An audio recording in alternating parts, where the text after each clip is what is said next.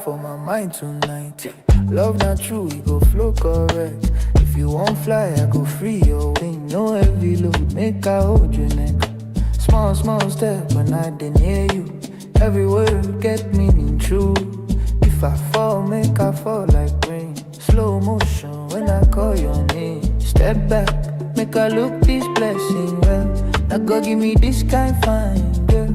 If now you ever choose for me, then tonight get rhythm, we go feel relax. Your vibe sweet past melody, soft laugh like rhythm and blues for me. Every move like guitar sound, pull my soul, make it spin around. Titi lie, make we take time slow. Make the moonlight guide our flow. Gentle touch, why we go rush when the time now? Slow motion, love, slow motion, dance. Make the feeling get one chance. Take your time, no the rush. Make the rhythm lead both of us. Your body get madness for motion. Turn around like wave for ocean. No fast life when the vibe is deep. At the moment breathe, make we keep. Girl, your pull strong like gravity. Let's go. Don't love, but the night's still free. Long time, I deal with this chance. Now the stars, the same with me. Oh, this night got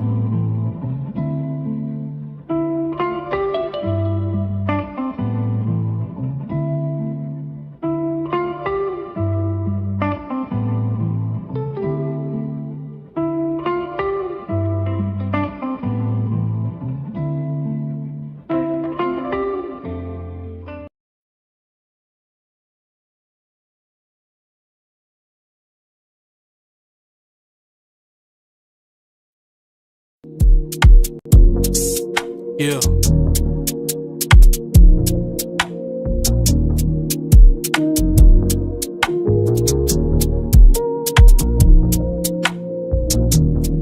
She know me as king, but today I told her she'll see me as sin or a god. Bow down, it'll give me your eyes. I come before you, but not as a mirage. To be the answer to all of your prayers. Get it now instead of waiting on later. Need a man that isn't stricken by greed. I'm only stricken when you get on your knees. Girl, don't pray for me, you can pray to me. It's blasphemous if you don't believe. Cause I bear the fruit, but not off the tree. But I bear the fruit to show you you're free. Don't pray for me. All the things you wanna say for me, you can say to me. Activate my inner savior. Can't watch you act on your inner nature. I can't watch you slide down that pole. Watch new niggas take you home. I'm here to save your soul and purify you with that role. I can't just sit back and just watch you. You got a heavy burden, I'ma spot you. You feeling sick, I'll be a doctor. I want you to love me. I want you to love me like a God that you ain't never seen. I wanna be to heaven you ain't never been. I wanna purge 11 that's been meddling. Life's a trip, keep you pedaling. Let my love just settle in. I write you letters in cursive. Just let me be the one you worship. Yeah, worship. You can pray to me, you can worship. Worship, worship. You can pray to me, you can worship. Worship, worship. You can pray to me, you can pray to me, you can pray to me, you can worship. Worship me, you can worship me. Hey, pray to me, you can worship. Pray to me, you can worship. Hey, pray to me, you can worship. Worship, worship. Hey.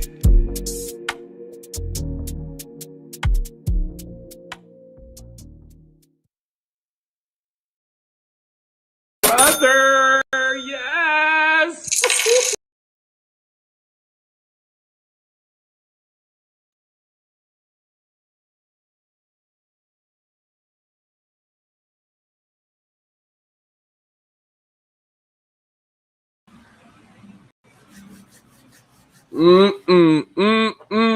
Microphone check, microphone check. Can the chat hear me? Let me know if the chat can hear me. Microphone check, 1, 2, 3. Microphone check, 1, 2, 3. If y'all can hear me in the chat, drop a 1 in the chat. Drop a 1 in the chat. We're going to get this stream started, man. We're going to talk some real shit this stream. So make sure that you guys come in and hit the like button. If you guys don't know me, my name is Mosa from the Homieshub. All right. I am the founder and creator of the Homies community, a community for a space of bros that would like to grow, travel, and make money online. All right. We have supported people in the acts of becoming digital nomads, making money, living this lifestyle, being able to travel the world, Okay, in less than 2 weeks, it will make 2 years. I've been traveling the world self-employed. Okay, traveling the world self-employed over the past 2 years. I've been to over 7 countries. I've been able to document it all for you guys. And yeah, man, I got a lot of content coming for you guys. Stay tuned. All right. I want to get into the content tonight. I want to say this because I've been sitting down. First of all, let me just say this, right? Because a lot of people don't seem to know this. I've been under siege for the last 3 months straight. If you don't know what under siege means, it means you're being attacked. Like you're being attacked by outside forces, right? I've been being attacked in these YouTube streets for 3 months straight. And I'm realizing that people's content strategy is starting to become aggravate the Homieshub, get him to rant about you, and then have a back and forth where you guys go back and forth with each other nonstop. Now, some of you guys just want to be able to say something to me and you think I'm too hot-headed and you think I'm this or I'm that. But as I've been telling you guys for a long time, I don't react to shit when it happens. Like I let it sit for a while and then I respond, and how I really feel about the situation comes to the light. So I've seen everybody in the space slide me, throw shade, jump in my chat stream and talk shit, deny they were talking shit, despite the fact that I have evidence they were talking shit. Screenshot my content, send it to people. I got people, man, this shit is getting so deep. And that's why fame is so dangerous because, right, like I don't want to consider myself famous, but I can't act like my everyday life doesn't give off that. Like every country I've been to except Japan, I'm getting recognized in these countries. People are stopping me. People are saying, yo, I watch you on YouTube. And I feel like I'm such a small YouTuber. I don't even have that many views. But the impact I have for the people that I reach has been incredible. So I feel like it's only safe to say that some people that don't want to support are using me for content, right? And that's kind of just what it is. It starts off with Homieshub ain't nobody, he ain't this, he ain't that. But they spinning up 4 or 5 live streams about me, 12, 15 live streams about me. They talking about me. They're using me for thumbnails. They're spreading rumors. They don't even clarify anything. And my whole thing is I'm big on I'm not letting nobody son me, and I'm not letting nobody lil bro me, right? Niggas ain't gonna come to me, lil bro me, son me. We're not doing none of that shit. You feel me? So for me, when I address people, y'all take it like I'm starting beef.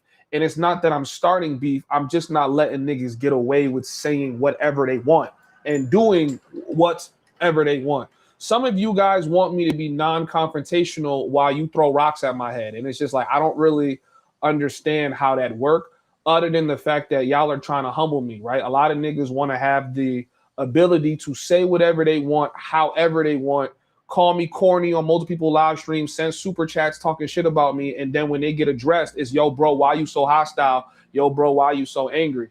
I don't really respect that shit. And I realize that we are operating in a space where niggas who've been bitches their whole life get to basically just come on the internet and just say whatever, because there's no consequences for it. Like, what is Homieshub gonna do? Is he gonna pull up on you and punch you in the face for talking shit? Probably not. Right? So you just have the leeway to say, oh, I'm gonna talk shit.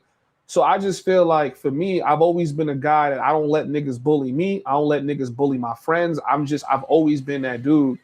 If my only way to defend myself is to call some of y'all out for being fraudulent on the internet, I'm gonna do it every time. As long as you keep my name out your mouth, as long as you don't keep trying to slide me and doing funny shit behind the scenes, you won't have to worry about that. So I've been under siege for 3 months because I could see that the space doesn't like a nigga that stand on 10 toes. Y'all call it emotional. He's being emotional. He's a snake. He's a troublemaker. He's a federal agent. He's this, he's that. Y'all say a bunch of shit. But at the end of the day, y'all gonna respect me. That's all that matters, nigga. Like, you're gonna respect me.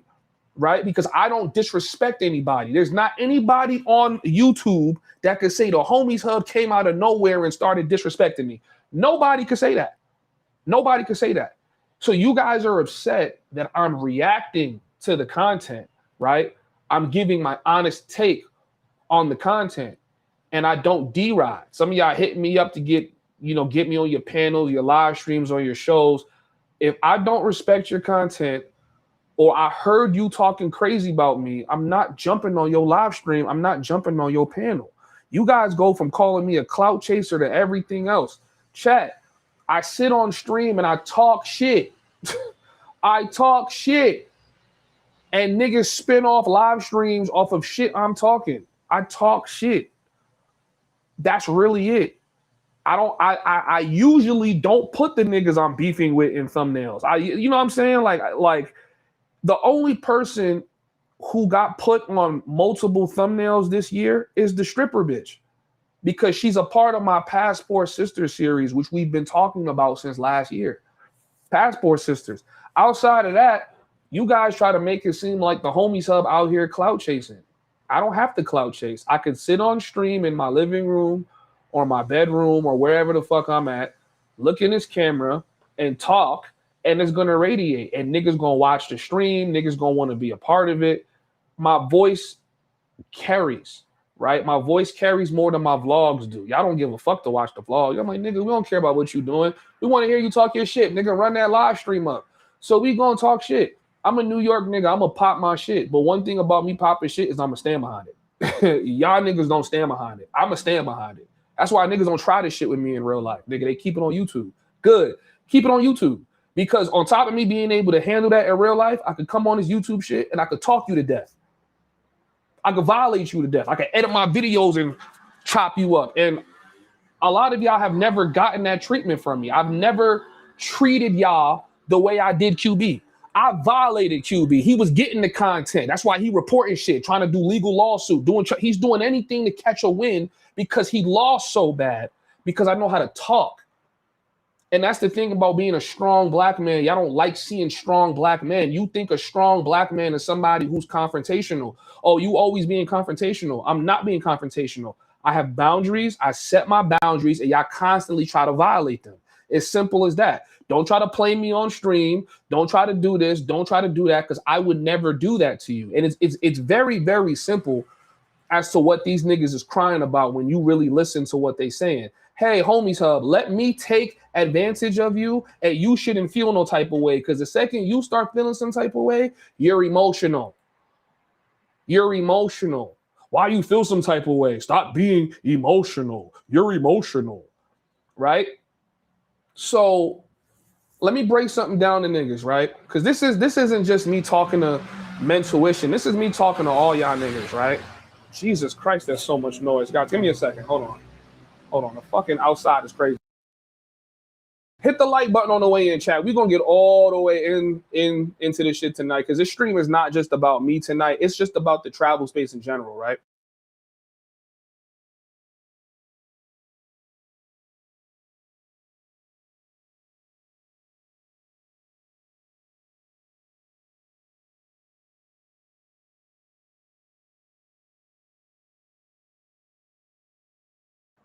All right, so let me say this, because I see certain niggas comments in here as I'm talking. That's why I don't like read the comments when I'm ranting. I gotta rant. I'm not crashing out with everyone in the travel space. Y'all need to understand, when you're on YouTube and you're a hot topic, everybody goes at you because they're incentivized to go at you. That's how this content shit works, if you guys have not figured this out. There's a lot of shit that's happened on YouTube that could have happened in private conversations, and niggas insisted on bringing it to YouTube. Simple as that. So when you're at this level, any little back and forth you have with a nigga is gonna become content. There are only really two people I had like strong words for this year, right? One nigga who I think basically is like the black hole of drama, right? You know what I'm saying? Like, he's really not, but that's how I was viewing him at that time. Like, yo, nigga, like every piece of drama that spins off in this space, you're at the behest of that shit to some degree. And you always doing some snaky shit off camera. But then I understand you're a YouTuber. So I totally get it, right? Like when the like niggas, this is what niggas do in this space. It's a lot of misdirection. Niggas say one thing and do something totally different, right? everything's about putting out better content, better this, but the only thing niggas put out is drama. They don't put out anything else, right? And then you have the other side of niggas where it's like, if they're not doing like, well, it's really just drama. It's just different forms of drama. Niggas do hit piece drama, or niggas do exposure drama, or they try to cause conflict behind the scenes, because some of you guys are really only drawn to this space because of drama. But if you look through my content, which I know most of you won't do because you don't care that much, you just want to run with a narrative. If you look through my content, I'm not going at niggas. I've been going at the same person since I came into the space. I'm not going at niggas. I've never made that nigga a thumbnail. I don't know if he realizes that I could have been doing what I'm doing to QB to that nigga. Like, bro, like we could have been doing you like this. Brother, yes.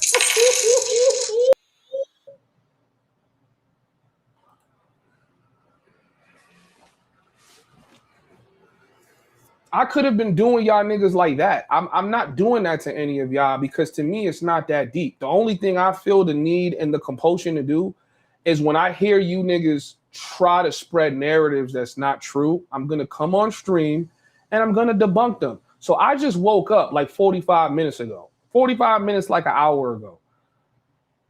Somebody hit me like, yo, Mentuition Live on this, right? And yeah, if you guys want me to drop the link, man, get the likes up, man, get the super chats and the cash apps running, and I'll definitely open up the panel. I ain't gonna talk y'all ear off to death. I just want to get something off my chest first before I go into what this stream is really about. This stream is not about any of the drama I'm in. I'm just gonna address the drama I'm in first, and then we're gonna get into what I really want to talk about, because I think that's even more serious than whatever the fuck's going on with me.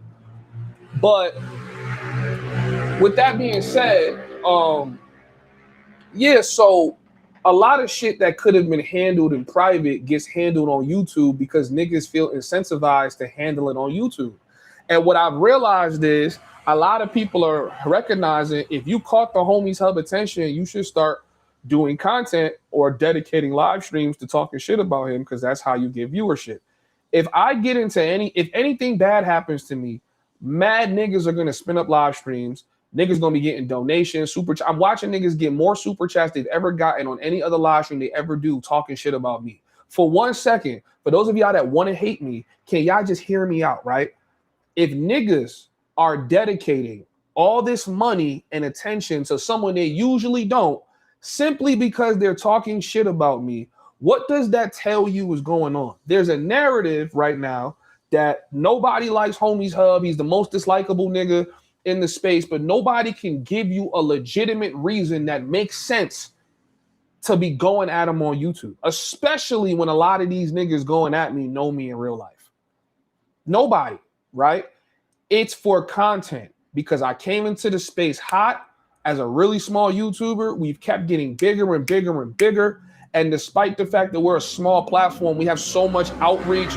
We got a strong ass community. You guys are saying that my fucking niggas in my memberships are like my cult following now. So I'm just like, bro, if you can't see that this is a content strategy, I don't know what else to tell y'all. Some niggas are not using me for content, right? Like the one particular nigga, he doesn't use me for content. He doesn't use me for views. He tries not to give me no kind of attention. The issue I had with him was my problem. I held a nigga who is not what I thought he was to a standard that he obviously can't reach because he's not who he says he was.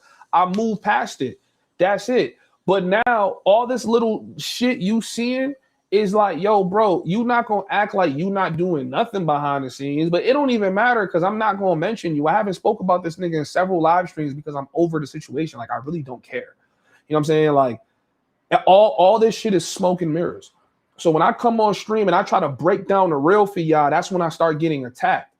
Now, to go to Mentuition, right? Mentuition had two choices to vocalize how they felt. They could have called and we could have handled everything and not partial arguments, right? Or they could have went to YouTube, right?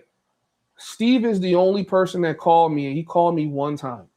Me and Steve, when we have conversations, we talk like niggas, bro. We be on the phone for like an hour plus, chopping it up. right? Having conversation. Now, Steve has vocalized to me that he don't like the fact that I say this, I'm not Steve comment, right? And I had expressed to him that I understand how he feels. He's like, bro, stop drawing my name in the beef. I don't want to beef with nobody. We just trying to grow this year, XYZ. I said, cool, bro. All right, my bad. I didn't know you saw things that way. But I don't know if Steve recognizes how niggas view his interaction with this nigga last year. Because it's like, bro, everybody feels this way. You're just mad at me for saying it. But I'm not saying it to sly you, because I can't be slying you and bigging you up. Y'all were calling me a glazer when I was speaking on Men's Tuition. Y'all was saying, yo, bro, you're a glazer. You always glazing everything these niggas do. Now I'm a hater. Now I'm a backstabber. Now I'm this. Now I'm like, you guys are gonna paint what like every narrative you want to, because it's not consistent. This is the only thing that I'm gonna say that I know for sure I did wrong. I should have really considered how that was coming across by saying it on stream, right? I should have considered that. So when I spoke to him on the phone about it, I had apologized about it. That was it. But there's no way I could reference this nigga and what y'all got going on, right? Even though it's not that deep, and I never brought it to YouTube that y'all had something going on. Y'all did that shit, right? I'm like, there's no way I could reference that and not bring that up, because to me, that looks weird. Like, and I think everybody in my audience, from my perspective, sees y'all niggas trying to be cordial now, as me and him have smoke for each other, as being weird. Simple as that. And it's like, this is some weird shit that you weirdo niggas do in the space I want to call out. Let me say this, right? You cannot be hitting niggas up to collaborate when you're beefing with me and you know they're my friends. This is what you niggas do that I'm going to call out on YouTube, because y'all do this shit a lot. I'm going to give you guys one prime example. Jeff. Jeff is my real life friend. Me and Jeff were friends before he ever had a YouTube channel. Me and him were friends before we were ever doing YouTube. Me and him knew each other every step of the way, where Jeff get his first 1,000 views, 10,000 views. We're talking to each other. So when you niggas try to beef with me and then circumvent and try to collab with Jeff, you're moving like a snake. When you hit other niggas up trying to get them to try to get the collaboration for you, you're moving like a snake. Same thing with me and Skeeta. Me and Skeeta are really friends. That's really my dog. We were fucking with each other before this YouTube shit ever became a thing. You niggas be going behind my back trying to collaborate, trying to be cool, when you know me and you got a problem. I don't understand that level of thinking. I don't get that. So now when I come to YouTube and I put that shit on blast, you niggas is acting like, oh, I don't know what's going on. Man, stop that shit, bro. Niggas have been trying consistently to coordinate an effort to make me look like I'm not who I say I am, to make it look like my team or my homies, we're not as close as we say we are. The rest of you niggas are outsiders. I don't know you niggas. So when y'all niggas do some, like betrayal shit, I'm not really heartbroken by it no more. I'm like, like I used to be that guy thinking you can smile and crack jokes and talk to bitches with a nigga, y'all friends. I'm growing up now. You niggas are making me see that you're just hanging around niggas because you're waiting for the opportunity to get a story. You're waiting for the opportunity to say something, right? I bet. Right? So, Men's Tuition, because I'm supporting them in everything they do, discounting their membership webs, I never had to offer that to them. I never had to do none of that shit. I'm doing that shit because I fuck with niggas. And this be the problem when you show niggas more love than they show you. My niggas is telling me, yo, them niggas don't shout you out or show you nearly as much love as you show them niggas. Remember, niggas was calling me a glazer. They're saying, yo, bro, stop glazing Men's Tuition. Like, you glazing everything they do like it was super tough. I'm like, nigga, those my niggas. Whether it was super tough or not, nigga, I'm going to show support. Nigga, you could call it glazing, right? Because these niggas stood next to me and we was cool and we did a whole bunch of like collaborations, when they come out and speak some shit on me, it's going to hit harder because because I allowed them into my circle, right? It's going to hit harder because I allowed them into my circle. If I would have been standoffish from them niggas, it would have been, yeah, we see that Homieshub nigga. He act like he too good for niggas. that would have been the story, but it wouldn't have gone too far. Niggas would have just been like, yeah, they don't know each other. But because I've been rocking with them, when they come out and say whatever the fuck they feel like saying, it hits harder. It's almost like it's true. Y'all like, yo, bro, you falling out with everyone. I'm not falling out with everyone. I'm falling out with niggas that don't know me.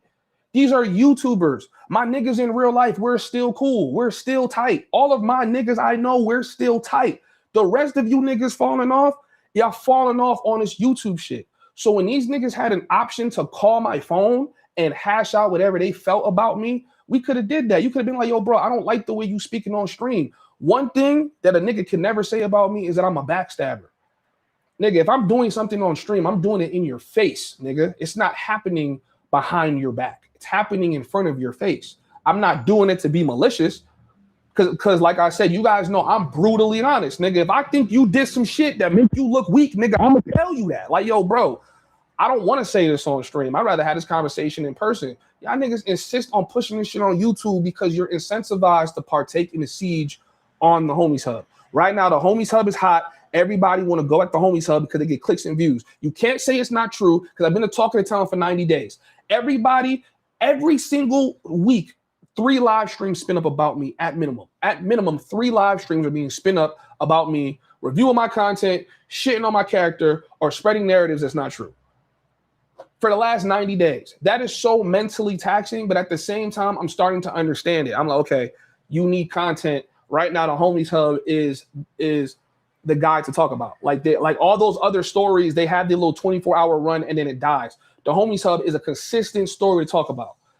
It's gotten to the point where you guys are saying I'm giving people a platform. Keep in mind, the conversation before was Homieshub don't get no views. He this, he that. Now y'all accusing me of platforming niggas. That's how niggas keep trying to switch the goalposts every time it comes to me. It's like, bro, I get it. When like you don't like someone, they can't do nothing right in your eyes. Like I get it, bro. I'm not, you feel me? But you had 2 options. You could have kept everything off YouTube or put everything on YouTube. You niggas decided to put everything on YouTube. And even then, I'm not firing up hit pieces on y'all. I'm not on this stream insulting y'all. I'm not doing that. I don't have that energy for y'all. As you could clearly see, I select who I have that energy for based on how I feel about them, like all human beings do. I don't have that smoke for men's tuition. I've had nothing but love for them niggas. These niggas find every possible route to consistently insult me, go at my character, make me seem like I'm some fake capping ass nigga. And keep in mind, they started that shit. You should have never spoke on a party you were never at. You should have never had niggas in a group. Now y'all causing an internal civil war between my audience and your audience because you don't know how to not say certain shit you don't have to say. And the only incentive that I see you have is because you see the Homieshub is cannibalizing your audience and niggas just going from fucking with y'all. They say, man, we like this Homieshub nigga too. And they fucking with me. You felt like you had to say something to like bring me down. You felt like you had to, and keep in mind, you never called me to ask me this shit. You do this shit inside a group chat. And I'm so emotional. I knew that you did this shit for 2.5 weeks, 3 weeks, and I never even called you out on it. I never said nothing because I don't react to shit as soon as it happens. So every time you say, yo, you're mad emotional as a man. No, I'm expressive as a man. I know how to articulate how I feel as a man. I'm not afraid to show when something pisses me off as a man. I'm not gonna act stoic and be crashing out behind the scenes like some of these niggas do. Act like shit not bothering them, but they bothered to the core. Act like shit all cool, but they pressing bitches about whether they fuck me for free or not. Like, bro, stop it, bro. I see through all this shit. I'm gonna be who I am up front. No one could ever say I'm a capper, I lie, I backstab niggas. I didn't, nigga, no one backstabs you. Nigga, I said what I said on stream. You didn't like it? We handled that conversation in private. But y'all keep bringing this shit to the internet. And it's like, dog, like, I'm not going to go at y'all. I have no incentive to go at y'all because that don't even look good on my character to go at y'all. But I'm going to address when you lying or like when you're not telling the truth. And why I didn't even bother to comment on a live stream today is because guys, I have a whole playlist. Look, I'm going to show you guys. I have a whole playlist exposing every lie that you have ever heard from someone else. I have a whole playlist. I don't have to spin up live streams no more to try to defend myself. I'm not doing that shit no more. Y'all see this? Exposing YouTubers, full playlist. Every single rant y'all have ever seen me go on is here for y'all to watch. I have receipts. It's timestamped. Niggas is talking about the order of how something happened, the party, the this, the that, the third. It's all timestamped for y'all to come watch this shit, because I'm not going to keep coming on stream defending shit that niggas should not be even talking about on YouTube anyway. If you my mans, let's handle that shit offline. Y'all be trying to reference the back and forth I had with Jeff. Everything that happened between me and Jeff was for entertainment. It was for entertainment purposes, bro. Me and Jeff are tight. We talk every day. This is not a nigga I talk to. I talk to Jeff every single day. These are niggas I was fucking with before YouTube. So you guys try to make it seem like I'm falling out with everybody. I'm not falling out with everybody. I'm falling out with a bunch of fake ass niggas that act like they was my friends. That's it. Move on. Okay? That's it.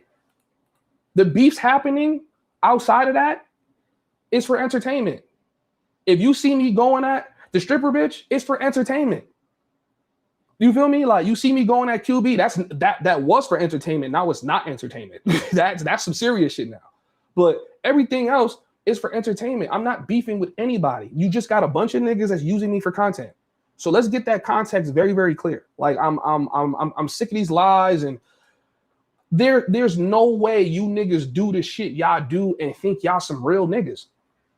Nobody watching what's happening between us on YouTube is gonna say, yo, that's some real nigga shit. Y'all niggas have dedicated 3 live streams now to talking shit about me.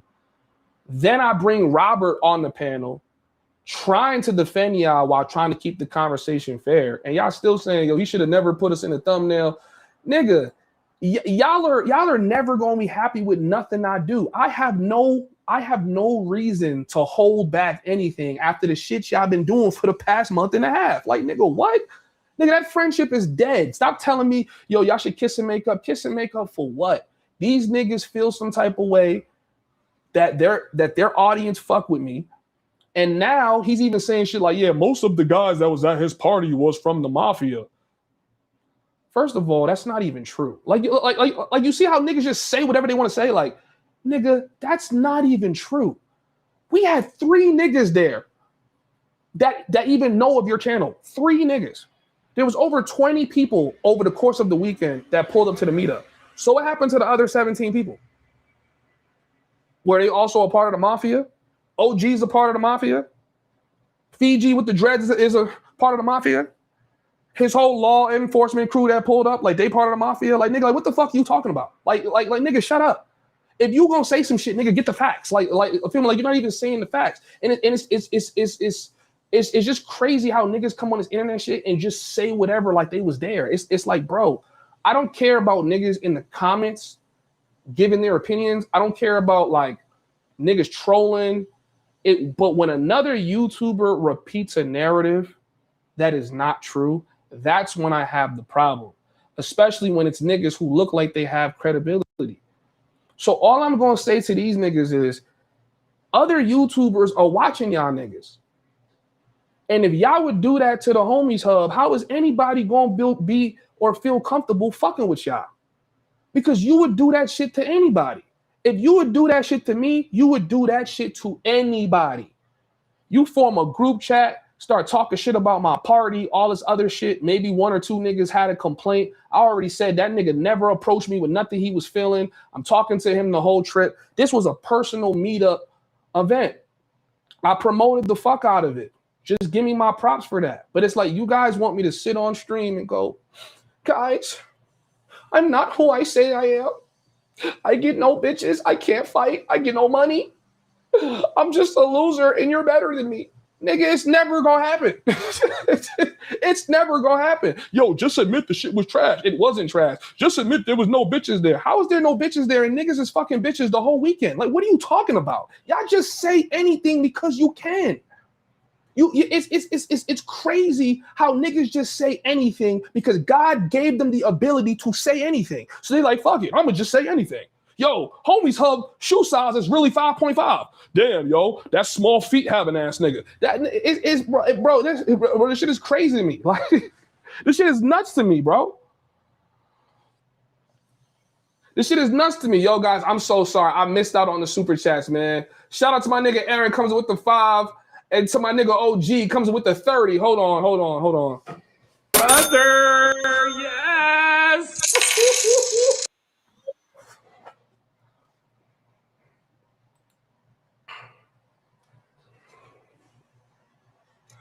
I appreciate you niggas, man. Hit the like button. Said off topic, have you ever had a scuffle in the park? I had a scuffle on Calle 10. And I'll tell y'all niggas this story, and I'm gonna prove to you guys that I never have the intention of acting like I'm tough. But I got into an altercation last year with a nigga from the UK just because I stand on business. And I told the nigga, listen, I don't fuck with you, nigga. I'm not dapping you up. And the nigga couldn't handle his emotions. He started trying to piece it up with me, violated my personal space. And that's going to get my reaction. If you want to get a reaction out of me where you want to see if I'm like that, go ahead and violate my personal space and see what happens. So me and that nigga got into a situation and I was about to knock his ass out. I took my shit off. I gave it to one of the hoes in the chicken spot. I said, nigga, let's run it like right now. And he called a bunch of Colombian niggas. So now it's me versus 5 Colombian niggas. And I don't have to tell the rest of that story because there's niggas that was there that got to witness it. But I'm telling y'all for the sake of shit, like, it's not about being tough. It's not about being nothing like that. Like, when I get to that point, I don't give a fuck. So he called like six niggas and he's paying them to protect him because he don't want to fight. And then he said, bro, I see you got something on you. That's illegal. I'm going to go tell the police. And y'all know, like, Colombian niggas, they're not really confrontational. So they start calling other Colombian niggas. So at this point, it's 6 versus 1, but nobody's trying to hit me. But like everyone's trying to protect him from me hitting that nigga. So that was the altercation I got into. You know what I'm saying? Like that was, and then I got into like an altercation in Cartagena. This is a bunch of police shit. A bunch of niggas capping and woofing, and then they run into the police. Nigga, how you gonna pay Colombian niggas and then talk about going to the police? And then last year, something happened when me and Jeff was on that Cartagena run. Like I said, I could have used the opportunity to speak on it, and I never did. But Jeff knows. I was about to get into another altercation with some nigga that was fucking with Jeff, and he ran to the police. It's regular shit that happens on an everyday basis, chat, that I don't feel the need to talk about on stream because it's really none of y'all business. That's not something I'm going to talk about on stream. If I get into a scuffle with a nigga, I'm not coming on stream to talk about it. A nigga press me in real life, I'm not coming on stream to talk about it. I'm going to handle that situation as it happens, and we're going to move on. So, yeah, I get into a bunch of confrontations with niggas here in Colombia. That's a regular thing. That's not even anything worth talking about when you get into situations like that. It's just, bro, that's like regular day. I got up, I put my underwear on, and I got into a fight. Like it's like regular shit. But you know, shit happens where most of the niggas that want to fight end up going to the police. It's regular. I joke about calling the police. These niggas really go to the police, like on some real shit. Anyways, let me read y'all comments, man.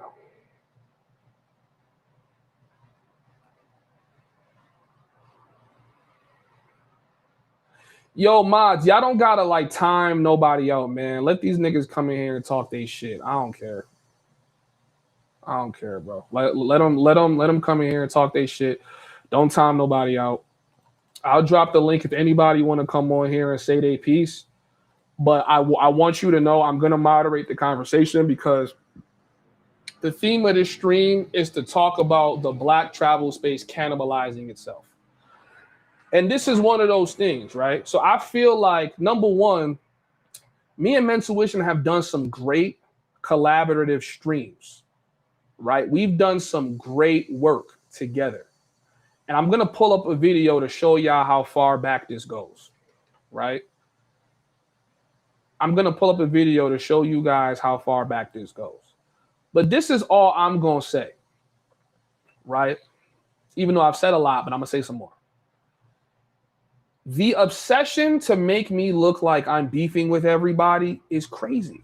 I'm not beefing with everybody. That's not happening. I have smoke for a few YouTubers, less than 5, and everybody else is trying to eat off the content. It's not smoke. It's not real beef. It's YouTube shit. It's yo, I'm gonna talk about it. I'm gonna agitate the nigga for views type of shit. It's not really nothing. That's what I'm be trying to get y'all niggas to understand. Like, it's not really nothing. It's not nothing.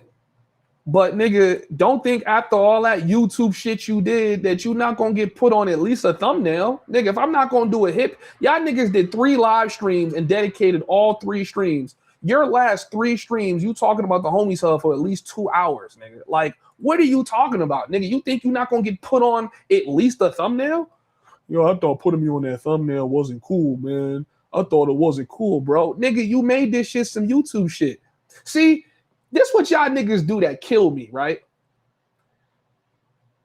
Y'all niggas poke the bear and then try to dictate how the bear is gonna react. That's what I realize a lot of y'all do. Like, y'all do little shit to try to slide me, and it's like y'all think, man, you wasn't supposed to overreact like that. That's so emotional. When I've been telling y'all that I'm the type of nigga that kills a roach with a sledgehammer, and y'all be trying to dictate how I'm gonna respond, right? Shout out to my nigga Jeff, man. I don't want to throw him under the bus, but I gotta speak on this Jeff situation so that y'all can understand. Y'all watched the Cartagena run. Y'all saw Jeff is dirty macking me the whole trip. He's dirty macking me the whole trip, right? I'm not dirty macking him back. I'm not doing none of that, nigga. We joking around. It's funny, nigga. It's on live stream. It's entertaining. He's dirty macking me the whole trip. Then he gets to Medellin and starts dirty macking me. Like, I'm like, all right, bro, you gotta chill. You gotta chill. So then when I do what I do, he like, damn, nigga, I didn't think you was gonna do that. I'm like, why do you get to dictate how I clown you back? That's my nigga, though. It wasn't serious, nigga. We let that shit go, but we do that shit all the time to each other. But it's just like, nigga, why do you get to dictate how I'm gonna react? Nigga, you doing this shit on stream. It's not like you doing it in private. Like, you doing it on YouTube. So I'm like, listen, bro, if you trying to get the one up on YouTube, I'm gonna really get the one up. It's not about nothing. You know what I'm saying? Like, it's not about nothing. But Jeff is not my competition. That's my guy. Some of these niggas look at me as competition, so they feel like, oh shit, I gotta go at this nigga. These niggas haven't called me to try to resolve nothing since it happened. To me, it just looked like, listen, mental issue. Let me give you like the straight up facts. Every nigga that is one of my niggas that sees, not every nigga, don't throw in Nate into this shit. Nate don't got nothing to do with this. But most of the niggas that I rock with that are really my homies in real life, childhood friends with an S that I grew up with, that learn of who y'all niggas are, all of them come to the conclusion that y'all were waiting for the opportunity to talk shit about me. That's how all of them look at this. Nobody look at this situation like y'all thorough niggas. Nobody does. No one looks at this shit like, yo, y'all niggas is thorough. This is how I see it, right? You was beefing with that nigga last year. As soon as y'all start getting cool, you find a reason that me and you got to start beefing. Whole time, neither of you niggas have actually met this nigga like on like a cordial setting. Like, I would imagine if I'm a snake ass nigga, I'm sitting back like, look at me. Got these 2 niggas that was cool with each other, beefing with each other. Y'all niggas just handed a win over to a nigga. And it's like, y'all don't even see how y'all just mentally losing the game. Steve, you so intelligent, but you can't seem to see what's going on here. Everything is Homieshub's a snake and he's a fake ass nigga. No, I'm very direct with how I feel. You don't like it. We can talk about it, but don't call me fake. Don't say I'm being fake. I'm being unreal. I'm backstabbing you. Everything I did in front of your face, nigga. You're the nigga in private group chats talking about me and how I'm not a real nigga and how I took advantage of the subs. And nigga, I get that you trying to have this party and you want it to be lit. You don't got to slide me to have your party, bro. Have your party, my nigga. You don't have to slime me. You niggas went from he was trying to get on the boat for free. Now when I dropped the evidence, y'all changing it like, yeah, he thought we were trying to make him pay for the party. Nigga, we had the conversation on WhatsApp already and we already resolved it. Why is that coming to YouTube?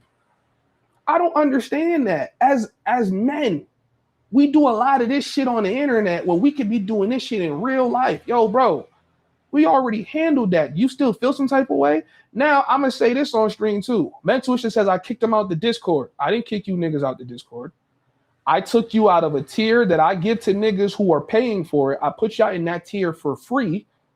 And then I took you niggas out the tier. And I ended up taking everybody who was grandfathered into that tier out of it unless you're paying to access it. I didn't kick you out the Discord. No, yesterday I kicked you bitch ass niggas out the Discord. Now you're actually kicked out the Discord. Now you can't even read the shit.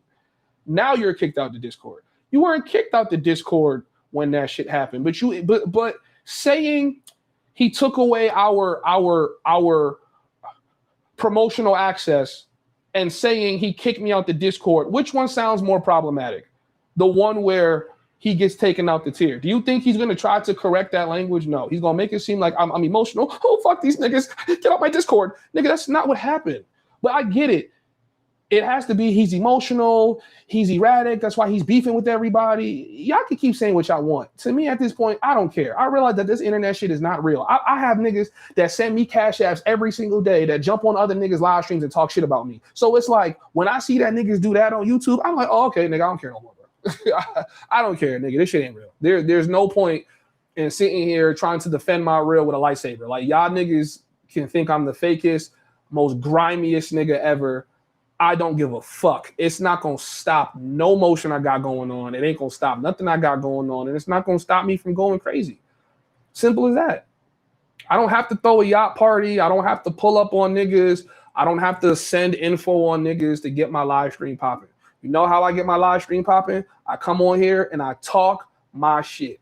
And obviously, you niggas like to hear a nigga talk his shit. Because if not, we wouldn't have 167 niggas in the building tonight. And I dropped the link. And nobody came up. Y'all niggas want me to sit on this shit so bad. Yes, guys, you're right. I'm really not who I say I am. Oh my God. Like, bro, it's not going to happen. I know you want that satisfaction. I know y'all niggas want to humble me so bad. Even if I'm down on my last and I'm begging for money on the street, you will never get that satisfaction from me, bro. It'll never happen. Give it up. Give it up. That's what a lot of you niggas be fixated on. So hold on. I want to see if I can find this clip for you niggas, right? My first time ever meeting Mentuition, I introduced these niggas to the Medellin boys. If you don't know who the Medellin boys, last year, it was when all of your favorite content creators were all in Medellin at the same time. The KBSs, the Rami Travels, the Cash Travels, the Osborne Anis, the Skeeters, the Homieshub. It was all in Medellin at the same time, and we was all collaborating at the same time. It's actually probably the biggest travel space meetup there's ever been. We was all in the same space at the same time, getting to know each other. I bring these niggas into the loop. We all do a whole collaborative live stream. I think they took it down since. I'm trying to see if I have it because I re-uploaded it. Through me, they got that connection. Nobody was going to make that connection. I'm the one that vouched for them to get everybody in the same room. I'm the one that vouched for them. Right? These niggas will never remember what you do for them until you got to put it back in their face. They never remember. Niggas just want to paint you out to be a snake, bro. That's it. They got the full video. All right, so this is me and them. This is like last year. This is when I introduced myself. Everybody finally found out who I was. I'm trying to see if I could get I'm trying to see if y'all could see like the full fucking like thing so that y'all could see a bunch of niggas is all in one room. Let me see if I can find that shit. If I can't find it, then we can move on because y'all, most of y'all never even seen this interview, never even watched this content. So a lot of y'all don't even really care. You know what I'm saying? But I care because this is the first time I like introduced them to niggas. So keep in mind, I'm inserting them into my group. Prior to this, niggas don't really know them, or if they know them, they don't really care that much. But I said, yo, these niggas are in town. I respect these niggas. Let's all pull up and do these group interviews. I don't know what these niggas ever did with these fucking interviews. I never saw them pop up ever again. It must be in an old live stream. Chat, give me a second. I swear to God, we're gonna move past this topic. I'm not gonna talk about this shit all night. Because we gotta talk about these African niggas that are you know, like reporting content creators, I think we need to talk about that. I think that's more of something that we need to talk about. African niggas reporting people and shit like that. Guys, the whole space is cannibalizing itself. And I think we are at the behest of the end of the passport bros, man. I think it's about to be over for the passport bros, man. I ain't gonna lie to you. Hit the like button. We got 181 in the building. 181 in the motherfucking building. Let me see.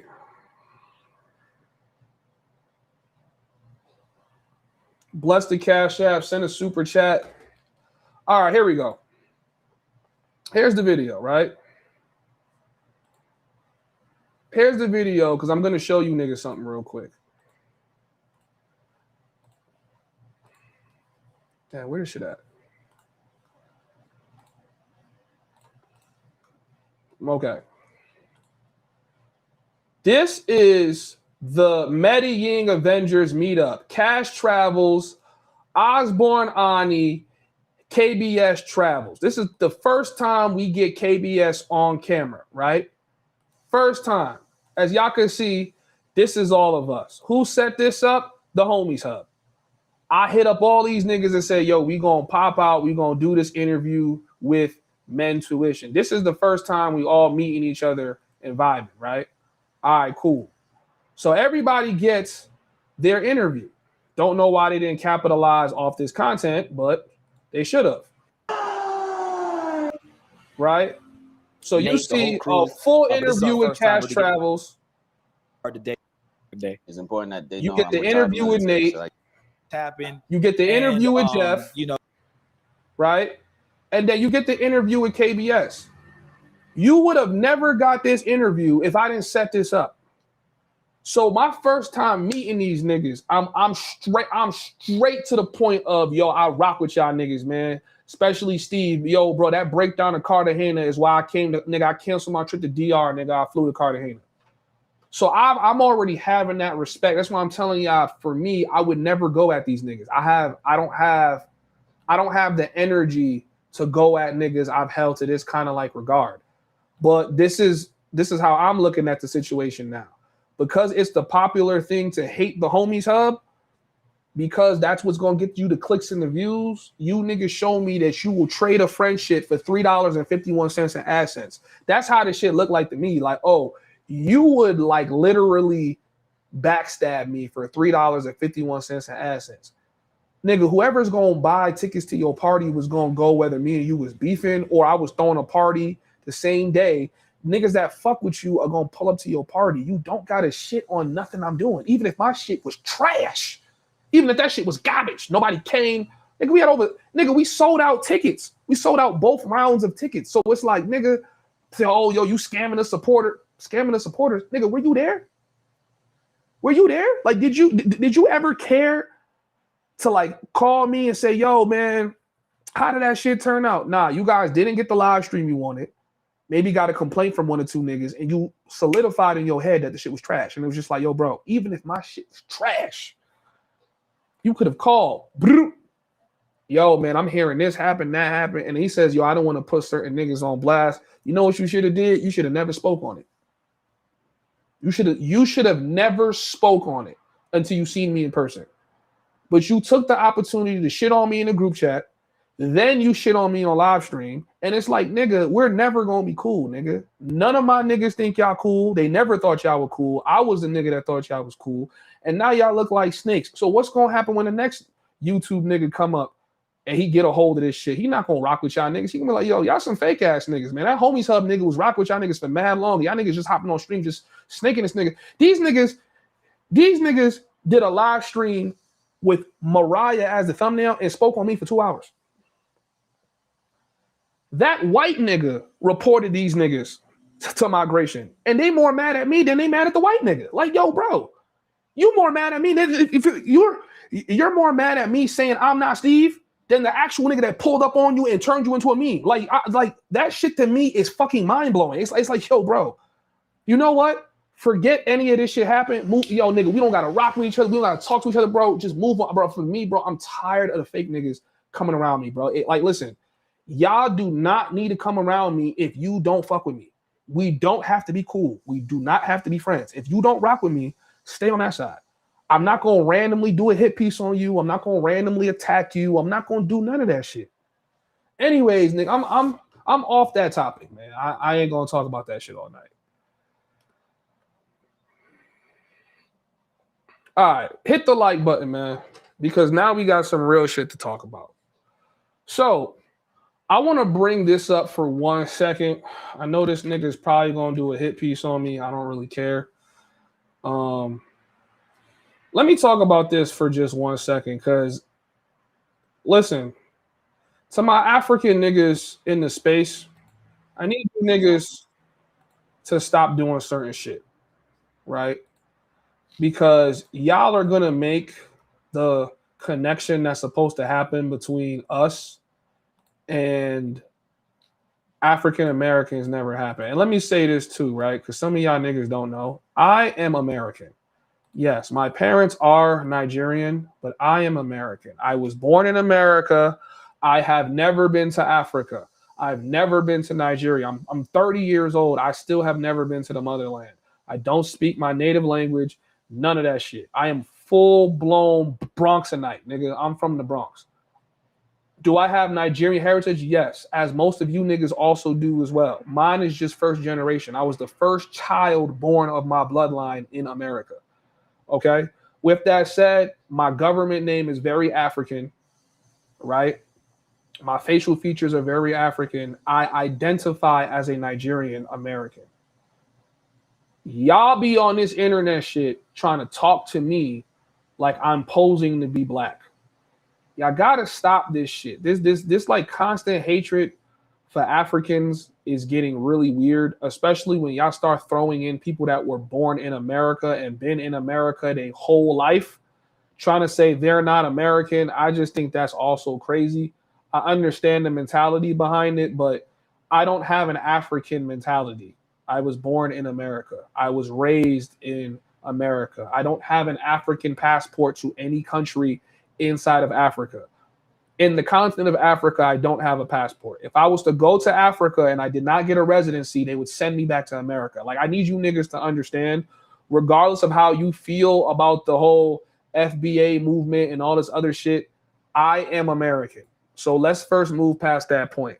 I seen this whole live stream when it came to that stripper bitch trying to basically say, you can't speak on African or African American issues. You're not African American, or you're like, bitch, shut the fuck up.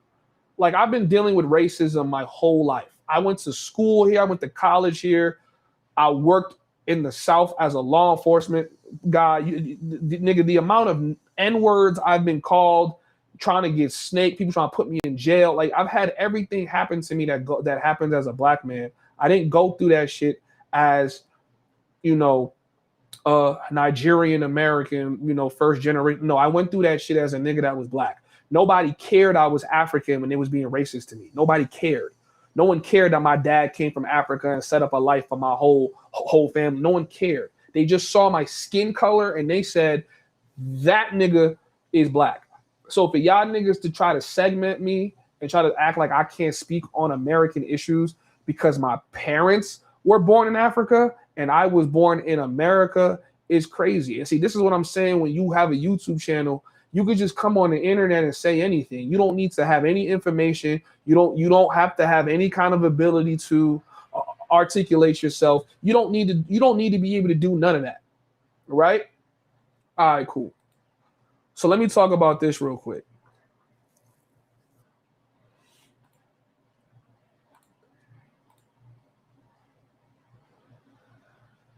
So I'm not going to give this nigga no clout. I'm just going to talk about this because I've seen this as a pattern that's been happening in the black travel space where Africans, niggas that are actually African, born in Africa, living inside America, are shitting on African American YouTubers, reporting them and all types of shit. I already did a video on this, right? This is bad. And I want you guys to know why it's bad, because it's just going to be the start of a really nasty pattern, right? So I did this video a day ago. If you haven't seen it, said black men are reporting passport bros to local governments.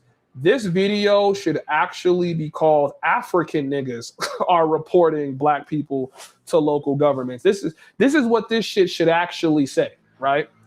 Because what's happening now is these African YouTubers are leading the siege on other black YouTubers, reporting them for earning money inside of another country. You know what I'm saying? Reporting them and try to paint shit they're doing as being scams. I think it's sad, I think it's pathetic, and I think it's dangerous. So I can understand where Austin Holloman is coming from, because that nigga has been attacked in my algorithm nonstop, and I don't seem to understand why. I don't got no issue with Austin Holloman. We not really cool. We spoke once or twice. But for me, I like Austin. I see him as a young nigga that's trying to figure shit out. And I think what happens too much with haters in this space is they seem to forget that they had a point in time when they had to figure shit out, right? They had to figure shit out. So I guess Austin's opening up like a barbershop school or something. And he's doing a fundraiser, and like, you know, he's being called a scammer. Like, hey, you're scamming, things like that. Now, I don't know if you guys know what the definition of scamming actually is, but the definition of scamming is when you're entitled, is when you're insuring somebody something of equal value and you're not giving it to them. He's simply asking y'all to support him while he tries to open up this barbershop school. And even if it's a grift, even if it's him just trying to figure out a way to make money, that's what you do as a businessman. You try different shit until it works. And what I see a lot of you black I'm gonna say African. I'm not even gonna say black, because it's really you African niggas. And this is a fellow African nigga. I'm actually American, but African, Nigerian American nigga speaking to y'all. Y'all look pathetic. All of y'all. All of y'all look insanely pathetic. Y'all look like haters. So it's like when African Americans talk about how Africans are constantly stealing opportunities from them, trying to belittle them, trying to downplay them, and y'all do shit like this, how can that not be true? Why didn't you keep your ass in Africa? Right? Let me go to one video that I, in particular, did not like. I thought this shit was so garbage. This shit was garbage. Let me see if I can find this shit. This nigga was saying some hold on, man. Let me see if I can find this shit, chat. Give me a second, man, because this shit was OD, man.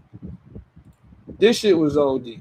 This nigga was saying some shit like he don't want to stop until he begging on the street and all this other crazy shit. I'm like, yo, y'all niggas acting like he went over there and touched a kid.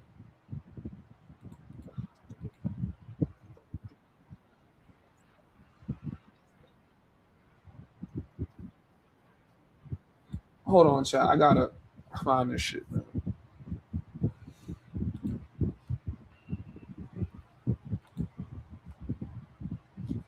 Oh man, let me see if I can find this shit, man.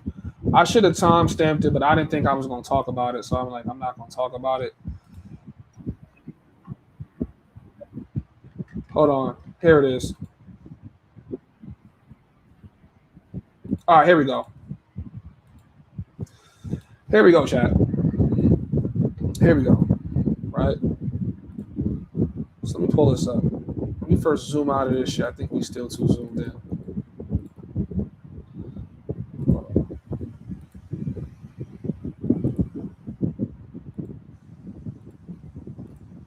And because I want him to. He's a pussy. He's a little kid. He's not Austin, go and ask your boss, O'Shea Duke Jackson. You're not gonna beat Nana at this shit, bro. You're not gonna win this fight. You got so many problems. And I have your PPP loan application. You're a fraud. This guy is a fraud from start. He's been stealing. I'm not even saying allegedly because I want him to sue me. This guy is a fraud from start. And he's taking advantage of people so much. I'm gonna do so much damage to Austin Holloman. He's gonna run away from YouTube. I'm gonna shut down his only way of making money online, which is YouTube. What has this nigga ever done to you for you to have that kind of motivate? This nigga's been going at Austin Holloman all week. Now, I don't have no respect for this nigga because this is a nigga that was encouraging people to report me to migration because I was having a back and forth with Mariah. This nigga. So I got nothing but smoke for this nigga. Period. Like, I got nothing but smoke for this nigga. As a fellow Nigerian nigga, you are disgraceful to me, bro. You are a disgrace. Look at your hairline, nigga. Look at this. This nigga look like African Megamind on some real nigga shit. You look like African Megamind sitting on here. You look like you 40 plus years old talking about how you're going to try to make a 26-year-old kid not have any source of income. Now, chat, maybe I'm wrong. When has Austin Holloman scammed niggas? I have not heard about him scamming anybody up until this point. It's always the niggas that are sitting on a couch, don't travel, can't make content, that want to sit and talk about other niggas all day. This is what niggas do. This is what niggas do. You not doing nothing but sitting on there talking about other niggas. Misrepresenting shit. Talking about his PPP loan shit. I don't know if any of that is true. What I do know is you're investing a lot of energy into this nigga, and you should be investing some real energy into going to Turkey and fixing that hairline. Because this shit look crazy. This shit look crazy. Right? All right. Look at this. Like Giamo Jackson, like Skylar, okay? Those guys, ask them what happened to them when they fucked with me. Like your homeboy Bobby, okay? I'm gonna make sure that I cut the only means of funds you have left. And your destitute ass is gonna come back home and beg on the streets of Oak Cliff. You're messing with the wrong dude. Take this stupid fundraiser down now. Nigga trying to act like he on this shit trying to help other people. Nigga, y'all want to know why this nigga stopped having smoke for me even though he was trying to have smoke for me? Y'all know why this cornball stopped having smoke for me? Number one, he stopped having smoke for me when he learned that I was really Nigerian. His smoke dissipated. He'll probably come back with some smoke now, but his smoke dissipated when he found out that I was really Nigerian. He's like, nah, there's no way this cornball is Nigerian. Nigga, what, nigga? Why would you not believe that I'm Nigerian? Because I got a good hairline and I don't look like you, nigga? This nigga look like African Megamind. There's no way you about to convince me you getting pussy back home. You talk about other niggas having to pay for pussy and all that shit. Nigga, the only bitches fucking with you is because they think you got a good job and you about to give them some money. You're not risen nothing. Your hairline is literally like, nigga, this nigga hairline is so far back, you might be able to put like an appetizer on his head. Like, he got that much space on his head. You could probably put coleslaw, mac and cheese, and 2 pieces of chicken from KFC and fit all that shit on this nigga's head and not even touch his hair at all. Like literally, like, nigga, you talk about a barbershop school, you should be the nigga supporting this shit the most. Maybe that's why he's going at this barbershop school, because you know even God's clippers couldn't save you no more, nigga. If God had a barbershop school, nobody in that shit could save that hairline. That hairline is irreparable. It's inconceivable that you decided to keep that shit on your fucking head, nigga. And then He got the nerve to start talking about Austin's hairline. I ain't gonna lie to y'all. I see why y'all be mad at African niggas. These niggas be having the audacity, bro. I ain't gonna lie. These niggas be having the full-blown audacity on some real shit. Look at what this nigga look like. Nigga, look at what you look like. You got that cheap-ass studio phone behind you. You don't even got a real fucking studio setup. I mean, his shit look clean, though. I ain't gonna lie, nigga. But that phone, come on, bro. You could have did a better job at that. That hairline crazy. Hairline nuts. Hairline is nuts. That nigga look like every time he get mad, you could see his heart, like, you feel me? Like his forehead start beating. Niggas look like they, like, yo, no funny shit. From this angle, it kind of low-key look like niggas like put a hoodie on the back of his head. Like, that don't even look like that's hair on that nigga head. Yo, bro, just go bald, bro. I ain't gonna lie. Nigga, go bald or just go to Turkey. I ain't gonna lie to y'all niggas. Nigga said, Hub, y'all kind of look similar. Nigga, shut your bitch ass up, nigga. Shut your bitch ass up, nigga. Don't come on this shit try to play me.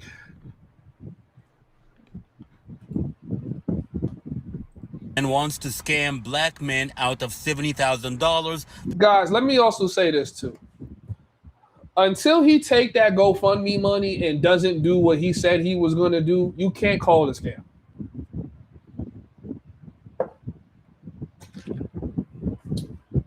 This is how niggas get into defamation lawsuits. I'm telling y'all, man. When I really start getting some money, you niggas spin up these live streams talking shit about me that's not true. You're getting a defamation lawsuit. There's no point. Shit like this, I have niggas not want to support him because other people hating on it. This is what I'm talking about. Niggas that should not. Why are niggas sitting in their crib in Texas commentating on passport and travel content when they're not traveling? This is what I'm talking about with niggas. Nigga, you're not traveling. Why are you commentating on this shit? You don't talk about nothing other than the downfall of other African American niggas, man. Pack this nigga up, bro. I can't with these niggas. Yo, welcome to the panel, my nigga. What's good, bro? What's going on, man? I'm good. Man. Talk to the chat. What's up? Yeah, man. We gotta pack some of these niggas up, man. For real, bro. Like, I mean, I literally heard somebody say about Austin. Oh, they called into a show and said, you know why I don't like Austin? Because as soon as you follow him and you get along with his program, then he just turns another way and then he misleads you. These niggas sound like somebody's exes, bro. Like, one of the dudes was like, I don't like how he's treating his fiance. He ain't put a ring on it yet. And I'm like, yeah, I was hearing that shit. I was like, what the fuck is like y'all niggas are hyper analyzing this. Yo, this shit is so weird to me, bro. I've never seen no shit like this before in my life, bro. This shit is crazy. I've gotten into it with that no hairline having Ghanaian dude. And the crazy thing is, I'm second generation Jamaican, but I understand why FBA is a thing. Because unfortunately, there's a sector of African dudes that will go out of their way to undermine what FBA people are doing. Meanwhile, remember that Ivan dude, that Russian dude that was running through them Kenyan women? No, I never heard of that. A couple of months ago. Wait, like he was making those videos? Like he was making like the He had on the Meta glasses and he was like going up to like random women in Kenya and saying, "Hey, come back to my house." He did it to like yeah. And he was meeting them at the airport. Mind you, I believe that happened in Kenya and in Ghana. What that dude Nana, he's from Ghana. And I said in the thing, I said, "Hey," I chuckled. I put up a bunch of laughing emojis. "Hey, I'm looking forward to you doing a video on this since you're so pressed about what, passport bros do." Because me and him got into an argument on somebody else's panel because I asked him what makes somebody a passport bro. He said it doesn't matter. It's just any black dude that's traveling. I'm like, what? I'm like, nigga, what? These dudes, and the irony is, when we talk about slave niggas, like field niggas and house niggas, like a lot of this, it goes beyond just America. Because a lot of these African dudes, and that's not everyone, because I have a lot of African friends I'm cool with, but there's a subsector of them that think if because by the way, Nana went to school. He went to college. He didn't go to college in Africa, in Ghana or Kenya. He went to college in Russia. I don't know if you know that. And he emigrated, and then he was in Colombia for a while. Because I asked him, "Oh, where did you go to school and whatnot?" He went to school in Russia. And then I asked him, I said, "So you weren't dating any Russian woman at the time?" He said, "Well, yeah, I was, I was younger." I'm saying, so wouldn't that make you a passport, bro? Because you left Africa, and not only were you dating women from another part of the world, you were at their schools, right? Right. And my thing with him is unfortunately, with a subset of African dudes, they think if they step and fetch it with a lot of the if they call out or tattletale tattletale on what the FBAs are doing, that it will put them in good graces with the white people, particularly the ones in Europe, when you don't realize they don't want you there. We're more accepted there, that us as native not necessarily Native Americans, or us that are American blacks, we're more accepted there than you guys are over there. And I think that's a little bit of resentment as well, because when we travel, we don't have that stigma of, oh, we're coming from Africa and we're basically going to leech off of the European government countries that they go to. We don't have that stigma. We bringing in the money. And I think with Nana, that's a bit of a resentment. I feel like, and the fact that he's probably jealous of Austin. I mean, I've heard so many crazy stuff, bro.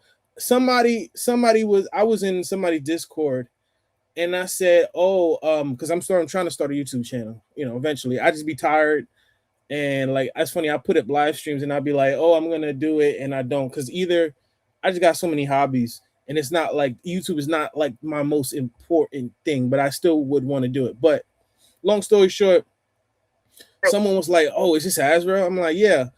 He's like, "Oh, so and so said that they wanted to talk to you." I'm like, "Oh, where? Why?" They were like, "Yeah, they said they wanted to help you because they said they heard that you were banned from Brazil." I'm like, "Banned from Brazil?" They were like, "Yeah." I said, "No, I wasn't banned from Brazil. I said I missed my flight. I had to reschedule my flight because my visa didn't process in time yet. Like, it took 6 days and my flight was in 3 days. So you see how people will warp things, and then it'll come back to you, and you find, because you'll say something on one person's panel like, "Damn, you let's say you give advice to people, hey, make sure that you do your visa on time to go to Brazil, and make sure you paid $100. Don't do it like a week in advance. Try to do it a month in advance, right? Just in case, because I did it around the time with the Iraq war and all that other stuff." And then 2 weeks later, niggas will talk about, "Oh, I heard that you were denied access in Brazil." You see how, like, people will twist shit and they like to gossip. Like, this space has become, a lot of you niggas are exposing your single mother rearing, because you love to start things, and you love to gossip, and you love to just start drama. Like, I felt like that was so unnecessary. Now you're putting out that stigma.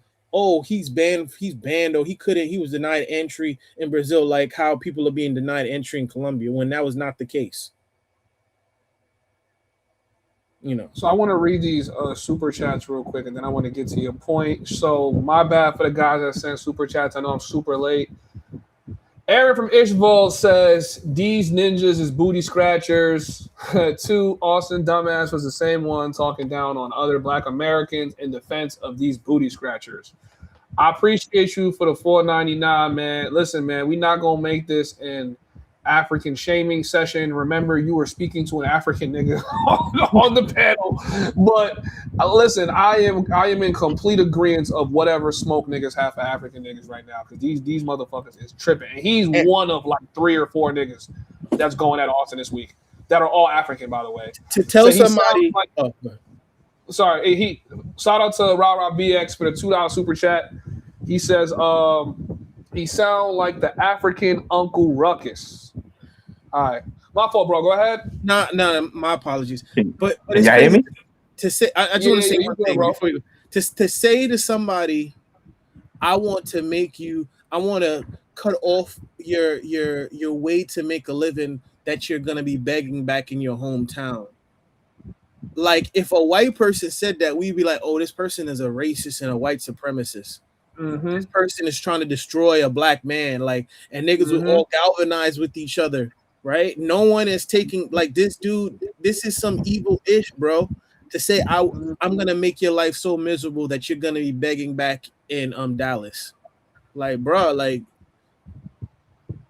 Yo, let me get my wisdom on this situation, man. Go ahead, man. Mr. FBA himself in the building, bro. Talk to us. This the FBA himself. You know what I'm saying, from Brooklyn.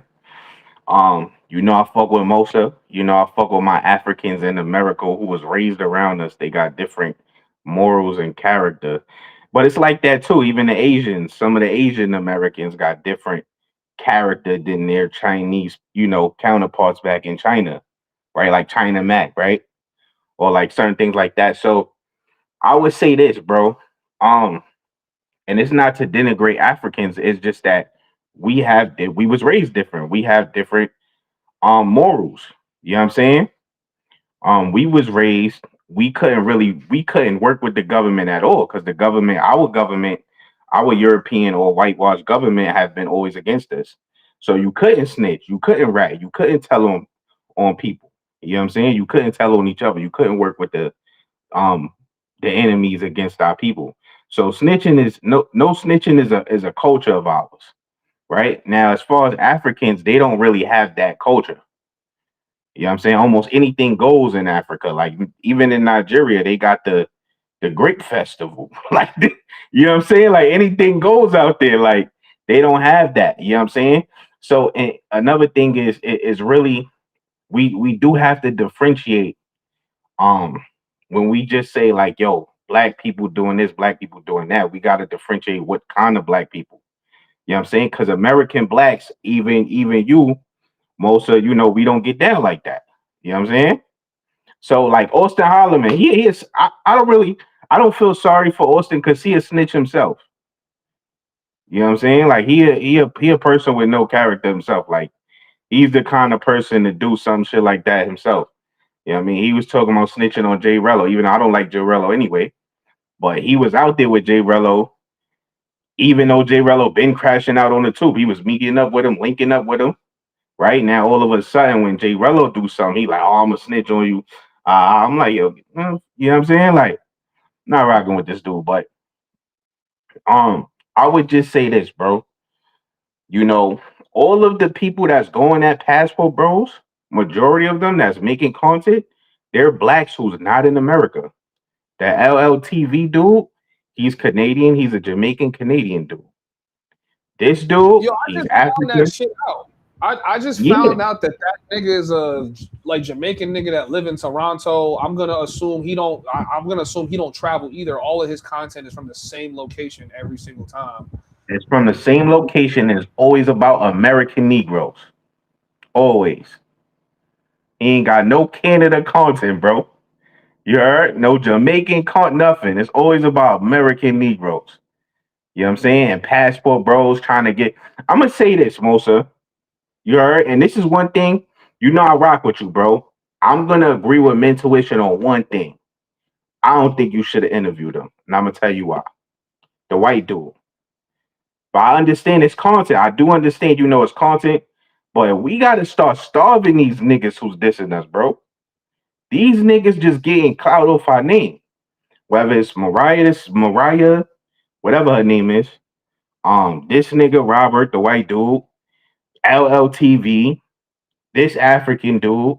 It was some other African. He used to diss Giamo. Like he was making videos dissing Giamo. I don't know if you remember. See, he don't really got no views like that. But he just dissing Giamo all day and dissing the Passport Bros. You know what I'm saying? But we really have to start ignoring these people because we're the algorithm, bro. They trying to tap into the algorithm. Anton Daniels, he did this too. You know what I'm saying? He tried to get some of this passport bro clout randomly sometime by dissing us. And I think he's African too. He's just born in America. You know what I'm saying? Um, but Anton Davis, I don't like him at all. You know what I'm saying? He don't got no morals to me at all. But you None know, we whatsoever. have to start. Huh? I said none whatsoever. Yeah, and what's good, bro? I went to high school with you. I told you that on Oh yeah, BMT yeah, Live. yeah, But for sure. yeah. But anyway, yeah, son, we gotta start starving these dudes, bro. Like it's good to make content, but we could be giving these dudes a name they would never have. Like that Robert dude, I didn't know who he was until you posted him, bro. I ain't gonna lie. Until you explained the situation. You know what I'm Yo, saying? I've And been doing that shit a you was lot giving him lately. too I'm much credit, bro. realizing, yeah, like I'm like, because it's in my algorithm, I then bring it to all of y'all niggas' algorithm, and I'm like, And oh shit. he get more views because you got hate watchers. You got LLTVs in the chat watching you all day, right? So you got hate watchers, bro. So you give him more clout than he would ever get. We don't know who this nigga is. You know what I'm saying? It don't matter if he reported mental or not. We probably wouldn't even have known that shit. I ain't gonna lie. You know what I'm saying? And he don't hold no weight. I ain't gonna lie, bro. You was giving him more credit than he deserves, son, because he don't hold no weight, bro. He can report every passport bro party there is. It's only gonna work in Colombia because they don't want niggas there anyway. That shit ain't gonna work nowhere else. I absolutely agree with that. I'm glad you said that because that would never work. This would never. People might say what you want about Brazil, but you're not gonna be able to do that in Brazil. No one gonna give a fuck, bro. Now you might be able to do that after the Austin Holloman. You might be you might be able to do that in Brazil. Brazil and Colombia is probably the only places this shit might work. What you want, I Yeah. say Brazil is so big. Like it will be like you could be in the Seattle of Brazil. Like where you gonna tell somebody? Yeah, Or you not? got this white man sunning these niggas. I'll be like, yo, bro, yo, Monster, why you gave this nigga this much credit, son? He's sunning niggas. I ain't really like that, bro. I'm a white man sunning Yo, niggas. I Nah. know these niggas was hot when they seen this thumbnail. They like, yo, fuck this Homieshub, nigga. Yo, I bro. know these niggas was hot. Yo, bro, I just watched the clip where I just watched the clip you was talking about when they was talking about you last stream. And I was laughing. I'm like, yeah, this thumbnail, this shit is ill. I ain't gonna lie. Cause he sunning the niggas. I'm like, nah. I'm a revolutionary at heart, bro. I could never give a white man. He just doing white man shit, reporting niggas. That's all they do. Robert is 1,000% on some white nigga shit. And see, this That's is all they Some do. white male this is parent stuff. you feel me? Like this is one thing that I want to tell y'all niggas that I'm saying from the bottom of my heart. I would never had even been cordial with him if it wasn't for the fact that he is fully funded and amplified by other black niggas. Period. But see but then we gotta ask what black niggas? Where are these black niggas from? Yo, bro, FBAs, nigga. FBAs, are you sure? African niggas, Jamaican Yo, niggas. bro, Yeah, nigga. I can tell you this, bro. Listen, bro. Everybody assumes somebody's a FBA, son. Every time something happen, niggas be like, "What's the FBA?" Then you find out this nigga's not FBA at all, son. Yo, I'm just saying. I'm not saying. Listen, bro. I commented on your video. I say, yo, bro. I'm not saying we don't have Charleston whites. We got Charleston whites, bro. We got Radston whites riding up a storm everywhere they go. You heard? But it's not common. That's not common in our culture. Like, you know what I'm saying? You're not gonna have now you got FBAs that's mad at the passport bros because they want to keep these spots a secret. They want to it's like a secret food spot. Like they don't want no lines pulling up. They want to be able to go there and order anytime they want and keep the prices the same. You know what I'm saying? Like, so they mad, like, yo, these niggas YouTube in the spots, yo. You know what I'm saying? But Sure. them niggas ain't gonna report you. They just gonna be mad in the corner somewhere. You feel me? They not gonna call authorities on you. Like that's a different level. But it's crazy. This is guy Sore. Like And it's crazy because remember after the thing that happened with Austin, then Austin went back to Brazil. He literally called a bunch of people and was like, "Hey, if you want to know where Austin is, I know where he lives." That's what he get though. You know why that's what he get? You know why that's what Austin get? What did Austin do in response when his ass got reported? He dissed his own people. He said, "Yo, it ain't the Africans, it's the Black Americans." And then we find out it's an African. Well, I was talking about the Brazil thing, but I get what you're saying though. Nah, but he's that type of person. He's the type of person to throw his own people, not just black. I'm his friends. He'd throw somebody under the bus to save himself, bro. That's why I don't feel no way about it. You feel me? Like that's what your ass get, nigga. You glazing Africans too much, bro. You could go and enjoy Africa without glazing like that. That's my thing, and I'm still cool, Austin, but just like with white people, you take them individually. You don't. O'Shea over there. O'Shea do his thing, bro. O'Shea complain about Africans and give them credit at the same time, all the time. All the time. He don't fake glaze because he want to be accepted. But he showed them love all the time as well. O'Shea over there right now. Right. The irony is, for me, when I'm in Europe, I get along well with the Africans there. But I don't know when I'm in over. Yo, bro, I didn't come on here to denigrate. Yo, bro, I'm in Cambodia right now. Between Cambodia and Thailand, bro, Africans don't fuck with us at all, nigga. I heard. At all, nigga. You see them in the street because we black. We see black people. We show them love. You see them in the street. When he sees them on the street, they'll say hello to him. They'll say hello if they think you African. Moment you say you from somewhere in America, it's a wrap, dog. They gonna be somewhere else, nigga. I ain't gonna lie. That happened to me in Japan. You know how in Tokyo, nigga, them Nigerian niggas run steep, scamming the fuck out of niggas. So once I told the nigga that I was Nigerian, nigga, that nigga whole attitude changed. That nigga whole temperament about me changed completely. Like, he's like, oh my brother, please come, my brother, let me show you this. Let me show you that. Yeah. The nigga Stoic, right? Stoic told me when he see Africans, they show him love. And I said, bro, that's because they think you African. So they be asking, yo, where you from Africa? They think that nigga African. But you know, it's a night, and I'll say this. And like I said, in Europe, everybody's relatively chill over there, right? Because I had the best time of my life was when I was hanging out with like Cape Verdeans, Angolans, people from Mozambique, and I was in Lisbon, and they showed me all the black spots, and they were really chill, like, and went out to dinner, everything, like, they were. It was really nice. I'll be honest with you. Unfortunately, it's just different aspects of negative stuff about black people in general. Like, we all just got our own little issues. Because if you go to, my parents are Jamaican, like.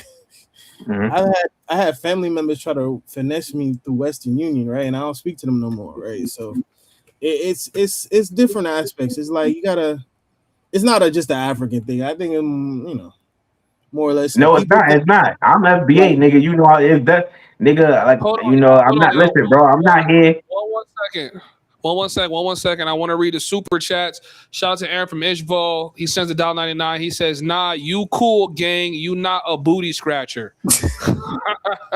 I appreciate you, bro.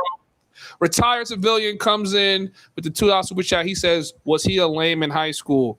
Who you talking about? He's talking about me. Oh, son, I'm not. I'm not commenting on that. He was cool though. I knew everybody in high school. Chat for 1 second. We got 173 people in the building, and we have 24 likes. I need y'all. We gonna stop everything right now, nigga. We not gonna do this shit. I need all of you guys watching the stream tonight for this midnight entertainment to hit the fucking like button. It's free, okay? Get the likes up. 173 people in the building and 24 likes is criminal work and criminal activity off the rip. Get the likes up, man. But you know, the likes up. You know, it's also weird to me. Like, I was going to change a little segue on a topic, right?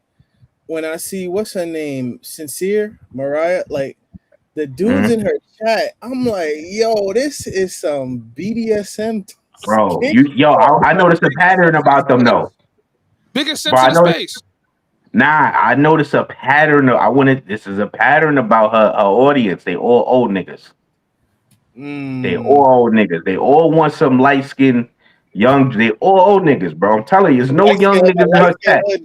They want some light skinned young joint, bro.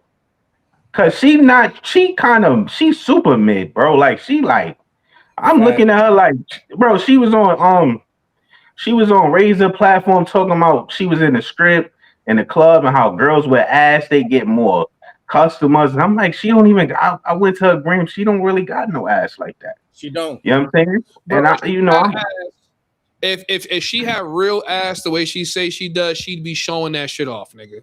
She's Off a the former rip. stripper. There's no decorum with how she tries to present herself. She knows she's not that, but she's got to talk like she like that. Niggas got to paint a narrative like, oh, Homieshub was fiend. I'm like, yo, shorty, you would never have no nigga. You did bad though, bro. You did bad, bro. Because you're a New York nigga and you let her talk crazy. You supposed to violate her. You already know, bro. You were supposed to violate, bro. Listen. Intuition could do that humble dumb shit.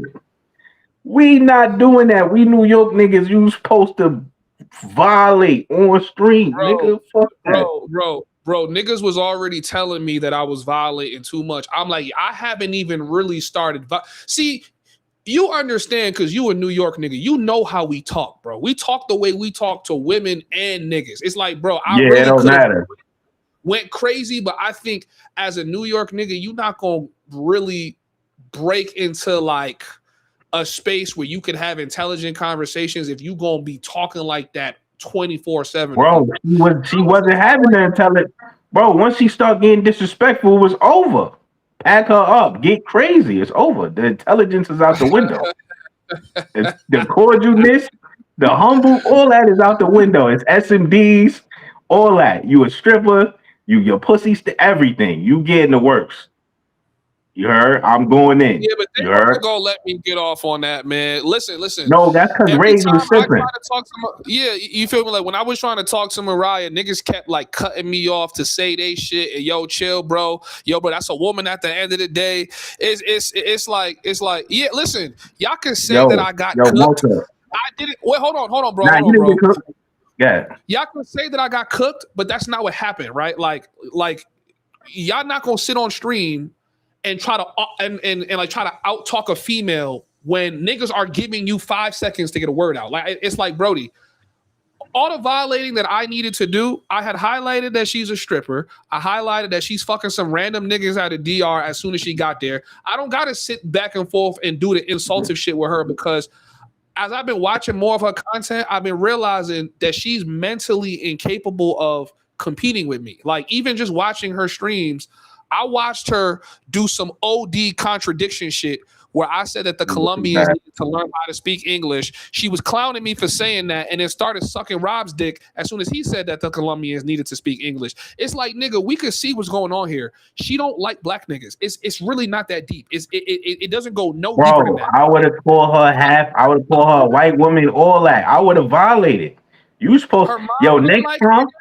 She don't like niggas. It's very obvious. So if she got a black nigga going at her, that's how she's gonna respond every time. And she was lying too much on there, bro. Nah, she was lying. Yo, bro, she over there, she talking about, what she said first. She said, I think you or somebody said, yo, you was rocking the passport, bro. Right? And no, it was Mentuition. She said, yo, you was rocking the passport, bro, right? And then she said, oh, I had multiple people. I caught that. She said, yo, I had multiple people. And I'm like, you had multiple people. Then later on in the conversation, she act like that was the only one she was seeing, like only person. Like bro, she's exclusive. Then she like, yo. At least 3 to 4 niggas in Colombia, which, like I said, I don't give a fuck. She could fuck who she want. But don't don't come on the internet talking about who we fucking because now she going on stream talking about Homieshub can't get a girl there unless he paying. Bitch, you don't know me. If you watch my content, I talk about all the time. Like when you get to learn the culture, you can start getting pussy for free. You can start feeling the vibes. You don't even watch the content to see that because you want to downplay niggas for paying for pussy, but the niggas paying for pussy are the niggas donating to your fundraisers for you bro. to It go don't even matter. You know why it don't matter? And it's a good thing you made a video about it, and I want you to make more videos, bro. Because I can't really speak on this shit because I'm not a YouTuber. You heard? I'm not a YouTuber, but I want to because the passport sisters stay rocking niggas and paying everything when they go to these spots, bro. They try to make it seem like they celibate when they travel. No, they fucking, bro. I remember this girl. I remember this girl. This girl. She FBA, but she was in Kenya and she's a YouTuber. And she made she was dissing the passport bros. I forgot what's her name. O'Shea had interviewed her. You know what I'm saying? But she was dissing the passport bros. And she was like, oh, at first I thought it was people getting married and stuff. But now I see, oh, they just paying for da-da-da. And I'm like, yo, bro, you a single female. You've been in Kenya for years. You telling me you not rocking them Kenyan niggas and paying their bills? And paying for dates and paying for everything, bro, you fucking lying. She's paying for everything because she gonna try to make it seem like she deal with ballers, but she's over here fucking on poor ass Dominican niggas. I'm like, yo, anybody with 2 eyes and 2 ears could see what's going on here. But it just seemed like I said before, niggas want to selectively understand. So because the current trend is hate Homieshub, everything that come out of my mouth is just pure bullshit. If you look at, I said it already. I said it in the voice note, and maybe I got to start playing that shit more. I said the same passport bros you're dissing, you're gonna be running to for protection. She's like, no, I'm not fucking with you niggas. You niggas out here paying for prostitutes. Then in the third, now you got number passport bro niggas in your chat funding your trips, sending you money, trying to send you to Sasua so you could go link up with other niggas in the passport bro space. You're grifting. You're grifting. And see, listen, if y'all got smoke for me for bringing niggas into the space that are using that attention to grift from passport bros, I understand. But I want you guys to understand, mistake, bro. I didn't do that shit with that level of intention. I didn't intentionally bring grifters into the space. You know what I'm saying? I'm like, yo, she's grifting hard, but you have to understand, despite the fact she's grifting, or y'all feel like Rob is grifting, other of you niggas are supporting these niggas. So it's not like, you know what I'm saying? Like, no, I'm gonna tell you. Nah, I'm gonna tell you what's happening, bro. And you in the inside, so you probably don't see this, right? Let's say one with the Rob nigga, or the Rob white dude, or whatever the case may be. That's why he said, yo, I'm going even harder. Cause he done gained mad views off of you. He said, nigga, this is a hitter, nigga. It's like rage bait at this point. Yo, this is what's gonna get me lit, nigga. I'm on Homieshub. I got viewers and you got hate watchers. So your hate watchers naturally gonna go rock with them. You know what I'm saying? You got people that's ready to clip up some passport bro clips. So they naturally gonna go rock with them. And like I'm saying, bro, the people that sending him people or content or whatever, they're not passport bros, or I doubt they're Black Americans. Honestly, bro. Yeah, I agree. I highly doubt that. People forget how much Black people is in the world that's not Black. We only 40 million deep. You are underestimating how many Black men feel like passport bros are ruining their favorite country. I promise you, I agree with you. Bro, it's really expats that's really rocking with them. To keep it a stack with you, it's really expats. The niggas that live in Colombias or live in the DRs, they like, nigga, report that nigga, and listen, you gotta crucify Homieshub. But Rob on some shit right now. He like, nah, nigga, I fuck with Homieshub. I'm not gonna crucify him. He said it. He said it out his own mouth. He's like, I'm gonna selectively report who I feel like. Yeah, till he doesn't. But to be honest with you, I'm not concerned about that shit because I'm not doing shit. Also, you're not lying because there were a bunch of old niggas in his Instagram bro post. They all old. Mariah, all the people that rock with Mariah. No, it's a bunch of older expats. Wait, hold on, bro. Hold on, chat. Is this Flit DR? Yeah. What's up? All right, hold on, bro, nigga. Before you even come on here, let me just address the whole chat and let niggas know who this nigga is. I don't know who this nigga is. I just know this nigga been dick riding me on Mariah's stream on some crazy shit. Welcome to the platform, bro. I appreciate the $6 super chat, man. Come get your shit off. What's up? Well, actually, I'm giving my props in some ways, but I'm a man enough to confront you and we talk about it. Because I'm just, okay. Let's talk about it. I'm one of the old school cats you're talking about. I was the one that endorsed and paid Mariah and Razor Ray to have that interview because I'm into the dynamics of the conversation more than anything else. It's not like being on her side because I told when I was on Razor Ray, I said let the market. With the bitch, bro. Listen. I hate when y'all niggas come on here and y'all start trying to change y'all tone, nigga. Keep that same tone that you had, bro. Now let him change it though, bro. Let him. We gotta hear him. All right. I'll mute myself, bro. The floor is yours, bro. All right. I'm like I said, I'm old school. So when I hear a young person like yourself, you're younger than me, talking like you a juvenile, like oh you ugly, you this and that, and you say oh you are 5. Come on, we all know that she's attractive. Just because you hate the chick, don't mean you have to be right here and say she's like a 5 and stuff. When every man, I gotta cut you up, bro. I gotta interject with you, bro. She's attractive to you because your generation like that. Our generation, we got bad. She's whack. Thank you, bro. Can I ask him a question real quick? Listen, what's she? Hold on. Let me ask you a question. Wait, y'all. Hold on. Let him get his shit off first because he did come on here to talk, bro. Get your shit off, bro. We're gonna let you rock. And I hit you with a $6 super chat. It ain't like it's a big deal, but I appreciate it. I see it. Yeah. I mean, I have no problem against you. Just that if somebody going against a female, I'm really it's something in me that like protective. We men, we protective of a female, even though we like might agree with you. If you bash a female, we protective with that. I mean, you wouldn't be like that. I'm from New York. You from New York, right? I think you from New York. You wouldn't be in the street talking to. Where you from in New York? Huh? I'm born and raised in the Bronx. Where you from in New York? Born and raised in the Bronx. Oh, you from the Bronx? Yo, if a female in the Bronx violate a man, he's gonna violate her. It ain't no. It's some niggas like you that just let them. I understand that, but if other men is around that dude, that they're not gonna sit there and watch that though. Even though the women might. No, they are though. No, they are. If they see that girl, if they see her getting disrespectful first, they gonna let it happen. Yeah, I mean, at the same time, they're gonna put okay. You got your locks off. We all from New York on the channel, by the way. We all from New York. Y'all too. Let me finish with Homieshub. Homieshub. I was that's why I say I'm just being protected. Like I'm on Mariah because I haven't really donated to her. Like for example, I said let the market decide. If she's gonna be popping, let the market decide whether she's gonna be popping or not. Not what everybody coming and hating, because a woman like this is interesting and I'm watching it, but at the same time I don't think she's gonna last in it because she kind of like more anti-passport bro than she's for it.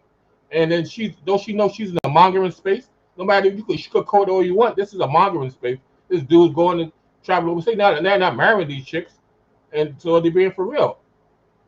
My channel at the time when I created my channel was called Finding Love in the Dominican Republic because I was duped. I thought maybe I could find a chick. She was saying she was in love and everything. And you find out that hey, you being fooled, but you have to find out. You have to learn the culture and everything. Just like everybody, you have to go to the school of hard knocks when you travel and know how these women are. They might be a little different than the women in America or whatever. You can't take their word for face value. So at the same time, yo, hold on, bro, real quick. Brooklyn, Azrael, y'all gonna get to come back on the panel. I just want is it Flint DR or yeah, Flint. Short for Finding Love in the Dominican Republic. That was my YouTube channel at the time. I just okay. So I'm gonna let me and him have this conversation, right? So, bro, I'm gonna say this, right? The clash we're having here is that you're trying to white knight a hoe. And that's kind of like the epitome of the problem in the travel space is you got a lot of niggas trying to white knight hoes. And it usually turns into having conflict with different people. I've heard you talk shit about me. I've heard you go at me, and I know it's the whole I can't just sit around and hear a dude talk shit about a dude. But I know you've watched at least 3 to 4 live streams where she's doing nothing but bashing me the entire stream. I mean, and at least 70% of the shit she's saying is not even true, because she doesn't care to do her research. She went from calling me a broke nigga to now I'm shitting on 9-to-5 workers because he has an opportunity to do X, Y, Z. And I'm like, I never shat on 9-to-5 workers. You went from calling me a bum to realize that I actually did make some good money overseas and then I'm chilling doing my thing. Once you realize that you couldn't go with that, now you trying to flip it to, I'm shitting on my supporters. Whole time you shitting on the niggas that's sending you money. You're in the mongering space grifting to get a bag. And then once this shit don't work for you, she'll be doing some other shit. She'll probably be trying to enter into the manosphere space and start talking about dating and like relationships and shit like that. Like, she's a grifter. And the problem is me introducing her to the space. Y'all niggas are the ones that's upholding her. Y'all making sure that she get the bread. You making sure that she's going to keep blowing up and keep blowing up and keep blowing up. And it's like, nigga, what are you going to get out of this, bro? Like, in my opinion, Brody, she's not going to fuck you. That's how I feel.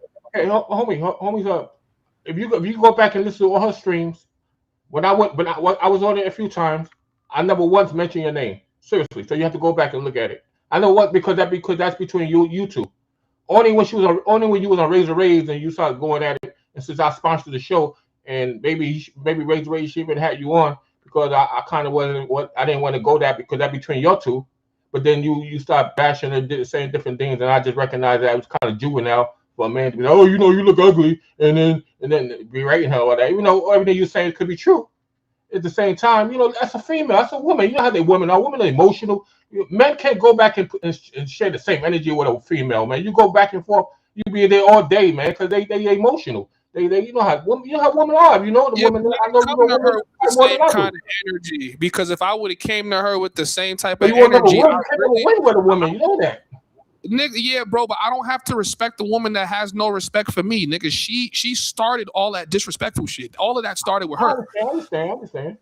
You feel me? So it's like you can't now have an audience that's paying attention to you. You bashing me every single stream. You using crazy snapshots of me for your thumbnails, and I'm just not supposed to say nothing to her, like, and just let her rock. Nah, nigga, that's some simp shit. But see, my thing was her going on Razor Rays was the best thing that happened between me and her in that beef, because it just exposed to y'all that she's a low dumbass stripper that's gonna do anything to grift and get some money from niggas. She's used to playing niggas, so she's running a play on y'all niggas right now, and y'all niggas is eating that shit up because you guys want the attention of a woman while you mongering. You want a woman to sit with you and be cool with the fact that you are mongering, but the whole time she's really just judging you while doing the same shit.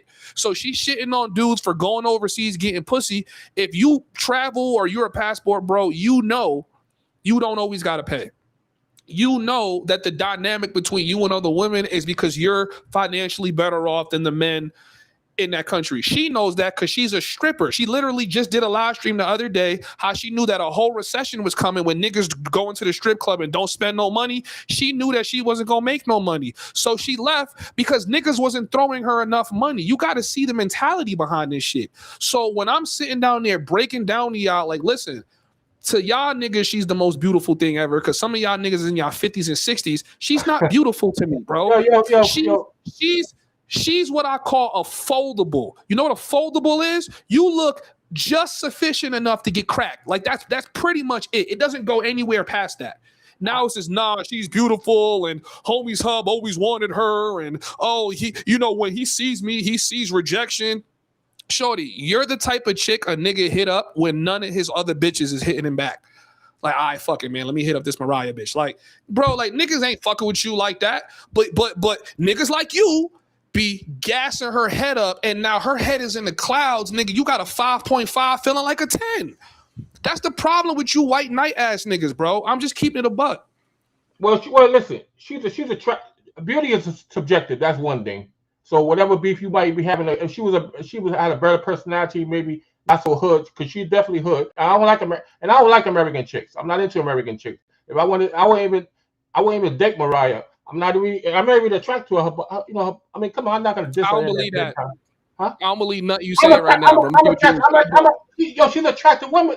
Well, you can believe what you want to believe, but you don't know me, and I don't know you, so I can't say who you are. I'm born and raised in New York, so I was surrounded by Hispanics and beautiful women, and I worked in Washington Heights, my late teens to my early 20s. So I'm familiar with Latin women and beauty in it, and once you subjected to Homieshub, you surrounded with nothing but beauty in Colombia.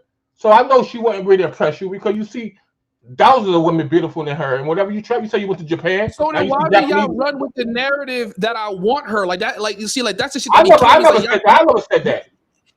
well, I mean, not you, but it's like y'all know I'm in Colombia and I've been overseas for 2 years. Yes. Right? Like how and on top of that, you see the woman I'm with, and it's like niggas I get it. It's online, it's a narrative. They're going back and forth. They probably really like each other. Homies I probably like her. It has nothing to do with that, bro. It was literally your content, you know, and that's interesting. She keep on whatever content you create, you can kind of find in it and like, oh, I am a bad she's in love with me. I'm like, shorty, you can't do reactions to my videos every day and then you're not subscribed or you unsub. Oh, I don't mean to go at Homieshub, but you go at me again for 2 hours. I get it. Like, my thing is I can't even do that with her content because she doesn't create anything worth talking about. She had 2 videos we really dived into, with the one where she was going at the Passport Bros and the one where she was going at the Medellin tour guide. And I thought those were 2 dope pieces of content. Well, really her going at the Medellin tour guide. But that was when I started noticing her grifting over to the Passport Bro side. And that's what everybody's doing. It's like, yo, the Passport Bro space got money in it. Let me grift over here. Let me go at Homieshub. And now at this point, she's not even going at me for the sake of just going at me because she's upset.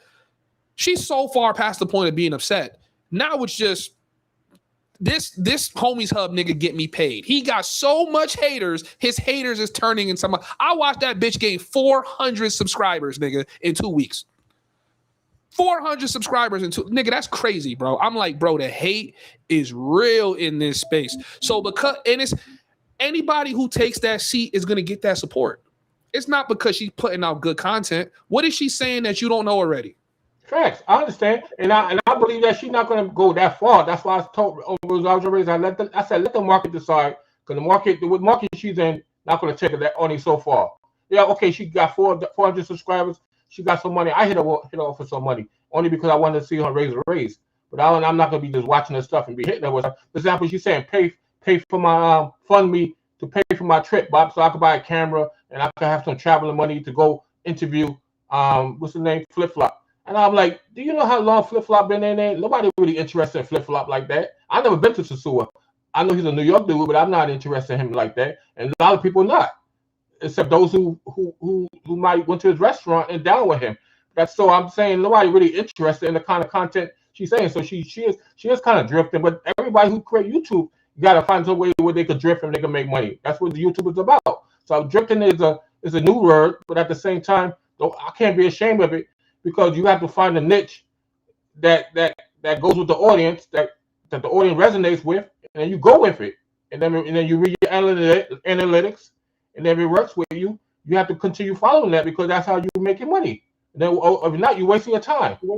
Bro, she doesn't have a content package. Her current content package is repackaging something that everybody else is doing. You see how on this stream, I bring the content out, right? Like now we're talking about African niggas reporting FBAs. No one else is covering that in the space but me.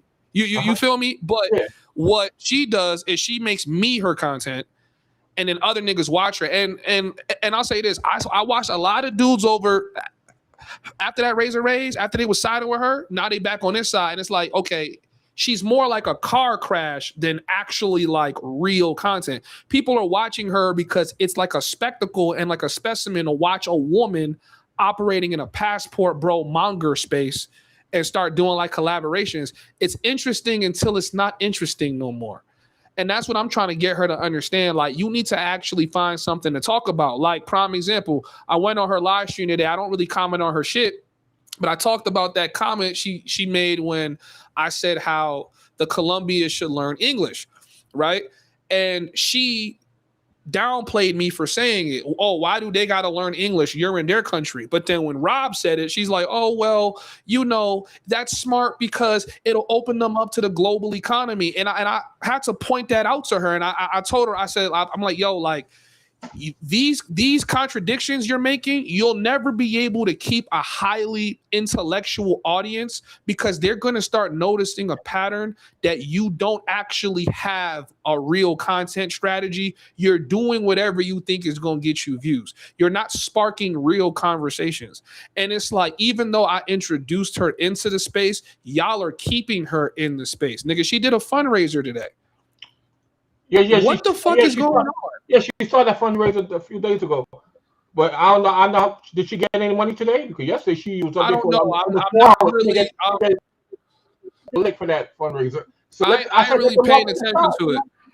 Yeah, let the market decide. Nobody, and she don't know, but she haven't talked to me. But I'm saying nobody's going to pay for your trip. You have to kind of pretty much earn it. And right now you kind of like semi-bashing Passport Bros on the slick, and you agreeing with that white man, which that's why I give you your props right now, Homieshub.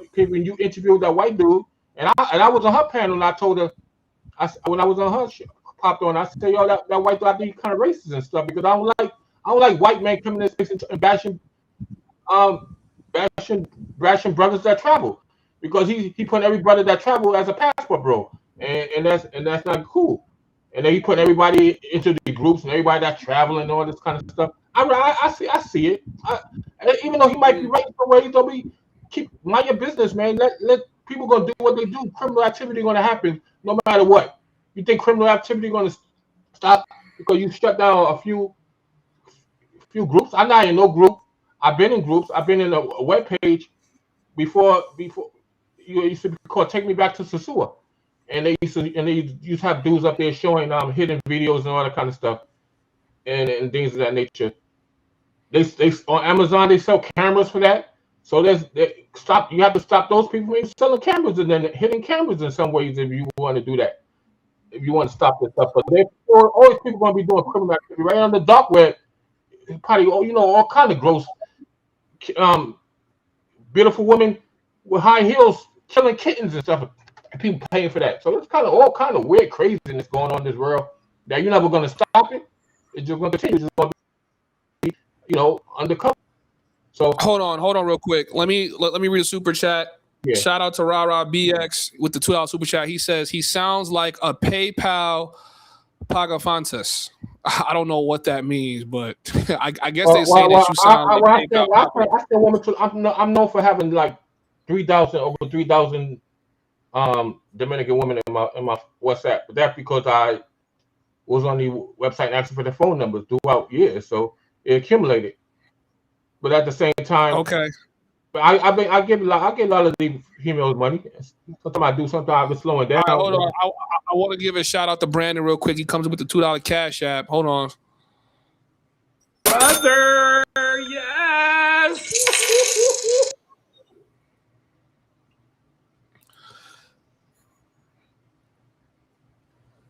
If you guys like that little QB shit, send a Cash App, man. For every Cash App we get, we going to play that, man. I appreciate you. Let me add the other guys back onto the panel. All right, chat. So how y'all feel about my guy right here, man? Do you guys feel like he's simping hard for Mariah, or like do you think he got a good argument? Yeah, he's like Shaheem right now. Better put that woman first. I'm gonna say it's like this nigga retarded. He probably Jaheim age too, you heard? He probably but it's like you said, bro. I'm not gonna lie, bro. You said some things that have came true. I was disagreeing with you at first. I remember when you first was like, yo, it's them old niggas. Oh, I'm like, nah, it ain't them old niggas you wildin'. I start noticing it's them old niggas, bro. Now I see what you saying, bro. I see a pattern. I be telling y'all niggas. I be telling y'all. You know what it is? Passport Bros, right? People argue that BMT made the Passport Bros. Some say he did, some say he didn't, but he definitely made the term, right? He didn't make the term. He didn't make the term. All right, BMT was born what, 83, 84, 85, right? He's in his 40s. But he's not an old nigga though. He's a Gen Y, right? He's our generation. He's just the older version of our generation. Yeah. You know what I'm saying? The Gen X's and up, they don't like the passport bros because some of them was already going to the DR. Some of them was already going to Colombia. Facts. Right? So they like, nigga, we been doing this. You know, and now people calling me a passport bro, but we been doing this. We was doing this before y'all. I don't like the passport.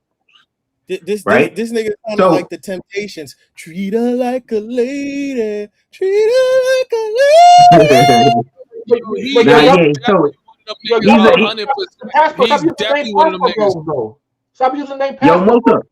That passport bro is blowing up the spot and gonna keep us black men from traveling eventually. Like, are we gonna do no. Yeah, we're gonna get into that, but no, the passport bros is making it so the black community in America know about traveling. Now it's a mainstream topic. Now, in fact, the whole America is thinking about living overseas now because of the passport bros. Let's get into the positive. Let's get to that. Let's get to how we. Mongering is not positive for young people. You're a young. You say you're a young man. You're a young buck. But when you have children, you're not going to want your young children. We technically not. We're not young. We're not young, but we're technically like, we're both like, I'll be 32 next month. Yeah, if you're your 30s, 40s, I mean, you're 30s. Now we all 30 plus on the panel, bro. I ain't gonna lie to you. Hold on, though. Let me read the super chat real quick. It says Melvin 007 says, finding love in Dominican. I am 48 years old, and I am surprised you don't know that women put men against men to get what they want. I know that. Shout out to you with the $5 super chat. What you think about that, bro?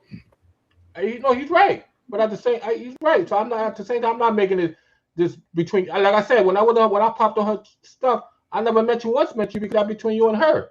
It was on the fact that I was on Razor Razor. And I was the one that sponsored the show, and then you going at her and then you say, "Oh, you ugly," and you this and that. I said, "Come on, man. I mean, why you belittling yourself?" I didn't say the bitch was ugly. I just said she mid. I said she's a 6 at best, and she's acting like she's a 10. And I, honest to God, right hand on the Bible, feel that way. Like I don't. Yo, but Moshe, I got 3 things to say to you, son. That could be your opinion. I got 3 things to say to you, son. You was right about the old nigga shit, and you the one who said the old niggas is siding with Mariah because they don't know she grew up. Hold on. You gonna be old nigga one day. I am gonna be an old nigga. No, I'm gonna be an old nigga. Yeah, cause. So why you keep talking? I'm gonna be an old nigga. But we have generational differences right now. Yes. That's apparent, right? Yes. And what Moses said was y'all was siding with Mariah because y'all didn't know she blew up this in the passport bros. You just think this nigga Homieshub just going at her for no reason.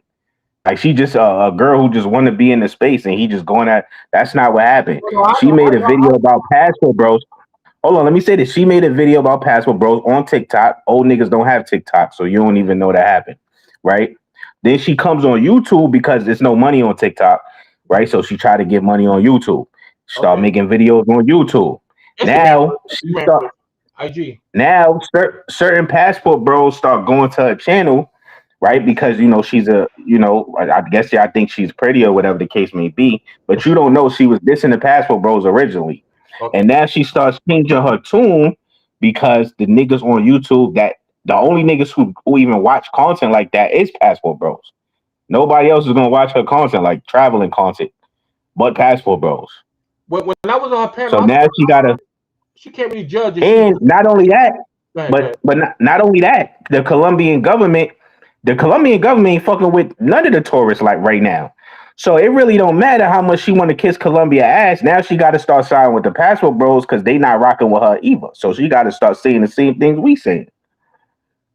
So that's just a bitch. We just gotta let her starve, bro.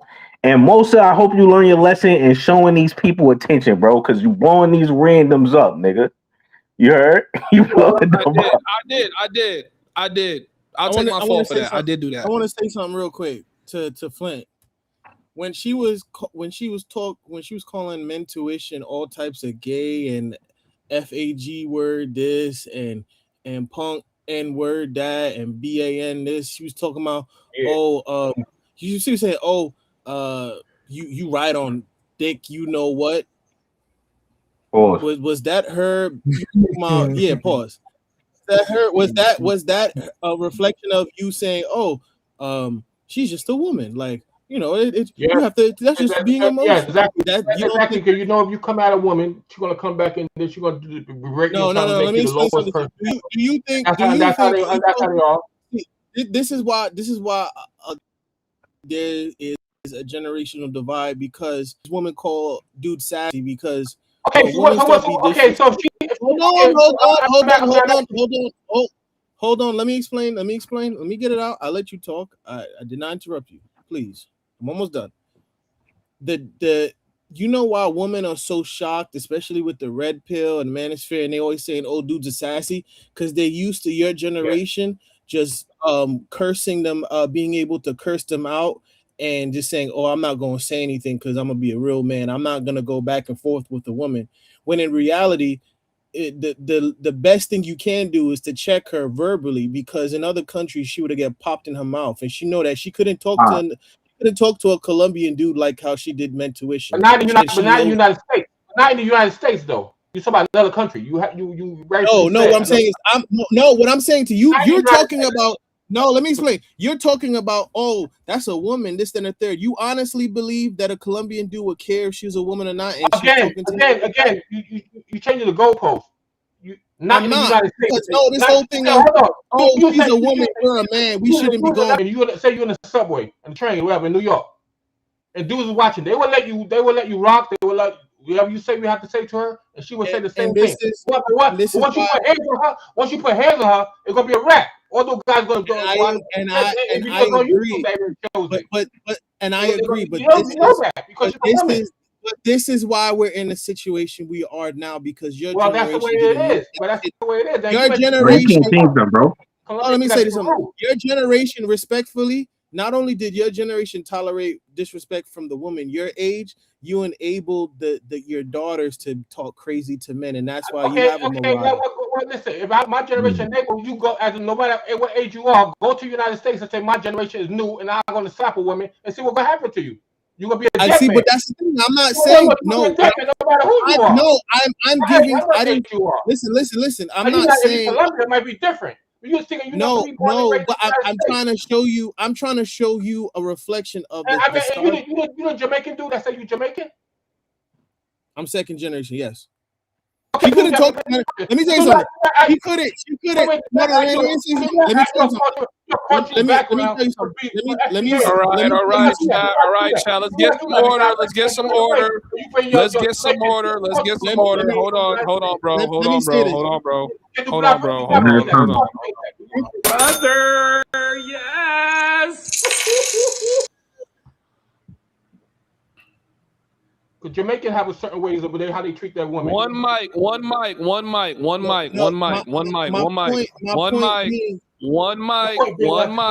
on. I'm talking. Please don't make me start muting niggas on the panel. All right. I'm talking. All right. Shout out to Easter Travels in the building. I see Easter Travels in the building. Maybe she's not feeling this conversation, but anyways, welcome to the stream. We have two niggas who have just joined us on the panel. Can y'all introduce yourselves and give y'all peace? Please start with my guy, Passport Salvation, aka Social Loner's dad.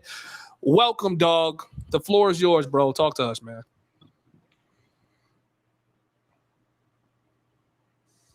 Passport Salvation. Mike went out. What's up? All right, well, Dream, what's up? You telling me? Okay, all right, yeah. Talk to us. Passport Salvation, what up, bro? Well, two things that from what I've seen that happens regularly in this space. Number one, you do not trust a decent-looking woman that primarily supports men. And number two, never trust the colonizer. From what I've been seeing, at least ever since Moza interviewed Mariah to this white guy, is that it doesn't matter how anybody particularly feels about the overall of mongers, passport bros, whatever you want to call it. Most people in this space are going to do whatever entertains them or whatever financially supports them. So I would clearly see that Rob's going to continue to villainize black men and to keep being a colonizer and trying to be able to financially profit from the space. Mariah, same thing. Just, shame black men while she can make a financial gain and to be able to create content. And I think when Mosley was saying earlier about how she's probably going to eventually maybe go towards relationship or black manosphere type of content, because I've seen women do it already in the black or red pill space already. You know, like I said, you know, let some time go by, then, you know, take a couple months off, then start making some clickbait stuff, and then she does a couple of panels, and then bam, now she's the new it girl for whatever reason. I've seen it happen multiple times. So that's what I think is happening in the space, and that's just kind of for what it is. At the same time, you got to save yourself. Nobody's coming to save you. You just got to be able to stand on the hill. If you're a passport bro, you got to stand on the hill. You got to try to, you know, put your 2 cents in, and then, you know, just keep it rocking, because no matter how many times you say that passport bros is not a group, the haters and the people that make the passport bro clickbait is going to say these guys, this group of guys, etc., etc., etc.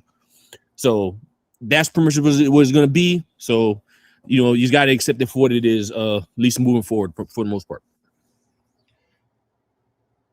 Your social owner, I've been looking at some of your content a little bit. I just pop on and off, but YouTube is doing its job. They put you in analytics, so you just got to do what you got to do.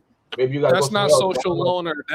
That is a social loaner's dad. My bad. It's not social loaner. It's social loaner's dad. Social loaner's dad. Okay. Yo, can I make a disclaimer? I want to make a disclaimer to the women. I see Issa Travels. I don't know who it is, but I know that's a female. We not dissing women up here. We dissing women as dissing passport bros and have disrespect for men. We not dissing. Nigga, I'm dissing women. Nah, I'm joking. We're not just dissing women. These are not just random women we talking about. I love seeing black women overseas. I run down on black women when I see them, because I don't be seeing them like that out here. You know what I'm saying? So when I see them, I run down. You know what I'm saying? But the women that's disrespectful, like that's like Mariah, who make videos about us to get clout, we shouldn't be giving them no light. Yo, like, homie, no let me ask you a question. whatsoever. Yo, let me ask you a question. Homie, let me ask you a question real quick. Yeah, talk to me. What's up? When you in these countries, do you ever? Because I know you admit that you're Nigerian and everything, but do you ever admit if you want to get your way and you feel like it might be going a different way, they might feel differently toward you? That if they ask you where you from, you say I'm American, you Black American. You ever admit that you African? Sometimes I don't know if you would admit that on. Well, I tell women, because naturally in Thailand, the Thai girls that could speak English will tell me they don't like Nigerian niggas. And I tell them I'm Nigerian. And they tell me, even if it's our first time really hanging out, they tell me, nah, you're different. You're not one of these. Like, they can just tell the difference, right? So do I feel some type of way? Kinda. But because I know my people, and I know the way my people are, I know what they're talking about, and I know I don't exhibit that same kind of behavior, you know, when it comes to just Nigerian people. So I don't use I'm American so that the girls could try to prefer me. I tell them I'm Nigerian, but they'll tell me, no, your parents is probably Nigerian, but you're not Nigerian. Nigga, even other Nigerian women that are fresh out of Nigeria do not claim me as being Nigerian. It don't matter what my name is. It don't matter if I know my tribe. They don't claim me as being Nigerian. I'm like the lost puppy. I can't claim America fully, and I can't claim Nigeria fully. So I'm right there in the middle. I mean, I don't Everybody like that though, bro. You don't even look Nigerian. I was surprised that you say Nigerian. I said, this guy's Nigerian. Nigga, I look Nigerian, nigga. Look at my that face, nigga look Nigerian. You wildin'. You glazing. Look at these you glazing right now, features, bro. nigga. I had Nigerian friends and stuff, and co-workers, but he didn't look to me. The way he said, I mean, you born and raised in New York, in the U.S., right? Yeah. My whole life, bro. I've never been to Africa, bro. I mean, I don't hear no accent, nothing like that, you know. Yeah, because he American, bro. Obviously, you ain't going to. It's like watching China Mac. That nigga ain't never been he probably been to China now. That's right. You heard? Yeah. But that nigga grew up around us, bro. You ain't going, you know what I'm saying? So it's different. And they all like that though. If you Jamaican American, Jamaicans ain't claiming you unless you famous, nigga. So until Musa get popping and famous rapper or some shit, that's when Nigerians gonna claim him. Like, yeah, that's Nigerian, he's us. But if he ain't popping like that, I'm like, nigga, you ain't. If they find out there's an American Nigerian that won track, oh my God, my Nigerian brother, we are excelling, we are winning. My brother, Nigerian. More excellence. Naija no come last now. Okay, Issa. So she says all this. She says this is a different space than the one I'm in, honestly. So I don't know what's going on. Okay, so basically, what is going on is that women are attacking passport bros and then grifting into the space to try to make the money that happens in this passport bro space or travel space. I'm sure you know because you're a traveler. So, sometimes you can fundraise, people support your trips, but they're doing it by attacking us because that's the algorithm. And then you have African dudes that are reporting YouTubers for making money overseas. So prime example, you do a fundraiser and somebody basically like reports you for earning money in some country because you don't have your legal visa or work documents there, they can technically report you because you're not supposed to earn money overseas without a work permit. And these are all people that don't travel. So that's the problem. Like the space is just cannibalizing itself because we are allowing the worst individuals to partake. And then some people are just infiltrating the space and just trying to ruin everything in it. So that's what's going on in case you don't know. It's all just drama. Bullshit.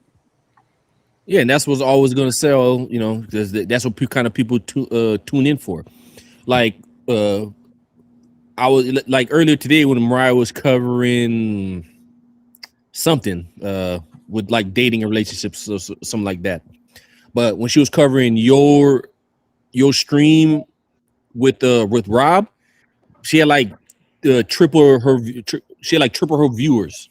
She had like almost like 100. We don't have to stop talking about her ass, bro.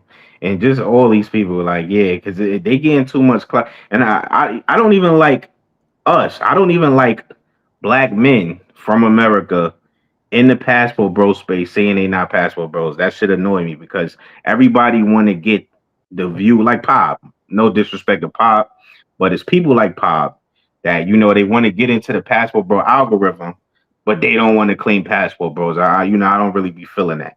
They say I'm the travel or some shit. Travel bro. That shit don't even make sense, my nigga. You know what I'm saying? Niggas gonna call you a passport bro regardless to whether you like it or not. Exactly. Something happens to you.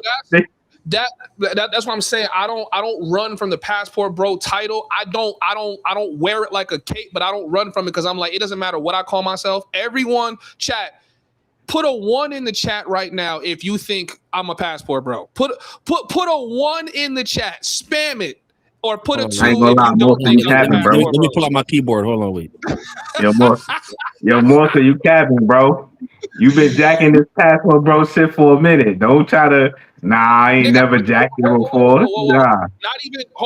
Not even just jacking it. I've been defending the passport bro movement since I came into the space. So I'm not. That's what I'm saying. I'm saying I don't wear it like a cape, but I don't run from the title either. I'm like, bro. You know what I'm saying? Like, y'all be having so many different definitions. If you call me a passport bro, fuck, nigga, I do everything that a passport bro would do overseas. Nigga, I was trying to find a wife. I be out here putting holes through the mattress. Nigga, I be traveling the whole world. Nigga, I do everything. So I don't really care. You know what I'm saying? So, Yo, what's but good, we need man? to speak to our great. Can I get my 2 minutes to talk, man? Hell yeah, bro. Appreciate you on the panel. Yo, I just wanted to come on here because I'm glad the nigga came on here, who got Shorty on Raise. So after dude got her like paid the money to get her on Raise and pay Raise and all that. I went on a couple panels. I tried to come on here. I tried to come on Mentuition. I tried to come on a couple panels, and I was just trying to say like, yo, I just think this is bad for the space, just because the way I was introduced into Shorty was I just happened to be on Facebook for one of the rare times I'm on Facebook, and she came up on my algorithm in the video, and her video basically said all black men traveling Colombia for one thing. That's what the video said. Now niggas done told me on certain panels, they done went back and said, oh, she's went back and apologized for that or edited her stance. Okay, that's fine. I ain't know that. But that's why I always was against it. After seeing her on Rays and the home with the Homieshub, I'm like, oh nah, that's crazy. Didn't respect Rays doing that, and I ain't trying to get on Rays. I'll tell them that on this panel when I get a chance. But I ain't respect that just because for one, you ain't letting niggas talk, and why you gonna let niggas on the panel if you're not gonna let them talk? And for two, that's on Father's Day. So you platforming this woman to attack black men on Father's Day. Okay, whatever. But with all that being said, after listening to my man and putting two and two together, what I've come to understand is I can't even really worry about it. People are going to be people because it's going to be stupid niggas in this space. It's going to be trick niggas in this space. It's going to be niggas that hate niggas in this space. And these are niggas from age 30 to 60, and you can't change a nigga once he feel that way. This man told you on the panel he's got 300 WhatsApps numbers. He told 3,000, almost 4,000, my man. Get it correct, bro. Get it correct. It's okay, 3,000. My fault. Let me get you right. Let me get you right. My fault. He told you he's known for giving women money. I've heard him say he done bought a chick a stove before. Like that's game changer. That's game changer. No. Okay, I'm sorry. I'm wrong. I apologize, brother. I apologize. I don't want to. I don't want to misspeak. But the point is, bro, like you're not gonna be able to change these niggas, and she's gonna be able to grip. I never saw the end game until you said it. That's what's gonna happen. She's gonna get in this space. She's gonna get traction just because to some niggas, apparently she's just so bad. Hey, it is what it is. But I guess she's the baddest thing walking to a lot of niggas. And she's gonna get a platform, and then she's gonna eventually get into relationships and stuff. But I'm just never gonna be against nobody generalizing black men and policing black men, because the way I'm gonna close this is, and this is what I said on the panels, black women don't allow that. If you as a black man try to start a movement against BBLs, you're going to be ostracized. You're not going to have a bunch of black women. You're not going to have a bunch of black women on your panels and in your comments like, yeah, bro, tell those women. You're going to have black women like, yo, don't get in black women business. Oh, you sassy. Why is you even talking about that? But let a black woman start getting on black men. You will have niggas like this guy on the panel, like, let the market decide. Let people do what they want to do. Okay, you can feel that way. You can feel that way, but that's why I'm just like, yo, you just gotta have to accept it and just live your life and do what it is. You always gonna have niggas like this, bro. But what is wrong with what I said? The market gonna decide it. She's on YouTube. He's saying there's no brotherhoods, no bro code. Yeah, I'm not about to yell back and forth, bro. I'll explain to you. You asked me a question, bro. You asked me a question. I'll explain to you really quick because I just said it. You asked me a question. I'll explain to you really quick. The problem is, as a black man, you should be against other people generalizing black men, and that's what her platform does. So, like I said, if there was a black man generalizing all women that were A, single mothers, or B, had BBLs, nothing against women that are that or choose to do that, nothing against them. I'm saying if a black man created his platform like this Mariah chick has on Passport Bros and judging black men, and you've supported that. If black men were to do that with something with black women would not support that. Black women would not be like, oh yeah, just let the market decide. That's the problem. Okay, but why you compare yourself to black women? That's one. And two, no, it's yo, don't even. Can I interject? Wait. Everybody's gonna get their turn. Let me just interject real quick, right? And to Dream, bro, thank you, because I don't think anybody could have came on here and explained that as well as you did. I've been trying to say that from the start, right?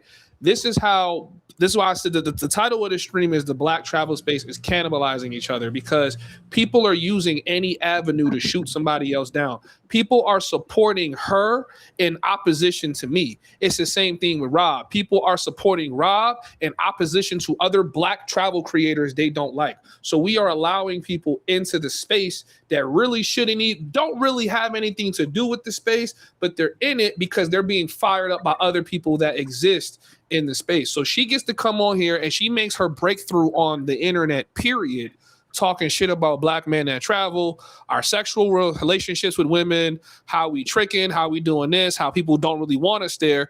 Meanwhile, she's doing everything Passport Bros are doing as a woman.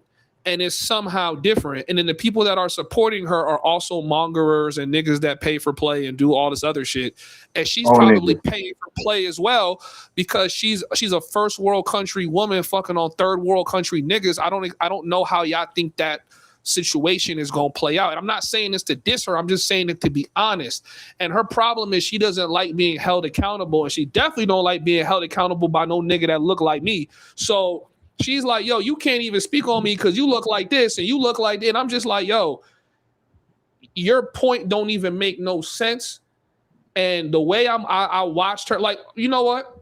I'll just play it for you because I went on her stream today. I want to actually show you guys examples because I get on her for not showing examples. I'm gonna show you guys. Do not play her no more, bro. Please, bro. You're right. I'm not. We gave her enough clout, bro. Know who I'm talking about, then go figure it out. But I'm gonna land my plane, right?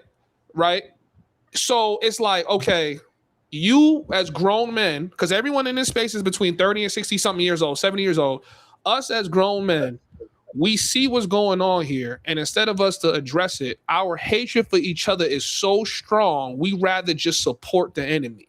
And that's my problem. It's like, bro, in this space, she's the enemy. She got her baby daddy on child support. She traveling the world. She not listening to nothing that nobody want to give her no advice on. She's everything, and she got a nasty fucking attitude. She's everything men get away from America to escape. And now that you are in a place that's showing you how to escape, make sure that you can continue to escape. You guys are now trying to make her a staple in the space by going at me. And all I do is come on here and try to teach y'all niggas the dating dynamics of being overseas, how to make money overseas, and talking about the shit that's going on overseas. And I'm such a horrible guy. Everybody got to get behind her to go against me. And see, this is what I'm saying. I'm like, yo, some of you niggas are on child support still. Some of y'all just came off child support. Some of y'all niggas done lost all of your wealth to a woman like that. And instead of you to hold her accountable, you're trying to uphold her so that she could become a staple in the space. To me, that don't look like nothing but hatred.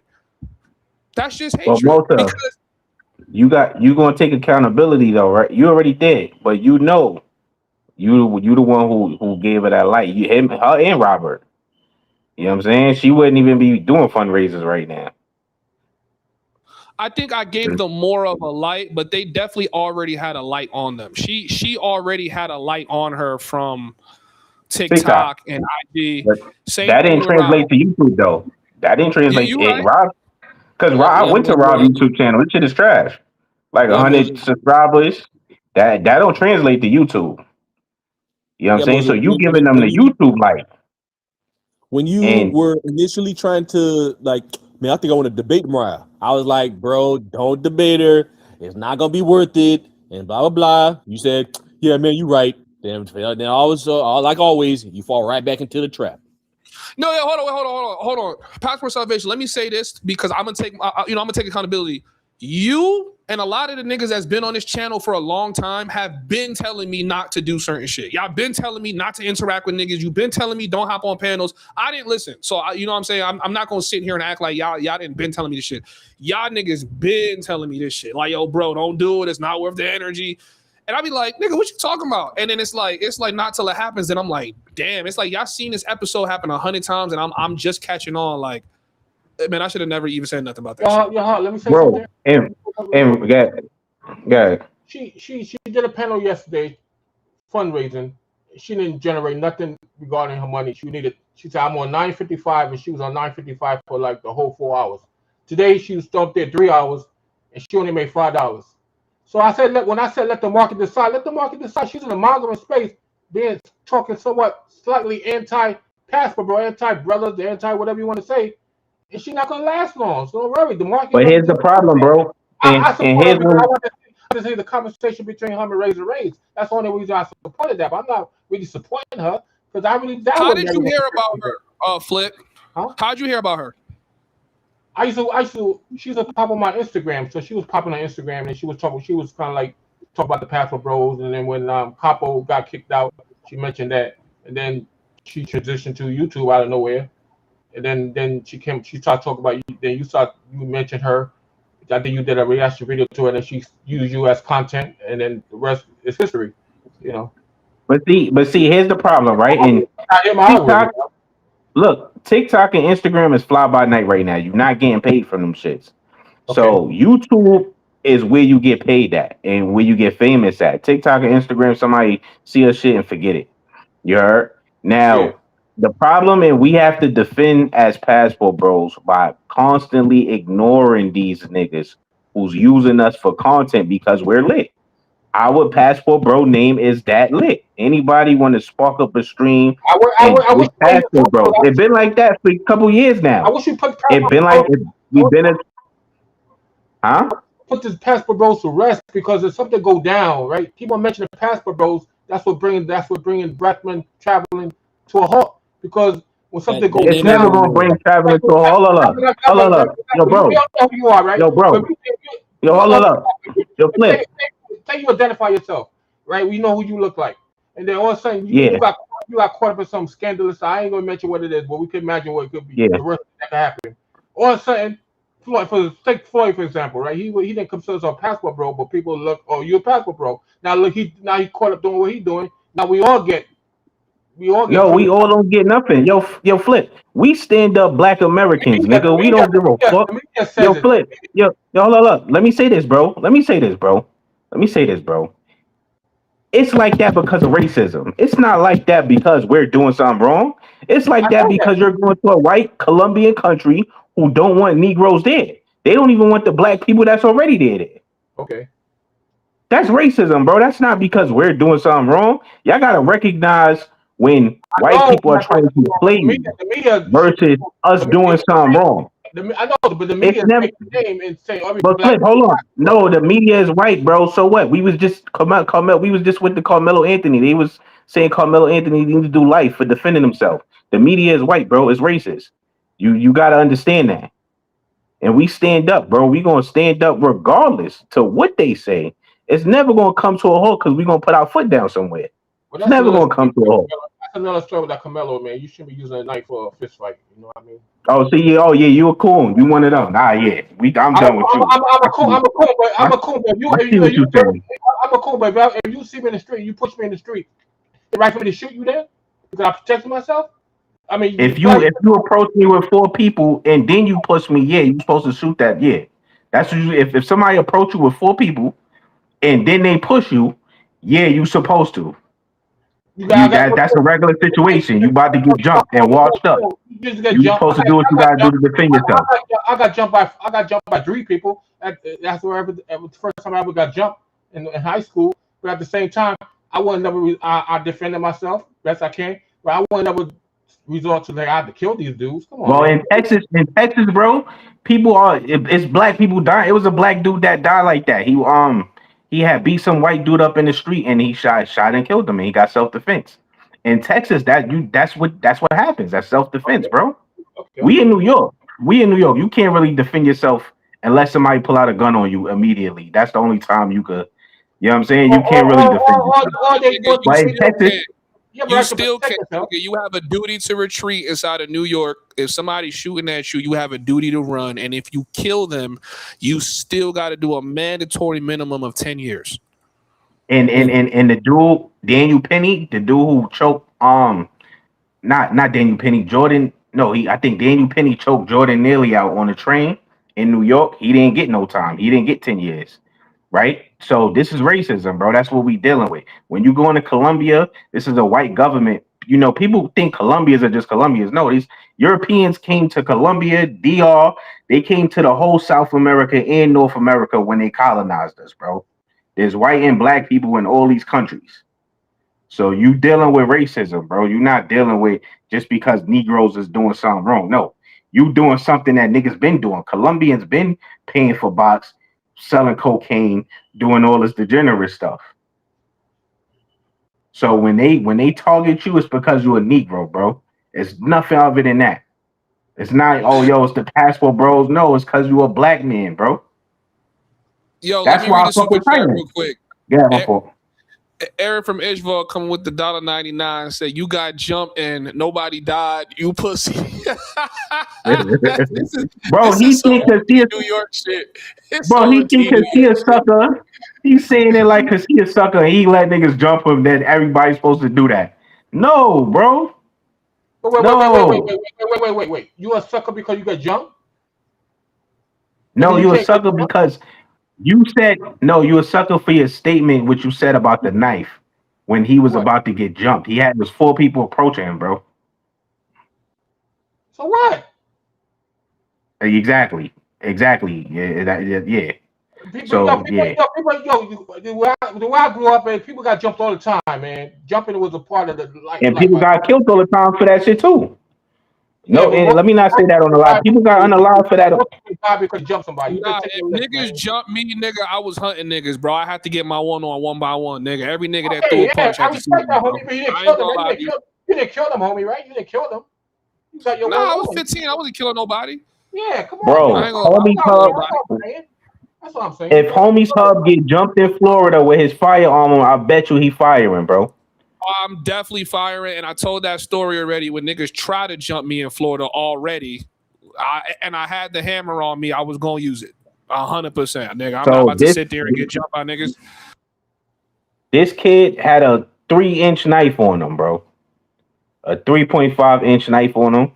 And he was approached by 2 white people and I think 2 other African or 1 other African kid or something or whatever, and some Hispanic kid or something. You know what I'm saying? You know, could be like first degree because he said if you put your hands on me again, I want to do it. So he probably calculating his head that he's gonna stab the dude. And I mean, that's no, bro. No, that's what the news media outlet when in the court case he didn't actually say that. That's what the outlets were saying. That's what I'm saying. They were saying a bunch of stuff that's not true. It's racism, just like how you say they were saying a bunch of stuff. He didn't take a stand, but that wasn't. Anyway, he didn't say that though, bro. He said something like, yo, as long as you don't touch me, we cool, bro. And he said that after the white kid said, I'm gonna beat your ass. So, you know, I never heard your part as a statement. I heard what I you never gonna hear that through the white media, bro. You never gonna hear basketball, bro. Look. Who you get information from? Don't just say white media. Just say where you get information from. The people that was in the court, because it is white media. It's white media. That's why we listen to white media. I'm getting my information from people that was inside the courtroom who wrote down transcripts. And there was witnesses that said what they said, right? Those witnesses was all white. They was all friends with the victim, so they're not unbiased witnesses. I'm just saying he shouldn't have got many years as he did, but at the same time, I don't think you should be killing somebody just because they push you. That's he didn't try to kill him. He didn't try to kill him. He just stabbed him. That's not trying to kill somebody. He cried and regretted the guy if he dead. But I mean, he had a 3-inch blade, bro. He didn't try to kill him. To me, if somebody, if you be outnumbered, push the dude in front of you.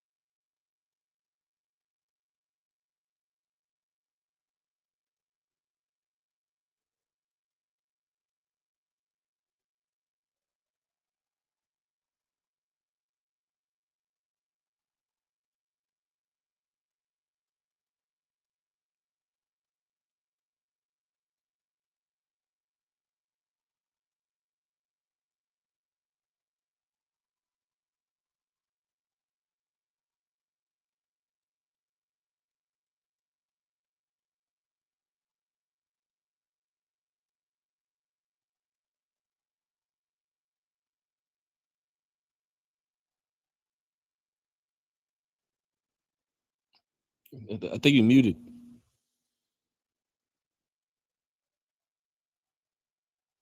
Yo, I've been talking for like 10 minutes and nobody heard me. That's fucking crazy. All right, my bad, chat. Let me start this shit all over again. I got a lot of respect for Rob. And I know a lot of you guys gonna feel some type of way about me saying that, but I'm gonna say this and I'm gonna say why I have a lot of respect for him. I have respect for him because he's 10 toes down on what it is he's doing. And I can't even tell you that what he's doing is racially motivated because he has an army of black niggas behind him. It's mainly niggas behind him. He also was the only white guy that jumped out the bag and defended Chil Capo against the Colombian government. So I think we got to take this race thing out of it. But what I'm trying to get to is that the black travel space is cannibalizing itself because now, because black men can't like tear down other black men to the level they want to, they're gravitating to white people, they're gravitating to women, they're gravitating to local governments, and they're trying to basically stop other black people from traveling. And I think that's a conversation we need to talk about, that the very people keeping black men in the matrix are other black men. Now, I know there's some of you guys that sit on the side of the fence. You want to be able to do as much debauchery as you feel like doing without really having any kind of repercussions, right? And then there's other people that feel like y'all niggas shouldn't be posting any debauchery. And there's a lot of you guys that's here in the chat. Y'all like, nah, man, you passport bros that want to be YouTubers or content creators, or y'all be having these Facebook group chats. Y'all are fucking the game up for all of us that was coming over here being low key. And I think that's the conversation I want to have.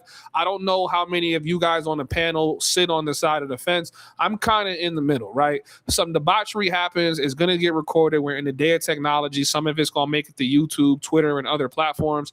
And then I'm also on the side of the fence where, like, I can see how certain niggas come to these countries and they fuck it up for those of us that's here for a long time, right? Especially somewhere like Thailand. I only went to Thailand one time, but I could tell Thailand wasn't always like that. It was overrun by entitled, snarky ass foreigners that are just coming there doing what the fuck ever.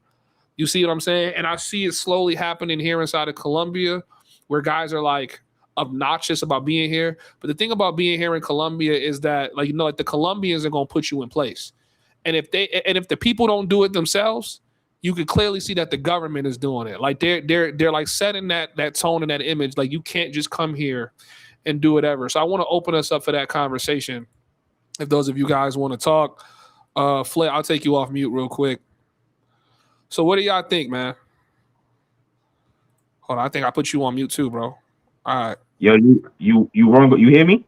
Yeah. Now I hear you. Yeah, you the Robert shit, bro. You said you respect them and you don't think it's about race. I'm gonna say this, right?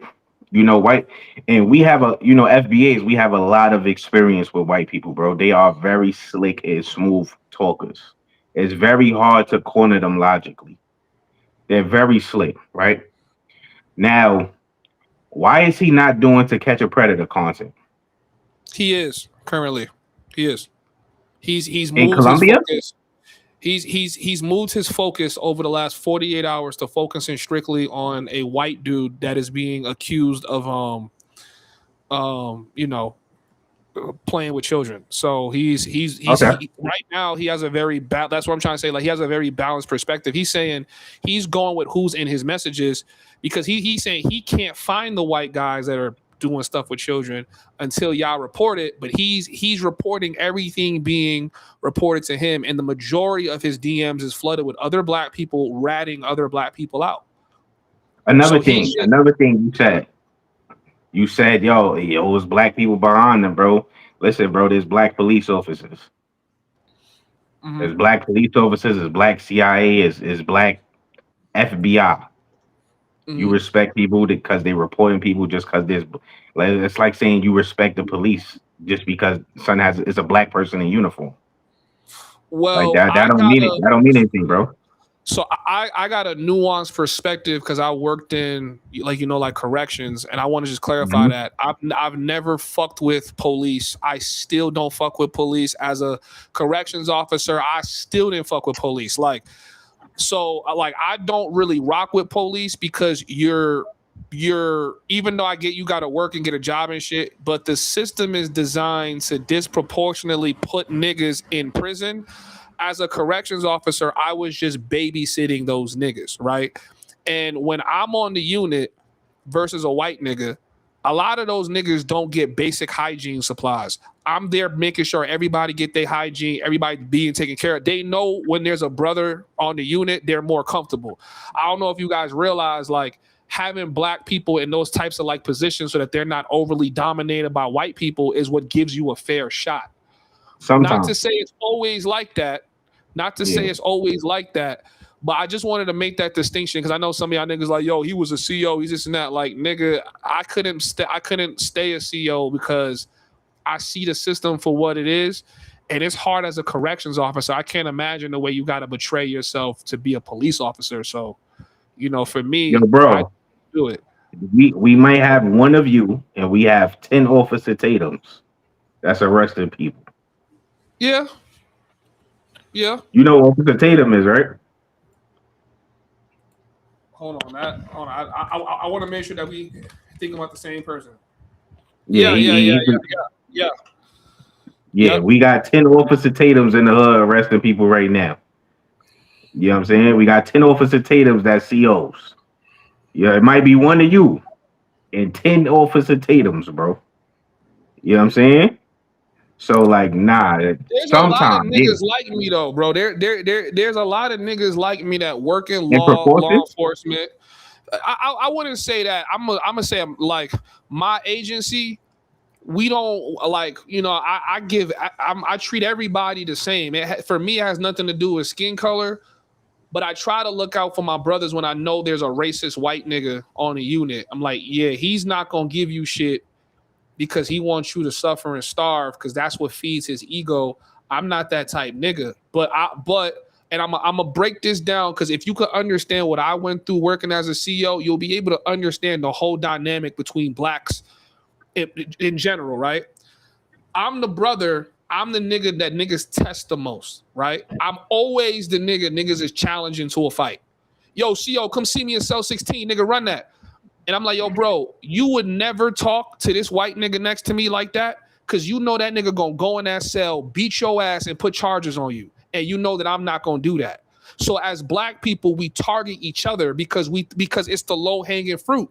Niggas don't got that same tough-ass energy when Tom is walking through the hood 12 at night. But if most are walking through the hood, yo, where you from, bro?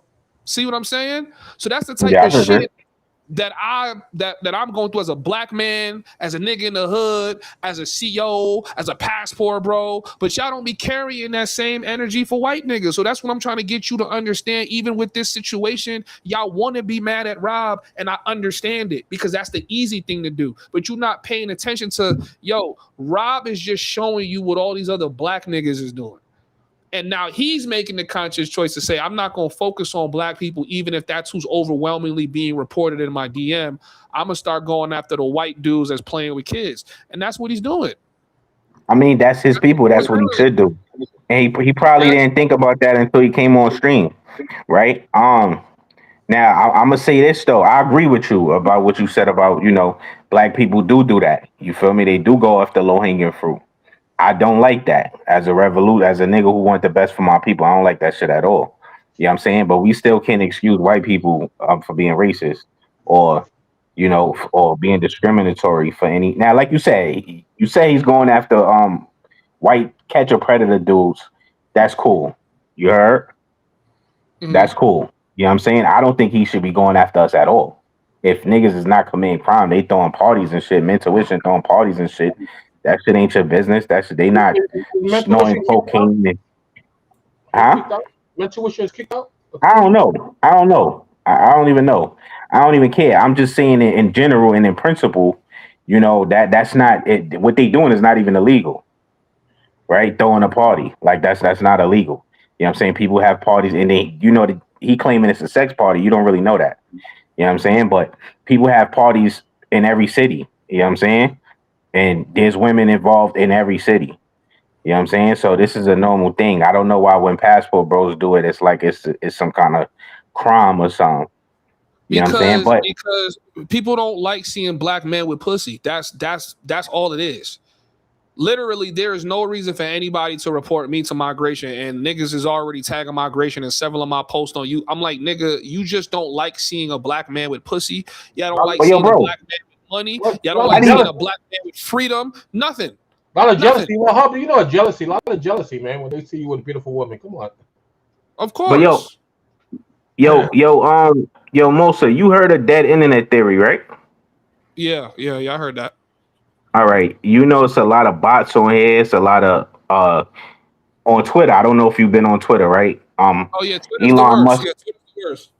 Yeah, it's the worst. And Elon Musk backed out a feature where you could see where people's from, like where they're Yeah. tweeting from, and it exposed a lot of hateful pages that was either hating on black people or black women or black men or whatever the case may be. They from India, they from China, they from the Philippines, they from it was some dudes that was African. It was like, then it was some channel that was hating on black men. It was so black woman something, and this person was Chinese. So what I'm saying is, you probably think a lot of black men is reporting people. Maybe you heard, but it may not be. These may be fake pages. It may be bot pages with fake profiles. I'm telling you, it's black niggas because listen, when you're black, and I'm gonna speak as an American. You recognize them?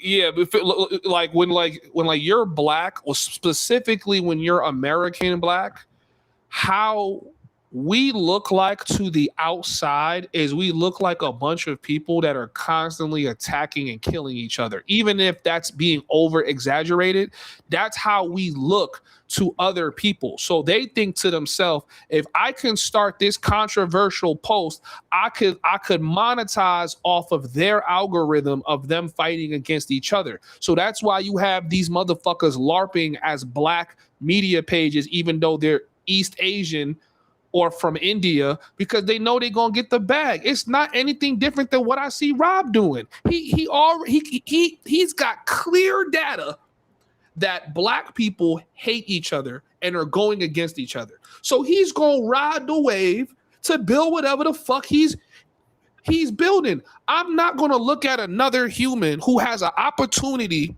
to take advantage of black people because black people are giving it to him on a silver platter and be mad at that nigga for doing it. It's like, yo, bro, I don't like it, but I gotta respect it, because what the fuck am I gonna do about it, nigga?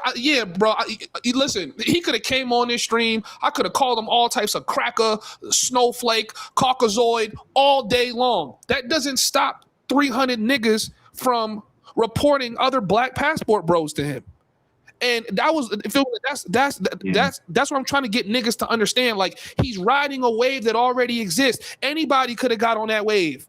So Mariah coming on here shitting on black niggas, and niggas is sending her money, niggas funding her. Nigga, that's all black niggas. That's not some East Asian nigga cosplaying nigga. That's some bald head, big belly black nigga in his 50s that says, yeah, man, fuck that Homieshub nigga. Let me send this bitch $20. Yeah, but that bald head, big head, that bald head black dude ain't report you to immigration though.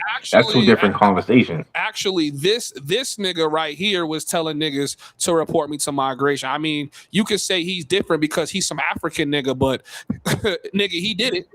He's very different. He did it. Nah, he's very different. You got LTV. He's Jamaican in Canada. He's reporting. I seen he's not the only one. I seen another African dude do that. He was trying to report Giamo or something like that to his immigration where he was. I forgot what country he was in or something like that. So it's like, these people have a different set of morals than we do in America. You know what I'm saying? We grew up, we have a different set of rules that we abide by, and that's not common for us. That's why it's like, I really have to see this, bro, for you to say like, yo, it's mad black Americans or American blacks, because it's other ethnicities of black in America, but American blacks just reporting people to immigration. Like, that's really not our body like that. Nigga, that's really not. I'm telling you, I got to see that for myself, bro. I'm telling you, as a nigga who's been going back and forth, and that's not an excuse either. Bro, they do more than just report. They do anything to get an edge on you. QB filing 6 chargebacks on my account. Meanwhile, he's been subbed to the channel and subbed to the Homieshub platform, paying every month. And he said, fuck it, how can I get this nigga Homieshub? Let me do chargebacks. QB is FBA, nigga. So if you feel me, like, it's like... Well, bro, that's not the same thing as snitching, bro. Hold on, bro. You could try to make the distinction all you want, right? At the end of the day, as much as and I've said this to you before when we did that really long live stream, you could try to distinguish between FBA, Jamaican, African, Haitian. To the outside, we are all the same, nigga. We're all the same, right? Yeah, are there some differences for people that are a little bit more familiar? Yeah, they could tell the difference between an African nigga and like an American nigga. But from the outside, it's like, nigga, you're black. The whole world look at y'all as one big stain. You're black, and you niggas attack each other any chance that you get. And That's the not true, bro. majority of niggas, listen, hold on. It might not be true, but I'm telling you, that's how other people are looking at us. Even the LTTV dude, I don't think he's going as far as like reporting niggas to migration, but he's definitely doing hit pieces on black niggas all day, nigga. That's really all he talk about. He do hit pieces on black niggas. Now I get it. He's Jamaican from like Toronto, but he's still in the Western Hemisphere, bro. He's not that different, nigga. You know what I'm saying? Like He's very different. It's very different, bro. I disagree. And what I was saying was, I told you before. If you notice, all the people that's making hit pieces, they are not even in America or from America or nothing. Like, you know what I'm saying? The people from America, they make like one video and then move on. You know, like the people who's consistently making videos about Passport, bro, a lot of these niggas is not even in America or from America. You know what I'm saying? And it's very different, bro. It's a bloodline thing. It's a culture thing. It's an ethnicity thing. It's, DNA holds memory, bro. Everything our ancestors been through is in our DNA. It holds the memory. Your DNA as a Nigerian is not going to be the same as mine because my ancestors been through something different than yours. And your DNA is going to hold what your ancestors been through. And that's going to manifest through our memory and how we react and respond to white people. That's just what it is. It's like if your grandparents were smoking cigarettes, that shit is going to be in your DNA. Now, it may manifest in you or it may manifest in your cousin. He just feels some kind of compelling emotion or feeling to smoke a cigarette. Now, with us, we've been through a lot, not only a trauma, we've been through war with these people in America. So our DNA is going to respond differently when we around them or see them or respond differently to their actions than somebody that's not a Black American's DNA. It don't matter how people look at us. You know what I'm saying? We're different. We're culturally different. We got different bloodline. We got different DNA. We're different ethnicities. You know what I'm saying? So we got different morals. Like the African dude in the UK, he reported dudes to immigration. Where we're from, that is frowned upon. You'll be the lamest dude on earth. Nobody's gonna rock with you. You can't walk around doing something like that. Yeah, where he's from, he can walk around doing something like that. Nah, bro, he knows because a lot of Ghanaian niggas come over here illegally, right? So it's like if somebody was to start reporting his family members, getting them packed up, he'd be tight. You get what I'm saying? So he knows it's not about culture or none of that. Some niggas are just born with hatred in their blood, nigga. That's just who they are. Another Ghanaian nigga wouldn't do that. A Nigerian nigga wouldn't do that. I'm like, nah, I'm not about to report no motherfuckers to these white people. But that's what niggas want to do because they want to see other black people fail. And I'm telling you, it doesn't matter about FBA, Jamaican, African. It's just something that's in people.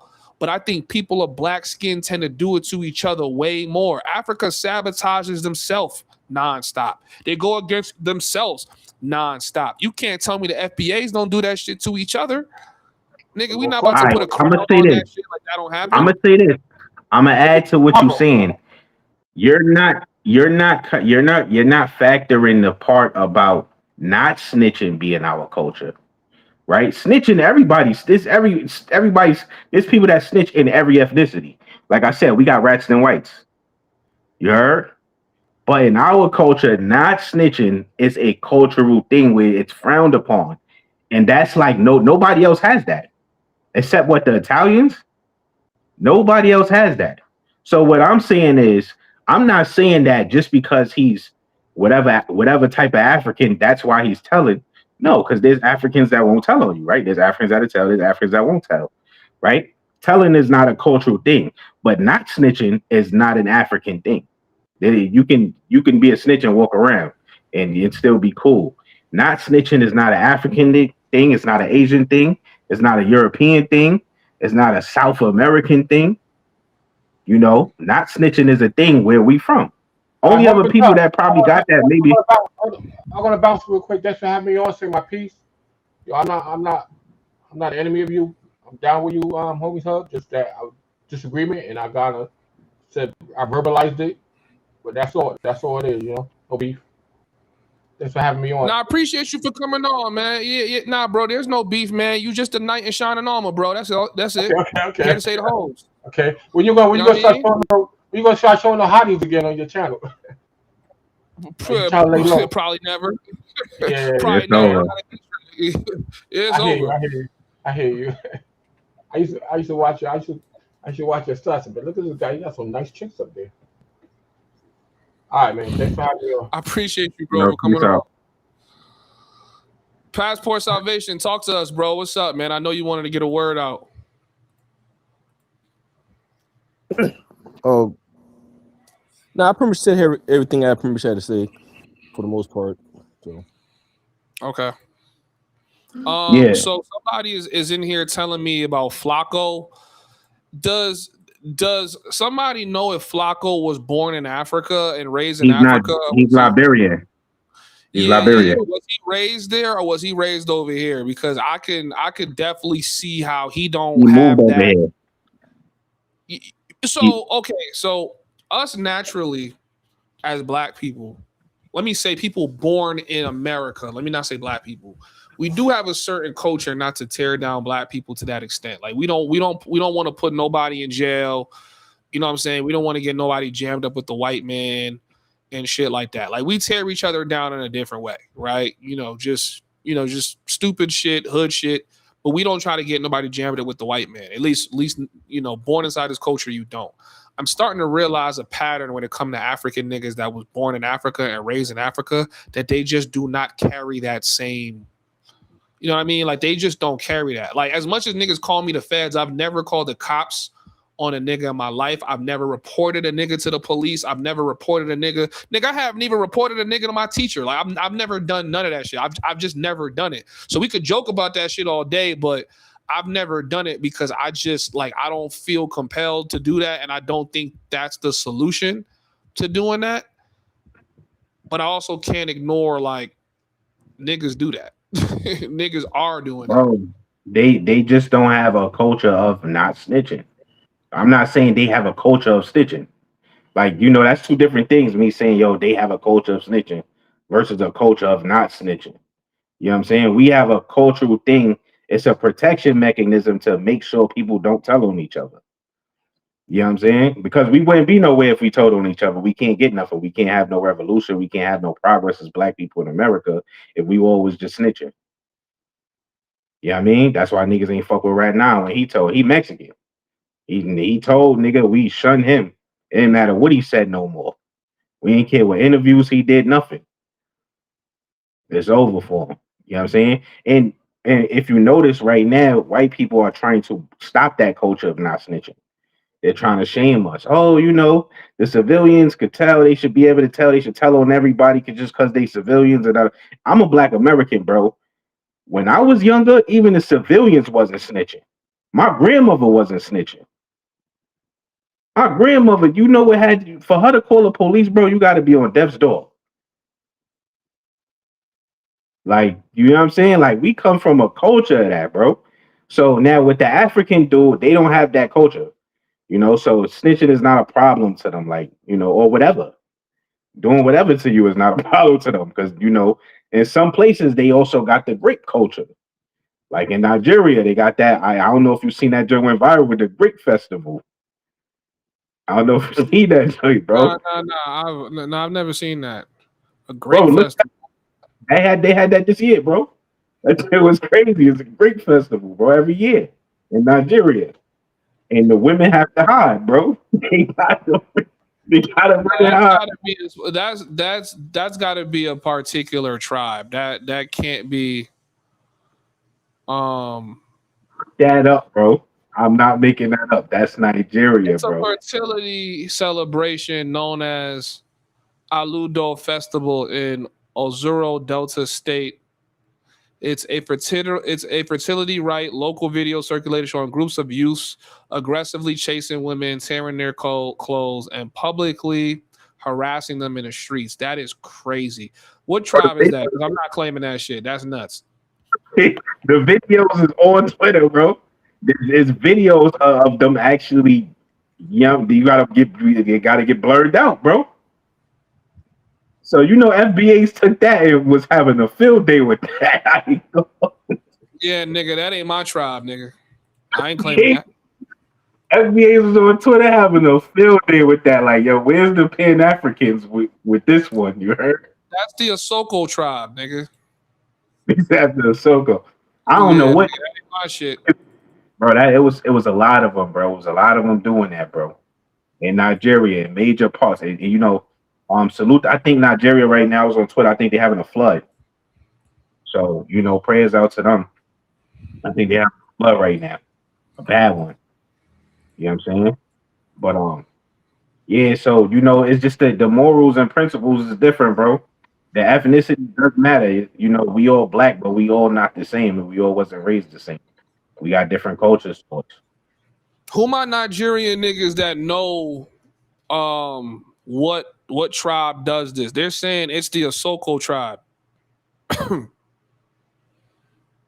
To give you an example, bro, it's like the difference between like a paisa and a costeña. If you know the differences inside of Colombia, even though they're all Colombian, they're like different people, bro. Like they even talk different, they do everything different. So this is, what I'm saying? Like, this is like, nah, nigga, that ain't us. That is not us. At least that ain't me. Nah, I know it ain't you. You was born in America. But I'm gonna keep it 100 with you though, bro. I seen the videos online. It was thousands of people. It wasn't just one tribe. Nigga said that's Igbo. Yo, bro, tribes be having millions of people, bro. Remember, there's over 200 million people that live in Nigeria. Nigeria is the biggest population of dark-skinned people on the planet. Black people. Yeah, I agree. So, a tribe can have millions of people. Yeah, they're Yorubas. I just looked them up. Nah, y'all niggas are saying Igbo, Yoruba. Nigga, come on, bro. Pick a tribe, bro. Niggas say whatever. The stream, go on Twitter, find that shit. Go find that shit, bro. Look, you can't look it up. It's too crazy, bro. You might see a video of a girl actually getting. There was one girl who said she liked it though, and then there was like 10 other girls like how they were running. It was one girl who was running and then come through quarter, and it was over. What, like he raped her? Yes, bro. Yes. What the fuck? Like they actually graping them. They not like simulating it. Like they actually graping motherfuckers. It's a fertility celebration, right? Nah, that's crazy. Sports fertility. This is different. You heard? Like there's videos online, bro. It's too graphic for you to show on YouTube. I ain't gonna hold you. Okay. That's doing crazy. But if you read that description is a downplay of what you see though. I ain't gonna lie. They was really running down. Oh, these niggas is pulling her clothes off. Nah, what the fuck is this? They going. That's what I'm saying. We culturally different, bro. It's different cultures. You heard? That's different. Someone said, how do you know this great tribal stuff? It's on Twitter, bro. If you on Twitter, you see all. That's why I like Twitter and I don't like Twitter. Twitter has a bunch of racism on it, but it's unfiltered. You see everything, bro. This was going viral on Twitter, bro. Just like right now in China, they have Natasha dolls where they just beat up Black American dolls for no reason. They say it's for sure. It started off as a tribal hazing of young married couples who haven't produced children yet. However, over the years, this has devolved into an orgy of violence and rape. Yo, what the fuck is up with Nigeria, son? Bro, you see that? When you see the videos, you're gonna be like, nah, this is crazy. But you only gonna say now this is crazy because you grew up in America. If you grew up in Africa, well, it's some Africans against it in other countries. You know what I'm saying? But You you know, but know, there's people giving pushback saying that that's not what's going on, and people are like posting fake news, like they're turning it into like this might have just been like a real crime taking place, and they're painting it like this is a tradition because they're saying that that's not what it's actually supposed to be. there's multiple videos. It's multiple.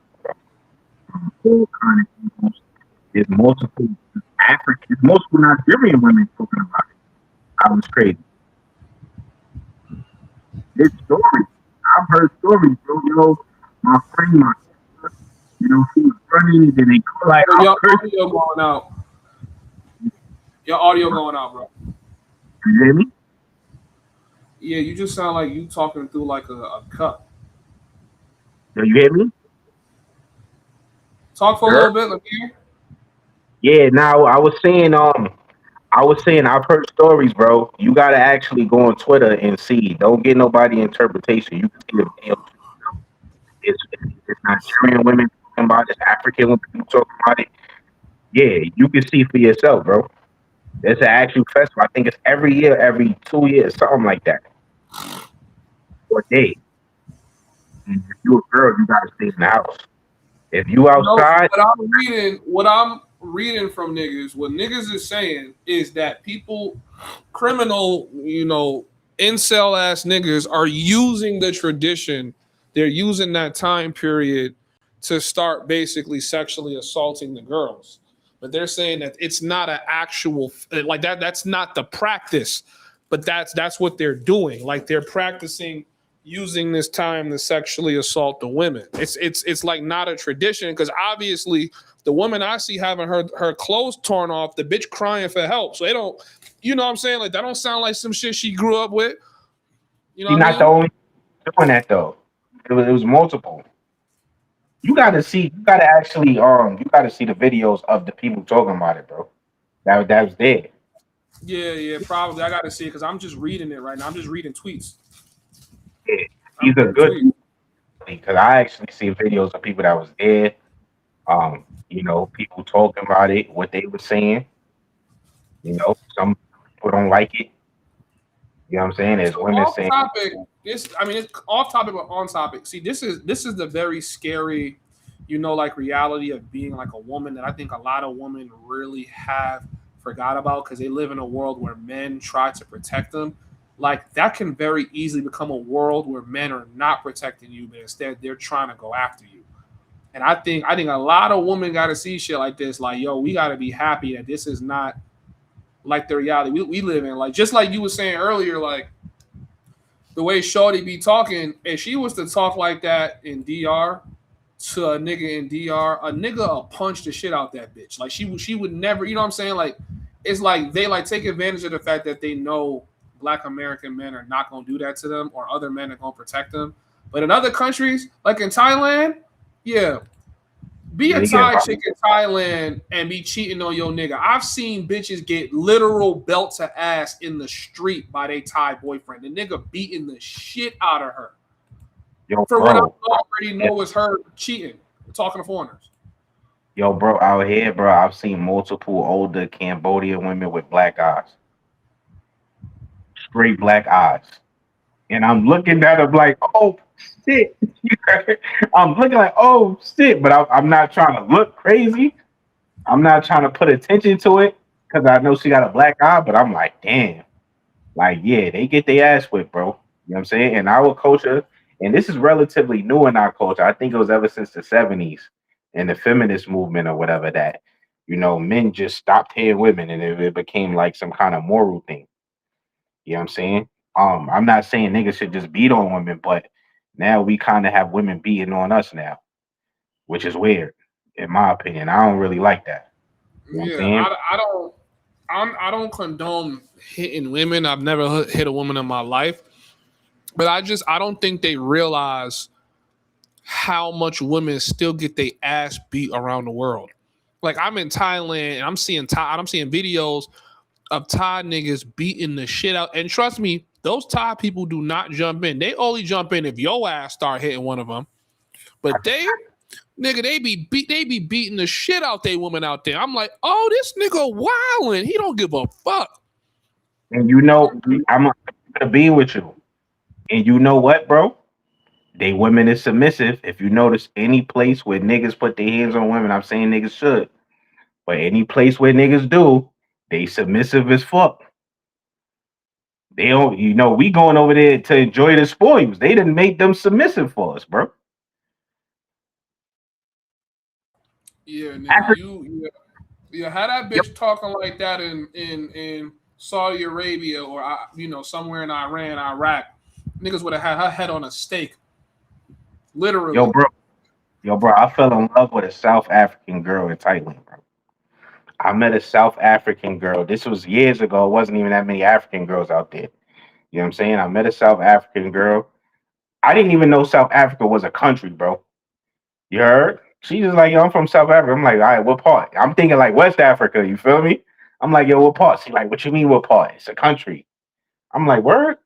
But anyway, I got to know her, and Shorty was mad submissive, bro. Mad feminine, bro. I'm like, yo, this is crazy. Crazy, bro. I never seen a black woman that feminine. You know what I'm saying? So that shit just turned me on. I can't, that shit made me love South African women, bro. I gotta go to South Africa. I ain't gonna lie. I might talk mad shit about Africa, bro. But those South African women, my nigga, yeah, I need parts of that. Bro, they all submissive, bro. All of them are mad submissive. It's not until they get stained with Western culture you see it start to affect them. I'm slowly seeing it here in Colombia too. Some of these girls are getting stained by Westerners, and you can see that their attitudes is changing. It's like Westerners have got to be the most low testosterone individuals out of all the world, because we had the most money, but we tolerate the most disrespect. It doesn't make no sense. Yeah, bro. You know what it is? And it was this white European dude that said, I really didn't like what he was saying, but I couldn't disagree, bro. He was like, yo, Americans are simps. Y'all come over here. Y'all taking these girls on dates. We used to just getting these girls to go in the crib, to the mattress. Y'all taking these girls on dates. Now they expecting dates from us. They doing this. I'm like, damn, bro. I can't even agree with this nigga. Yeah, I don't like him saying this shit about Americans, but I can't disagree with this nigga, bro. You know what I'm saying? And yeah, we definitely do change the climate when we go. Because I heard we changed DR. I heard them DR girls was totally different before we pulled up. And I remember I was on TMI stream. And this dude actually pulled up and said, yeah, son, I gave this girl 200. Yeah, because she made my day. I'm like, what? So you just going over there changing the economy. You just going over there, you gave a girl 200 and that's not their price, they asking price. You just changing the whole dynamic, bro. You know what I'm saying? You raising the stock market up there. Yeah, and that's what dudes are doing. They coming from America, they raising the stock market. They bringing in American dollars. They think that just because they from America. Yo, Aaron, welcome to the panel, bro. I want to give Aaron a second, man. Aaron hasn't been on here in a minute, man. What's up, bro? Yo, what's good? What's the word? You can hear me? You coming in low. Hold on. I just turned your mic up, but you gotta fix something on your side too. That's my boy Aaron from Brooklyn. That's a fact. You can hear me now? Yeah, my good, boy. Bro. He on when I'm on. My boy, you know what I mean? Niggas pulling up. Yeah, what's the word? How y'all niggas living, man? New York niggas are. New York niggas are. You know, New York niggas everywhere. You heard? That's everywhere like broken glass. That's a fact. But I just came on here real quick to say, nigga, I'm all for beating bitches up, son. Gangster. Not saying that I do it, but I'm just saying I support it 100%. These bitches do behave. Niggas wild. I do not condone what this nigga is saying on the panel right now, son. Nah, son. These bitches don't know how to behave. Now, I'm not saying you gotta wall them out, son, but every once in a while, You might have to open hand a bit, shake up or something, but nah. Niggas be letting these hoes get away with way too much. You feel me? The problem is they so used to not getting beat that they come around a nigga who really would do it to them. You feel me? And you really gotta restrain yourself because now it's to the point where the last nigga should have smacked you up. Now I might have to kill you for real, but hey, that's just me. Yo, I gotta clean. Yo, bro, I don't disagree. As fucked up as that sound, I don't disagree because I see certain women and I'm like, man, if you run into this one nigga I know, you don't even know the way this nigga put paws on you for even acting like that. And it's crazy because it's like they, I gotta clean, bro. We got Roberts. We got the Roberts and the Jakes around here. Oh, that's a fact. That's my fault. What you saying is women woman shouldn't behave in any way, shape, or form where another man who it does not have the discipline most of us had would act out of rage on her. Prime example, I seen a streamer get straight up punched in his mouth by a bitch just for talking. She's like, she like, what nigga? What you said? Bang! Hit that nigga like she was a whole nigga. Now that nigga gonna stand there with the stupid face. Another nigga would have put hands, feet, and elbows on her, and he would have went to jail. And I'm like, the only reason why women feel comfortable just hitting niggas and doing the most disrespectful shit to niggas is because they never knew the era where they were getting knocked upside the head. They just don't remember that shit. Let me tell you the FBA culture, bro. Like my grandmother's generation, they used to put hands on women. I ain't gonna hold it. Grandparents' generation, they didn't play that shit, bro. It wasn't until my parents' generation, like the 60s and the basically when feminism hit in the 70s, when the sexual revolution happened, that's when everything started to change. You know what I'm saying? That's when it started to be frowned upon. They put in news like, yo, men is abusive and this and that. But before, it was perfectly fine for men to discipline their women. You know what I mean? So what y'all talking about is really discipline.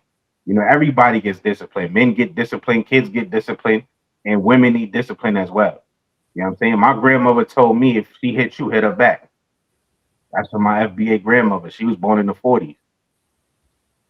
You know See, I think my stance has changed over the years. I was very anti ever putting your hands on a woman, but I think I'm on a type of time right now where, like, if a woman put her hands on you, like you should be allowed to put your hands back on her. And it's not for any reason other than women need to learn to stop physically challenging men or challenging men in general. Women need to know how to go back to staying in a woman's place. I have seen too many videos, and in real life, I've had women do it too, where women literally attack niggas like they're grown men, and we got to sit there and not do nothing. So now to add to the fact that women are completely dictating the dating market, they could literally pull up on you and say, shut your bitch ass up, and punch you in the mouth, and you got to just sit there like, oh shit, well, I can't do nothing about that. Like, you know what I'm saying? It's like, nah, nigga.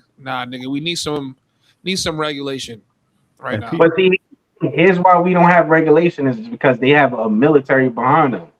They got the police behind them. Yeah, so nigga, it's simps. It's simps. Listen. I promise you, if that bitch would have saw me in person and swung off on me, keep in mind, bro, the bitch over 200 pounds. So me and her in the same weight class. If she would have swung on me because she upset about some shit I said on the net, and I would have backhand her or fuck backhanded her, I would have just mushed her. 3 niggas would have jumped me that day. See what I'm saying? Like niggas would have jumped on me that day. So it's like, nigga, like, you can't win with these niggas, bro. That's why I was just like, you know what? Don't put your hands on a woman. Bro, I seen on YouTube, son, the younger the 2000 babies, I think they even worse, bro. Cause I seen some female, bro, she beat some dude up, bro. The moment he swung back, 5 young niggas jumped on him. I said, oh, this is crazy. 5 YNs just pulled up, jumped on him. Yo, you hitting a woman, yo, that's crazy. Beat him up, bro.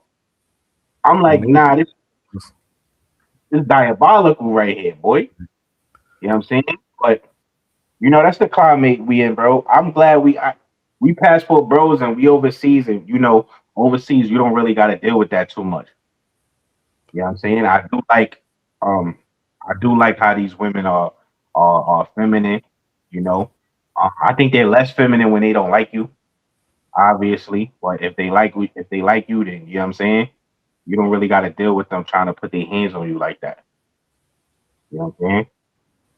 Unless Yo, they Aaron, talk to us, bro. But peep though, it's extra crazy too, because like 9 times out of 10, the women who jump out their body and put their hands on men, 9 times out of 10, they never put hands on other women.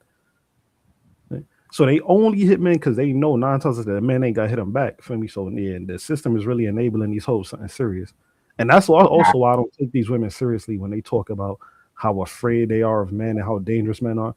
Because if they really believe that, you wouldn't even be talking to a man the way y'all be talking to a man. If y'all really felt like the average man was just walking around with such a capacity to do you harm, you wouldn't even be talking as crazy as you speaking. They just be chatting.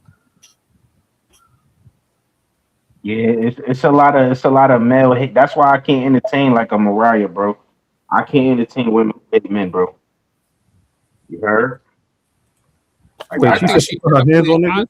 I no, but I think I mean, she had alluded that if she would have saw me, she don't know what she would have did because she be losing her anger, she be talking crazy, and my whole thing was I wouldn't want to put hands on her because I know she's the type of girl that would swing first and think later. But I definitely can't promise you she wouldn't have been up in the air and then hitting the ground with full force. You know what I'm saying? So I was just hoping that we was never gonna run into each other because I already knew that was gonna be the energy. Like, if this woman put hands on me, I want to act like I'm gonna be the bigger guy, but I might have to just uptown. if you ran Dead into you, ass. bro. She's not the type to just Well, hold on. You said she in the DR right now. Y'all said right? Yeah. yeah. Oh yeah, she on her best behavior. I think they got the highest rate of femicide in all of South, if Bro, not Latin those America. niggas will beat the shit. Bro, No, I'm no, no. see, They'll send her up for real. bro, it's crazy because it's like through her journeys, which I hope this for her, she's gonna learn how to be more feminine because she's not gonna get away with this shit she do on this internet with us with those niggas. She can't do it in Colombia. She can't do it in DR. There's no country where a man is gonna let her do whatever. That's why no matter what, when you come overseas, you see the woman are more feminine, just like you said, because these niggas are backhand a bitch and have her head spin around, bro. Niggas is not playing with their hoes, nigga. We the only niggas playing with their hoes. Only in Western countries where the feminism is rampant and they hate men or they've been learning to hate men, when that's when niggas gonna put their hands on them because it's extra repercussions to you putting hands on females, even if they hit you first. You gotta prove they hit you first. 9 times out of 10, you're not recording the interaction. You know what I'm saying? So you going to jail off the rip. So that's why niggas really don't put their hands. But all these other countries, third world countries, bro, Saudi Arabia, all these countries, them niggas going upside her Oh head, yeah, bro. Middle East, they wilding. Yo, bro, I seen, you know, when I knew shit was different, I remember I was on a train, bro. I was in the towns. I forgot what train I'm on. I seen some nigga, he from the Middle East. And I said, what up to him? And he said, what up to me? And then I went to shake his hand. He gave me a handshake, right? Mm-hmm. So he was with his wife. And his wife is fully garbed up. And he's fully garbed up. So out of respect, you know, I try to shake his wife hand too. Oh Nigga no, knock my hand away. Like, no. don't do that. Like, yo, and it made me think, like, damn, they wives can't even shake other men's hands, homie. You can't even shake another man's hand, dude, if you a wife over there. And now I know why. Because the body holds memory. Women are very susceptible to male interactions, even with their physical touch. You know what I'm saying? So you can't shake no men's hand, nothing. You know what I'm saying? We are over here, we be entertaining women doing all kind of shit. Yeah, and Like, yo, Pete, what? it's not just the wives either. I seen a video recently. A Muslim chick, she had her full joint. She was graduating, I think, high school, and as she's walking across the stage, she accepts her diploma. She's shaking hands. The men reached out. She put her hand on her chest and just walked forward. Even if she would have done in that case, man, her parents probably would have beat the shit out of her when she got home. They don't play that at all. Daughters, wives, anything. Mm. They're not supposed to do that at all. That is a no go. I respect Yeah. that. But I see why. I see why, nigga. Look at how whore culture is destroying the West. Cause I'm watching it destroy Colombia because they're very like, you know, like they try to really mimic the Western world, but in their own way. Like, nigga, these women, I'm telling you. So last week I was walking through Central with Nate, and I seen a woman. She was with her family, and she saw me, and she ice grilled the fuck out of me, and she gave me one of those like, if this nigga walk away right now, pull up. Right now, obviously, she's gonna do it like seductively and sneakily so that he don't catch it. But I'm like, inside America, a woman to just tell you she going out to eat with her coworker, and as a man, you really can't tell her nothing because you gonna be the controlling nigga. And it's like we have no like I'm watching the Colombian men lose control of their women. So I know y'all saying, yo, they kicking y'all out because y'all posting everything. Nah, they kicking out Americans because they tired of us coming down there and fucking their hoes and raising the price of everything. But now when when you flip it to now coming over here to the US, as a man, you have no real control over your woman. So when y'all married and y'all working shit out, she's constantly scouting for who she about to leave you for because you have no control over that. Like she could do whatever. She could make her own money. She could go on multiple dates without you ever finding out. She never has a reason to be loyal to you. There's no fear factor. There's nothing there besides trusting that she's going to be morale. And since Eve ate the fruit, bitches ain't never had no values or morals, nigga. They had to be put in place. Now we letting women just do whatever the fuck they want. And y'all can say I sound sexist or I sound like misogynistic, but y'all not about to tell me y'all don't see the dating market. And you know, yo, bro, like, do you know how many niggas' wives are getting taken to Pound Town on a daily basis, bro? Shit like this does not exist in countries where they got a tight grip on what they women do. But you go to countries where you don't have that tight grip on what you know the women do. Nigga, they always resort to hoeing. I haven't been to a single country where the men let the women roam free and they choose to be faithful. I've never seen it. That's true. And someone seen it, let me know. I haven't seen it. That's true. Even in Thailand, you know, Thailand is a heavy sexual culture, bro. Like they cheat on each other like water. You heard? Like they women be hoeing all the time in Thailand, bro. That's why when people call us single mothers and all that shit, yo, we got single mother culture in America, homie. You ain't been overseas, nigga. You go to the Philippines, it's single mothers out there ass. And every girl is a single mother, nigga. That's a fact. I think that Western, yo, bro, I'm gonna be honest with you, bro. I think that westernized culture that penetrated through Thailand, Philippines, and all those other countries, they the ones that started creating that single mother culture, bro. That's what I think. I can't say it's true, but you come to Colombia, the single mother culture is through the roof. And I don't know if that's just their nature or if, you know, because I can't really say they're westernized because they're not really westernized. Like they're like far from it. But the gringo and the foreigner with money is constantly an influx where women have to choose between having a faithful family and basically you know like having sex with a nigga to make a couple more dollars. You go to Thailand, like yeah, bro. There's a lot of single most of y'all. If y'all come overseas and you smash it, you gonna be smashing single moms. Most of y'all. Smashing single moms. Why though? Here's why. It's not just that they cheating though. It's that they can't accept men cheating because like we brought that shit over. The concept that men can cheat on a woman. That shit comes from these white people in America. You heard the concept that a man could cheat in our FBA older generation in the Caribbeans and Africa, men had multiple women. That was just a when monogamy became a concept that, like you said, Western pervading Thailand and Cambodia and Philippines and all that. When that concept pervaded all these countries, that's when women started leaving their men and feeling away after men had other women. So the single mothers is really created because niggas is having other women. You go to Thailand, they have other women. Yo, bro, them ties be pulling up on bitches, bro. Yo, bro, I was on a train, bro. I was on a train in Bangkok, bro. I lived in Bangkok the whole time I was there, right? I was on a train in Bangkok. There was a Thai girl that was loving me, nigga. She was grilling me. on the train. She trying to get me to pull up on her, right? I don't pull up on her. I'm sitting chilling. A Thai nigga pulls up on her, bro. Put his arm around her, bagging. I said, "Oh, these niggas is pulling up, you heard?" I said, "Oh, these niggas is bout it, bout it."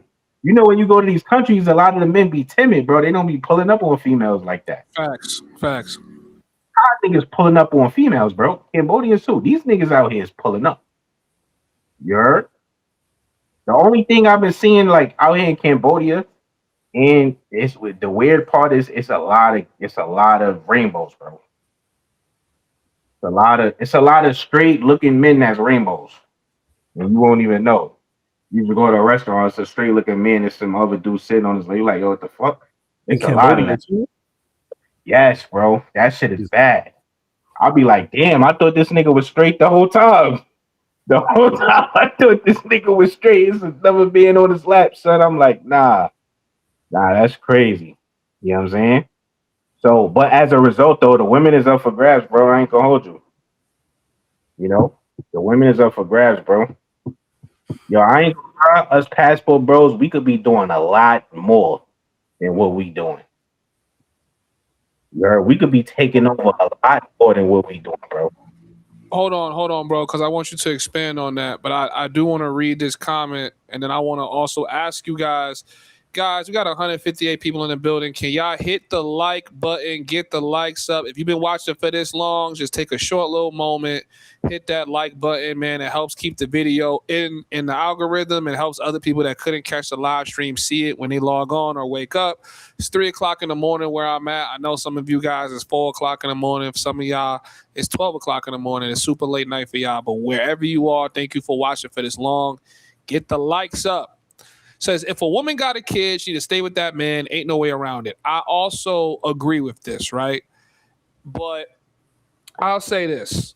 Some of these women out here, especially Colombian women, I'm going to speak for them. When they get pregnant by a man, they want to stay with the man. But she got to support herself to take care of the kid because some of these niggas just disappear. They don't even try. Like, a lot of these girls that get pregnant, they were just something that a nigga folded because he had to get that itch off, and he ended up getting her pregnant. So in his head, he like, I'm not about to take care of this. And there's not a lot of economic opportunity for these women, so they gotta sell their box. You see what I'm saying? Like that's kind of their only option. Like, and it's not just the act of selling box. It's the option. It's the romancing of a man, making him fall in love so he can want to support things like that.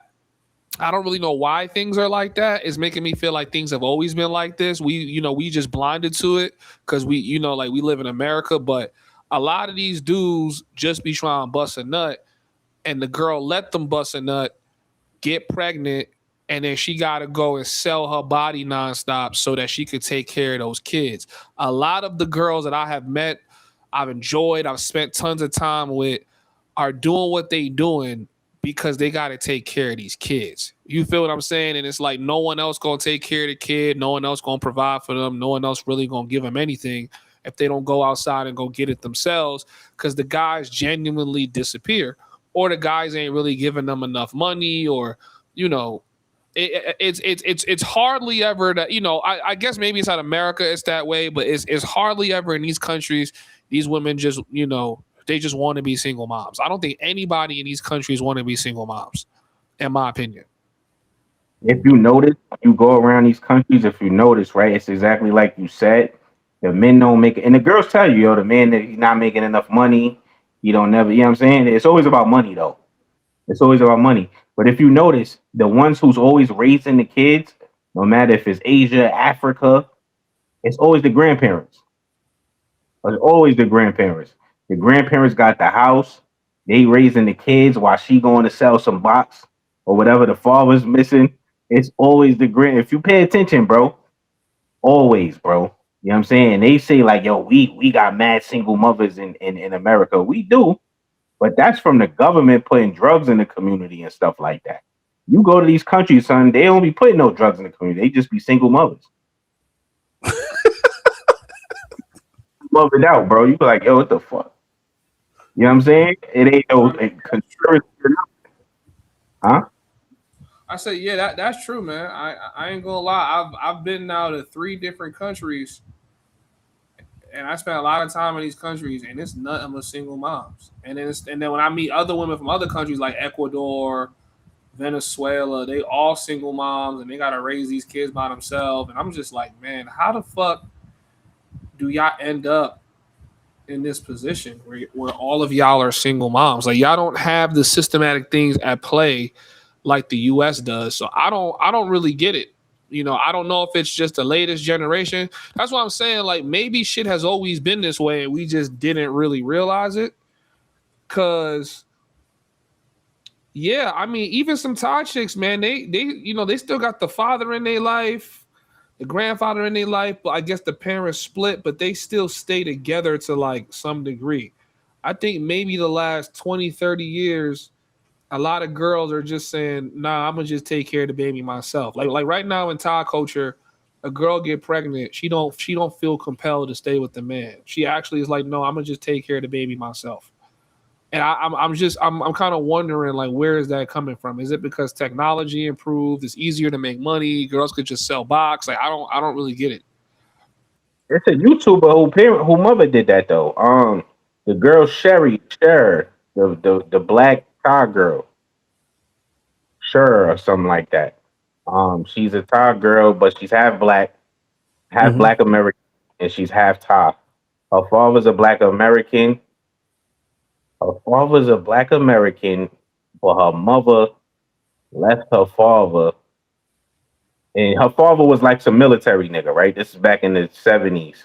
No, my fault. I'm saying this wrong. My fault. Her mother's half Black American. Her mother's half Black American and half Thai. Her mother's father is an American military nigga who was here in the 70s or whatever the case may be. Right? He got this Thai girl pregnant. He wanted to be in the life, but the Thai girl disappeared. Her mother disappeared with her. You know what I'm saying? So she never actually got to meet her father. Right? This is the girl's mother. And now this girl has a YouTube channel and she's dating a Black American dude. Her name is Cher. Cher or some shit like that. And it's a story. Like she actually found his family in America too. Like the Black American dude, her boyfriend or whatever, he got a YouTube channel too. He got like some kind of paternity test or some shit, and they found her family in America, a Black family in America. You know what I'm saying? So I don't know. It might always been like that, bro, where the girls just be leaving and not wanting to make contact for something. It's probably because niggas don't be wanting to be with them. That's like the same reason. Like No, I don't know. niggas with them, but they want to be in a child life, so women just leave. I don't know, bro. I got a different theory on that shit. I think when it comes to these different countries and a single mother rate, I think it's directly correlated to how like sexualized or hypersexualized said country is. So, for example, Latin America, and I've said this before, I would never want to procreate with a woman from Latin America. Latin America as a whole, everywhere you look is just sex, sex, sex. They have notoriously low age of consent. Everything is sexual, from the dancing to the kissing culture in Brazil. Same thing with like Philippines and Thailand. But then you look at another country in the same region, for example, Malaysia, predominantly Muslim, even if they're culturally Muslim, and Indonesia is still predominantly Muslim. Women on average lose their virginity later in life and shit like that. Single mom rate is almost non-existent. You feel me? So I think it's directly correlated. Huh? Nah, not yet. Nah, just the published stats I'm going off of. I know this nigga Brooklyn been to Malaysia, so he could probably speak on it, man. What's the single mother rate looking like out there? I ain't been to Malaysia. I want to go. I ain't been to Malaysia. I think they might have women out there, but I think we might have to do groundwork on that one. Yeah, same. Malaysia, while not as low, Wait, hold on, y'all. Let me read this super chat. J.K. Perkins says, no smoke for the passport bros that leave these kids. Nah, not the passport bro police. We got passport bro police already, bro. You just go rock with them. Yeah, we got. Malaysia, while not as low as Indonesia, also has a relatively low single mom rate. Same thing, highly Muslim, predominantly Muslim. women lose their virginity later in life. So I think it's directly correlated to how sexual the country is. The Philippines, we know they nasty as hell. They watch porn at ridiculous rates. They going off the rip. They doing any and everything, taking it in the cheeks, and you piss on them and all that, not complaining. That's just what it is, though. Wait, hold on. Let me make a comment on Perkins' comment real quick. So I don't really know about the passport bros that leave these women. To my knowledge, I know a lot of guys that get women pregnant in Thailand, and they usually are sending the woman money, and they're trying to take care of the child until they realize they're being used for the dual mating strategy, where the woman gets the money to take care of the kid, but she still want to go outside, make extra money, still have extra dick on the side, things like that. And then as for Colombia, I don't know a lot of dudes that have children with women here in Colombia, but if they do, they're usually raising a family. The ones that knock these women up and make them single mothers are 9 times out of 10 their own local men. It's not foreigners. Facts. Yeah, foreigners got enough money to take care of them. It's like nothing, bro. Like the money that they need to survive is nothing, bro. Absolutely Yeah, like if nothing. she got knocked up by some bum ass, broke ass nigga that came overseas and got some pussy and left, maybe that happens. But every foreign, every chick, because I met a lot of Thai chicks that got pregnant just this year by some foreigner. It's crazy because it's not talked about enough how many passport bros go to Thailand and get them freelancers pregnant. I don't think niggas talk about that topic enough. It happens a lot. Most Aaron, we getting them pregnant or what? Getting 10 kids or what? What's that doing? Bro, trust me, I'm definitely gonna pick my country when I'm ready to really, settle down. I'm gonna knock something up, have mad kids, but y'all niggas ain't gonna know about it. It's gonna And be most low of key. I'm gonna act like nothing happened. Let me add to what you just said, most of too. Yeah. See, I know we all know in this space by now when the term passport bro comes up, people are thinking and speaking about black men. But if we talking about Southeast Asia, after the local men, the second largest group of men getting these women pregnant and leaving are men from other Asian countries, primarily Korean, the Japanese, and the Chinese. So we still don't even, you know what I mean? Even the dudes that don't stick around, typically, they'll be like, you know what, bitch, I'm not gonna stick around, but I'm gonna send you just enough every month to take care of that damn child. Leave me alone. Yo, that black girl, she from America, but I don't know her ethnicity. She had got knocked up by the Chinese dude. But did you react to that or what? She got knocked up in Thailand by a Chinese dude or some shit like that. And he didn't want to be around or some shit like that. Yo, I don't think I heard of that, but send that to me. That's probably some shit that I'll do for tomorrow. I gotta find it. I'm gonna find it for you. Listen, I be trying to tell y'all niggas, man, these passport sisters be coming over here. They fuck any. Like it's crazy because if they were in the U.S., they would have a different type of standard. But when they're overseas, all of that American bullshit, need to be 6 feet, make this much money, that shit go out. They fuck anything. Any nigga that smile at them, they fucking. Yeah, but you fucking too. If you go holler at them, you smashing, bro. It's easy as fuck. I'm a man, nigga. That's in my DNA to just hit everything that I could hit. No. I'm not saying you. I'm saying you too. If you go out like any girl that's a passport sis, it's gonna be easy for you when you overseas. Way easier than even in the States. Like you said, they got higher standards when they're in America than when they over here. You know what I'm saying?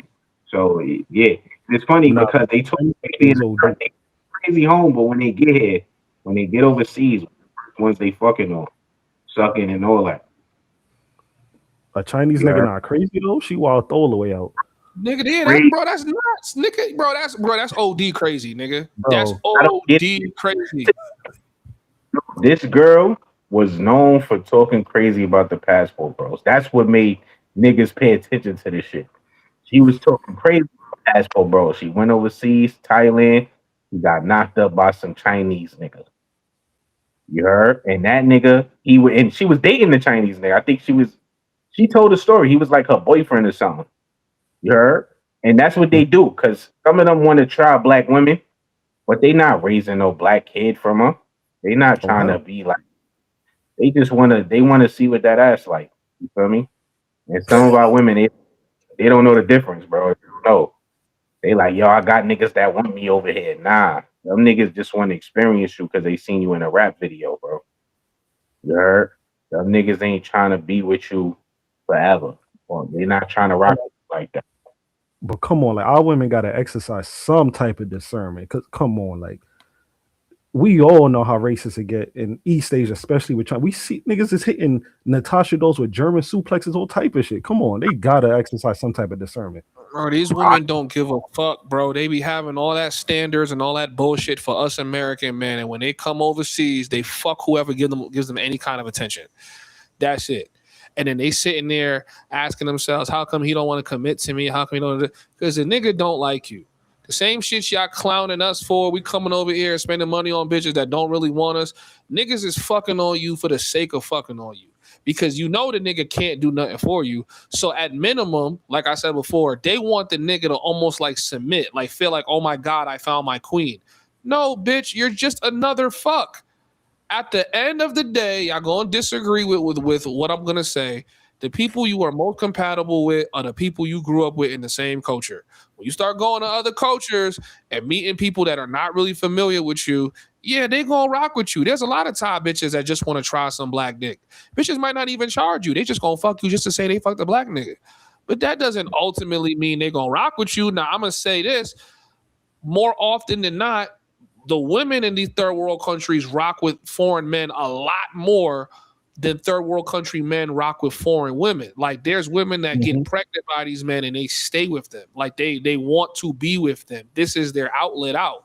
For you as a woman, you have the embedded complex that you don't want to be providing for a man. So a nigga gonna be sticking hard wood in her ass and getting money sent to him or given to him, and then he's still gonna be cheating. So it's like I feel like being a passport sis, you still playing yourself. Now you left the first world country to get played by a third world nigga. So it's stupid. It's hella stupid. Yeah, son. Yeah, shorty, the training. I gotta send that shit, bro. I gotta find that shit, bro. But yeah, another thing that passport sisters underestimate, they underestimate how popular we are in every country, bro. They don't know how much these bitches really love us, bro. Like, it's not just the money, bro. You could be dead broke, and you could tell a bitch you broke, and she still wants you. She still Bro, they want know to. that, bro. Listen. There's no woman that has spent time in these countries that see how black niggas is getting it, or niggas in general, and don't know that we're popping in every country. What they try to reduce it to is, man, they only want you because of money, because she don't see the value. She like she don't get it because she been taught her whole life. But when they really stick around us, they like, man, but you're paying her, but you're giving her money because a lot of them haven't gotten to really experience the side of the passport bros where niggas are coming to these countries and they're not paying for box, and women are just fucking them or fucking us because we're exotic to what they used to. You know what I'm saying? Because my whole thing is, you as a woman, if you would come here and let a third world country nigga smash for free, he don't got to do nothing for you.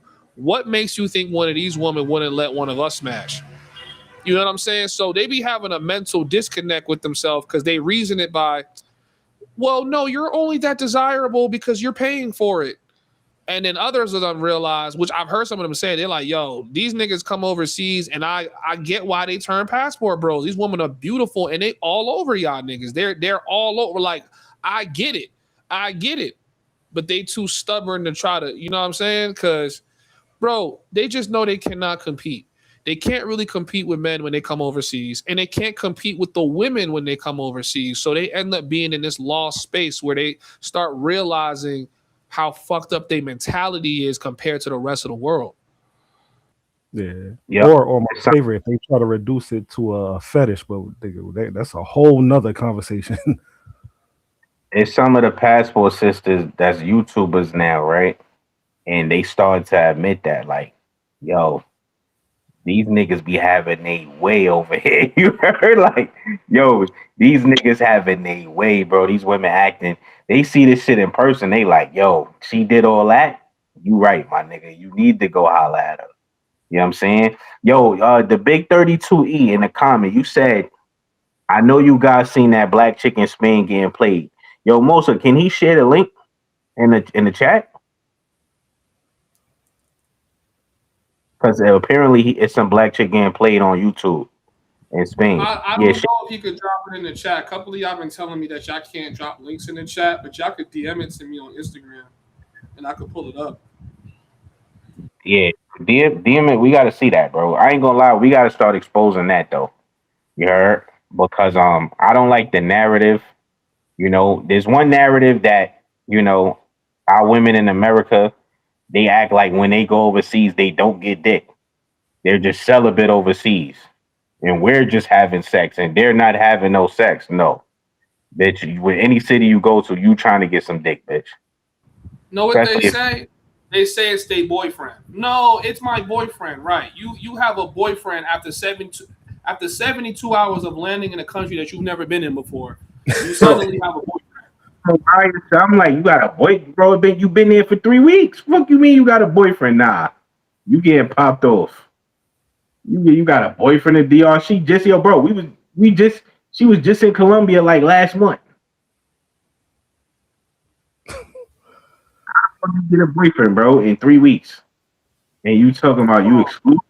Oh my nigga. But anyway, I'm about to pull my video up where I was talking about passport sisters, because I just want you niggas to know that I've been talking about this shit for a long time. Yo, listen. At some point, niggas gotta start calling me the travel space prophet, nigga. I've been on a fucking run, bro. Listen, I be telling y'all shit before it happens. Literally, I be calling this shit before it happens. We need you to be the spokesperson and put that out. But you know who else was calling that out too? And they got rid of him. You know who, bro? Yeah. That's not why they got rid of him, though. But yeah, I definitely hear that. But that's not why they got rid of him, though. I'm talking about, bro. Skyler. Yeah, you was calling her out early. That nigga was reacting to everything. That nigga was like, yo, she passport says, look, she got played by this nigga. And you like, oh, and then she got a video talking crazy about us. I seen some chick, bro. She was on TikTok talking crazy about us. She said, yo, she was in Thailand. She said, yo, what's up with black men see me? They don't say nothing. They don't say hi, nothing. I say, what's up? They don't say hi. They pass over that. Bro, we go back in her history. She loved up with the white loved up with the white man, talking about she don't date black men, she hate black men, all that from years ago. I know what you're talking about. Yeah, now she was in Japan. She was walking down the street recording that video, talking about black men don't talk, they ignore her. Nah, that was Thailand she was in. She was in Thailand. And I already knew she was talking about some African niggas that she was claiming was black men. Because in Thailand, there's a lot of Africans. You might think they black, like black from America. You know, and nah, they Africans. And they not gonna say shit to you. As soon as women come overseas, they get so easy. So look, y'all, we on the Homieshub website right now. It says passport sisters are infiltrating our spaces. Some of y'all haven't seen this video. This video is over a year old. I'm just gonna play the first couple minutes.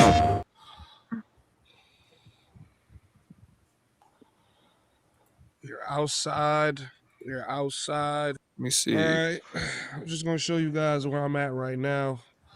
Y'all can see the vibes. All right. Here's right. Passport sisters basically being girls that travel to basically all the countries that the passport bros travel to, while simultaneously shaming men for enjoying themselves and having a good time. Pretty much the same thing they're doing in some of these other countries, especially places like Jamaica, where we obviously know what a lot of women are doing when they go there, and it's really not limited to those countries. But they come online, and because women are the loudest, we've been able to paint the narrative of the passport bro or the traveling bro as some kind of deviant, right? As some kind of dude that is out here taking advantage of women, is unable to achieve certain things in the States. And then we've also allowed men, pathetic men, that either number one are not able to travel and meet women or socialize, or number two, do so, but they want to hide themselves and be in the good graces of the passport sisters. Now, not only are the passport bro sisters or the passport sisters on TikTok and social media, YouTube, spreading their gospel of hatred for men who are able to travel and enjoy their lives, right? As if men don't already have it hard enough in the States. These women are coming to these countries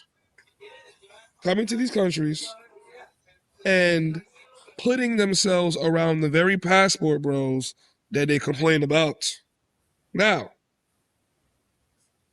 what am I talking about? The other day, I was walking through Central Walled City. You guys know what it is already. It's 2:00 at night. Every girl walking around here is a girl trying to make some money. She's trying to give you a good time for a couple dollars. I'm browsing, I'm walking around because I have not been to Cartagena in almost 2 years. I've been living in Medellin. I just came back from Peru. And I'm walking through. And as I'm walking, I'm getting that I'm feeling good. I'm getting that vibe again, like, wow. And I tell my friend, I'm like, I forgot how good these women look in Cartagena. Immediately after I say that, a group of girls walk by, and I hear a girl suck her teeth and say something in English like, oh my God, these guys are so, just said something. I don't know what she said. When I hear the devil talking, I shut my ears. But she said something in English, like she was just like annoyed with me being grateful that the women in Cartagena look good, and I'm glad to be back here. Me and him look at each other and we start hysterically laughing. We're like, there's no fucking way these women have infiltrated our place of peace with their bullshit. I had someone in my Discord like, brother, why are you concerned, with these women when you're in paradise? I said, bro, imagine you died and went to heaven, and a motherfucker supposed to be in hell walk past you and try to steal your peace. Like, nigga, I thought this was the place of everlasting peace. And then I had to remember, even God allowed the devil back into heaven sometimes. Just cause. Now, I'm obviously going off on a tangent, but my point of this was, how the fuck am I in the walled city in Cartagena at 2:00 in the morning looking at bitches, and I got passport sisters walking past me judging us? I like, nigga, what type of fucking world do we live? And look, this video came out June 23rd of 2025. We're a whole year and a week later, and it's the same story, just becoming more amplified. You know what I'm saying? It's like, dog, they're coming out here and infiltrating our spaces, casting judgment. Meanwhile, they fucking on locals. And sometimes, bro, they even fuck on the passport bros, too. Most of the time. Yeah. Most of the time, at least they fucking on one passport bro before they leave. At least one. Yo, hold on. Side note real quick, though. Jay Perkins comment, Mosa? Yeah. I heard. I wonder. What is he saying? He said Mosa is Nigerian, so take the FBA superiority somewhere. He's talking to me. He responded to comment I said Africans don't rock with us in Thailand. That's not FBA superiority, bro. It's disappointment because we love, as an FBA, it's a part of our culture when we see black people that we show love, especially when we know where black people are. Facts. When you and there's no black people, the first black person you see, you show love. You know what I'm saying? So we do that in Thailand, and a nigga might be African, and you show love to him. He might even say what's up to you. Well, once you gonna ask him where he from, he gonna say he from the DMC or some shit, Congo or some shit or whatever. You gonna ask you where you gonna say New York or Atlanta or whatever, and then he's gonna be the furthest thing away from you in the next sentence. So let me ask this: since y'all both been to Thailand, is it disproportionately Black Americans getting love over Africans in Thailand, or is it the other way around? It's Black Americans getting love no matter where we at, bro. It don't matter where we at. But I'm saying compared to the Africans in Thailand, though, who's getting more love from the women? I can't even tell you because those girls fuck anybody. I ain't gonna lie to you. I'm just asking because I'm trying to find a rationale for why they would be moving like that in Thailand. Because I can understand like y'all nothing to do with Thailand, bro. It don't got nothing to do with Thailand. It's the same in Canada, but it don't got nothing to do with Thailand. It got to do they don't rock with us.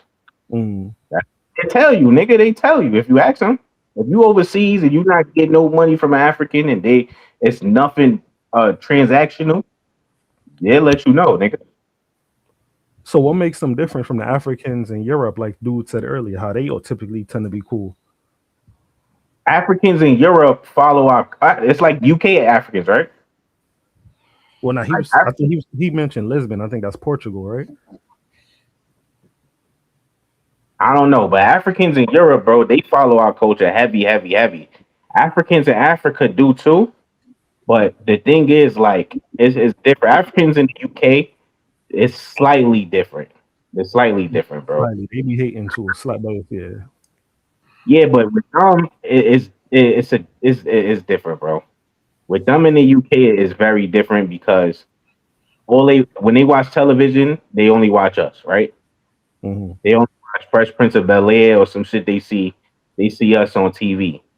So with them, they may still feel that way as an African in the UK, slightly, but it's not the same as Africans in Africa. Africans, and don't get me wrong, there are some Africans that show love though.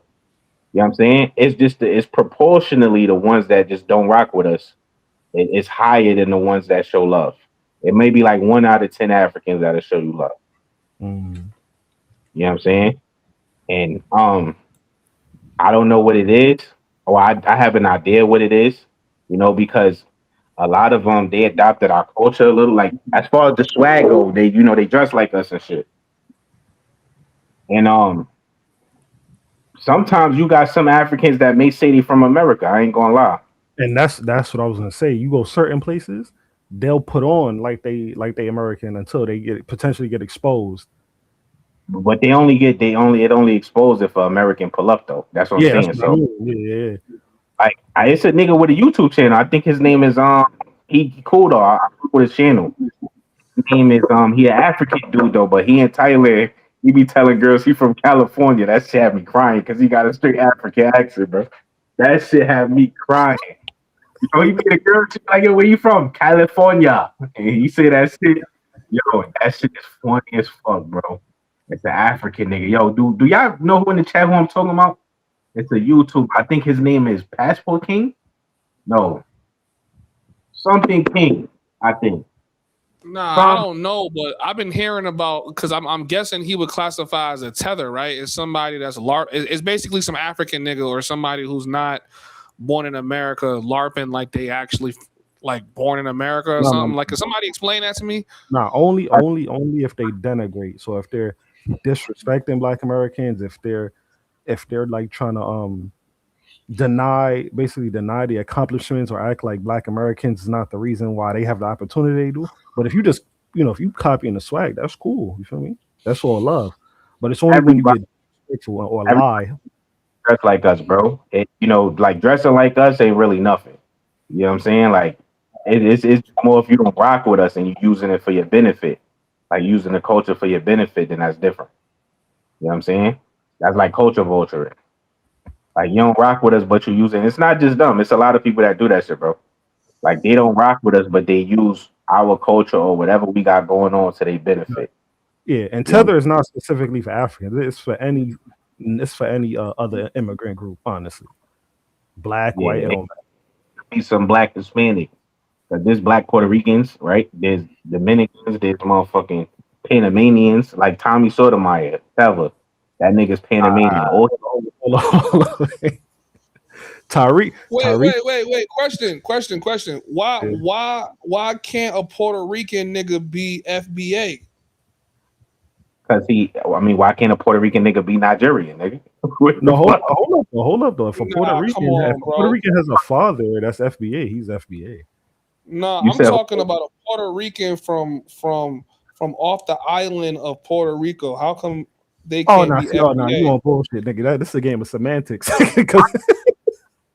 Why can't a Puerto Rican be Nigerian, bro? I see what most are doing because technically Puerto Rico is America's property. I get what you, but nah, it ain't the same thing, brother. Why though? Why? So if I was born in Puerto Rico, my whole bloodline in Puerto Rico, and we was all slaves, I can't be FBA?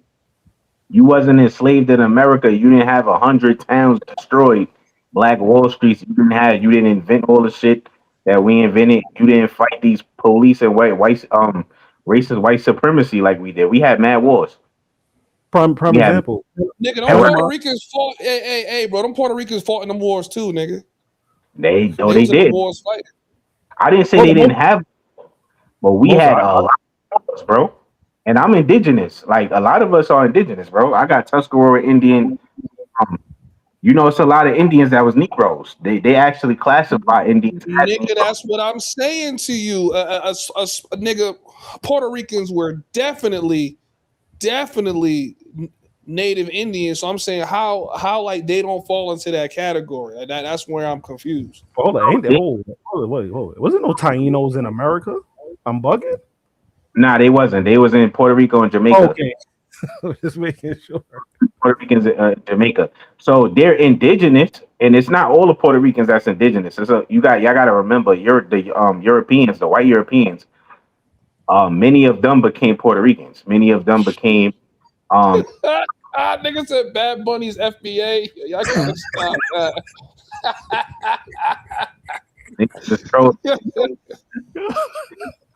Bad Bunny. He's a European descendant, Puerto Rican. You know what I'm saying? So Brooklyn, you be cutting out, my nigga. You just cut out, bro. You gotta repeat that. I ain't you hear me? Nah, I said Bad Bunny is a European descendant Puerto Rican. So is Fat Joe. But hold on, let's just rewind for a second. I want to touch on something you said earlier. Tariq been saying for the longest that Tommy is not Panamanian, bro. Don't just don't just say he's a nut ass nigga. Don't just throw the Panamanian jacket on him, son. I know I heard out of Tommy's mouth that he's Panamanian. If he is, I'm taking his Panamanian call, nigga. That nigga not Panamanian. He's weird. Oh, because you Panamanian? I didn't know you Panamanian. That's a fact. That nigga is weird. My brothers have Panamanian. Have FBA and have Panamanian. Okay. I'm Panamanian and Guyanese. Okay. But, Panamanian, you know what I'm saying? It really don't matter where you from, but if you got a distinct, Tommy, bro, he been talking about black women since 2009 on YouTube, nigga. That's a fact. Calling them hooligans, all type of shit. We didn't have a concept. Back then, we was we all black, we all one. Now we got a concept like, my niggas is different. Niggas is different ethnicities. And when a lot of these people that's disrespecting, they don't even be black American, like Tommy. They don't even be black Americans when you get down to it. The niggas from Fresh and Fit. He throwing on Ku Klux Klan hoodies. True. But hold on. We could give Tommy some grace, I say, only because he clearly has resentment for women because of some trauma he has. He doesn't talk about black people as a whole. He just hates black women for whatever he's been through. You know what I mean? It's not like he coming for black people as a whole. We foreign to this nigga. If you Panamanian, then you not of the ethnicity. So it don't matter what you hate. That's cool. That's cool. He's not FBA, but he's not Panamanian either. That nigga is something entirely different. So that's the thing though. Your opinion shouldn't be valued. So when you disguise your opinion as if you're a black American, so it matters. Okay. Then if you say, I'm Panamanian and I hate these black American women or some shit. Different, right? Yeah. And that's not gonna get you views. Let's keep it real. Like, that's not gonna get you no views, bro. You only gonna get views if you're of that ilk. You know what I'm saying? Mm-hmm. Fresh and Fit, they gotta act like they, you know what I'm saying? They of that ilk, like they from here. He's American, the Myron Gaines. And that's what Myron does. Myron tries to pretend like he black. Now, y'all could correct me if I'm wrong. Where's he from? Saudi Arabia? No, where he from? He's from the Sudan in Africa. Oh yeah, right. When have we ever considered Sudanese people to be black? Maybe y'all could correct me. I don't recall. So there's some special context with Myron, right? So it's context. I'm not gonna outright say that Sudanese are one of the groups who typically come on and say we're not black, like how East Africans do. The thing with Myron specifically is that while he's from the Sudan, he's a descendant of the Arab invaders in the Sudan. So Yeah, he has this complex about him. You know, historically, invaders of these different countries would typically use their mixed breed children as buffers and to further colonize in their absence. So he's coming from the mindset of being superior to the people of the land he's already in, and then coming here and seeing himself as superior to blacks. He views himself as an Arab, even though the Arabs don't view him as Arab. It's kind of one. He has like a. I can Aaron be knowing my son. You heard? Son on game. You heard? I'm all about the sciences, nigga. Nigga, what's the mathematics? What's today's mathematics, young blood? Knowledge born in wisdom. You heard? Yeah, that nigga is definitely Arab. I'm never jacking him as being black. I don't give a fuck what part of Africa he claimed. Nigga, you are Arab, bro. So when that nigga come on this internet talking all that shit about black people, it makes sense. It makes sense. You don't identify as a black man. Yeah, so he's from Sudan, but he's an Arab because the black Sudanese, they tend, from my experience, they tend to be solid people. But Myron is an Arab. So there's a Sudanese podcast, a black Sudanese podcast. I don't know if y'all seen it. They be holding it down. I rock with them. What's their names, bro? I know y'all had to see it. It's a black Sudanese podcast. Damn, it's gonna hit me, bro. It's gonna hit me, bro. But they be holding it down though. I rock with them. They Africans, but they're American Africans, like Mosa. Like some of them was born in America. You know what I'm saying? So they be talking about Sudanese topics, African topics. They talk about topics in America. A lot of Africans, like them, they kind of stay away from American topics now because the FBAs be on ass. I ain't gonna hold you. The FBAs niggas be on ass on Twitter, boy. So even Godfrey, like you make one mistake, niggas on your ass. Yeah. Oh, and one more thing about Sudan too. They still got active conflict right now with displacement and genocide and all that being led by the Arabs. So he really got a sense of superiority about himself too. It's not a sense of superiority. He's just trying to be close to the white people, bro. He don't feel superior. Even though they not jacking him, shit is really embarrassing. But Kevin Samuels put him on. I seen him before he even got popping, bro, because I used to listen to Rollo Tomasi from that book he made. I forgot the book, but it's a then even he turned out to be a damn closeted white supremacist. The Rational Male. Yeah, so I used to read the Rational Male. I used to listen to RSD and shit like that. They used to promote it. The Rational Male, Rollo Tomasi. So when Rollo started his podcast, I was listening to it. He brought Myron Gaines on. He the one who first kind of introduced Myron Gaines. I think Myron Gaines had went viral on TikTok. Saint. You know the Saint, right? The Saint the Sinner? Yeah, yo, it was the Saint because even though they had the little collab video with Kevin Samuels, the day the Saint went on their podcast and Myron said it himself, this is the biggest guest we've ever had on this platform. He's a lie. At that point, they really shot off.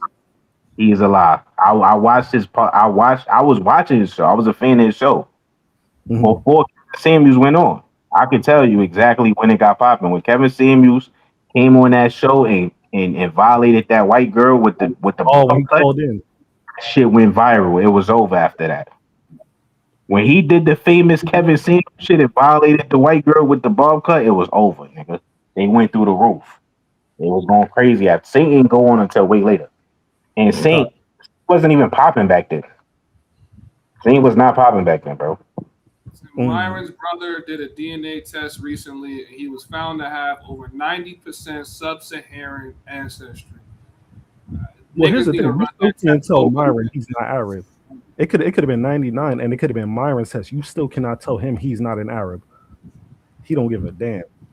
Well, I mean, he says that he's black. That's what legitimizes him being able to say the most racist shit he possibly can and do the Hail Hitler shit because he's saying he's black.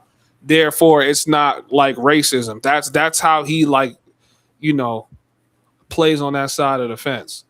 Over the last couple years, I've been hearing him piping for white people nonstop. But see, Homieshub, that's the thing, and this is the fucked up part, bro. For every African or every American African that's like you, that was raised around us, that rock with us, there's a lot of Myron Gaines.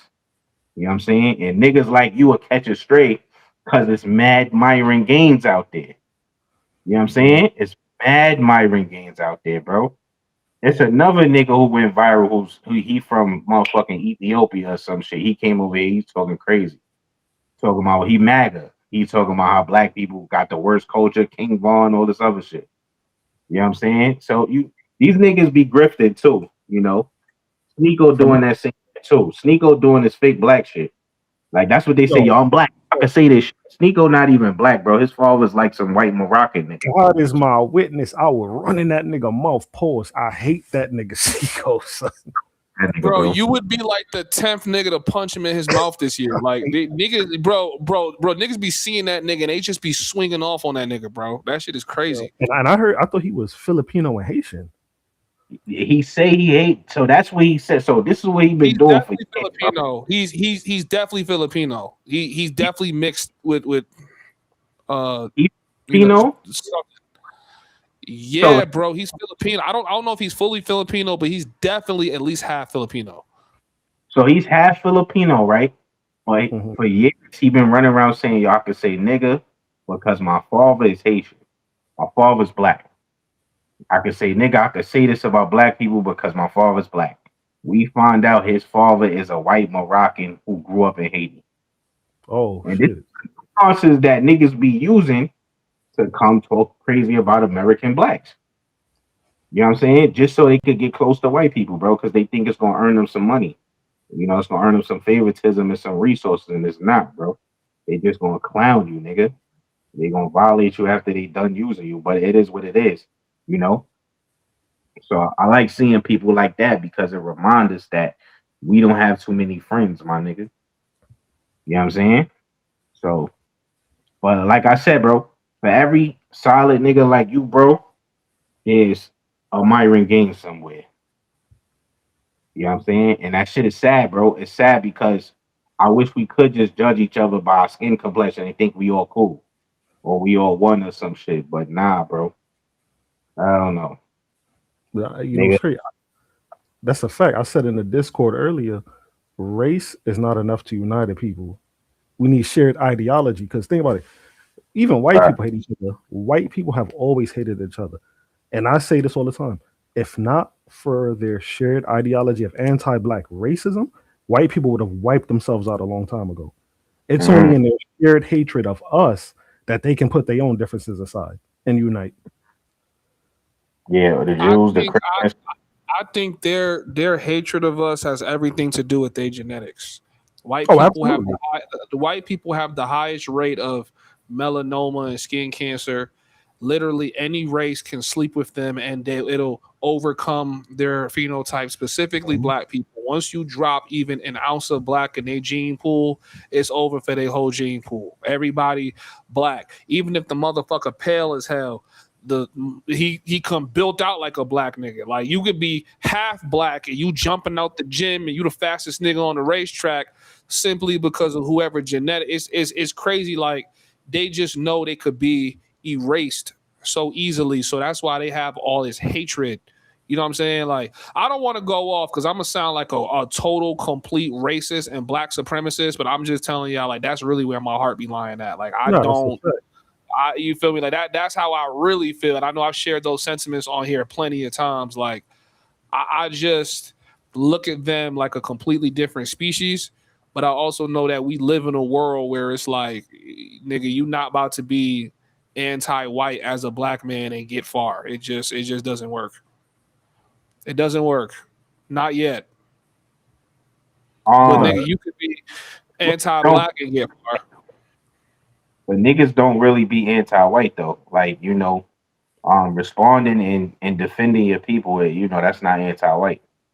You know what I'm saying? I get what you're saying though, but that's a talking point that the white supremacists try to use as if it's some kind nigga, I'm talking like my real sentiments about white people, and it's not to offend none of my white supporters in here, but we like me being a pure African man versus a white guy, our genetics don't even like our gene pool is completely different. You know what I'm saying? Like, no, if you got a distinct if a black person has a disdain for white people, it's not because they white. It's because of what they've done to your people. Facts. Of course, yeah, that's true. That's facts. You know what I'm saying? That's not race, nigga. That's a response. That's anybody at war is going to hate the other side, nigga. I'm in Cambodia, nigga. I got a Thailand shirt that I don't wear. I don't wear that shit outside, boy. But that's why I be looking at these other black immigrant groups so crazy when they want to play for team white supremacy. Because I'm like, we all been, regardless of where we came from, UFBA, most African, I'm Panamanian. It's like we all dealt with them in the same way to some degree. We know how these people are. So it sickens me to see different black groups come here and try to play for team white supremacy. Like they wasn't raping y'all grandmothers, they wasn't killing y'all kids. You see what I'm saying? That shit make me want to throw up. Yo, this nigga Christopher Love. Yo, what's good, bro? Nigga said Mosa is African Malcolm. Nigga, you stupid as fuck, bro. It said the African. Nigga said the honorable Mosa. Like prime example, you see what the country just did to the Haitians, right? How they ended TPS protection for over 300,000 Haitians. Yeah. What is that? What is that? What's TPS? TPS is basically like a temporary protection service for asylum seekers. So it's like, and it's pretty much targeted, you know, this whole administration is targeting the non-white immigrants. So it's like they're pretty much saying, yo, if you wasn't able to get your papers or whatever right in this time that you were under temporary protective status, you got to get going. You got to go back to your war-torn country, your savage land. And it's like, the whole time they was over here, they could have been linking up with the black Americans. They could have got on the right side, but they decided to denigrate black Americans. They decided to join team white supremacy, and now they cooked. Now you got a whole bunch of Haitians that's crying now because they got to go back to a country where it's like that's in shambles. You might go over to Haiti and get killed right off the plane. You might get barbecued by barbecue. You feel me? You know about barbecue, right? Yo, bro, I've seen on Twitter, bro, and this is why I like Twitter. I don't like it because niggas is racist, but they got unfiltered shit. Just like I seen the grape festival in Nigeria, or whatever. I seen like videos in Haiti, bro. It is a nigga named Barbecue. I seen him actually barbecuing a human being and eating the nigga leg like it was chicken. I said, what the fuck, bro? He took a bite like it was a piece of fried chicken, bro. I said, nah, this is crazy, boy. Nah, bro, that's what Kodak said. Kodak said, nigga, I ain't going back to Haiti. I might get eaten, nigga.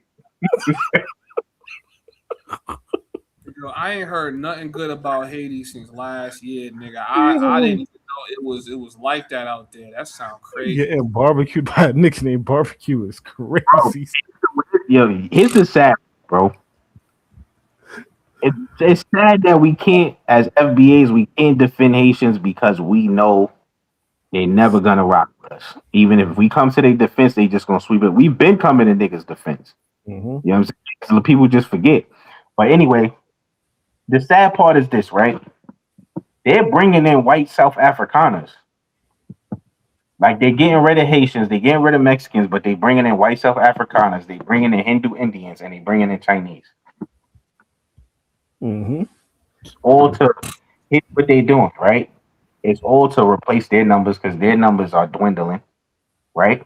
And it's also so they can rule through proxy. I remember I heard Dr. Umar speak about that. How they just like how Jamaica is ruled by the Indian, or Trinidad is ruled by the Indians, the Hindus, and the Chinese. They trying to do that in America. So like, Haitian niggas talk crazy about FBAs, right? However, there is never going to be any allyship with no Indian and Chinese nigga. Like you might get one or two Haitians that's cool that have some allyship, but if you get them Indian and Chinese niggas, it's never going to be no allyship. They always going to be only for white supremacy. They going to cake just like nigga Vivek Ramaswamy. They going to cake, bro, until white people get tired of them, because white people don't want to be taken over by Indians. Yo, 1 second. Yo, guys, we got 145 people in the building. We got 54 likes, man. That means there's 90 of y'all niggas in the chat right now that's been watching for 4 hours and 33 minutes. And y'all can't hit the like button, my nigga. It's free, bro. It's a free like. It helps push the video in the algorithm so we can keep producing content like this for y'all, man. Hit the like button, bro. Hit the like button, and on your way, Brother, yes.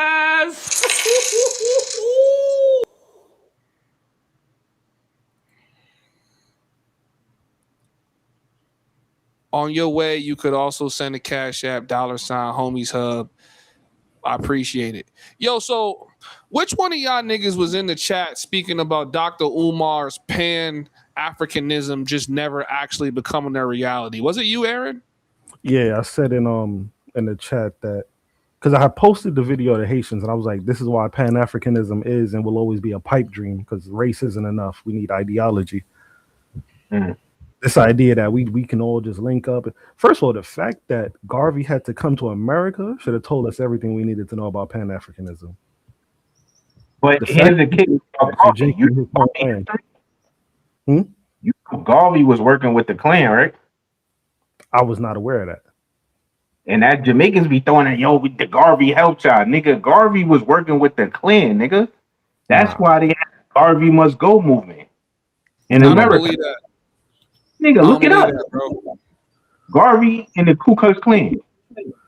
I wouldn't be surprised only because Garvey was scamming with them boats that he said he had, these elite boats that was gonna take us away somewhere that he was just and they was just funneling bread. Here's the history of the Ku Klux Klan. The Ku Klux Klan, way before Garvey came, was trying to get us to repatriate ourselves to Africa. Mm-hmm. And it wasn't just he was trying to get slaves. I mean, I'm not Garvey, the Ku Klux Klan. It's not that he was trying to get slaves to go to Africa. No, they was trying to get the rich, wealthy, and well-to-do Black Americans who had thousands of acres of land, houses and all that, cotton field businesses and all that, to leave all their shit and go to Africa. Some people did it, and that's how Liberia was founded. Yeah, and we know how that turned out. Everybody ain't go, right? Frederick Douglass said, no, we from America. Why are we going to Africa? We not going, right? Because it's mad Black Americans that's indigenous. Like there's Cherokee Indians, all kind of Indians that actually went over there. That's Negroes.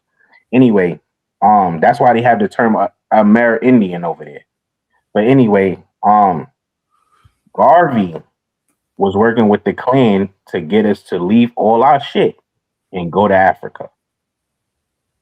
And niggas found out he was having meetings with the Klan, middle of niggas getting hung. Niggas still getting hung from trees by the Klan members, terrorized. And he was meeting up with the Klan members. So when niggas found that out, that's when niggas say, yeah, nah, he gotta go. He gotta get up out of here.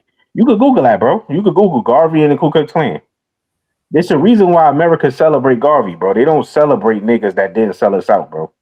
You don't see them. They don't celebrate Malcolm X, nigga. They celebrate Martin Luther King. Yeah, but they don't celebrate Garvey either, nigga. He don't got a holiday. No, they celebrate. You know what I'm saying? I mention Garvey all the time. Garvey got schools. You ever seen a Malcolm X school? Yeah, nigga. Actually, I think I have seen a Malcolm X school. Oh, I'm tripping. You saying that that's why he was allowed, that the establishment allows him to be celebrated? You saying? Yeah. No, they celebrate him. Like he's part of Black History Month. Garvey. They celebrate Garvey, bro. I don't know. That Klan shit, that's a wild ordeal. That's the first time I heard that. You could Google it right now. Mosa got a computer. He could Google that shit. You don't even need to. You could Google it. Malcolm X got Malcolm X Shabazz High School in Newark, New Jersey. Malcolm Shabazz City High School in Madison, Wisconsin. Malcolm X College in Chicago, Illinois. Malcolm X Elementary School in Washington, D.C. Are those public schools funded by the government? Oh shit! Hold up. No, you was right. I just did a quick Google check. Yeah, he also. Whoa, yeah, Garvey's a madman. The reason why you never heard them with the Klan is because they kind of wiped that shit from You gotta actually look it up, bro. That nigga was working with the Klan. Nigga said he got deported for mail fraud. Who? Garvey? Yeah, Garvey. Yeah. Yeah, he was scamming.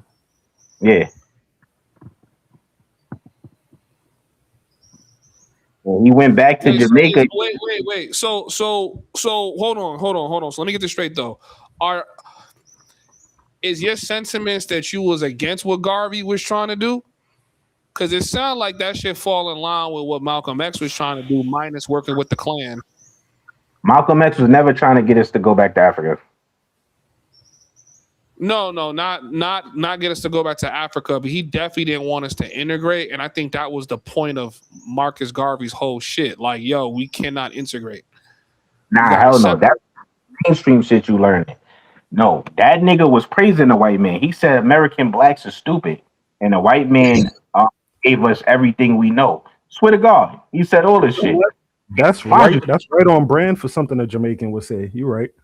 From Jamaica, bro, and he's telling niggas. Nah, nigga. I'm not accepting information like that. I need links.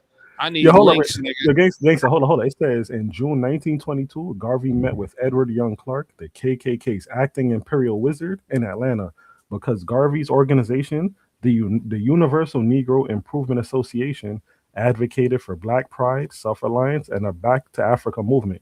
He felt a strange ideological alignment with the white supremacist group.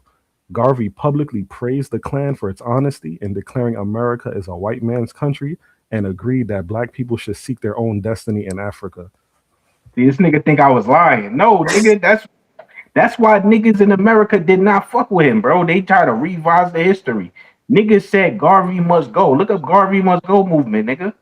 Nigga said he gotta go. He can't be here because we fighting white supremacy. He trying to align with them and ship niggas from their land and their houses and communities to Africa. Fuck out of here. Remember, I told you the Klan already was doing that before. That's how Liberia was found. Trying to get niggas to leave a country they built up is crazy. And how you from Jamaica and you telling us about our history? Get the fuck out of here, nigga. You know what I'm saying? So yeah, bro, it's revisionist history, mainstream history. Like, you don't hear that in mainstream media. You gotta actually research that. You gotta already know that happened. Yeah, that's why I don't fuck with Garvey, bro. That's why when Jamaicans mention Garvey, I'll be like, yo, nah, don't mention Garvey, nigga, because that's not a positive thing that y'all unleashed on us, nigga. But the crazy part is they love bringing him up as if they didn't tell him get the fuck on in the first place. He left Jamaica because he wasn't getting no support in Jamaica. Yeah, he went back to Jamaica. They didn't fuck with him, so he had to come to America. Niggas told him straight up, yo, check this out. We got a good thing over here. We happy being under the rule of the British Crown. Get the fuck on. Bro, Jamaicans do that now. They say that now, bro. Praising the Chinese and all that. Bro, them niggas can't go on beaches in their own country. Yeah. Yeah, that's just crazy, bro. I'm thinking, how did he even get to America during this time? I didn't even know they was letting foreign black people into the country prior to, like the 70s. I don't think in mass. Yeah, it wasn't in mass. It was a small number of Caribbeans coming, small number of Chinese coming, small number of Africans coming. 1920 civil rights movement that the floodgates really flew open. So I'm gonna give you the timeline. Mm-hmm. The 1930s was when the United States created the Immigration Office. That allowed them to control all the immigration to the United States before they couldn't. When that happened, they only started allowing white people from Europe to come. Nobody else could come. Now, no Caribbeans, Africans. Now, they were, like I said, they was coming before. But if you look up the start of the Immigration Office, 1930s. After that, they started to, and you know how they are. They use protection or public safety as a means for control, right? So once they started this immigration office and they started controlling this immigration, they only allow white people to come. 80% of white people in America today came after 1865, after the Civil War. So it's a white man's country. 80% of them are immigrants after the country was already built. Yeah. Like from 65 to 80%. Right now, after they started controlling the immigration, they did not allow anybody else to come over here. Now, when we was fighting for civil rights, we was rioting in the streets in every city. We added on, I think it was the immigration, some immigration. I forgot, it was like 1969 though. I don't remember what's the name of the bill, but we added that on to the civil rights, our civil rights bills, that they need to allow other colored immigrants, black immigrants, Asian immigrants, and not just be white Europeans, because for about 30, 40 years or whatever after the 1930s, they wasn't allowing nobody else. You know, and it was in small numbers. The immigrants that was coming before, it wasn't in mass numbers from other countries. So it might be a small number of Chinese people. It wasn't like hundreds of thousands of Chinese coming before the immigration office, or hundreds of thousands of Caribbeans, or hundreds of thousands of Africans. Now, after 1969 and that bill passed, it was hundreds of thousands. It was mass immigration from all these countries. So that's why most of the immigrants came after 1969. They probably came 1970s, 1980s, 1990s. You know what I'm saying? So that's really what happened. And well, you know, when the immigrants got here, they was told by white people in the immigration office not to fuck with us. Yo, don't fuck with them black Americans. You know what I mean? So a lot of them took on that sentiment. And you know, and if you know the climate in America, the climate is that if you align with white supremacy, you could get a career, you could get a job. You know what I'm saying? You might get favorited. So a lot of them took on that sentiment. Still like that though. Yeah, niggas It's want to still join the like winning that. team, or what they perceive to be the winning team. That's a fact. Yo, I didn't know about that Garvey Must Go movement stemming off from him meeting with a Ku Klux Klan member. That is fucking crazy. And what was his agenda? Like, what was his reasoning for why? Like, what was the benefit of that exactly? Nigga told the Klan, I like the way you think. He said he aligned with the Klan, nigga. I mean, of course, they're going to make it sound positive. Oh, well, yo, you know, we're from Africa. We should go back to Africa. That's a negative thing, though, because we have, you know, at this time, we have millions of acres of land.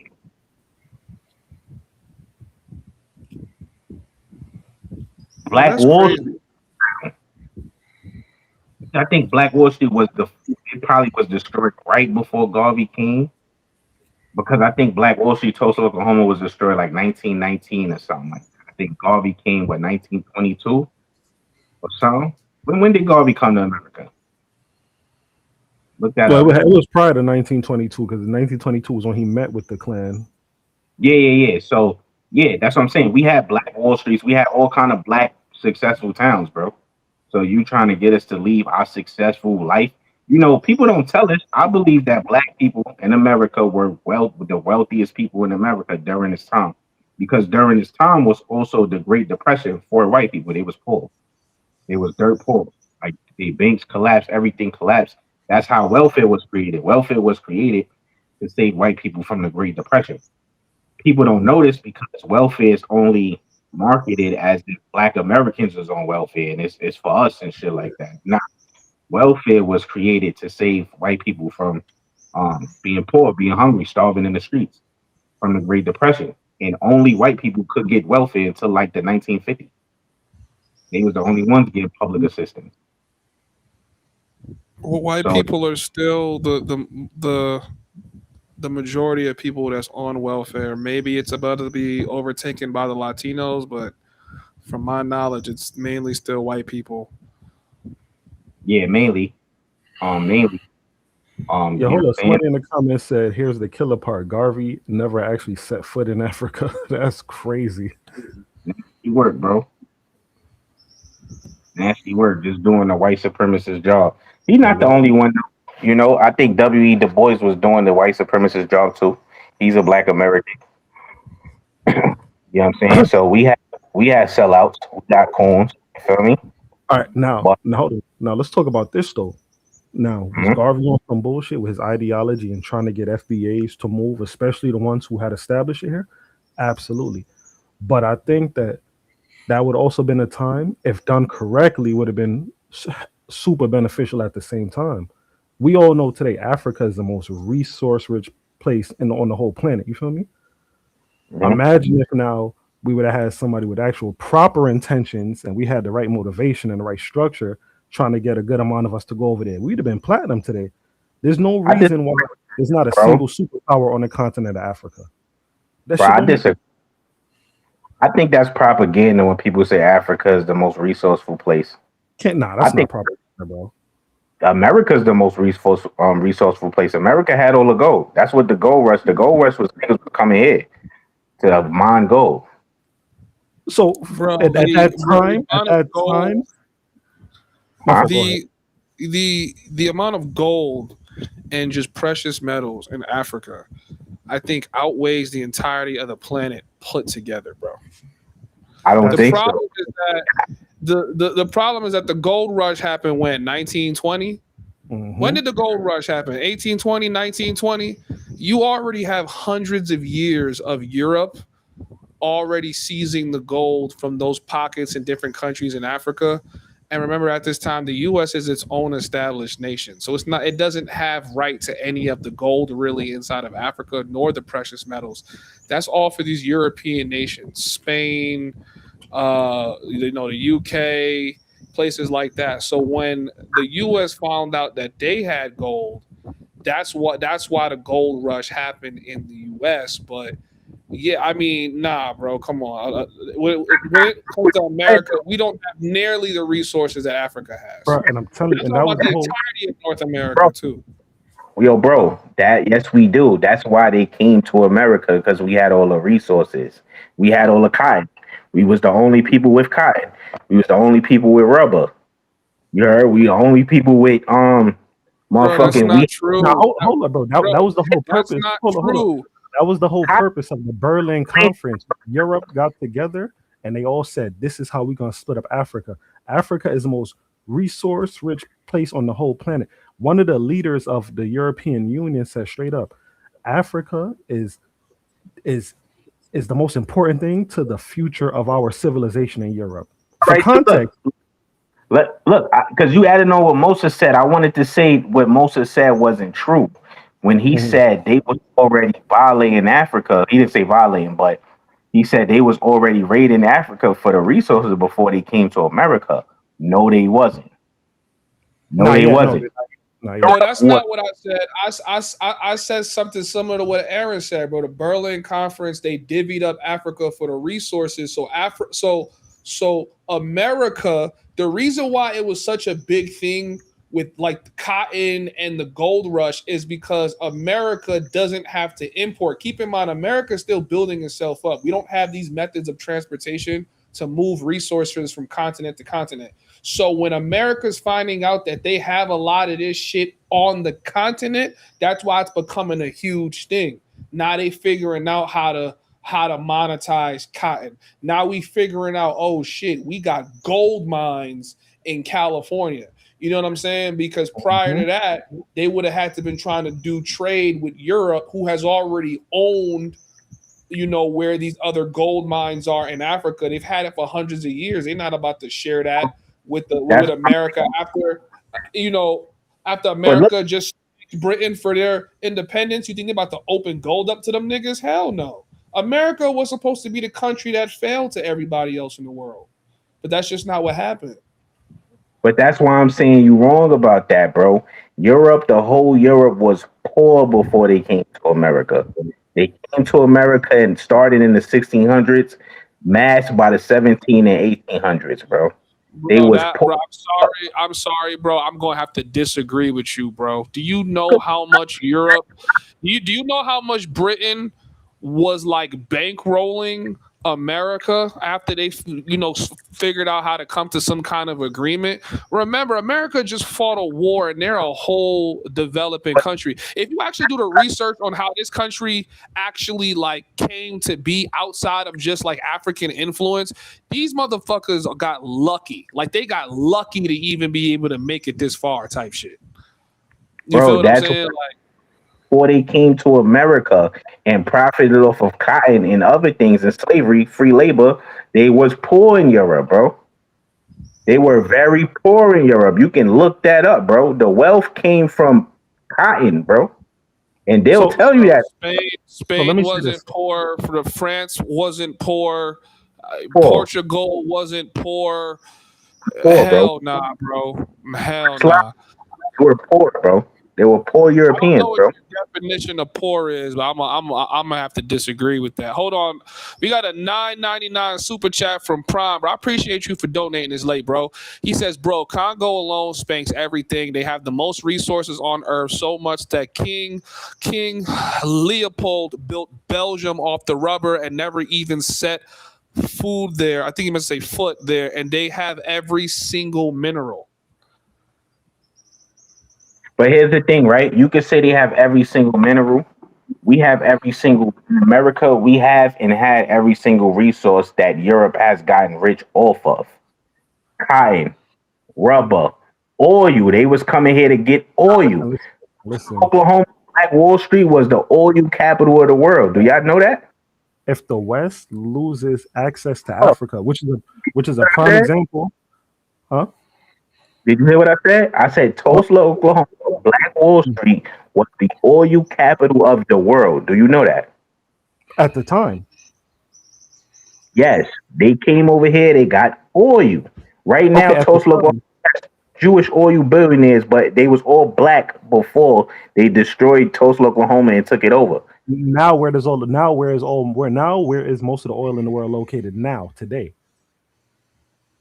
I see that. Here's the thing: they don't really report about the oil still coming from America. I don't know because they're still getting oil from America. No, America does produce its own oil. However, it's concentrated grades. It's used for different purposes. We have heavy oil in Texas and places like that. However, most of the oil in the world is located in the Middle East. That's why I said for that time, you're correct. I don't know about that. And the reason why I'm saying is Venezuela might have most of the untapped resources right now. I think Venezuela actually has more oil than everywhere on planet Earth put together. Actually, I gotta double check that. But if we're talking about raw have earth, a lot of resources, but in terms of raw earth, that's coming from Africa, bro. That's not even a, you know what I'm saying? That's not even a debate. Listen, every continent is rich in their own resource. No, not Europe. Not Europe.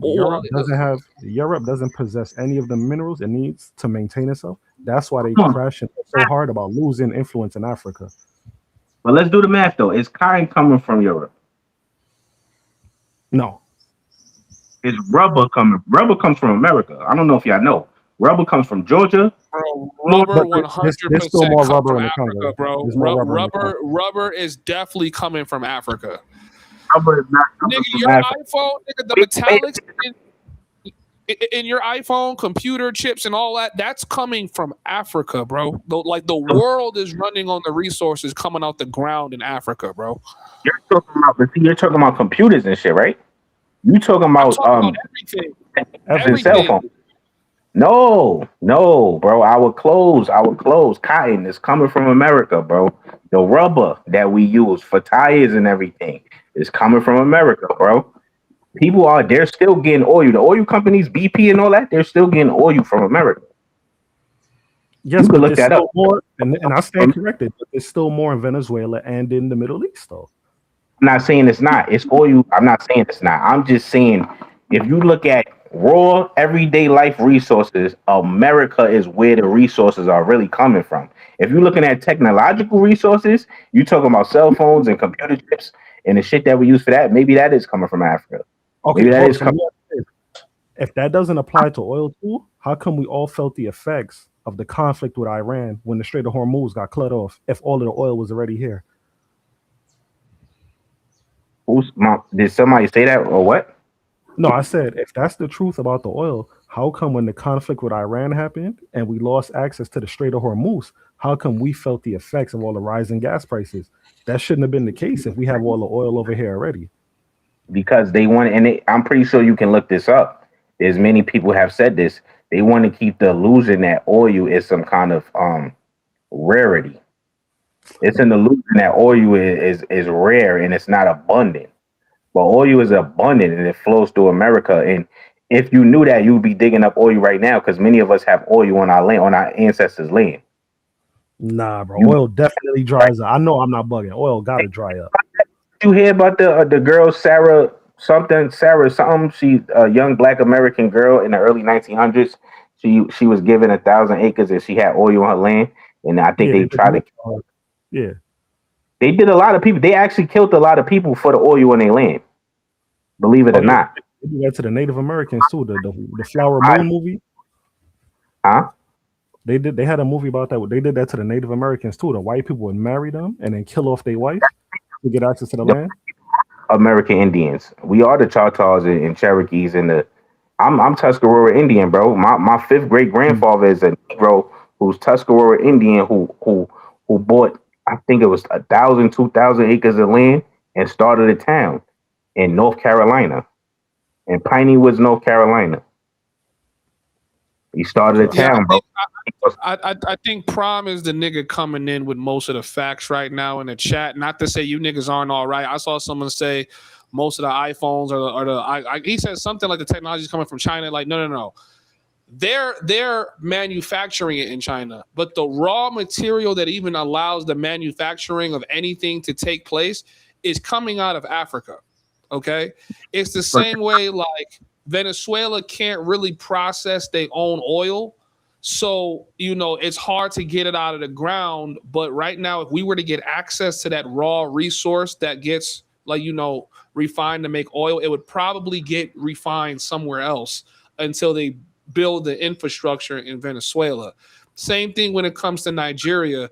Nigeria has to refine their oil in other countries, but now Dangote, which became a multi-billionaire by figuring out how to refine the oil in Nigeria so it would never have to leave Nigeria, he's currently going to war with the Nigerian government because they want to keep refining the oil in other countries. So y'all got to pay attention to where the raw resource is coming from and then where it's being refined / manufactured. That's the difference. Facts. And let me just add this. Let me just add this part in too. That's really an opportunity for niggas to really make some bread if we could all get on the same accord. Even if we just smart, let's just say we all came together. We said, "Fuck it, we're gonna start with the smallest mine possible, right?" And let's say, for example, the Sahel region of Africa, we could build off that, get another one and another one. That's how I'm looking at shit. I'm telling you, all the resources that make the world turn. It's easy to reduce it to just computers, which is very important for our everyday lives. But literally, every raw material that's responsible for how our entire world functions can be found in Africa, whether it's lithium, manganese, copper, zinc, lithium, gold, all of that shit is in Africa, bro.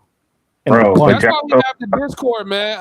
Listen, I think I got to bring you two niggas up a little bit more because these conversations only get had in depth when I have the two of y'all niggas on stream. But I think we got to start having this conversation because Venezuela needs the refinery for their oil, and I can't say we'll have enough money to do that, but we could figure something out. You know what I'm saying, by having more of these Discord conversations. Bro, fuck these passport bro combos. For context, Elon Musk's dad, attained his wealth starting with an emerald mine, and I'm pretty sure when he started, he might have had like one fucking bulldozer. You feel me? So like the shit is really possible. The reason why I say Africa and specifically the Sahel is because one, whether everybody here is directly African or not, we're all black. Two, they're more likely to do business with us and give us fair deals compared to somewhere else. You see what I'm saying? Especially in the Sahel region where they're actively fighting back against Western imperialism. Who's likely to give us fair deals? Who? I'm talking about, for example, if we go to Africa and the Sahel region specifically, as an example, I'm just throwing that out there. You mean they likely to give a H, or you mean like black people in America? Black people in America. I think Africans rock with Black Americans when y'all in Africa or y'all in another country. I think once they cross that border and get over here, that's when they start being anti-black. But if you meet them where they at, bro, I think they'll definitely work with us more for sure, bro. Because they don't want to give shit to white people. It's just white people, the niggas there with the money. And the Chinese right now, the niggas there with the money. So that's what they doing business with. There's not enough black people going there doing real serious business with them. Exactly. Obviously, but I can't speak on the business because I haven't done business in Africa, right? I think O'Shea Duke, he do business in Africa. He said You know, he was explaining how it is. You know, I'm gonna say, I think when it's not transactional, they because even like over here, like you go to Thailand, it's not transactional, so you get to see how they really feel. But if you go to Africa, it's transactional, bro. You're a tourist. T3 and me do business in Africa too. He's FBA. Him and his wife moved out there to Tanzania. They had a baby out there and all that. I know he do business out there. And he I'm trying somehow to found his way into African politics. listen. I know I'm talking about Africa. I'm trying to get them African women though. Oh, in I'm the trying East, to get especially the East African women. yeah, I'm trying to fuck with them. I'm trying to get like 10 of them wives. Yeah, I'm convinced. At least my first wife, I'm convinced she in Madagascar. This is what I'm trying to do, bro. I'm trying to have Black American wives, South African wives, Filipino, because I ain't gonna lie. Yo, bro, when I went to the Filipinos, they treated me like a god. Like they treated me like they loved me, nigga. Like they, 'cause I was in Manila, I was in Patsy, I was in the hood. Hmm. My nigga, they treat you like a king over there, bro. Like if you black from America, they treat you like a king, bro. You know what I'm saying? They speak English, so nigga, that shit was so welcoming, bro. I really fuck with the Filipinos. You know what I'm saying? I just don't like their food though. That food nasty as fuck. They You got a heard? few I items. think more They got a black few items that's niggas. valid. I think more black niggas gotta go overseas with the intention of starting a family, not Mm. just fucking on the hoes. I think your first couple years, hit some holes and all that. But I think more niggas got to go there and try to tap into those systems and see how we could start building wealth in those areas. Like I'm heavy on the, I want to go back to the States and kind of like, like come back overseas with resources and pick one place and really try to get something going there. I think there's going to be big money in Venezuela when it's time. And I think right now, as all this shit is happening, all these white boys with the money is inside Venezuela figuring out how they about to make billions of dollars in Venezuela. There's money in this international travel shit. And when you travel and you have that American passport, you're going to see how open these people are to doing business with you if you're American. Like I'm telling you, like I don't think enough people talk about it or think about it.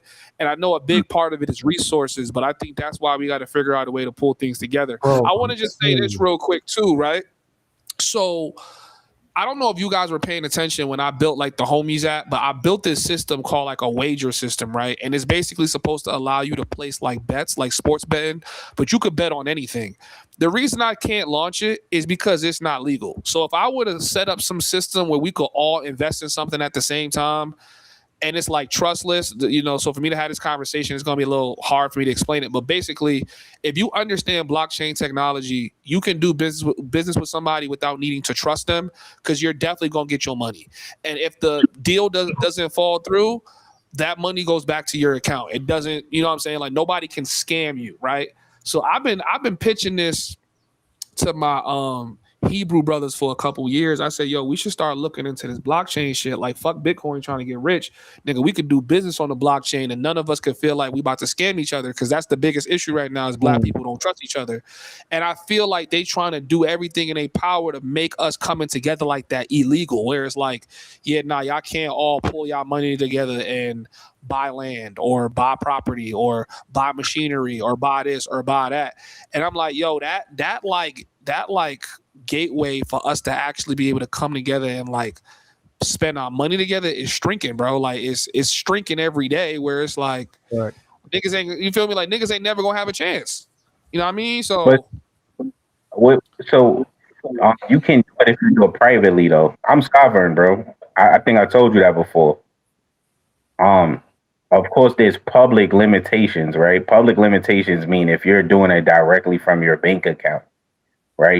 You're doing things directly from your personal bank account with your social security number, da da da. Yeah, there's gonna be limitations and taxes and all kind of things involved.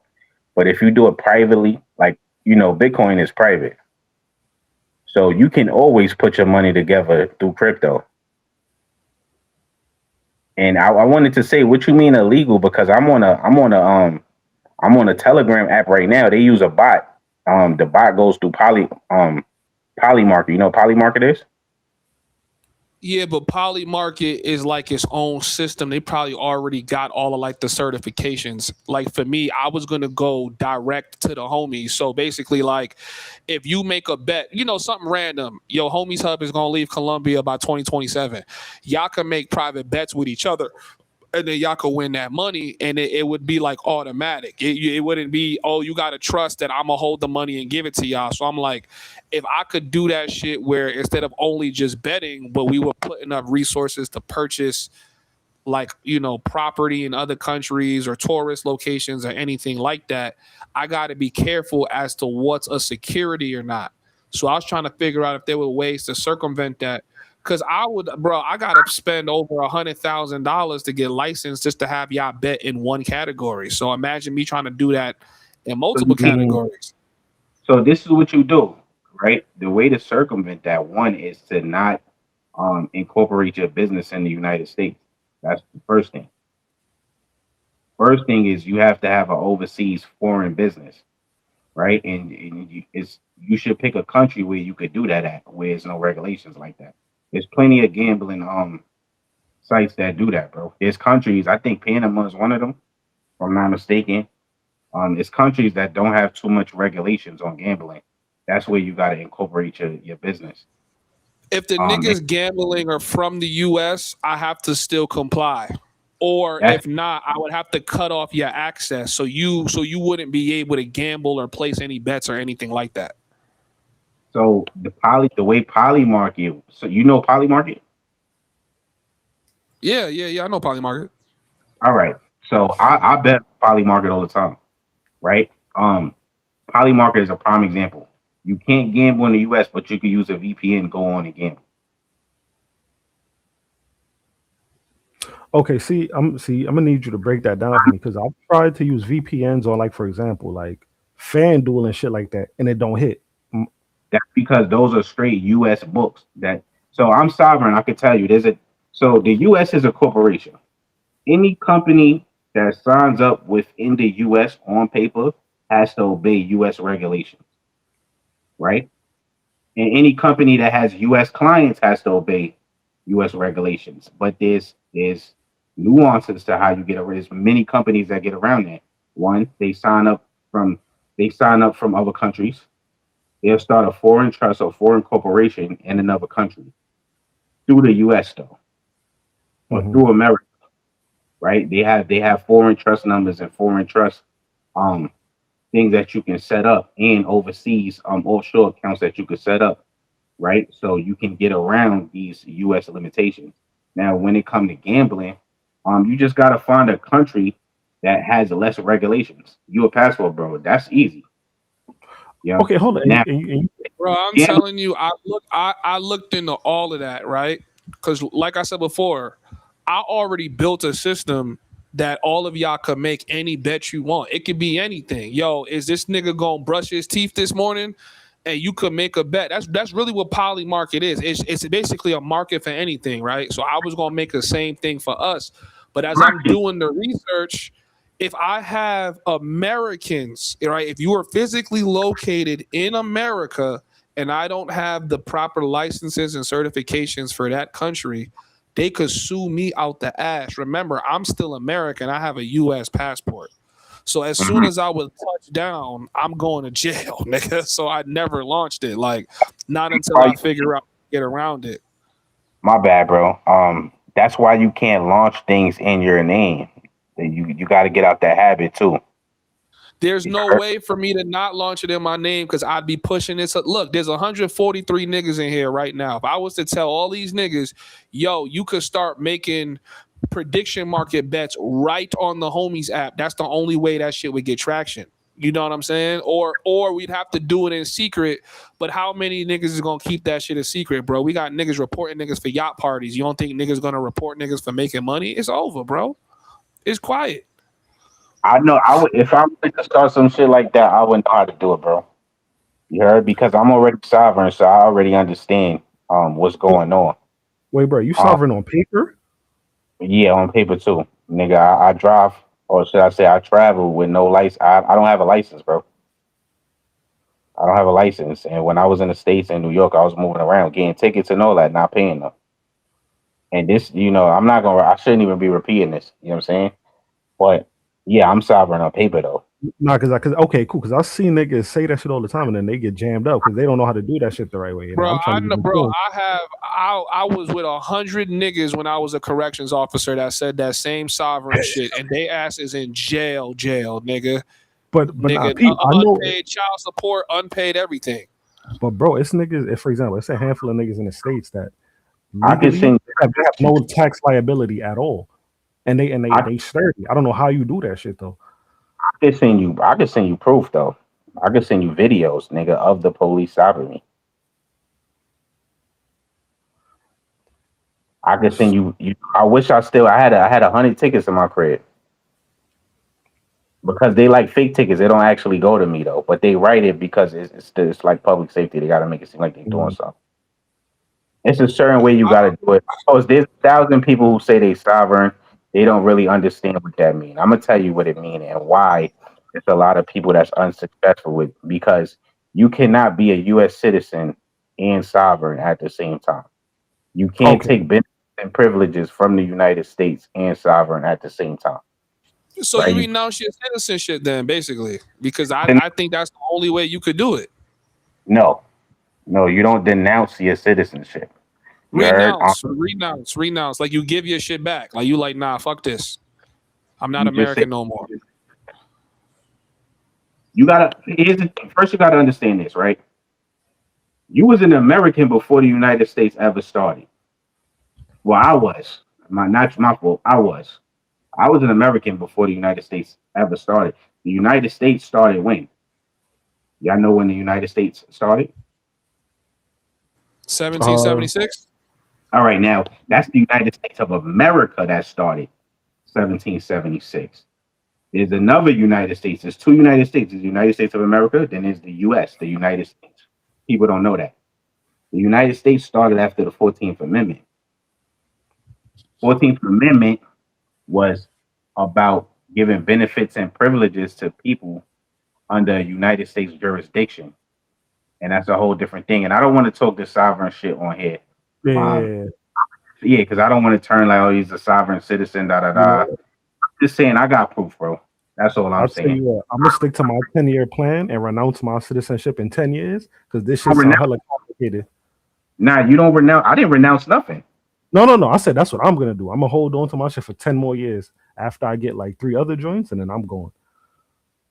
Yeah, you don't gotta renounce it though. That's the thing. Like, no. I want to in the next 10 years. I want no ties to the benefit though? Is it because of taxes? Like, what's the benefit of what? To renouncing your citizenship? Yeah. Well, so off the rip, God forbid you go to another country and get in trouble, you can't get what's the word? You can't get deported back here, right? Second of all, you'll no longer have any tax liabilities to this country. You won't have to deal with shit in this country. This is pretty much if you want to wipe your hands with America, you say, I don't like America for whatever reason, or these list of reasons. Me, it has to do with racism, taxes. They just dick ride too much, all that shit. They just hate me. This place is not for me. It's not for us. So if you want to wipe your hands of America completely, you do that. Some people have reasons why they want to keep American citizenship. I believe it's a place for you to get your money and get going. That's me. Assuming you're not from it.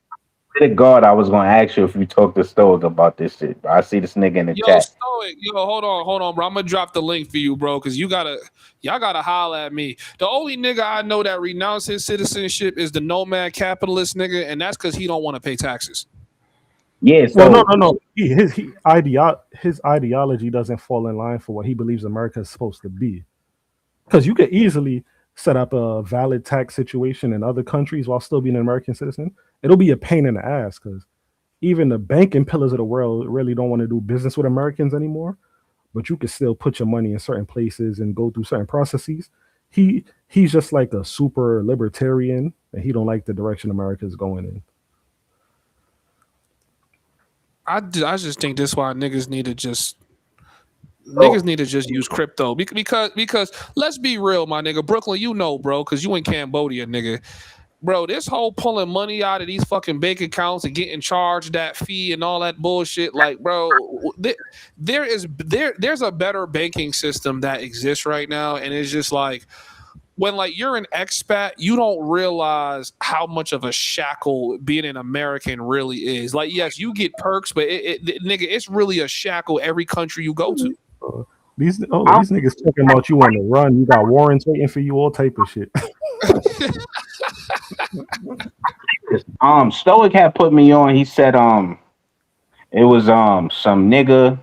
He ran for office somewhere in some country in Europe, I think. He bought a mansion or a house or some shit, and the US came after him for taxes. Right. And he was in that, he got citizenship in that country and all that. And the US still but he was a US citizen before. And the US came after him for taxes. Now me, I wouldn't have that problem because I'm sovereign. I'm tax exempt. Right. But that's why people do denounce their citizenship though, is for tax purposes. They don't want because the US still can come after you for taxes, even if you're in a whole nother country. That's a fact. Now, Mosa, imagine you go to Switzerland or Singapore or Germany because you're trying to get in on where the banking is really top notch. You feel me? And they take one look at you and say, you know what? Nah, nigga, you American. We know what comes with dealing with you. We good. Go bank somewhere else. How hot would you be? You feel me? But I don't think renouncing your citizenship would get you away from that, though. No, it would. That's the point. Because you won't have any ties to America. So therefore, the bank won't have to deal with America on your behalf. Yo, Stoic, welcome to the show, bro. What's good? Salute, man. How's everybody doing today? What's going on? Jump right into it, man. Why you renouncing your shit, man?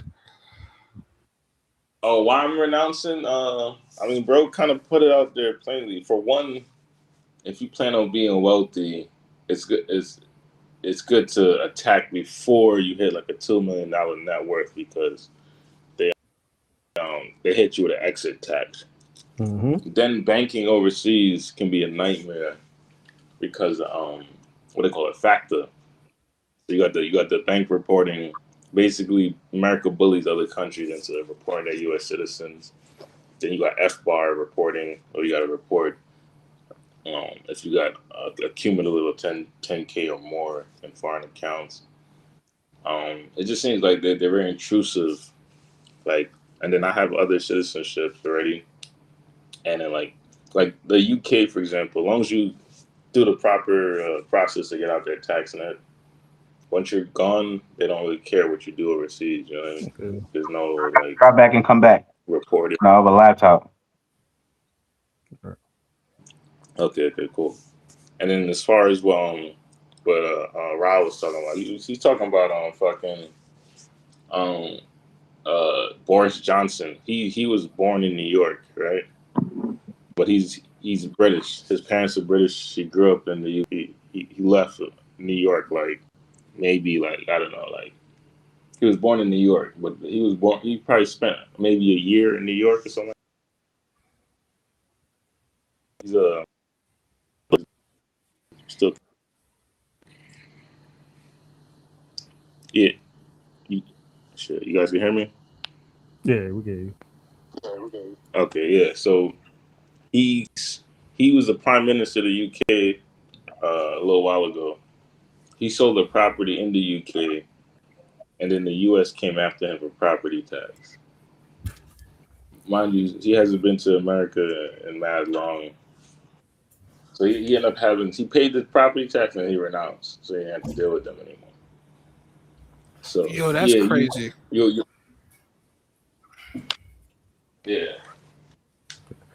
Yeah, and I just want to touch on that first point he made. Oh, go ahead.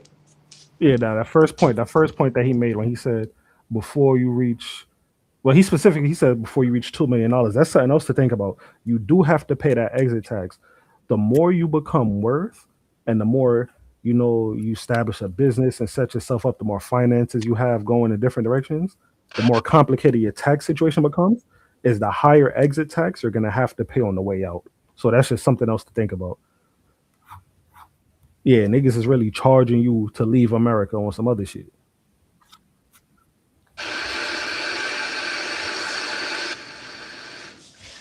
They call it the Eduardo's sovereign tax because that's the dude from Facebook where he renounced right before I guess Facebook IPO'd or whatever. And then when he was worth billions of dollars, he didn't have to pay taxes anymore. He went to Singapore, got Singaporean citizenship. Nigga pulled the Frank Ocean, finesse the system. Yeah, he finessed the system. That's the After system. that, they were like, all right, now we gotta put an exit tax. So now you think if I'm worth, I don't know, 10 million, or you say $100 million, it might not even be worth, or you got to take such a substantial hit that you might not even want to even renounce. You know what I'm saying?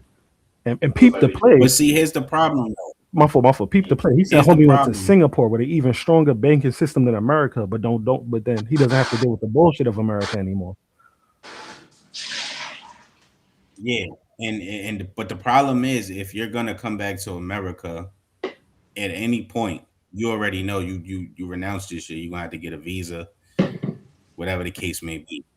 Depends what passport you get. Well, listen, they probably won't even give you a visa just to spite you. But let's be real. If you make the decision to renounce, you probably have zero intention of ever coming back here, because that's not just an everyday decision that people make. I agree. I'm American, so I would never do that. That's the I feel, and I respect it. But when I'm going, I'm going. Is Jamaican. Jamaican American, that should make sense. But since you paying I was thinking, I'm like, yo, did this nigga slow it? Because this nigga saying the same shit right now. You heard? Oh no, but I think, but the last time we was all on here, me, you, and Mosa, I spoke about it. I said I'm gonna go get my Panamanian shit through Descent this year. That's gonna be my first joint. Then I want to say after I get at least 2 more, I'm gonna tell them, be like, yeah, America's done with. For me personally, what I'm doing, it's still a lot of money for me to make in the government sector of tech. So I'm gonna thug it out a few more years. But yeah, next 10 years, it's over with. You got family in America? But yeah.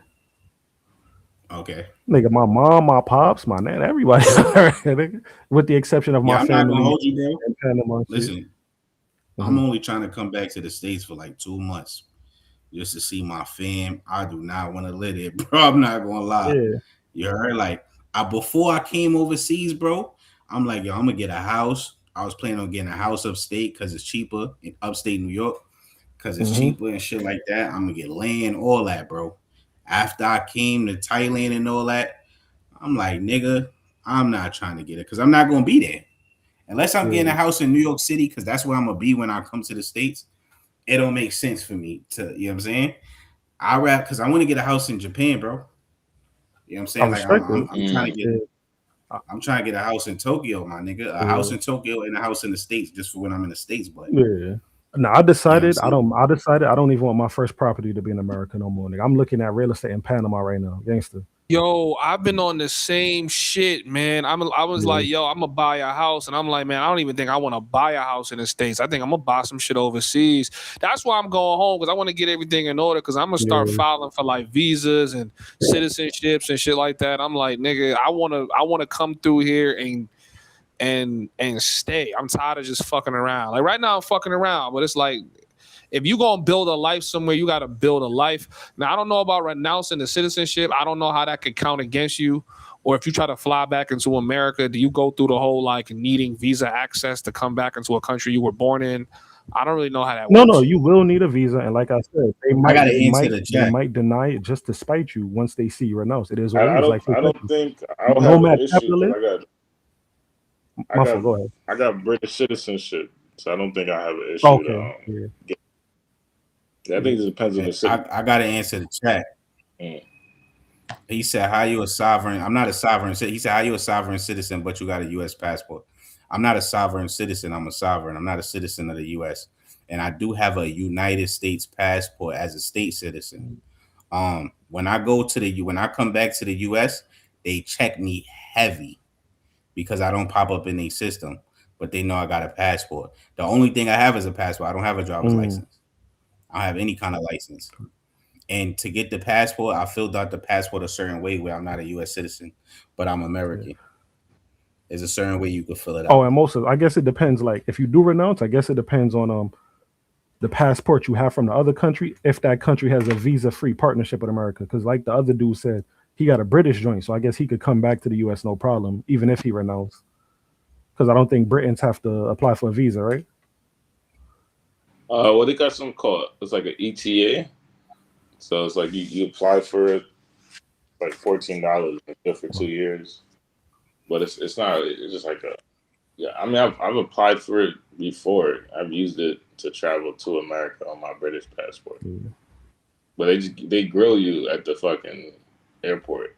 Gotcha. For now, I'm gonna keep it a bean. For example, Mosa, let's just say the only other passport you were to get was Nigerian, and then you renounced, you might have a problem because I think they probably give Africans the most scrutiny trying to get into America. If we being real, nigga, in Cambodia right now, they have a problem with some kind of Africans where like they like I think that shit. They don't have a lot of embassies.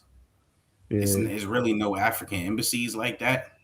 So like they have like immigration issues, bro.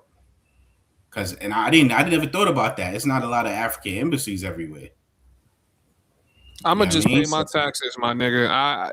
This nigga, this sound like some shit. This shit about to get because most of your money is gonna come from the U.S. anyway. So you feel me? Like at least in the beginning, yeah. At least in the beginning, absolutely. Don't you still pay taxes?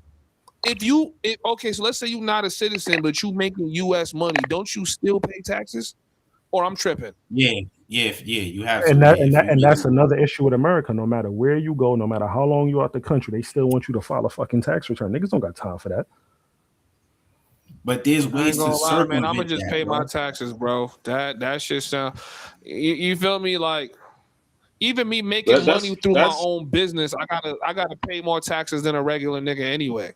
But that's why you get the money, invest in yourself, expand, and then unplug from the matrix and run your system throughout. You see what I'm saying? Yeah. I think once you have that's why I said America's the place to get your bread and get going. Yo, bro, that blockchain, bro, I'll be getting money on Polymarket, bro. Let me tell you why Polymarket is so official, bro. You don't sign up with no social, nothing, just email, and you getting Solana, bro. Yo, bro, that shit is so official, bro. I be getting money, bro. I be betting on everything, bro. As far as like, I just did a 3-leg parlay on soccer, nigga, the World Cup. I be doing the Bitcoin shit. You know what I'm saying? My nigga, that Polymarket shit is official, my nigga. You know what I'm saying? There's ways to make money online that's not even tied to anything with you. Exactly. And that just answered the question for the last. It doesn't really make sense to get rid of U.S. citizenship. Everybody's situation is different. Like I said, for me right now, it doesn't make sense. I want to work some fucking gov tech contracts. I can only do that as an American citizen. But if you got an online business, that shit is going to sustain itself anywhere in the world that got internet. Yeah, I agree. But that's what I'm telling you. Elon Musk can renounce his citizenship right now and only be South African. That's not going to stop his bread. But I'm trying to tell this nigga Homieshub, he talking about he want to put the prediction market in the Discord. But bro, there's prediction markets on Telegram. It's prediction bots on Telegram, bro. Do you know how much money? Do you know how much money I would make if I had 6,000 niggas betting on my system? That's nigga. I'm not thinking about winning a prediction. I'm thinking about facilitating the system in which niggas could make their predictions. And I'm talking about make a prediction on fucking anything. Like anything. Make a prediction on that shit. I think you gonna be the house. You gonna be the house. You need competition, don't you? I think you need quite a bit of people because they're like in predictive markets. They're betting against each other. Isn't that how it works? Something like that. So it's called a wager system, right? If I don't know if any of y'all build on blockchain, but Algorand and Ethereum lets you build smart contracts where you could place a wager against somebody. So let's say, Knicks versus Spurs, who's gonna win? If you put up $100 and somebody else put up $100 and the Knicks don't win or the Knicks did win, based on whoever you bet against, you get that money. Now you add 4 to 5 people to that pot, it's gonna divvy up and it's gonna do it automatically. So you don't need a bunch of people. It's going to be based on how much niggas is putting on the wager and like the requirement. So, another prime example, Show Enough placed a bet for $100 that I was going to beat Pop in the verses, and he ended up winning $100. So if you could win money, people going to just start trying to make niggas wager on anything. You know what I'm saying? Like, oh, is Homieshub going to do a rant live stream today? Niggas just, put up a $5 wager, $10 wager, $100 wager, and you wage on that shit. So I already have the smart contract written out and built out. I already deployed it to the Homies app. But as I was reading the law, I'm like, oh, this shit is like gambling. So I'm like, I can't do this shit. Because even if, trust me, I tried the whole, I could just launch it from Colombia or Thailand or somewhere where it's legal. But it's like, if you got U.S. people betting on it, you can't. That's why some crypto exchanges don't even let US people. That's the thing, and that's why I like Polymarket. You won't. They have it where you won't know it's U.S. people, bro. You're not signing in. You won't know it, but some nigga named fucking Carlos or fucking Henry sitting at the desk is going to investigate. You know what I'm saying? Like, he's gonna investigate the shit out of that, and like he's gonna pack you. So somebody eating or something? I don't know who that is. Yep. Hold on, let me see. Okay, I think it might have been Aaron. Nope. No, that's Stoic's mic. I was trying That's Stoic's mic. Stoic, I'm gonna mute you real quick. Okay. My fault. What you said?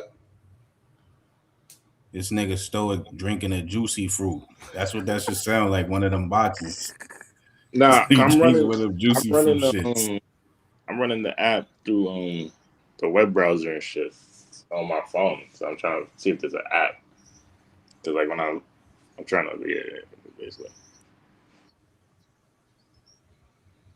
But yeah, so what I was saying with Polymarket, you sign up with email, and I don't know what country is running a business out of, but explain, because them niggas ain't get sued yet and get a default judgment against the United States. I mean, they probably paid the money for their license. That's what I'm saying. They probably already had the money. They don't have a license.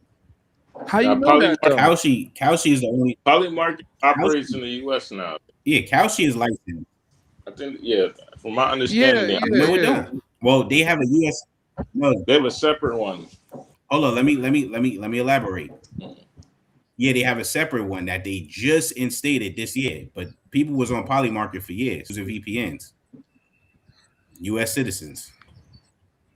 So they have a separate one now. So you're talking about the people that access Polymarket, but if they were just doing it, you wouldn't have to you wouldn't need to use a VPN. The reason you have to use a VPN is because Polymarket is blocking it for the Americans. You see what I'm saying? But that's what I'm telling you, though. I'm telling you, can do the same thing. They registered in Panama. That's why the VPN works in the first place. But not just that. But like, okay, so if you don't need to use a VPN no more, what probably happened is they got enough money and they ended up just going through the licensing process through America so that people could bet on Polymarket now in America. So even if they're based in Panama, you can't have any kind of Americans betting on that shit if you don't have that license. And that license could be anywhere from. Bro. Polymarket been out since like 2020, bro. That was bro, but you're not getting my point. That's why them niggas is not in jail. That's what I'm trying to get you to understand. Like, that's why they're not in jail. It's not worth the risk. Hell no, it's not worth it, bro. Fuck a summer jam screen through migration. If I launch the Homieshub and have niggas betting on that shit, I'm gonna be on the front page of fucking CNN, nigga. I'm going to jail, nigga. Jail. If they were registered in Panama in America back in 2020, the VPN would have never worked. If a company is registered in America and you have to be within that specific state, a VPN for some reason does not work. It's not gonna work. For example, I'm in California. My VPN don't work to use FanDuel. That's because they're licensed and they have regulations. Polymarket had no U.S. licenses, so they didn't. Only regulation is they couldn't have U.S. citizens. But the way to get through that was U.S. citizens using the VPN and saying they in motherfucking Switzerland. Yeah, but Rob, what I'm saying to you is that you wouldn't need to use a VPN if they were just opening it up to y'all. That means in their server, they're blocking Americans from getting on the site because they're complying with the local law. You get what I'm saying? If they weren't complying with the local law, you wouldn't even need to use a VPN. You could just get on the site. But if they did that, they would be open to lawsuits, criminals, like, you know what I'm saying? It would be a fucking whole sweep, nigga. A whole sweep. So let's say I could run my shit, but I could only run it inside of Colombia. I would block every other country that I don't have a license in, and y'all would have to VPN into Colombia just to use the Wager app in the Homies app. You feel what I'm saying? So that's why I'm like, man, this shit not even really worth it because I don't got a license anywhere, like nowhere at all. You know what I mean? See, you can, if you can't do that, you can still host a bot though that runs off the prediction markets. I mean, still get fees off of that though. But I don't like. Okay, so like, who sets the wagers on FanDuel? Like, how does that work? Like, how does somebody set up a bet? Do like you personally set it up, or does FanDuel do it? But FanDuel is different though than something that work on blockchain like Polymarket or any other. Well, I mean, sorry, not FanDuel. Polymarket. Like how? Like who creates the predictions? There's a platform that I forgot what the platform is called, but they tell you in the rules. But Brad Jones, can you break down that comment a little more for me? Well, my fault. Y'all go ahead. Oh, you said most people, and other dudes said you can detect VPNs. VPNs are detectable because they're data centers, and the way, if you want to change your IP address, you got to get a home IP. They call it SOCs. You got to get a home IP, a dedicated IP, and if you get a home IP, whatever site you want, it'll detect that you're in the house or whatever, like you're using house Wi-Fi instead of using a data center that hundreds of people use, like a VPN. Copy.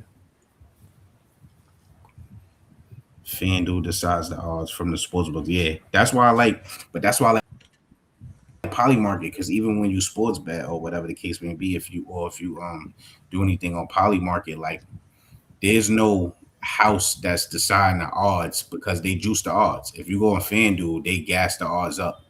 Like you may see negative 200 or something, but it's really negative 130, but they adding a source on it. All right, so to make you think it's that much of a favor. Peep this, because this is where I was personally getting confused.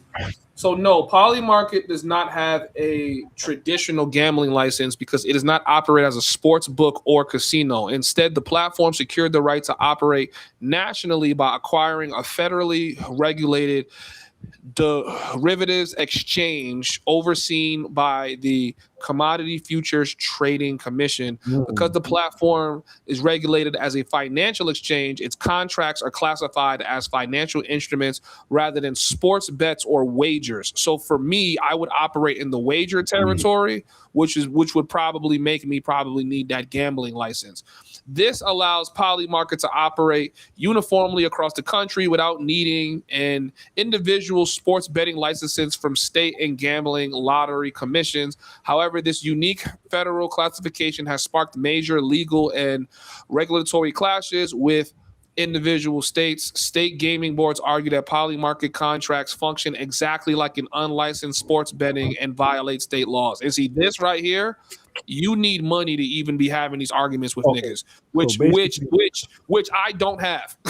I don't have money. They finesse the system. So they finesse the system and they operate in an illegal gray area, is what I'm getting. Exactly. And then one day when it's not illegal though. No, I said it's illegal. Don't say that. You heard? No, I didn't say it's in gray area. Hold on. Because when a judge makes that conclusion that this is indeed not legal, they're going to get sued for hundreds of millions of dollars, bro. And niggas are going to go to jail. It's the same thing with XRP. XRP, they're trying to decide if that shit is going to serve as a security or not. They've been in a legal gray area for years. XRP you know what I'm is saying? going triple platinum, trust me. Yeah, because bro, what's up with I have a bet. I got a friend, bro. He had invested in XRP back in 2018, like some shit. He winded up selling it though. It was going Me down. too. Oh, it was going downhill. Yeah. And now I'm seeing this buzzing and buzzing. I don't understand what's up with Nah, I XRP. sold mine for a profit. I remember I had got in Dogecoin. I was in a Wall Street bet. I had made money off Dogecoin. I caught it at 1 cent because I was in a Wall Street bet. So I was in the Reddit and shit. I seen they was like, yo, we up Dogecoin. I'm like, word? I'm on that right now, nigga. So I'm Dogecoin. I think when it got to like since I sold it. But it's funny because I only sold it to go and get an apartment, which I should have never did. I should have kept that shit. I knew it was 90, but I was gonna put the money back into it. But I was moving back to New York City at the time from you know what I'm saying? And but what's up with XRP? What's the function of it? Nah, I made the same Nigga, mistake. I'll do you one better.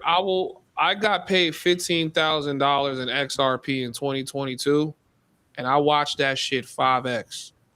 I just want you That to do the shit hurt, math right? on that.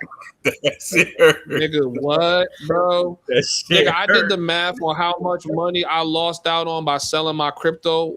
Nigga, I missed out on $238,000, nigga.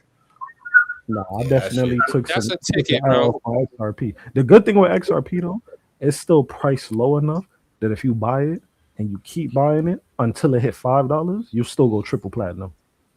I would just keep buying that shit as much as you can, as often as you can, until it hit $5.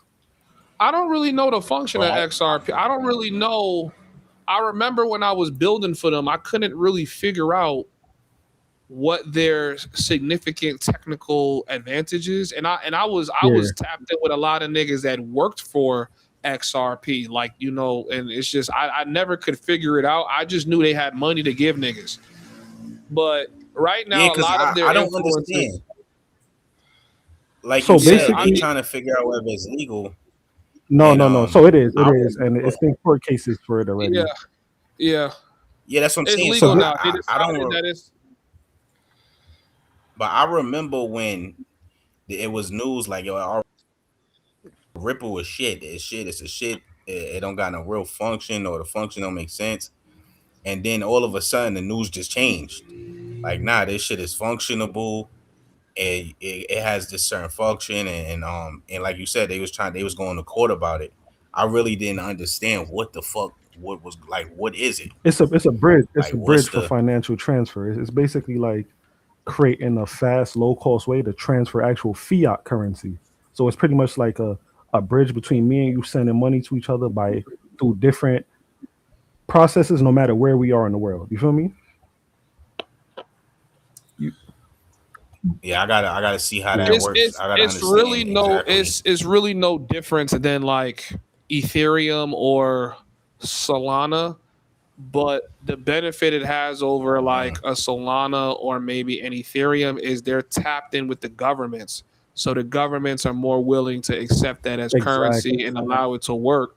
So all a currency needs is you need a user base that's going to transact with it, and you need governments that's going to rock with it. And now you're talking about a currency you could use around the world. So prime example, if I was working for XRP, I'd probably be trying to get all these little Colombian stores to start integrating the acceptance of XRP, and I would work with the bank to make sure people could transfer the XRP into fiat. And now the same way you send money through PayPal, you would just send it through an XRPL wallet, basically, which would be clutch. Because now you instead of you withdrawing money for the hoes, you just be like, bitch, I'm gonna send you some XRP. Yeah. Not to mention with the way we transfer money now, like how much you send and the method you send it, you losing a chunk of that shit by the time it hit the receiver, depending on how much you send in the method. You feel me? Mm-hmm. So this right here is trying to bridge the gap and eliminate some of that loss between transfer. Mm-hmm. Yep. Yo, question: Do y'all hear my background or no? Nah, you good, bro. Oh, because it's pouring outside. That shit sounded crazy, but yeah. Nah. But yeah, I had made money off Dogecoin. I was in a once I found out them niggas made money off GameStop, it's over. I'm an Aries, nigga. I'm jumping on shit. Pause. Off the rip. I don't need to think about nothing, nigga. Once you making money or what? I'm on it. I'm an I'm Aries on too, it, bro. nigga. So I understand. Niggas be contemplating the risk. Yeah, niggas be like, yo, what's the risk? What's the fuck that, nigga? These niggas is lit, nigga. They making bread, nigga. If I'm y'all on want it, to nigga. I learn how went to right in make that Reddit. some real fucking money over the next 10 years, do not stop studying cryptocurrency. But I'm saying, like, don't just study how to trade and profit from it. Understand why the cryptocurrency has value. Because now what they're doing is they're using what's called they're using what's called agenic like agents, where basically like your AI can trade for you on the blockchain. It can make payments for you. It could do everything for you financially. So you could have it organizing your That's finances, what Claude is doing. paying your bills. Yeah. So Claude is just one of the systems that's doing it. But it's like right now people are trying to combine AI and cryptocurrency. But how I see it making money is your AI is going to see a trade that could probably put you up 30, 40 bands. And instead of asking you, it's just going to do it for you if you give it that permission. But it also has the power to have you lose Yo, money. Mosa. Yeah. Yo, Brad Jones, I'm mad for you, my nigga. I'm mad. I'm hurt you even comment that, bro. It hurt my Yo, heart. man, y'all got to Just stop reading that commenting comment. y'all crypto losses in here, man. This shit about to make me have Yo, nightmares when I sleep, bro. and Big 32, the It hurt difference, my Big heart. 32, the difference with XRP is that these governments, these financial institutions, these asset management firms, they're not adopting the other cryptocurrencies. They're adopting XRP. That's the key difference. And that's why it's finna go up as compared to the other cryptos. I don't think XRP is going up. I think XRP. If you look at XRP, they're adopting Ripple X technology. They're not adopting XRP as currency. And Ripple X supports USD. They have an option to use XRP for settlement, but most institutions are leaning towards USD. The other thing is there's so much fucking XRP in circulation that the upward like momentum or ability of it growing anymore is pretty much been dusted already. So let me ask you this: what's your opinion on BRICS? It's a shit coin, bro. No. I'm not the coin. BRICS, the financial. Oh, the BRICS, BRICS alliance. Yeah, I think we gotta just see. I think the British pound at one point was the world's strongest, currency, and it was used for international trade. Then it switched to the U.S. dollar. So I think anything is possible. I think a lot of Americans like to glaze themselves to think that the U.S. dollar can never be powerful. Right now, it is the global trade That's a currency. fact. Nick, first of all, there's like 4 currencies stronger than ours right now. This nigga's a Tether. Yeah. Yo, Stoke, stop being a Tether, son. Fuck out of here, nigga. American dollar is strong. There's like 4 or 5 currencies stronger than the U.S. right now. Look, y'all niggas out here, niggas bro, I'm saying just niggas saying, is and they not all in the Middle Americans. East too, half if of I'm the not Middle mistaken. Eastern currency is stronger than America. Oman, Qatar, Dubai, The all Qatari, this the Oman, I think the Jordan currency as well, right? Wait, what does that mean when a currency is stronger than ours, though? I be hearing that, but then America is still the strongest nation on the planet financially. So like, what does that really mean? No, If, like, prime financially, example, Now they try you to don't use think GDP. so? They try to use GDP as a metric for that, but we don't really understand GDP. GDP is based on the cost of the goods and then the amount of people that are consuming. So America is a consumer nation. You know what I'm saying? So because It is now, and you're it's right. a debtor consumer nation that buys Yeah, it everything on used to credit. be. We used to produce everything, and I think that stopped in the 70s, 60s, Exactly. like 70s. But so that's when, so like you said, it's a debt nation. That's why the United States is 33 trillion in debt. So that's why they say that the dollar is weak compared to other countries, because the United States is in debt to the Federal Reserve. So the Federal Reserve, and I'm sovereign, I'm super conspiracy nigga, right?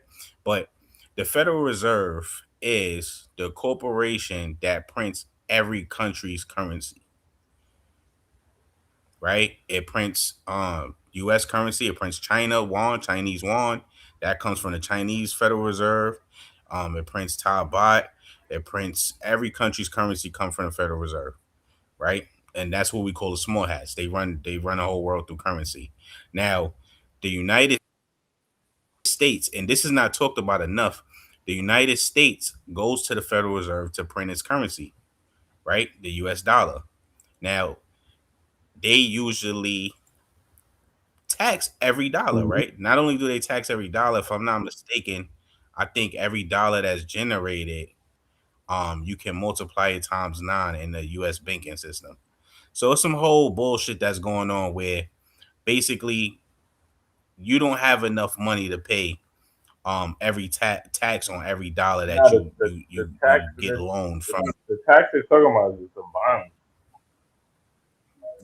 America is a what? It's a bond. The bond market. Foreign countries are buying U.S. bonds. So like America. Yeah, that's one aspect. America's like the birth certificate is a bond, right? That's straight on the exchange and all that.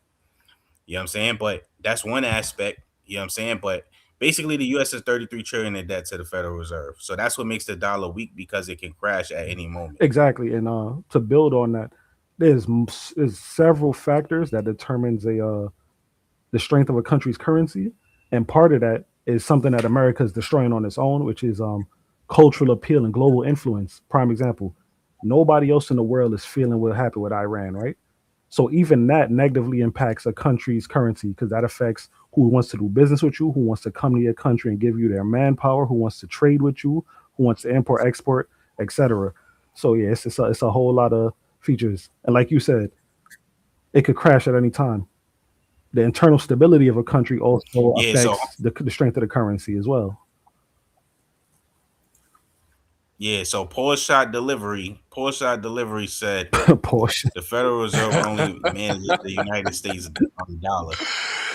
So Poor Shot Delivery, look up where the China get the Chinese yuan from.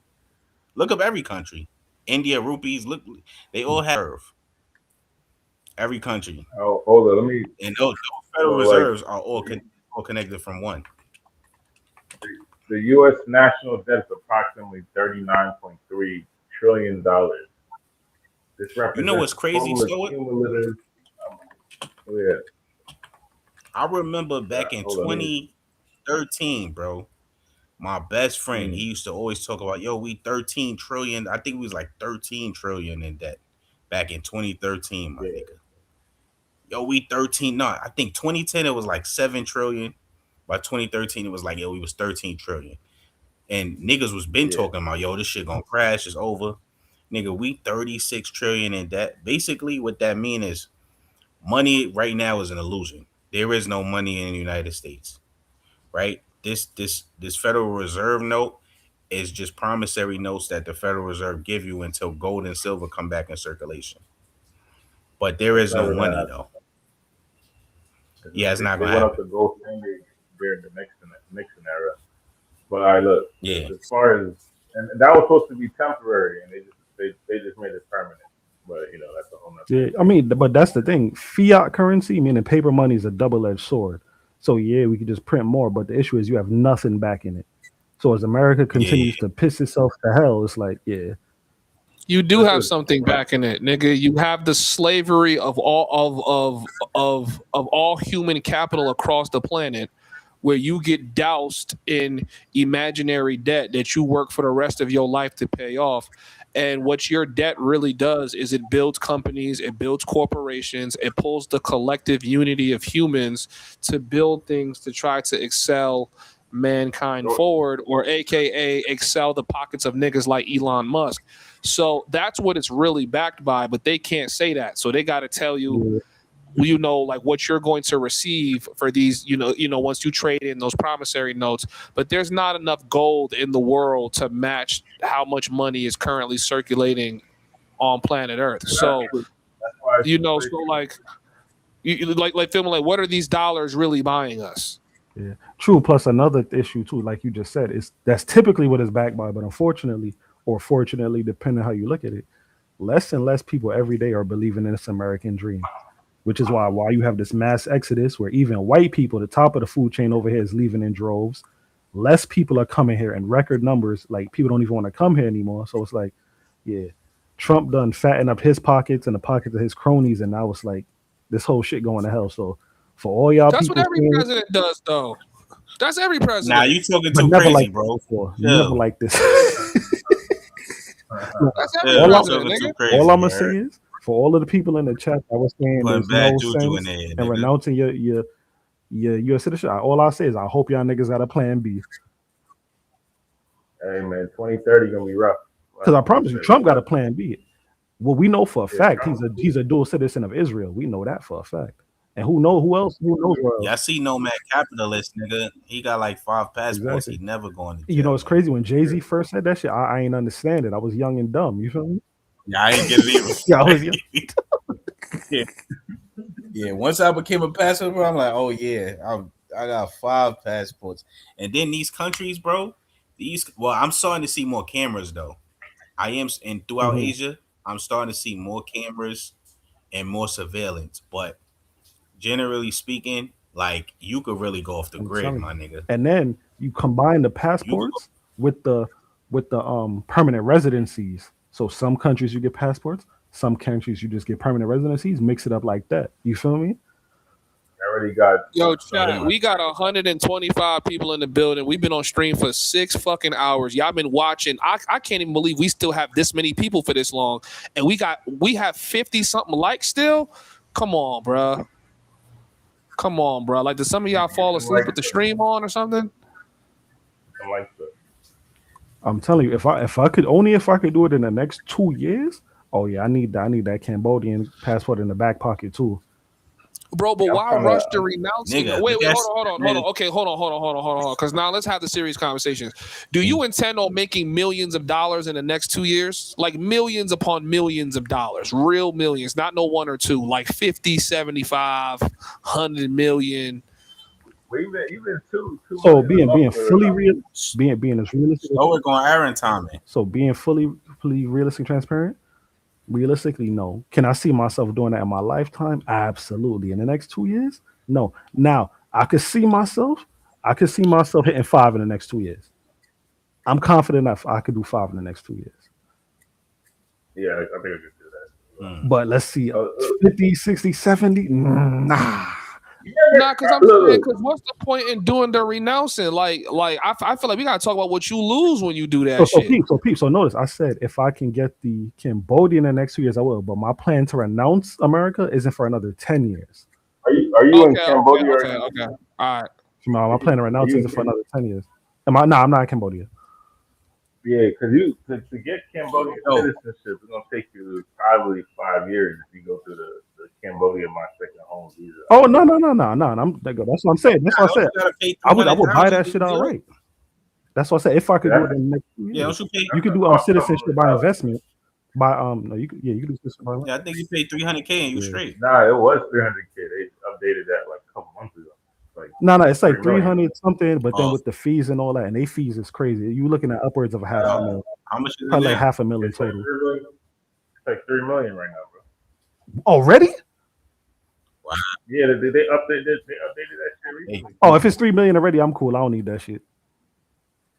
Yeah. They tweaking. They did that because Nomad Capitalist blew the spot. I think Paul Shop Delivery has a point with this too that I also agree with. That whole Federal Reserve control, like, I don't think that's true. I think every country has their own Federal Reserve.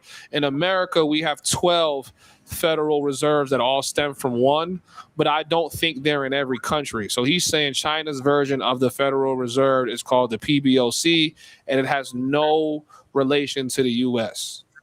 I believe that. And no, it doesn't have relation to the. You see, yeah, this is what y'all don't understand history, and you don't understand the Federal Reserve. The Federal Reserve don't even have relation to the U.S. The Federal Reserve is a separate entity.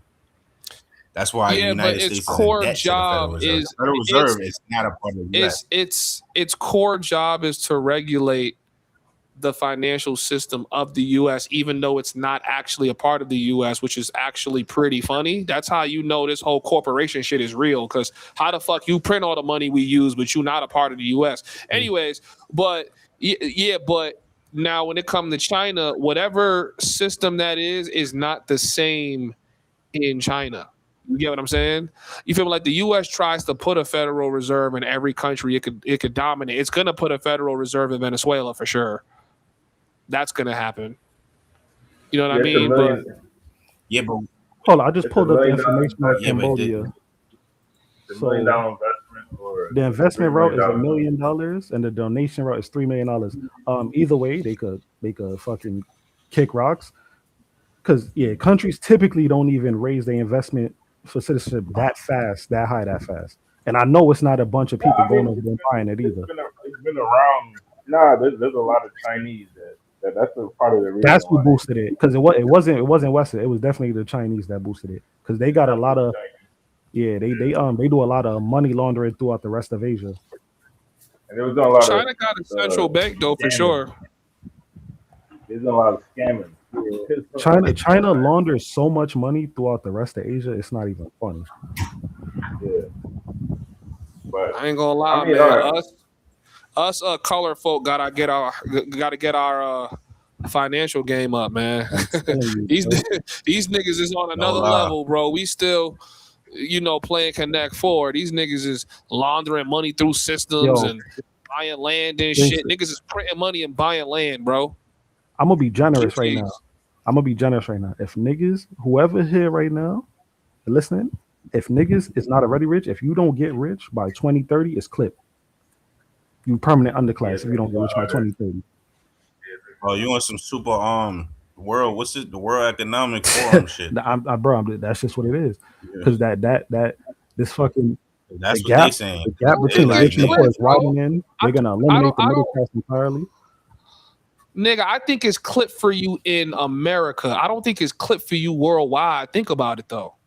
Think about it. Okay, so prime example. I'm in Colombia right now. The world get rich off America though. I'm in Colombia right now. The only thing they doing AI is Chat GPT. Niggas haven't even caught up to even vibe coding yet. So think about everything you could do inside of Colombia to get rich.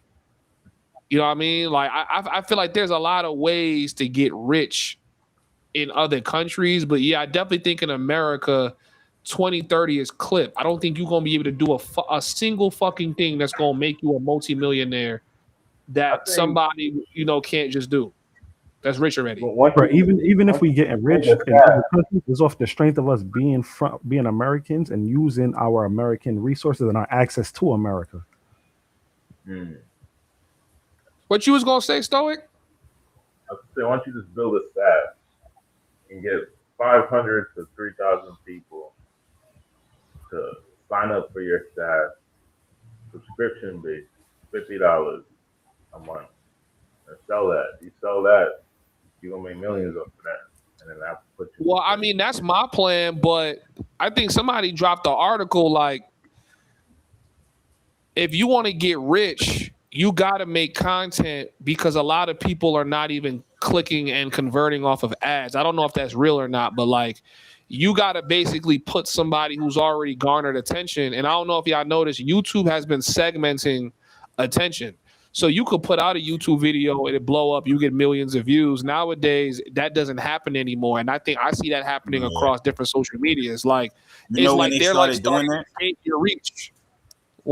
When they started doing that, when they changed the home, I think they got sued or something. Somebody sued them. I don't remember. They had to pay out, but they changed the homepage. Remember, the homepage used to actually relate to videos you watch. Like they used to show video related videos. Now they show curated videos that they pick for you to watch. You know what I'm saying? Even your shit right now on the side of it, on your YouTube shit, it's not gonna show no related videos that's related to the Passport Bro space. It's gonna show all kind of shit that they want you to watch. You know what I'm saying? So that's how they marketed it. Yeah, but they did that. I think it was like after 20. I think they got sued in 2020, 2021 or some shit. And like after that, you didn't see no more related videos. So like you said, I was thinking about 3-4 weeks ago. I was like, I think I'm about to start a clips page, bro. Cause them AB and D niggas went viral. I'm like, I'm about to clip they shit up. Cause I see these clip niggas with the money, bro. I'm like, nah, what? Guess who got the clipping software that I'm about to put on the Homieshub site so y'all niggas could start clipping shit up? Nigga, I'm telling y'all, nigga, like, even though this the Passport Bro space and all that, I'm really building for niggas to get ahead, bro. Nigga, I've been clipping content. I literally have not edited a single one of my own videos in like almost 2 months, nigga. I got that AI doing everything. I'm like, bro, I saved so much time clipping, reposting, uploading, thumbnails, all that, bro. All that, everything. I seen somebody with some with that. Anyway, put that in your I can't find the lounge shit, bro. I haven't been in the Discord in a minute. I went to the Discord today and yesterday. I'm in the lounge. It's not giving me the section where I could motherfucking comment, bro. I don't know if you took that down after that Robert nigga. But I'm like, nah. I can't comment or nothing. Nah, bro, you could comment. You could comment. Hold on, I gotta find your name and see what's going on. Cause I made it where only niggas that get assigned a role could comment, but everyone who joins gets assigned a role. So I don't know. You know what I mean? I have no clue. Yeah, my shit is Ace Click Raw in there. It should be. Right now, I'm trying to find this video they were talking about, like the easiest citizenship. Wait, what? That don't require investment. That was like that are valid, like a solid passport. And a couple of them are in Latin America, like as low as like 2 years. Well, the easiest one is always going to be is if you descended from a different country. That's citizenship by descent is always going to be the easiest because you barely got to come out of pocket. No descent, no nothing. Okay, got you. Yeah, I'm trying to find it. It was on Instagram. Instagram just got history the other day.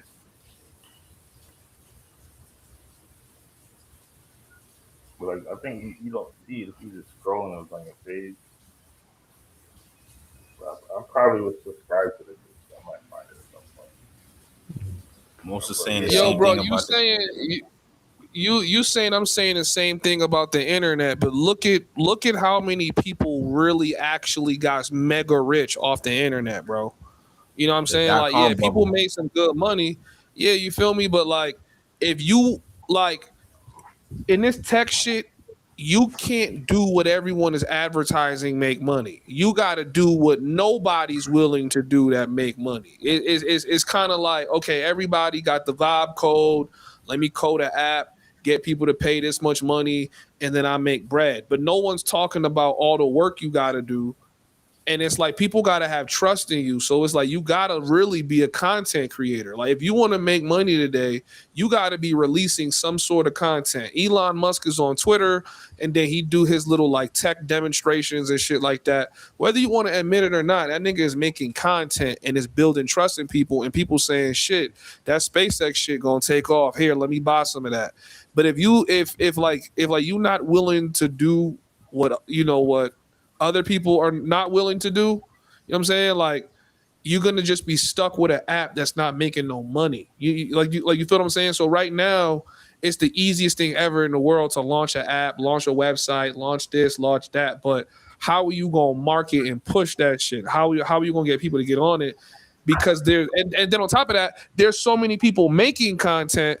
Now you got to gravitate and take people's attention. So I personally think it's harder now. And, I could be wrong, but like, unless you're one of the people that's already smart, already know how to do shit, if you're somebody just getting into the game, I don't really see how you would make money in tech or with using AI. Like a lot of people talk about how much money you can make in AI. All of them are just selling you courses. They're not actually making money with AI.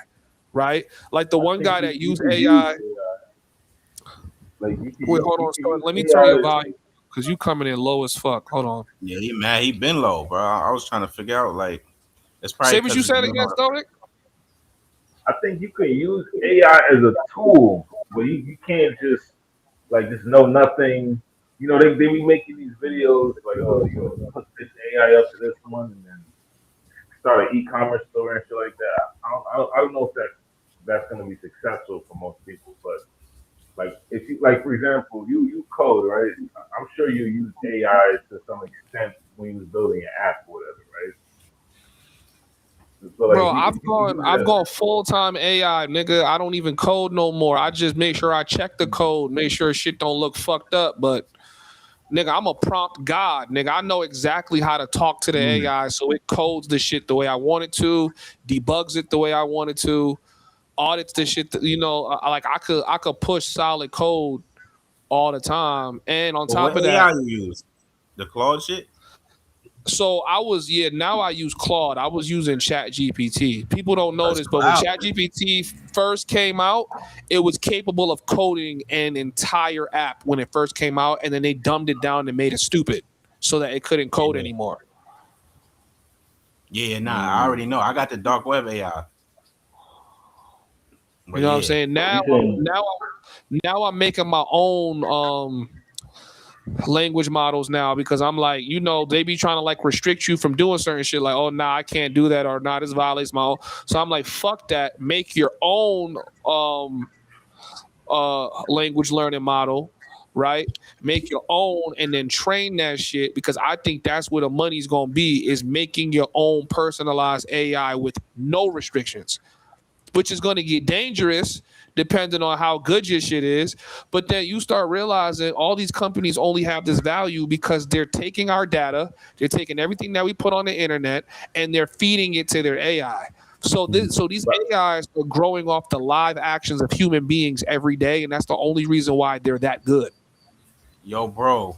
My question: are you talking about like making an AI tool that targets a specific niche, or are you talking about actually competing with Claude?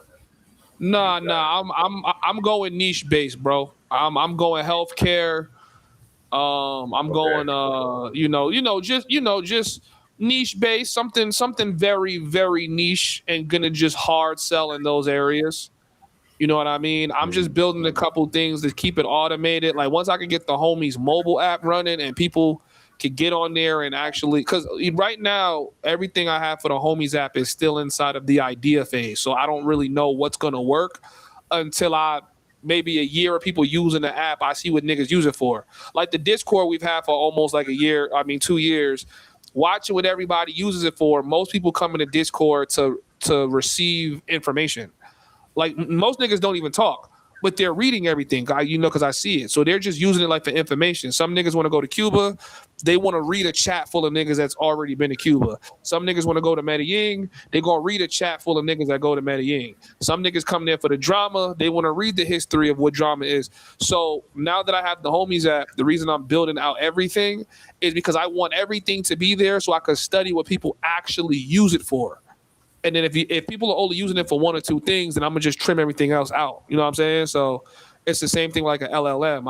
Like once I build it, I'm gonna make sure I go very niche based. Maybe you need it because you need to know you need a system that's gonna talk to girls for you, DM girls for you, swipe right on girls for you, and you got a certain look they gotta look, a certain language they speak. You could be risen 1,000 girls every day and you never have to type shit. But that shit gonna talk just Yo, like you, it's bro. gonna find a girl just like you. Shit like that. I wanted to try that shit, bro. I was on YouTube. I seen some nigga risen some girl through the text using AI. That shit was working. I don't know if that shit was real. I wanted to try that shit, bro. Cause I'm not gonna hold you. I'm an in kind of person. I'm like me specifically. My text game has always been weak. My phone game has always been cool, but my text game has always been weak, bro. I gotta bag you in person. You know what I'm saying? Once I get the text, I might lose it. You heard? I just might. That's why I don't even text. I just stopped texting. You heard? Because I might lose it. You gotta build that rapport first. Yeah, I got to see her in person, get her to feel me in person. Because getting her to feel me through text is hard for me. I got to get that in person.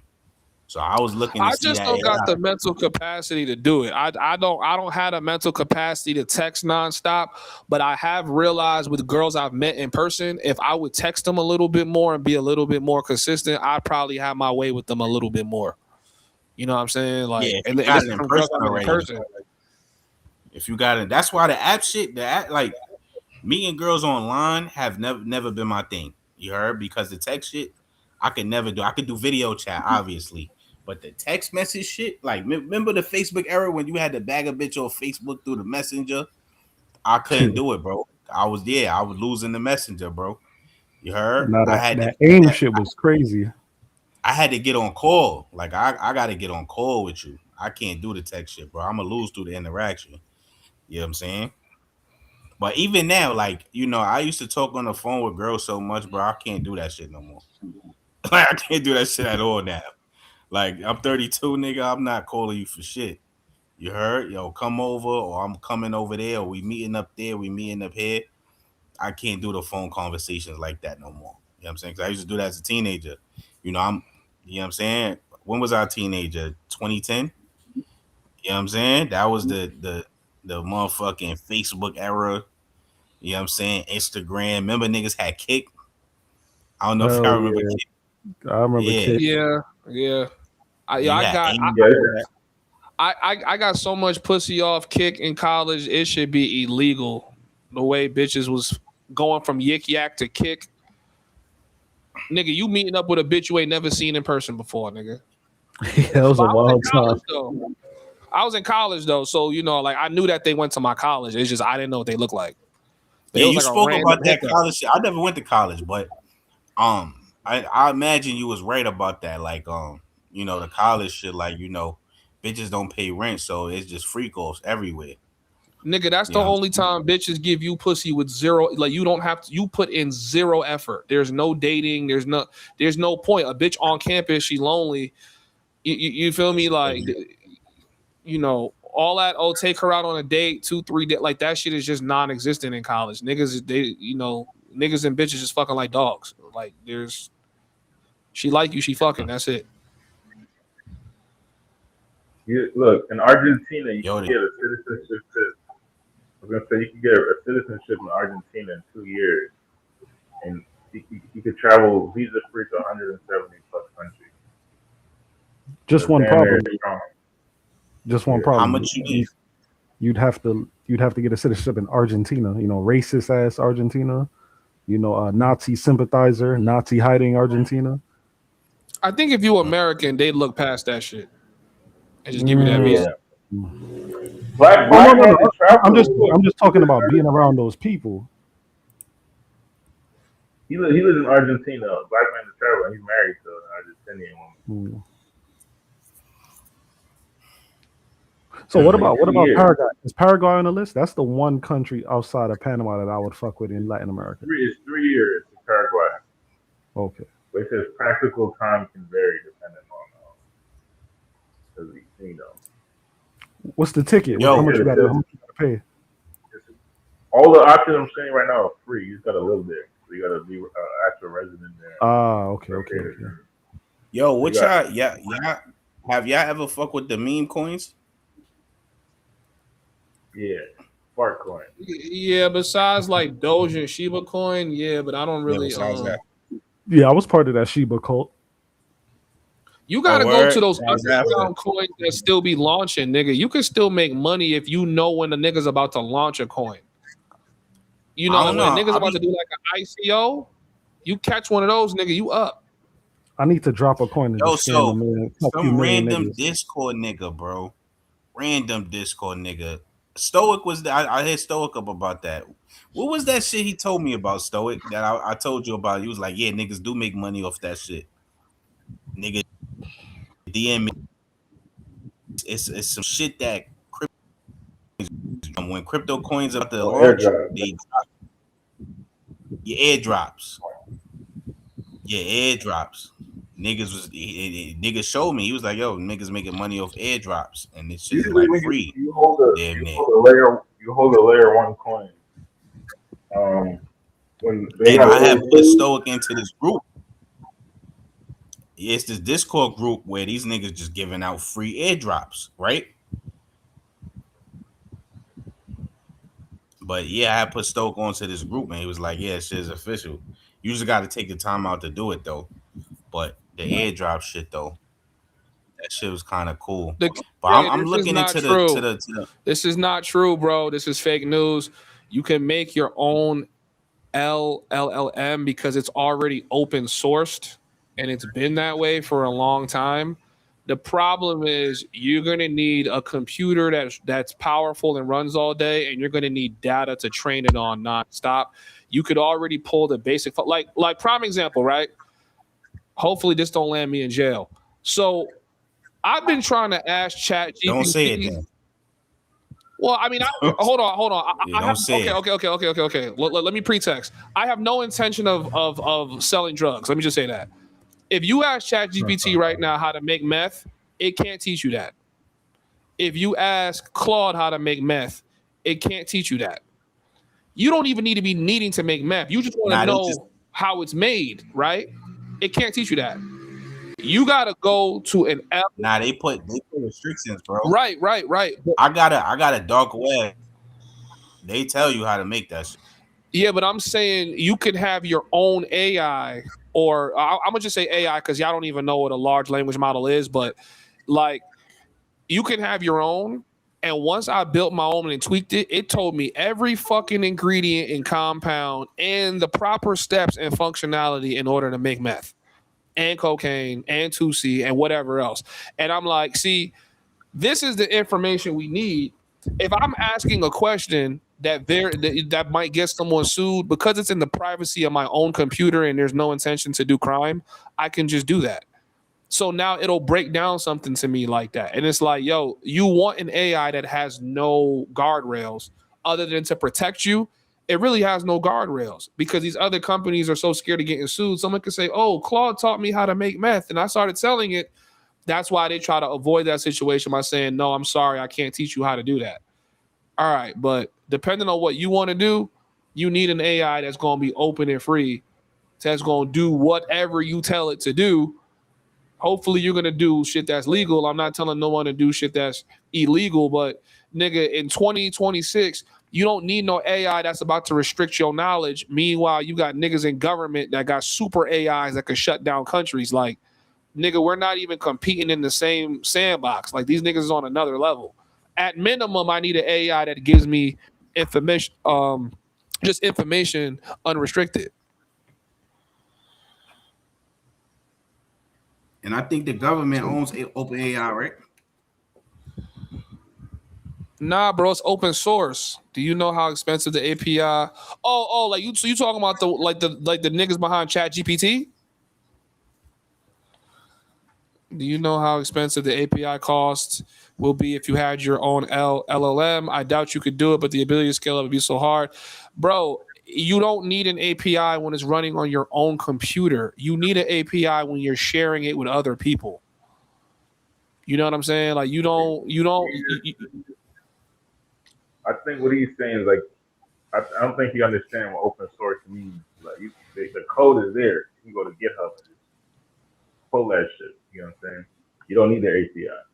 Yeah, the code is there. You just pull it to your own computer, configure it for your own use, and you don't give it to anybody, nigga. You use it for yourself. It costs you nothing but whatever the power that your computer is using, for your light bill. That's it. So this is what I do. I run everything on my computer. So I've been teaching my AI how to clip my videos, how to edit my videos.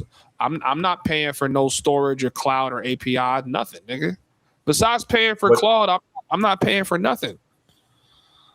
But that is one thing though, because like you see how the pricing of memory has been going up, and the price of PlayStation went up, and the Xbox went up, and then the Mac Apple just increased all their pricing, is because all these fucking AI companies are buying up all the memory. Mm-hmm. So this AI shit is very memory intensive, like RAM intensive.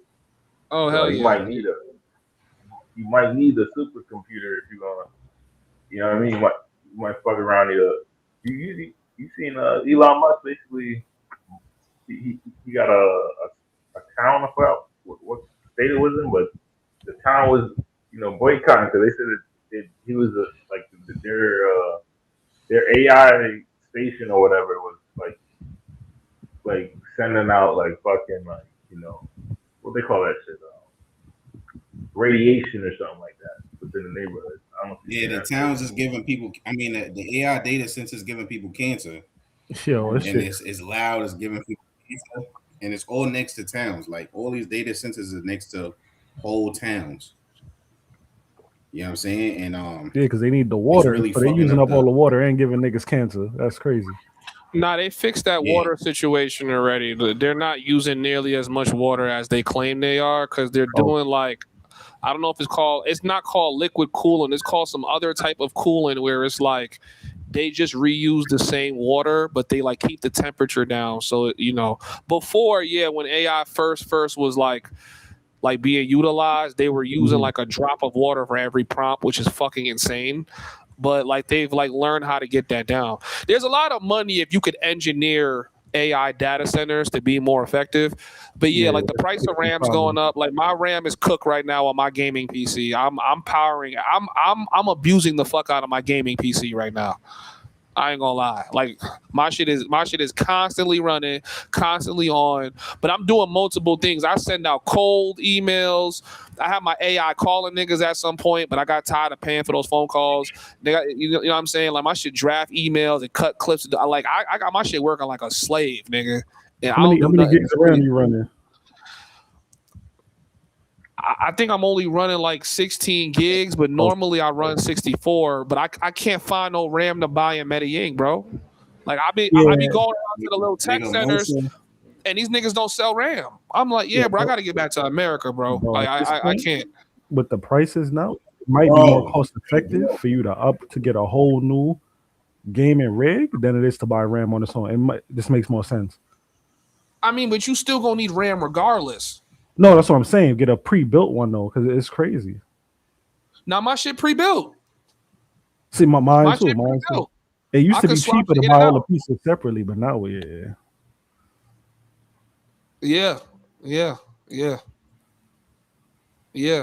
Nigga, most are gonna be the reason Terminator pull up on you.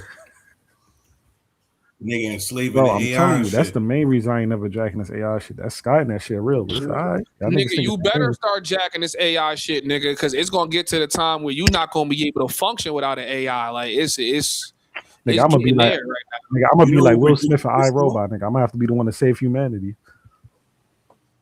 You know who predicted this shit? This nigga Young Pharaoh.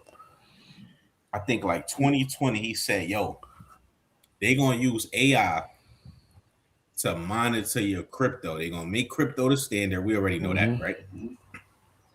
They're gonna use AI to monitor and manipulate all your crypto. And he said a bunch of other shit. But as we know, even China got face recognition systems that work off AI. All that's going in the cloud, AI. US got it too. The US got all that shit. So, and I think China's trying to put that in countries like Vietnam now. They got it in Thailand when you land at the airport, right? But this facial, and that's why even in Thailand, bro, when I go get a luxury condo, I do not go for them condos with the facial recognition, bro. I can't do it. And it's in a lot of condos, bro, where you gotta, facial recognition to get in your crib. Nah, I need a key. Even a key card is cool. But like a motherfucker facial recognition, I'm not doing that. You know what I'm saying? Issue is right now. Hold on. First, I want to get to the King Ray comment because he said something about what he said. You said so you're still third partying it in some ways. I get it, but if you're directly setting up the model, I doubt you'll get traction. So, bro, I am not trying to be the next Claude or OpenAI. I am building my own personal Jarvis. And when I tell that nigga to do something, he do it. I'm very for everybody building their own personal Jarvis because that's really the only way you're going to be able to compete is by having your own personal Jarvis. And this nigga Musk trying to infuse AI with niggas' brains. I'm not doing that. So I'm like, nigga, I might as well get ahead with that. Secondly, you said something else that I want to get to. You said, I think your website building is your cash cow. So many small businesses need that shit. And if it's low cost and quick to do, I ain't going to lie to you, bro. With this vibe coding shit, everybody's thinking about just building their own website. But, hey, man, if you got somebody that need business, send them my way. But, and then I want to get to your point, too. Yeah. So right now, quantum computing with AI is becoming so dangerous. Yeah, I don't know if y'all noticed, but blockchain was the safest way for transactions to be processed.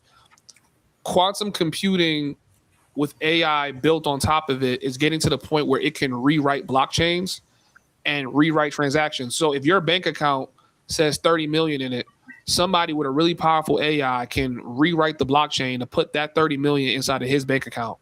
And there is no security force on the planet that can stop that shit. And that's where we are right now with the AI. So they're trying to improve blockchains so that it's working on quantum computing. Quantum computing. They get even deeper though. They can just add. They can just make the private keys longer. That's easy for them. So make the private keys longer. Stoic, you cutting out, bro. We could barely hear you, bro. I say they would need to make the private keys longer because the reason why it's hard to crack a blockchain now because the private keys are at a certain length, but the quantum computing is but see, using AI, you can get people's private key. Especially, you got to understand, even our keyboards have systems in the computer that goes to a cloud, right? Most of us have Windows right now. We run it. I know most of y'all niggas programmers. Y'all know this. You know what I'm saying? We run in Windows and shit like that. Even your smartphone, the keyboard is from Google, right? So they enter all your keystrokes in, right? AI could get all that information. So they got your passwords, they got your keys and all that, right? And then you got the jab, because I remember he was saying that too. And you know the jab right now, they're actually putting chips in the jab that's going in your body, and they're trying to control your cells or your body or whatever remotely. Then you got 5G. 5G is able to do that. So all this is a chess move. It's all AI, 5G, jabs, computer chips. You gotta think about the whole thing. Quantum computing, all of it is laying out all at the same time. And by 2030, it may all be rolled out. Yes. You know what I mean? Shout out to everybody who didn't get the jab. Facts. Black definitely people. One of those niggas. Yo, who said this? The Big E. Yo, bro, I want you to take time when I end this stream because I got to end this stream soon. I want you to go look up Mythos. Look up Mythos 5 by Claude, and go look at how they're trying to restrict regular people from getting access to that version of Claude, but they've given it to governments. When you look at what Mythos 5 can do, the toughest security system possible that probably protects nuclear weapons, bank ledgers, all that shit, it can literally hack into it, rewrite itself so that you don't even notice that someone has full control of your whole system. They just blocked Mythos 5 from being accessed by regular people. And I think Fable 5 is able to recreate an entire video game like Grand Theft Auto or Fortnite in like 60 seconds. Y'all got to pay attention to what's going on, bro. Niggas ain't on here just spreading like conspiracies, bro. Like this shit is... Mythos 5. Type in Mythos 5 by Claude and then Fable 5. Mythos 5 and Fable 5. So all that shit is by Claude? Claude is crazy, bro. I was going to use Claude to trade. Let me see. I mean, you could do that. So, niggas do it, though. I see niggas doing it. And they making trade bots on Polymarket, and they using arbitraging. So fuck that AI. They're making money off of like 99. Yeah, but can you really be a passport, bro, with a trade? Respectfully, shout out to all my tradesmen, but no, that's tough. Nah, bro, I'm not saying it has something to do with blockchain. What I'm saying is they're rebuilding blockchains on quantum computing so that they could protect ledgers from these AIs. Like I don't know if you're in the blockchain building space, but I am. So I get the emails. I see the competitions where they're paying people to try to start getting on quantum computing and building, like smart contracts on layer ones and shit like that. I'm telling you, like, some of these AIs can literally hack into layer ones, like, to simplify it, and basically fuck up the whole money exchange. And a lot of layer ones got hundreds of millions of dollars, if not billions of dollars on it. So it's like, if you keep giving niggas access to AI that could do that, and keep in mind, AI is at the point you don't need to use Claude or ChatGPT or OpenAI. You could run that shit directly from your own computer and start attacking people. The first thing niggas do, okay, the best hackers in the world had to learn how to hack your shit by learning how to code. Today, you just need to learn how to prompt. You don't even need to know how to code to hack into somebody's shit and steal all their money. You see what I'm saying? So they're trying to say, listen, with AI, and now they're putting AI on quantum computing, a lot of our regular traditional security systems are not going to be able to survive the advancement of these AI, because you have really like malicious people that are going to utilize it to do XYZ. So we got to start building security on quantum computing. But if you look up a system like Mythos 5 and see what Mythos 5 is able to do, just look it up. Look it up and see what Mythos 5 is able to do to a regular government or banking system, and you're going to see how AI is going to be the death of everything. I ain't going to lie. Some of you niggas is already serving AI. I know if you're a YouTuber, you're serving AI. Nah, we all serving AI, bro. Your phone, when you use the camera, the agreements, all the agreements, they collect your data, your face, your eye retinas, everything. You know what I'm saying? So you're using Google on your phone. Google is feeding AI. Every app has to go through the Google Play Store, and they collect all the data from the apps, bro. That's facts. So everything you do right now, they feeding AI, bro. Yeah, I'm starting to everything AI right now. The whole world right now is about tracking human interaction to feed the AI. Every single thing you do, even if you don't mean to do it, like the security cameras that they put on the street, they tracking how niggas walking, they tracking what niggas wearing. They can start telling you, nigga, you could wear a mask, a different mask every day, and that AI could start reading your body language to the T, that it'll know it's you. It'll know it's you, even if you masked up, and it's feeding it into a cloud. So I'm thinking to myself, well, maybe if you just stay off your phone and stay off the computer, you won't be training the AI. No, it doesn't matter. If they have cameras that exist anywhere where you're at, they could pull that data and train AI on that. So we're already in the grid. The most fucked up part about AI is you could try to get away from it. Everybody who has a smartphone around you is learning from them as well. When these people, anybody who got a smartphone around you, that smartphone is collecting data,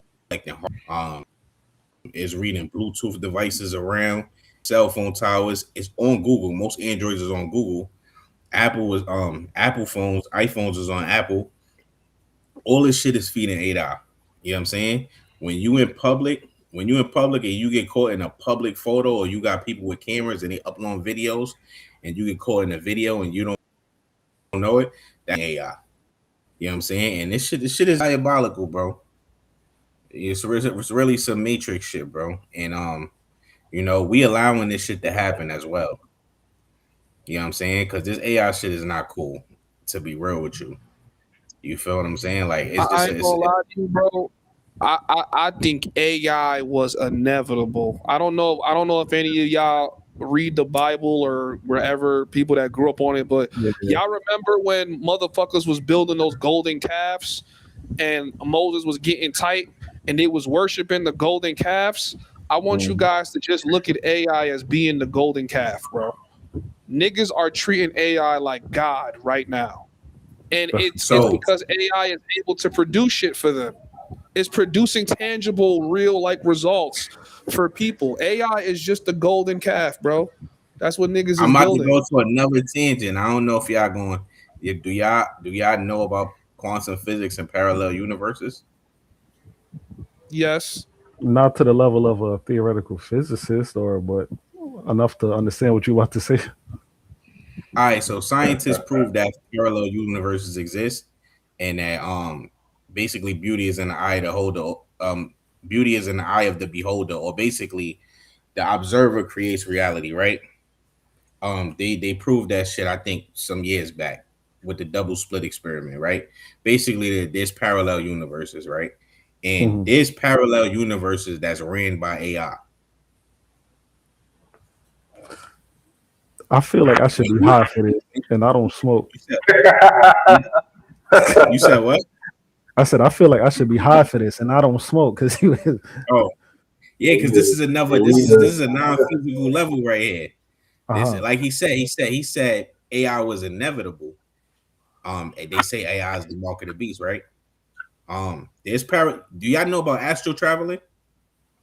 Like astral projection? Astral projection, astral traveling. What the? You know what? This is outside my level of understanding, bro. I'm aware of the idea. All right. Well, astral travel is when you take yourself out your body and travel the universe, or travel the world, or travel wherever. And there's people that do this. It's something similar that the government and the CIA call. They call it what's the word? They can't what do they remote viewing. It's something similar to remote viewing. The CIA they produce documents on remote viewing and how they train remote viewers to see things in places where they're not at, right? Astral traveling, the CIA also put out documents on astral traveling. How in the 70s they had an experiment and they was training people to astral travel and shit like that. And basically you would come out your body and you could go visit anywhere in the world or visit any time period or any parallel universes. So, you know, this is an actual thing, right? And there's astral travelers who visit other universes or talk to other different beings. There's different beings in the universe. Right now, he said this is some bullshit. So I'm gonna make this short, right? Because this is some whole other shit right here. You know what I'm saying? But basically, there's AI beings in this AI universes. There's universes that's completely ran by AI. And quantum physics and quantum computing talk about quantum physics, and quantum computing is about going to the computer. They're building a computer that can yo Mosa, you there? Yeah, I'm here, bro. I'm just listening. What you know about quantum? Their idea, because quantum computing was based on parallel universes. That whole shit, that's what it's based on. You can look that up, and how they're trying to tap into parallel universes using quantum computing. I think you're spitting on a level that's gonna lose a lot of niggas only because you not tying it together the way that I know you like I know what you're trying to say. So quantum physics is basically it's basically like the observation that the reality you perceive is only because you perceive it that way. But that's not a standalone reality, right? So basically when they try to observe particular I don't know the word for, I don't know if it's like shit that exists in like the waves and particles. Space. Yeah, like those particles, as soon as you look at it, it disappears, right? And then when you're not looking at it, it's there. So there could be a whole nother universe right next to you that you just don't see. So when it comes to quantum computing, the best way I could explain it is they're taking that same understanding of physics and trying to apply it to computers. That's why I was saying, like, I don't know if this makes sense. Those of you guys that are physicists or have any fucking idea about what we're saying, that's why, you know, when it comes to a blockchain, it's a ledger that's showing existence. Like this is the existence of something. And if this one thing does not exist, then this next thing cannot exist, right? Meaning that it goes in order, A, B, C, D, E, F, G. You can't steal from B because A exists. You can't steal from C because B exists. That's literally what a blockchain is. When it comes to quantum computing, you can basically rewrite that. Yeah. And that's the problem. Quantum computing, it shifts it uses some kind of, like they said, they claim that they shift universes with quantum computing. That's what they claim. You can look it up, bro. To anybody in the chat, quantum computing is not like a regular computer, bro. He's not speaking bullshit, nigga. Yo, guys, we have AI and Google at your fucking fingertips. Just Google what niggas is talking about and read it, bro. Give it a 5-second read. In the comments talking. Yeah, but these niggas in comments that is stupid on purpose. Like niggas just like, bro, like he's not speaking bullshit. He's just not an astrophysicist. He's not gonna be able to break down, like the exacts, but he's speaking facts. Yeah. Plus, what makes it more difficult? Yo, you know what you do, Costa? You know what you need to do, or what you could do, and I think it'll be helpful to your channel. I think it'll grow the space if you do this, bro. Clip this up and title "Bros Talk Quantum Physics," and then in the earlier clip, that shit gonna go viral, bro. If we have spaces like this, quantum. Passport Bros Talk Politics, MAGA or some shit. Passport Bros Talk Quantum Physics. Passport Bros Talk Astro Travel. Like shit like that, it go viral, bro. Because ain't nobody doing it. We got a lot of smart niggas in the chat though. Because Local Motion just came in with like what I was trying to say. He said an electron cannot know the exact location and momentum simultaneously. Right. So when you understand that about quantum physics, apply that to quantum computing, and you gonna understand that what these niggas are building is on a whole nother level right now. And I think AI is just making that easier because all of this is really breaking down to mathematics that at a point in time we didn't really have the brain capacity to do ourselves.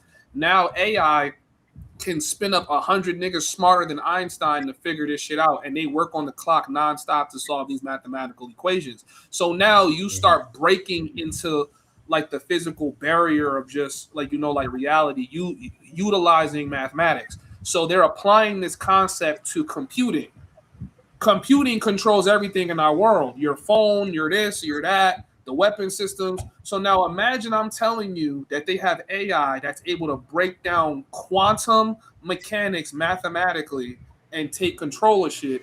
And you see how bad shit is. I'm telling you, AI is going to be the end of everything. Fuck a nuke. AI is going to be the end of everything. To be honest. Yeah, it's time to retreat to the Amazon rainforest. Yeah, man. They coming over there too. They pulling up to the Amazon rainforest. Get a spot. And you know what's crazy? This circles back. Oh, what I was, nigga. I was telling me Africa's the motherland. I said America, nigga, because they still have places untapped in South America, nigga. They still got untapped places. They done tapped everywhere now. They know where everywhere in Africa is. They don't know where everywhere in South America is. They didn't tap it. They still it's to get to a second passport, man. You need to get wait. Are you saying that certain places in South America are untapped because it's such vast rainforests? Because that's the only reason certain places aren't fully explored. It's uncharted and vast. It's people there. It's people there that's uncontacted. That's because niggas don't want to get ate or catch some disease that we don't got a cure for. Yeah, I think the Earth is like. I think Earth is like 3 times bigger than what they tell you that it is. And I think there's a lot of places that are untapped completely. We know on the map they depict Africa way smaller than what it really is. We know that for a fact. Yeah. I'm about to add on to what you're saying. I'm about to go off right now. Y'all niggas tapping into another zone. Look. Okay? Y'all niggas tapping into some shit right now. Let me get the blunt ready. You light up first. Let's get the blunt. There's 7 continents, right? Mm-hmm. But is it really 7 continents? What is the difference between a continent and an island? An island is surrounded by water on all sides. And what is a continent surrounded by? Land. I mean, it's Right? surrounded by It's water. surrounded by water. On Oh certain shit! Look. sides. Yeah, I'm going back No, to Look, I'm going back to geography. Shit. I ain't gonna lie. I mean, look, let me look say at this. Asia. Right? There's parts of Asia. Let's see. Parts of Asia that's not surrounded by. He about to hit us with the technically Europe and Asia is one continent. You're Asia, so technically it's surrounded by water. No, so nah. So, a continent is a land body surrounded by the soul, right? I'm not gonna go into Asia and Europe because Asia, Europe, and Africa is really the same land. It's like North America, South America. You could drive from Europe is not a Africa, continent. Europe is not a continent, nigga. You see how white people are? Europe is not a fucking continent, bro. That's what they claim. But they classify. Yeah, that's what I'm saying. They classify it as a continent.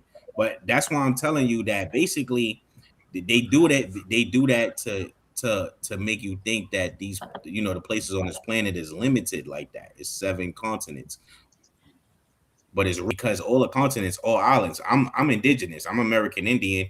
My indigenous ancestors called North America and South America Turtle Island. It's an island to them. They called it Turtle Island. All of these continents are islands. If you think about it, right? They don't even know how many islands there are in the world. And most of the islands are uncharted. The Cocoa Islands have like over 500,000 or 100,000 islands. What is Africa then? It will be an island. All of it would be an island, bro. It's the island and continent is the same thing. They allude you to the Middle East. Is like the Middle East is Africa and Asia. Yo, Africa and Asia and Europe is the same land. I just learned today that you could technically walk through Africa into Asia without ever getting on water. Yeah. Yo, I never knew that. That's fucking crazy. You could drive from Europe. You could drive from Europe to Asia and Africa all without ever touching water. And there's people that drive from Europe to Africa. That might be a good little drive. Like drive from the tip of fucking let's say Malaysia. That's why when y'all was saying, yo, Africa's the motherland, I get it. And technology, but bro, Europe and Africa is the same. All the same. It's the same land. It's not separated at all. They don't have to go far anywhere in Africa. Yo, I never knew that, 3 to 6 boats to get to America. Nah, niggas. And that's why the slave trade don't even make forever. Sense. Yo. No funny shit. I think niggas got to start talking about how when like passport bros, when you start traveling, you start realizing everything you've been taught is a fucking lie, bro. It's a fucking lie. Once you start leaving America, you have to learn how the world really works. Facts. There's probably niggas who been. I'm sure niggas been knew this, but they didn't even have to know from an internet search. They know because they like, nigga, I done went from Africa to Asia, bro. Niggas drove.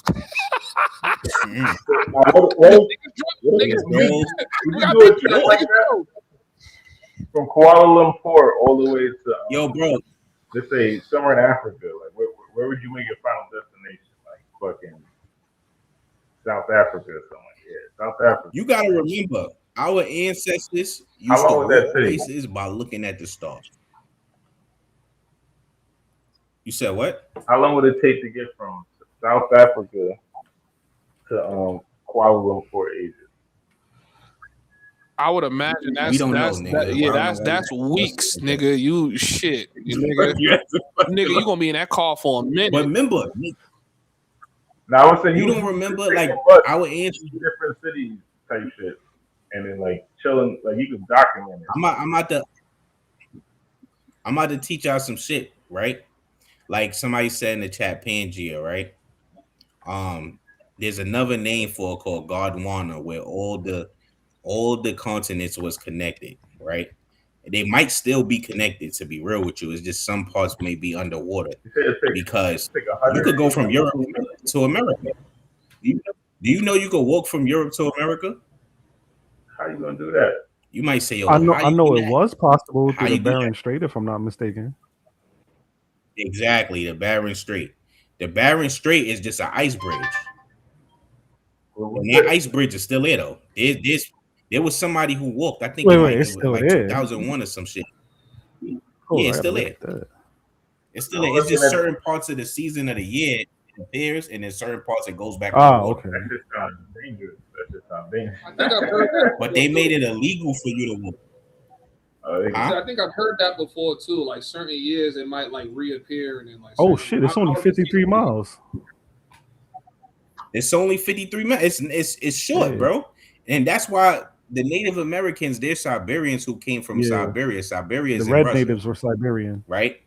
They say it'll take Yeah, they 4,000. Siberians, and they walk through the Bering Strait, and they'll tell you that's their story. They just fabricate and say it happened 10,000 years ago. No, this shit happened like 100 and some years ago.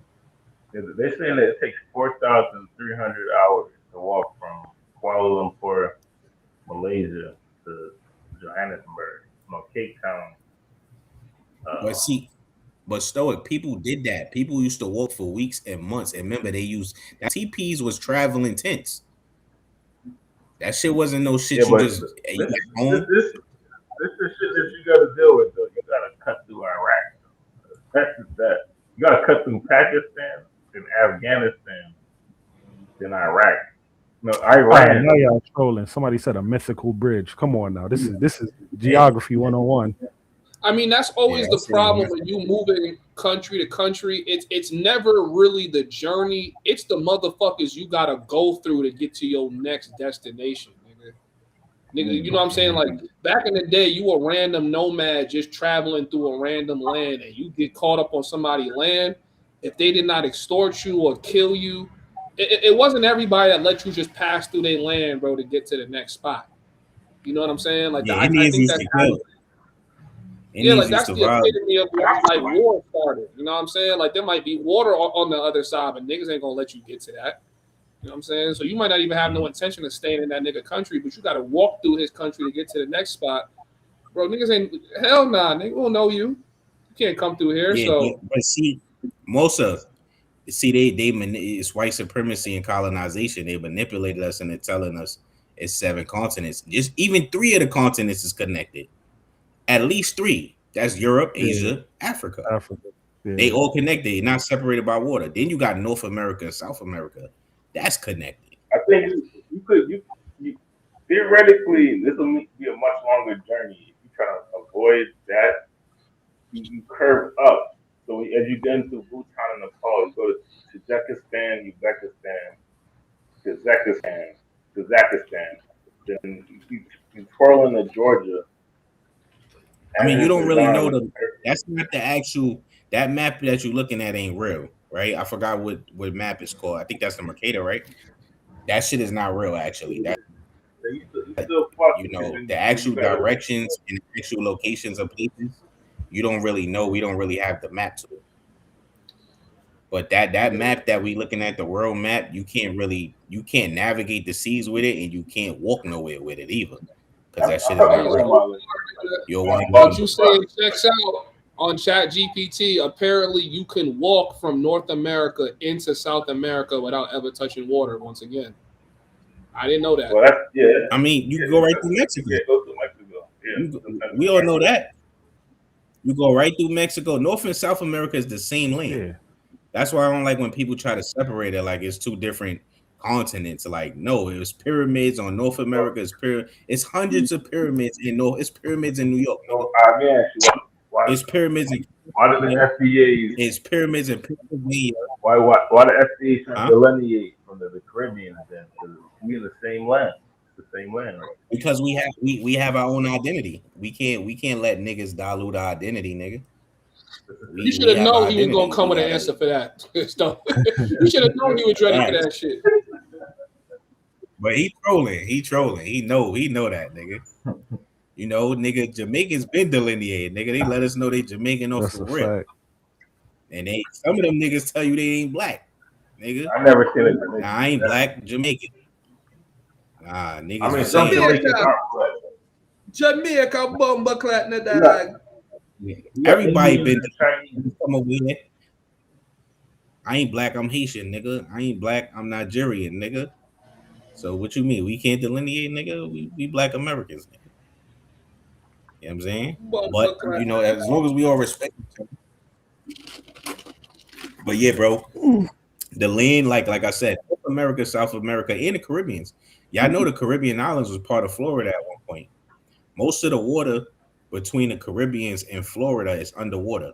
That's why there's pyramids directly between Florida and Cuba and shit like that. It's pyramids over the water. Nigga said, where the pyramids in New York? Yeah, I ain't gonna lie, nigga. I ain't never. They call them.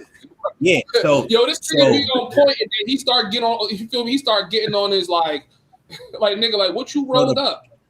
The pyramids in America are called mounds. They're not called pyramids, but they're pyramids. The reason why they're called mounds is because all the earth done grew over the pyramids.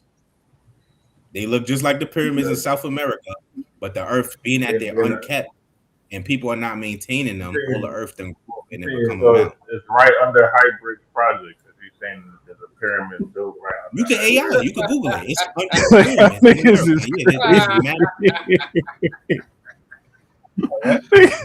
there's mounds in New York, bro. There's pyramids in New York. There's pyramids in California. I wish I could go on because I could show you some too, bro. Because I got some of that shit already. But yeah, there's mounds in New York. Mounds are pyramids. There's pyramids in New York, bro. Yeah. Passport Graffiti with the $5 super chat. What's up, man? We got to link up today, bro. He says, rise and grind, gentlemen. Yes, sir. Bro, I pulled an all-nighter, and I got a tutoring session in 3 hours. Fuck it. The lost mounds of Western New York, including Lewiston Mound. Perch Lake mounds is mounds all over. Mounds are pyramids, bro. You can look that up. Drop the link. Let me pull it up on the screen. I wish I could share. Drop the link. Hold Y'all on, can't share y'all screen on this I'm shit? gonna just drop the link. Like I said, Hybrid. I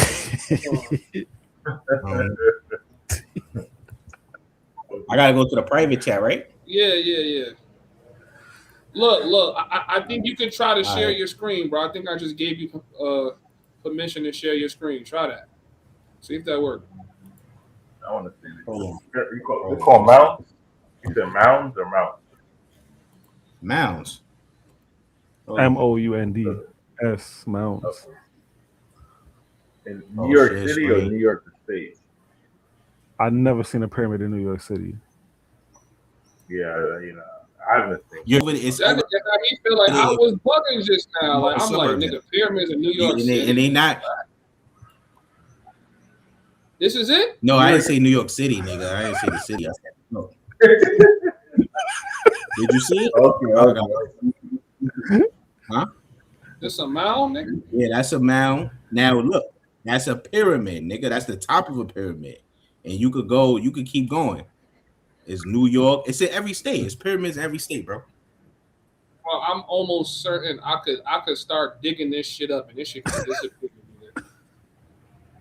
Ain't no structures under bro, this. Well, hold on. I saw one picture that looked somehow legit. Like hit the X. I saw one picture in the results that looked kind of legit. Yeah, hit the X. The top picture. This that one right there. Yeah, the top one on the left. Up. No, not that one. I think that's the Cahokia one in St. Louis.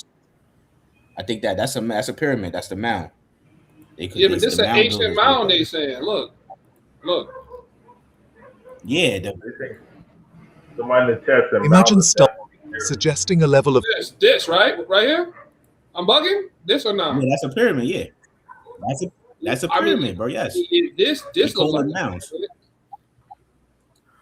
Yeah, but there's hundreds of them in North America. So what's on the inside of those mounds? Somebody asked. You would have to go visit them, bro. It's probably ancient artwork and shit. You know what I'm saying? We don't know because man, that's a landfill. Yo, chill, bro. Don't be shitting on niggas' heritage. No, the reason why we don't So what they did was, I forgot which I think it was Woodrow Wilson. What they did was they found Egyptian artifacts before Egypt was started in Africa, right? Egypt was started, the term, they got the term in the 50s, right? In the 50s, if I remember, I think it was the 50s or late 30s, somewhere in between that time, Egypt was declared Egypt in Africa, right? It didn't have that name before, right? They found King Tut and all the mummies and ancient artifacts in the Grand Canyon. There was some independent archaeologists who found this in the Grand Canyon, and what they did was they reported on the New York Times too. The New York Times reported this King Tut mummy and all the mummy artifacts found in the Grand Canyon. This is like 1930s or some shit like that, right? Now, what they did was they contacted the government when they found these things.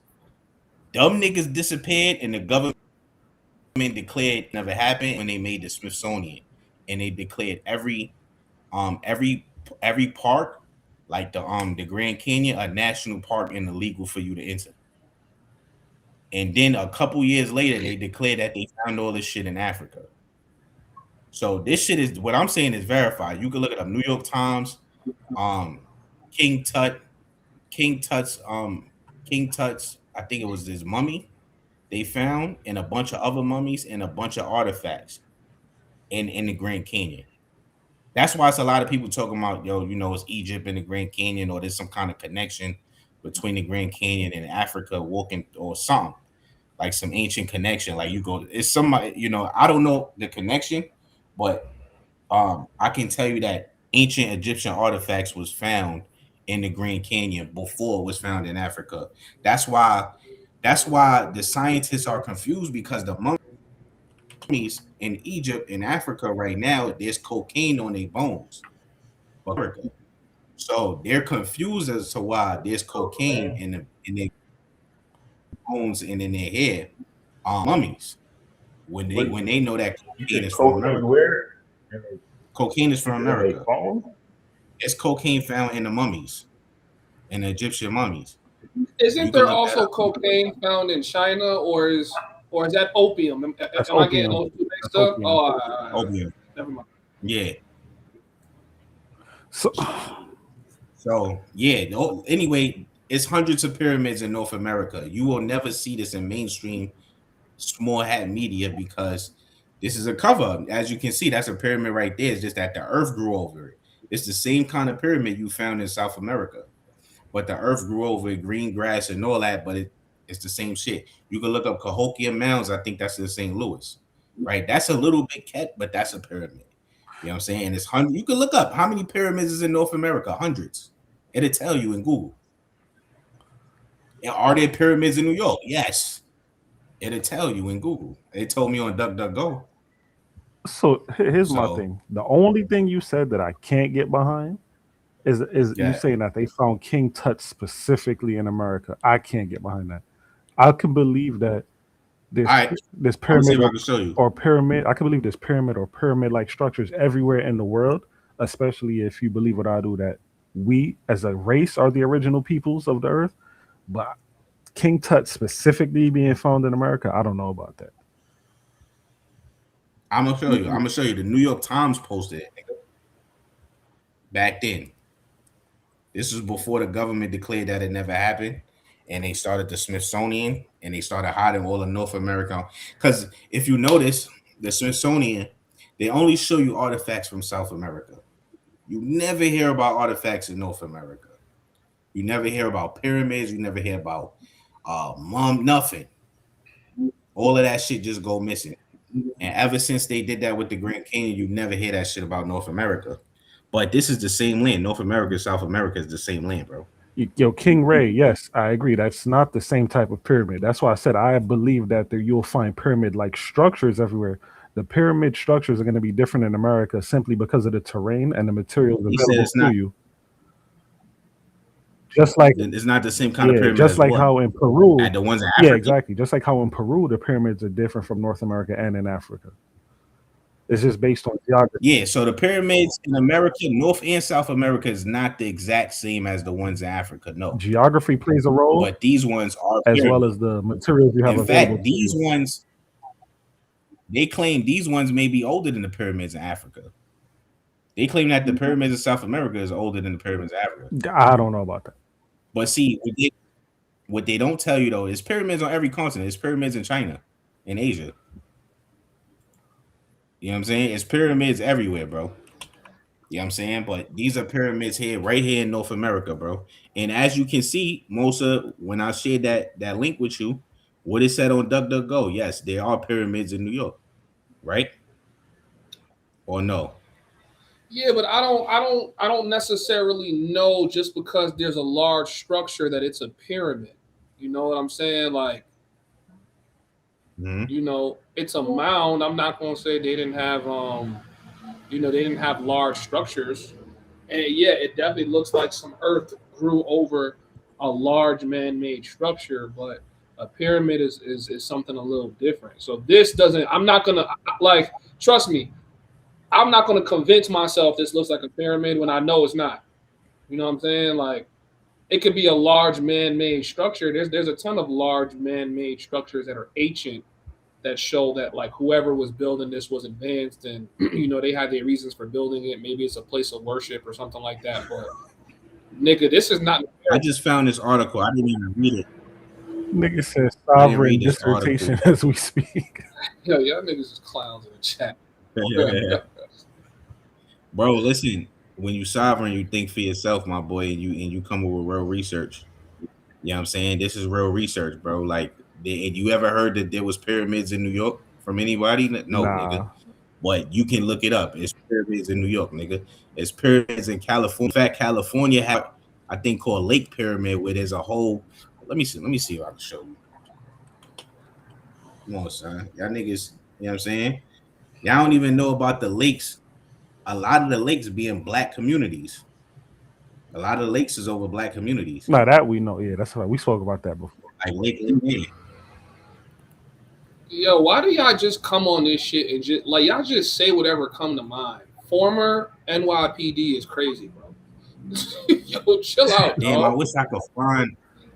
I have to. I'm gonna get the New York Times article, son, where it tell you like, nigga, the King Tut and Egyptian artifacts found in the Grand Canyon.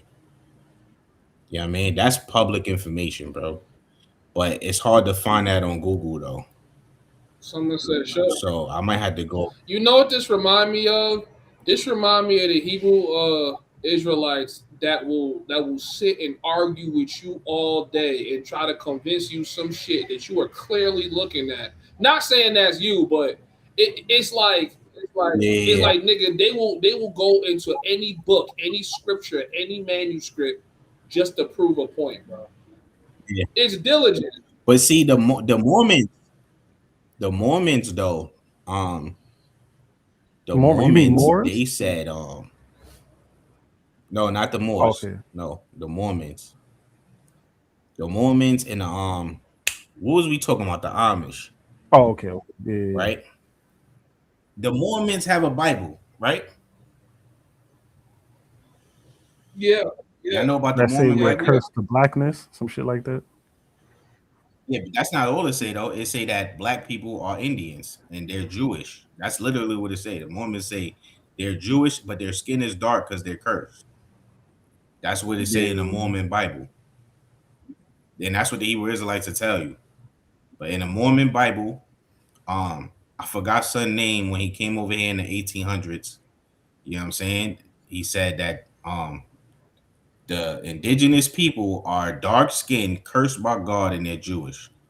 And if you know, in New Jersey, they found the 10 Commandments on a tablet in New Jersey. You know what I'm saying? This is an artifact they found. You can look that up too, 10 Commandments in Jersey. I think the Or whatever. It's an Israelites artifact they are found. the best, are our last true black scholars. Because even though I think they pull up a lot of information and prove their point, Nonetheless, they pull up a lot of information and they study that shit deeply. So for me, Yeah. I'm always going to respect it because I was an Israelite. So I'm not going to sit on here and act like I wasn't on here doing all this. You was an Israelite? Shout out Captain Cesario. Here's the thing. I subscribe to the Hebrew Israelite philosophy, but I'm just not standing on street corners trying to condemn niggas. That's the only difference. I didn't do that either. I was more like I would hop on these type platforms and I would argue and like debate niggas and I would pull proof, pull a lot of information. But like when I stopped trying to prove a particular point, which the main point being that black people are the true Israelites or XYZ, and you just argue fact for fact, you can kind of start tearing down a lot of the argument because it doesn't really make sense because they're tying everything to the Bible. Even though the Bible holds a lot of truth, it doesn't really hold 100% historical fact without you going off of basis, right? Like some Israelites will argue Africans are all Hamites. But then they'll say, but we're the true Jews because we're here in the diaspora. But then when you look at history, a lot of African Americans were brought over on slave ships and integrated with the other black peoples that were already in the Americas. So y'all don't even know which one is a Hamite and which one isn't because we've been getting mixed since we, got put in chains. So it's like niggas don't know that. And you would almost never know that. So it's kind of like. Yeah, that's what they claim. They claim that, yo, bro, that shit breaks down every day. That slave trade that we keep because with it. So the official the original narrative, they were saying they bought 12 million of us over here, right? Now they're claiming they only bought 300,000 Negroes to North America. That's what they claiming now. The rest of them they bought to the Caribbeans and South America. So that's what they claiming because niggas is calling them out. So now they saying 300,000, right? That 300,000 population that they claiming they bought to North America, it's impossible to have a population our size over 300,000. It's just not possible, especially with us going through wars and riots and diseases and all that shit. It's just not possible for us to have the population we have from natural population growth over 300,000. You know what I'm saying? I have yet to found anything about having African ancestry. That's a Black American, bro. And that's why Africans think we don't know where we from. You know what I'm saying? Because I have yet to see a Black American tell me, yo, my nigga, my grandmother told me her grandmother is African. But I run into niggas, yo, my grandmother said her grandmother's Blackfoot. My grandmother said her grandmother's Choctaw. My grandmother said this. My grandmother said that. But what I'm saying is basically with the African slave trade story, they don't have any actual physical proof. It's just a story. We don't have slave ships. We don't have stories passed down through our ancestors. We don't have any trinkets coming from that shit. They don't even have documents they could show us. Like, because when I do my genealogy or when we looking through our genealogy records and we going back to the 1800s, we not seeing no slave ships from Africa. The most we'll see is slave quarters, but slave quarters just mean you was enslaved. If you look it up, American Indians were enslaved. There was a slave trade. There was an Indian slave trade from America to the Caribbeans. That's why it's a lot of Caribbeans that look like us and we look like Caribbeans in South America because there was a slave trade. Not only are many of us indigenous, but there was an intra-American slave trade where they was bringing niggas from North Carolina to Trinidad or Jamaica or some shit like that. You know what I'm saying? Yeah, I think the more that I look into the situation, I think a lot of African or Negroid, for lack of a better word, just to distinguish from the Indians, were already here. But then I'm also thinking to myself, why isn't there more Negroid presence amongst the entirety of the Americans? Like you could literally, like prime example, just look at Mexicans. You could tell they were the natives that been here. Like you can look at their face. They're not. Nah. Let me correct them, bro. All right. So the Olmecs, right? The Mexicans, we call them mestizos because they're mixed between Europeans and the indigenous Mexicans, who's Negro, who's dark skinned. The indigenous Mexican president who saved Mexico, they killed him. They call it the Mestizos Revolution. The mestizos, the yellow niggas we see, they killed the black indigenous Mexican who actually helped the Negroes in North America. You know what I'm saying? The dark skinned Mexicans, which is hard to find, but they're there. They're Negroes. They're indigenous. The mestizos you see, most of them are European descendants, right? So what happened is when Europeans invaded and came over here, they colonized North and South America kind of differently. And this is public information. They colonized South America through breeding. So most of South America, what we call Latina people, are mixed between Negro or Moreno, is what they say, Moreno, or European. Now, they only really identify with the white South America. That's why I went on television, Telemundo. You only see white South Americans, right? These are people that's probably pure European. They don't have no Negro mixture. It's like 3 different ethnicities. There's like European, where you don't really got no Negro mixture in South America, in Colombia, or whatever. Then there's Negro or Moreno, where they look just like us, right? And then there's the mestizos that's yellow. They're a mixture between both. Who we really say Puerto Rican, those are mestizos. Those are people that's mixed. That's why they say they toes are dark skin. The Taino's still around. Nigga, I show Speed. He was in Jamaica. He was meeting up with the Tainos. They dark skin. They look just like us, right? So listen, bro. The bottom line is Negroes or black people were in every continent, even in Asia. Facts. We are in America. We're in Africa. We're in Asia. And many of us, our indigenous tribes, we have stories of coming from other planets. In Africa, was the Dogon tribe with Credo Mutwa. Dogon tribe, Credo Mutwa, they was mapping the stars before telescopes. And they was mapping the stars. They knew what Sirius was before white people did. Right? They claim they came from the dog star. They come from the star Sirius. That's their origin story. And that's what white people don't tell you. They just call it like some kind of mythology when these tribes have origin stories. We're black, right? We call ourselves black, but we know that's just a color. We're really indigenous, but if you go through any of these tribes in South America, tribes in Africa, right? We all have a common story. We come from different stars.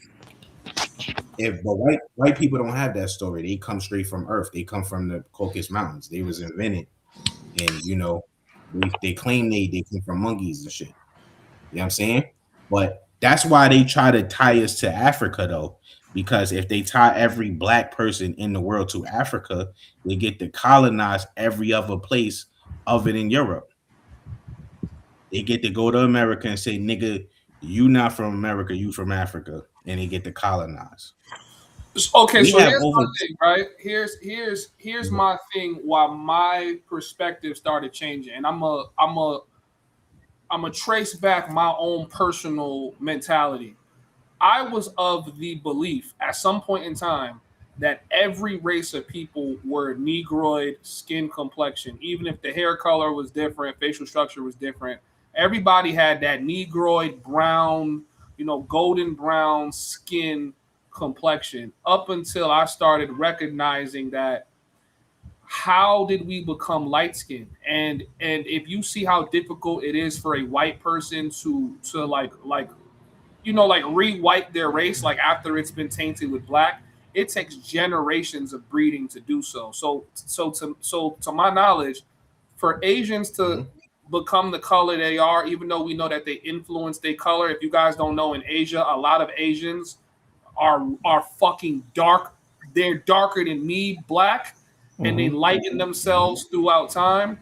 I realized everybody couldn't have did that. Like some of these people were naturally pale or just getting pale throughout time. You see it in Asia, you see it in the South Americas, you see it in different places. So I'm like, okay, it can't be that the white people came and just made everything white, right? So naturally, people's skin complexion was just getting lighter, right? Because I know here inside of Colombia, a lot of these lighter skinned Colombians don't realize that they're the product of rape, which is pretty sad, but That's their reality.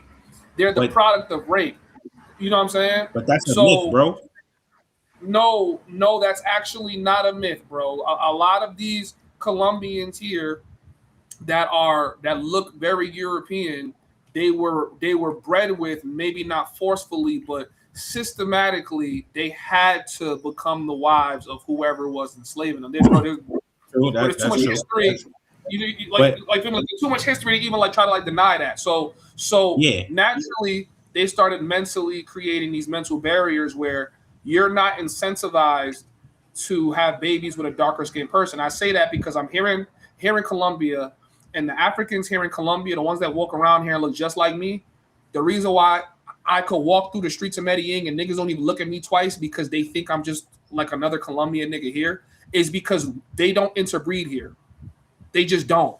It's really, really rare. Yeah, it's really rare you catch the like dark skinned Colombians interbreed with the lighter complected ones. But why you call them Africans though? Here's the spooky part, right? And my fault. When I said that's a myth, I just mean it's exaggerated. I think it's a true story, but they exaggerate because they make it seem like every woman was raped. Because you got to think about how many light skinned people is in. I'm talking about light skinned black people. Is in. I don't think your skin color adjusts to environment. Big 32. I think that's bullshit. It does. No, it does. It absolutely does. I don't know, man. To the point that climatology is very real, which is why. Nah, it can. You mean white? When you mean light, you mean light skin like me or white like a white? Nah, nigga, I'm talking about white, nigga. European white. Oh, nigga. no. European white. Come on, bro. Oh, nah. No. So my fault, go ahead. No, so we're missing two things here. One, my fault. Let me just get over quick. We're missing two things here. One, Africa, the continent of Africa, has the greatest genetic diversity of anywhere else in the whole world. That's a fact. Secondly, even the white scientists, whether they're evolutionary scientists, whether biologists, whatever the case may be, they all agree that white people and Asians all came after the black man, right? Within the last 3,000 years. So when you couple these two facts together with the idea of climatology over time, that would explain why we have as much variation in phenotype as we do today. But like you said, even if you still go to Asia, you'll still see dark skinned Asians that still have the African phenotype still. Listen, it's not an African. This is colonization. It's not. Here's the thing about this African story, bro. Right? If you go to South America, none of these people will tell you they're African. None of these dark-skinned people, and what they try to say is, oh, they're ashamed to be African. No, bro. They'll tell you they're Indios. I mean indigenous, bro. Just because they had their own ethnogenesis doesn't mean that they still weren't African to begin with. So how come they don't tell? Why we have to learn from white people that they're African? How come they don't tell you they don't, bro? It's hundreds of millions. I'll give you one better, right? A lot of these dark-skinned Colombians call themselves Paisa because them and their mother grew up here, and some of them just do it as an identity thing, right? When you live in Colombia, you're gonna realize a lot of these dark Colombian girls that look like straight up black girls, they know they're not Paisa, but they identify as Paisa because they were born here, right? And that's kind of how it starts. They come from somewhere in Choco. Choco is a very concentrated area inside of Colombia where all those motherfuckers are African. Like when they came off the slave ship. You mean they dark skin, bro? We gotta stop. No. I'm saying they got dropped off from Africa into because, bro, you can't say that didn't happen when there's when there's records in Ghana and Nigeria that people got on ships and they left the continent. So where did they go? Bro, I'm not saying that there's no Africans, but yo, bro, you know how it's about 100 to 200 million black people between North and South America and the Caribbean islands. It's 40 million of us here in America, right? It's millions in Brazil. It's millions. It's about 100 to 200 million, bro. You know what I'm saying? To say that we all came from Africa, with no proof. There's no slave ships. None of us is telling you. None of our great grandparents or grandparents is telling us Bro, there's ships, bro. There's ships, and there's records of sale, and there's whole bites, like the Bight of Benin, like they have the coast that the ships were docking. And then 2, let me just say this, right? My dad got off that plane from Africa. There are motherfuckers walking around Medellin that look just like me, bro. Same phenotype, eyes. Oh, they look just like me. They're not a different type of black person. They look just like me. There's people that have an African phenotype in South America and the Caribbeans, and there's also people who have a Black American phenotype in Africa.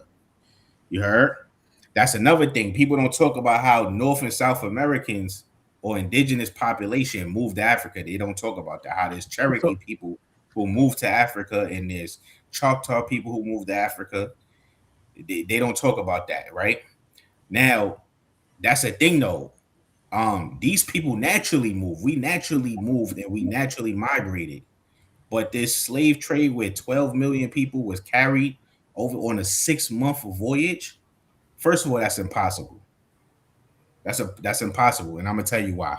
Right? The boats that was here, we the ones, Black Americans, we the ones who invented the engines, the steam engines for the ships for mass migration. Mass migration only happened in America after the 1850s because we invented the steam engine. Before the 1850s and the steam engine, you had to just sail by wind, right? It's no steam engine. It is impossible for you to go on a 6-month voyage with and carry a couple hundred people on a boat, bro, with damn near no food and damn near no drinkable water. You can't do it, bro. No, you 100% right, 100%. But here's the thing: when I say African, I say African or African phenotype, I'm not saying that all blacks got to everywhere else in the world through the slave trade. For example, I go back 7, 8, 9+ generations on both sides, and I still won't be in Africa. However, I still understand that that's where the first person in my line started, just like the first person in all of our lines started. And it goes back to the point. When we say African phenotype, people say, no, we don't look African, because you're automatically thinking about most West of us African specifically. No, exactly. I don't, you don't. But here's the thing. Because there's so much genetic diversity throughout the continent, I promise you and I look like some group of people somewhere in Africa. Yeah, because we have, listen, bro, there has been mixture before colonization. You know, people see this is the white supremacy thing where they make it seem like we don't have boats and we didn't travel to different places. We traveled before the slave trade. Yeah, but see that's natural mixture though. That's not us being carried 12 million deep from somewhere.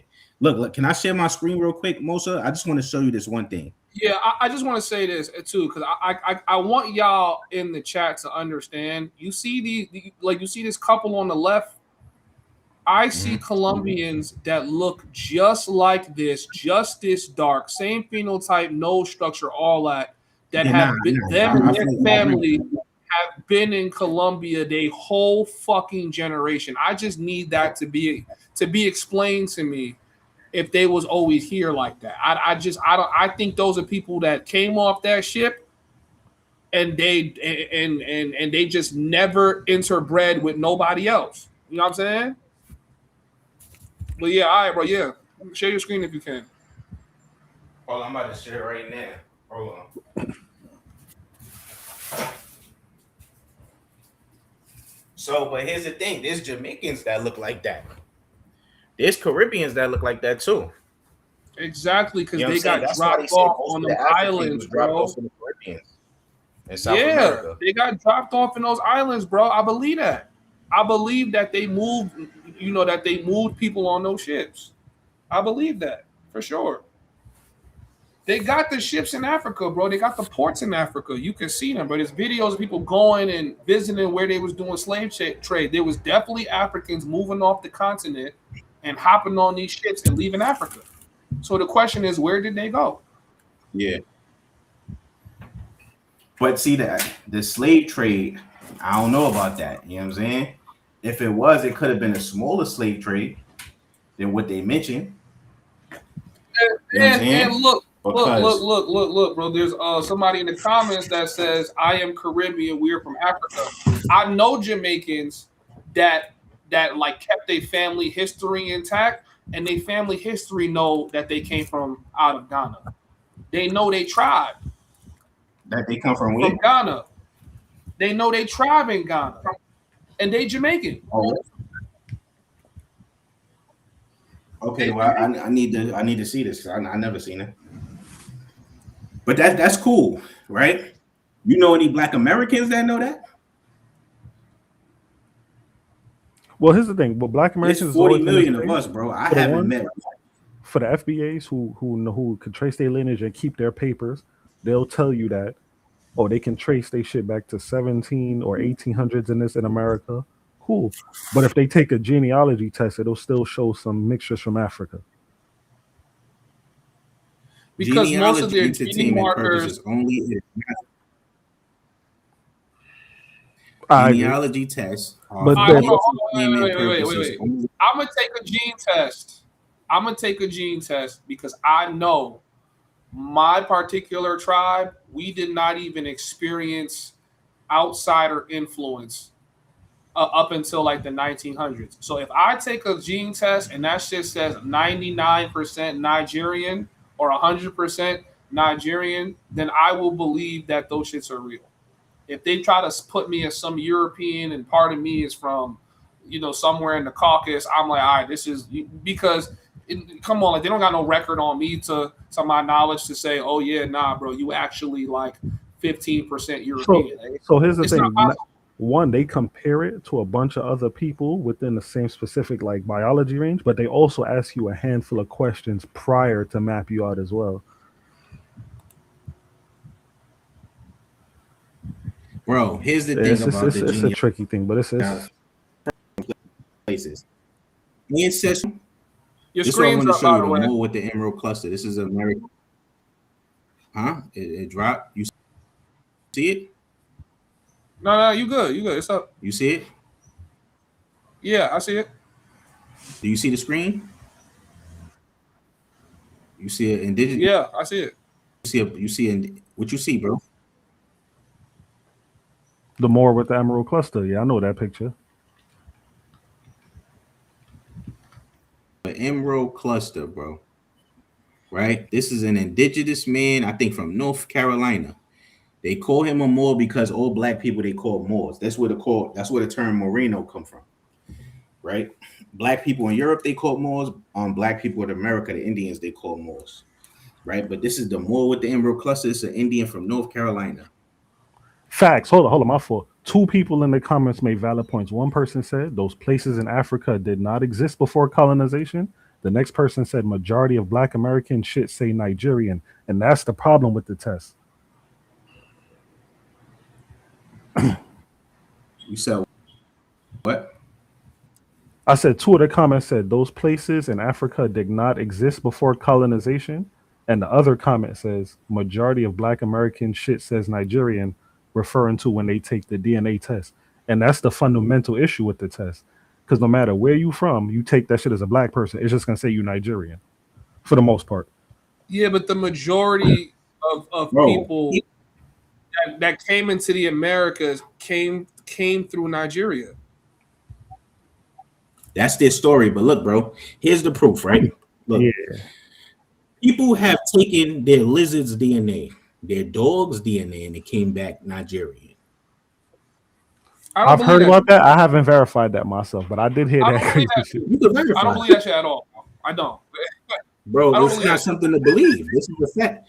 It's not something to believe. You can look this up, bro. Nigga said my dog is not.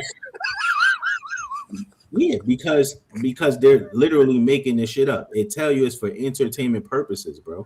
And they Nigga also said the tell iguana you was evil. I can't.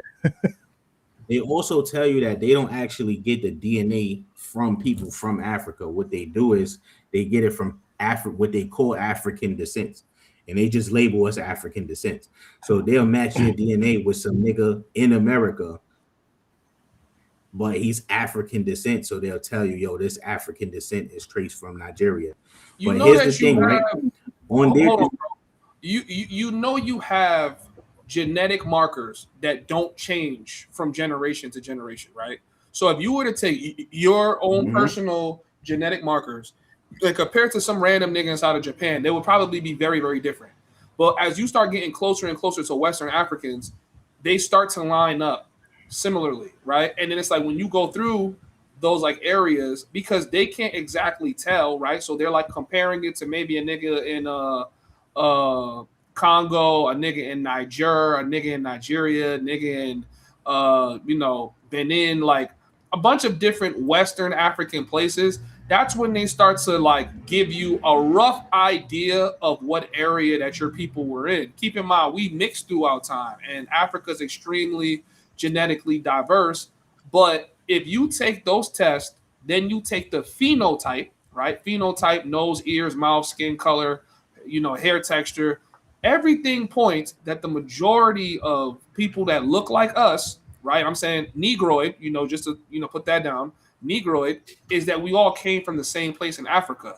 When you look at the people that were native here, they don't share the same genetic markers we do, because you also got to keep in mind how strong like the Negroid gene is. If we had already been here in mass numbers, you wouldn't have these native Indians looking how they look. You feel what I'm saying? Like that just wouldn't be possible. Look up because they're not native. Look up why you think they're getting deported. You ever seen a Black American get deported? Native Americans getting deported, bro. I'm dead ass. I'm dead serious, nigga. They getting deported, bro. You get what I'm saying, bro? Like these Latin motherfuckers now today, they're the Indians of yesterday. But those Indians of yesterday, they don't look Negroid. You could tell what a Negroid looked like versus one of these Indians that's been on the land. Hold on, what you talking about? Mexicans don't look Negroid. Mestizos don't look Negroid. European. No, all of them can't be European though. Now, if we're talking about the Afro-Mexicans, the actual Black indigenous Mexicans that are still there, pushed to the outskirts, they definitely look Negroid still. Bro, do you even know who the heads of the... Yo, bro, let me show you who the heads of the 5 civilized tribes is. Bro. Bunch of $5 Indians. Hold on, bro. Yeah, bro, 5 civilized tribes. I'm just saying, bro, you don't see no African, Native American, Negroid looking tribesmen from back then, bro. You just don't see it. You don't see it in the artwork. You don't see it in none of that shit. Now, I know you got the Stoneheads. You know what? Right, like the Stoneheads look like African people. The Olmec for sure. Yeah. The Olmec heads look, African. So that's that's a strong counter argument to what I'm saying. But that's pretty much like the only place you see it.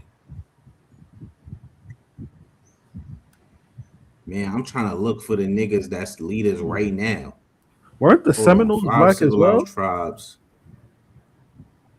Yeah, the Seminoles is Black. The Seminoles, the leader of the Seminoles, he's a Black man named right now he's a Black man named I think Tecumseh. He's the mayor now of North Carolina, of a town of North Carolina.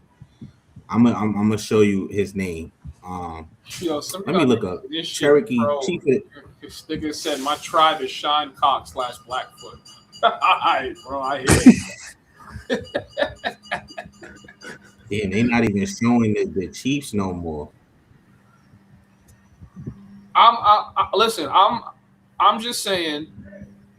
I get the theory that Negroid people have always been inside the Americas, but I just think there's too much evidence that proves against that, bro.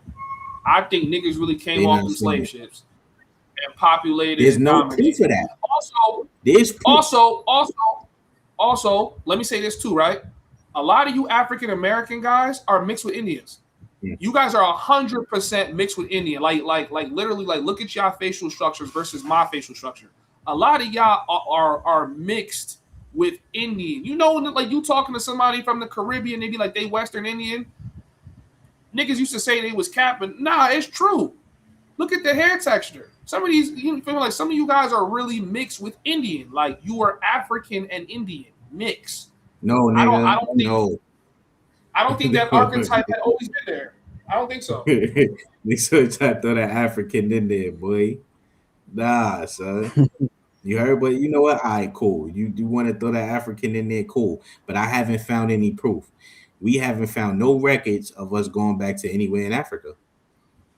And Europe kept extensive records, nigga. Nah, I think Africans came here. They were sleeping with the indigenous people here, having babies, and a lot of y'all don't even know that y'all are mixed with Native American Indian. Well, no, yeah, some that is A the lot of case us for do. some. That's why Tariq always references as ethnogenesis as a whole new ethnic group. So you had some who were already here, and then you had some who were slaves, and then you had the mix as well. Yeah. But I'll tell you what, I've never met an FBA who didn't say they were Native Indian. Every FBA I ever met always say they Native Indian. When you say slaves, right? They were Indian slaves, bro. American Indian slaves, bro. Cherokee was enslaved, Choctaw was enslaved, Blackfoot. You heard there were many indigenous tribes that was enslaved. So slaves don't mean African. Nah, that's a fact. That's a fact. The natives definitely were enslaved as well, yeah. Nigga, I'll do you one better, Ra. I think the Africans been traveling to the Americans before the Europeans even brought us over here. And there's somebody who proved it when he was looking at ancient boats. Because remember, I said that earlier. There's a book on that. Yeah, South America is not that far from Africa by boat. They've been coming over here and mixing. Like they've been doing that. Not in mass, not like during the transatlantic slave trade, but they've been coming over there and mixing. So it's not hard to believe that, you know what I'm saying? Like, because we have documented history of people coming over to Bering Strait into the Americas, just like you said. Like when you go through Europe, which is really just Asia, it's 53 miles. So when you look at how, if you've ever been to like the Philippines and just walk through Peru, they look the same. They literally look like the same people. Like I woke up one day in the Philippines and thought I was back in Peru. I'm like, why everybody? I'm like, they look the same. Asians share a very strong facial similarities. You know the history Hispanics between the Philippines and South America? No, you know the history. The Philippines was actually slave traded to South America. That's why it's a lot of Mexicans, Peruvians that have Filipino ancestry. So they have a mixture between Filipino ancestry, European ancestry, and some have Negro ancestry. So that's why it's a lot of Filipinos that look like South Americans. I mean, South Americans that look like Filipinos. When I was a kid, I used to think Filipino and Mexican was the same thing, bro. You heard? Bro, but you don't see the pattern how they all look the same. They look the same, bro. So we can assume they all originated from the same place. Nah, not all of them though. It's a mixture, bro. Not all of them. That's what I'm saying. Like Raw really Jamaican. He said, "Raw really Jamaican." That's a fact. Oh, you talking about the word? No. I'm saying that's what they say. They say you really Jamaican in the comments. Oh, niggas on crack. Nigga said I'm in the Philippines and the girls have shout out no to the butts. Jamaicans. Nigga. And nigga, they don't got no butts in Peru either, nigga. They the same either. I heard the thick ones is in Dumaguete. You got to go to the most dangerous part though. That's crazy. Yeah. And the Jamaicans, I think mac and cheese. Now he's trolling. He's definitely trolling. Nigga said Jamaicans got the best mac and cheese. That shit is brick. Yo, that hard top shit with no flavor. Yo, that shit is crazy. I eat that shit when I can't get mac and cheese because I love mac and cheese that much. Like if I can't get mac and cheese nowhere else, then I eat that shit and try to get some yams somewhere. You know what I'm saying? Yeah. But Hold on, I'm trying to motherfucking. I just uploaded this shit, bro. But I most bet. of you Why the definitely majority? I bet. So question. So why is the majority of Latin Americans light skinned? Spanish conquering. You think they was having sex with that much women? I don't think. I think you're No, underestimating how pivotal rape is to the white man. that's like asking. You know what that's like asking, Musa? What? How come the majority of of North America is white? Because of migration. Migration and mixed breeding is why South America looks like that, bro.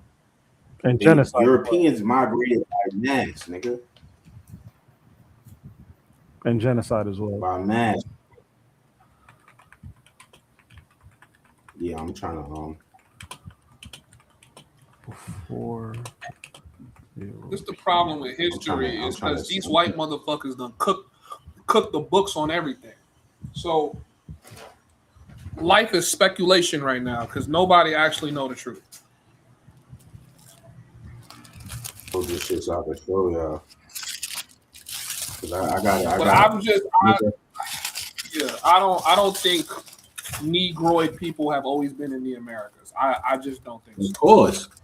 Of course. I just showed you the emblem of the more the emblem cut the emerald cluster.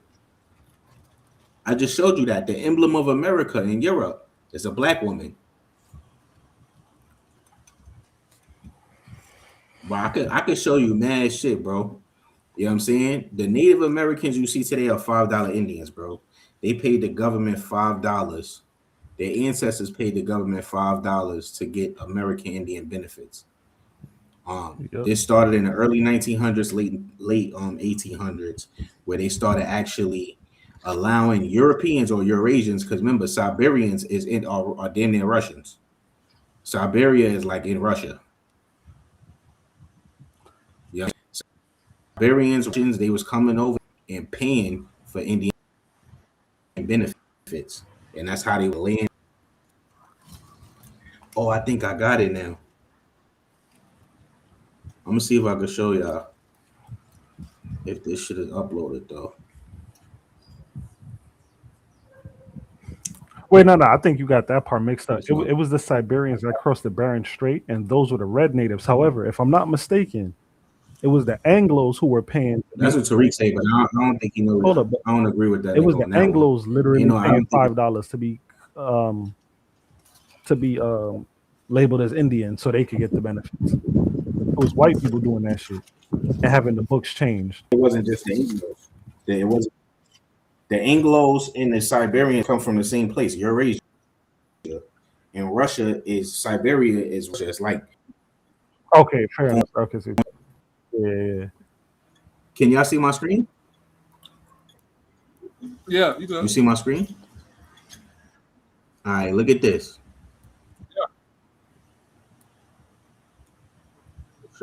Nigga, what?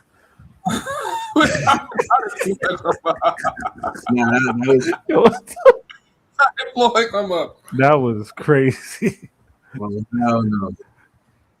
Yeah, that was the video of Floyd. I don't know why that shit stopped. Oh, nah, I'm not trying to hear that. Hold on. Let me see if I could go back. I'm like, yo, why the fuck that shit stop playing?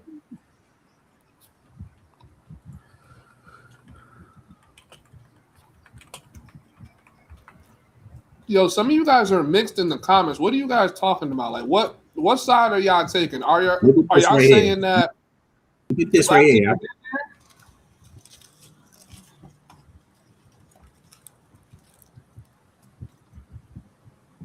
There's plenty of artifacts. There's plenty of paintings. It's we're actually on records for being Indians, nigga. All right, so here's my belief, right? Like I said before, I think African Negroid people have been coming to the South Americas even before the transatlantic slave trade. And But that's a fact. I don't think the majority of the people on this land were of Negroid. I think they were Asians. They were the Asiatics that came over Hell the no. trade. No. I believe that. So why they getting deported? Deported from where? What are you talking about? Mexicans are not getting deported out of Bro, they Mexico. getting native. It's Mexicans getting deported off Native American reservations today, right now. Yeah, because of colonization, bro. No, hell no, bro. Yeah. Why we not getting deported? Because Why of Black Americans ain't getting colonization deported? has deemed that you are a natural born Black American, nigga. And secondly, nigga, they brought your ass over on slave ships, nigga. That wasn't cheap. That wasn't cheap to do. They're not about to just send But the niggas Native back. Americans is supposed to be indigenous. Bro, they getting deported? Bro. Native Americans. You've been to Colombia. You've been to Colombia, bro. Excuse me. You've been to Colombia, bro. You see these Mexican-looking fucking Colombians that's out here, nigga. They coming out the bushes inside of Colombia, bro. They've been here. And because of war and cartel, they have to relocate themselves. They've been here. If you look at them, nothing about them look African. Colombia. But I'm asking you. But you should, because we're talking about the Americas. So you got to talk about America.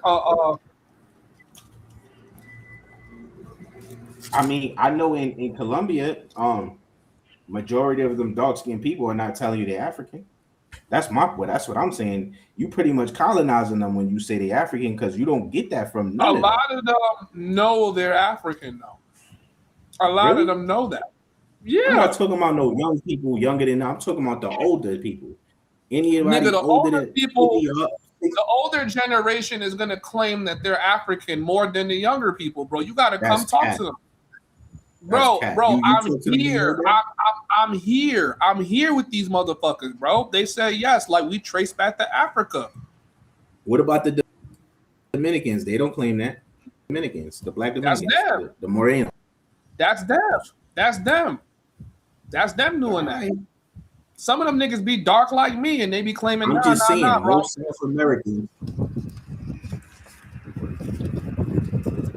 but they don't claim they're African though. This is what I'm saying. Like, bro, in South America, bro, the dark-skinned people don't. Dark-skinned Colombians that know their history call themselves African.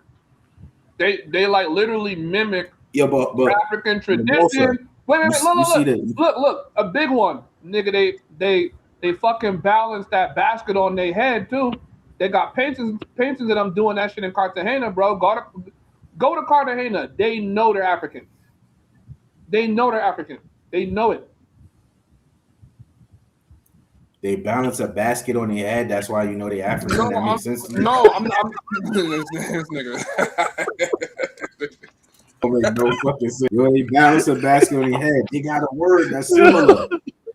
Yo, bro. No, I'm saying that because they're practicing their heritage. Look, nigga. I'm gonna drop the link for niggas if niggas want to come up here, bro. All right, but look. But to the point you made earlier, this right here, you said Trump is the Americans. Bro, how does that prove where they came from? It proves they white niggas where he came from.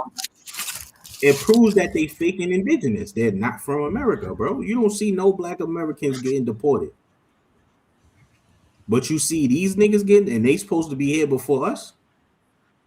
Black Americans. That makes sense to you? Black Americans cannot get deported, bro. It's not going to be possible. So how can Native Americans get deported? Native Americans are not getting deported either. Yes, yo, bro, you could look that up. Google that. Bro, you playing semantics right now, bro. No, I'm not. First of all, look at this, right? The Virginia Racial Integrity Act, right? This was a law prohibited by this is not about no marriage. Let me go to the actual shit. Hold on. Let's see if I go to the shit. This was a law classified Indians as Negroes. So this is documented, bro. How in every state they started classifying Indians as Negroes, bro. 1924 Racial Integrity Act, Walter Plecker. It Bro, started with Virginia. that doesn't prove where somebody's genetic lineage came from. That's a document on how they're choosing to classify shit.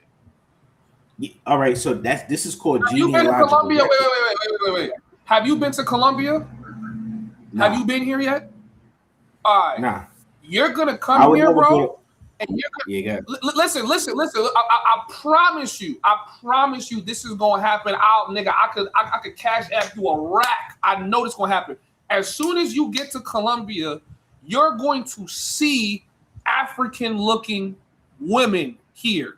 And when you have conversation with them, everyone in their family has been here. And when you get to that grandma stage, great grandma stage, they will tell you they know they came from Africa. They don't know when, but they know they from Africa because throughout their whole lineage, as they've been in these lands, they've been different than the other people that are around them. Where you see the dark African-looking Colombians here, you're gonna see the difference between their body type and then the Colombians here that are actually mestizo and mixed with Native American. I'm not talking about the European-looking ones. I'm talking about the mestizo ones, the ones you could tell have been on the land for a long time. And you're gonna see like, oh shit. Then you're gonna go to Choco and then see, oh, they really uphold their heritage. They got paintings and pictures of their great-great-grandparents, and they're dressed in traditional African attire. Like, it's like, yo, you know, these are just displaced African niggas. These are literally Spanish-speaking African niggas here. They know it. That's how they feel. This nigga most welcome to the panel, colonizer, B. Now I'm fucking with you. Talk to us, Elijah. What's up, bro? Yo, can you hear me? Yeah, you good, bro. Okay, first off, I would like to say I'm Bahamian from the Caribbean, and we claim to be African. We have written records in our museums and history books that show that we are clearly African. I don't know what this nigga is talking about.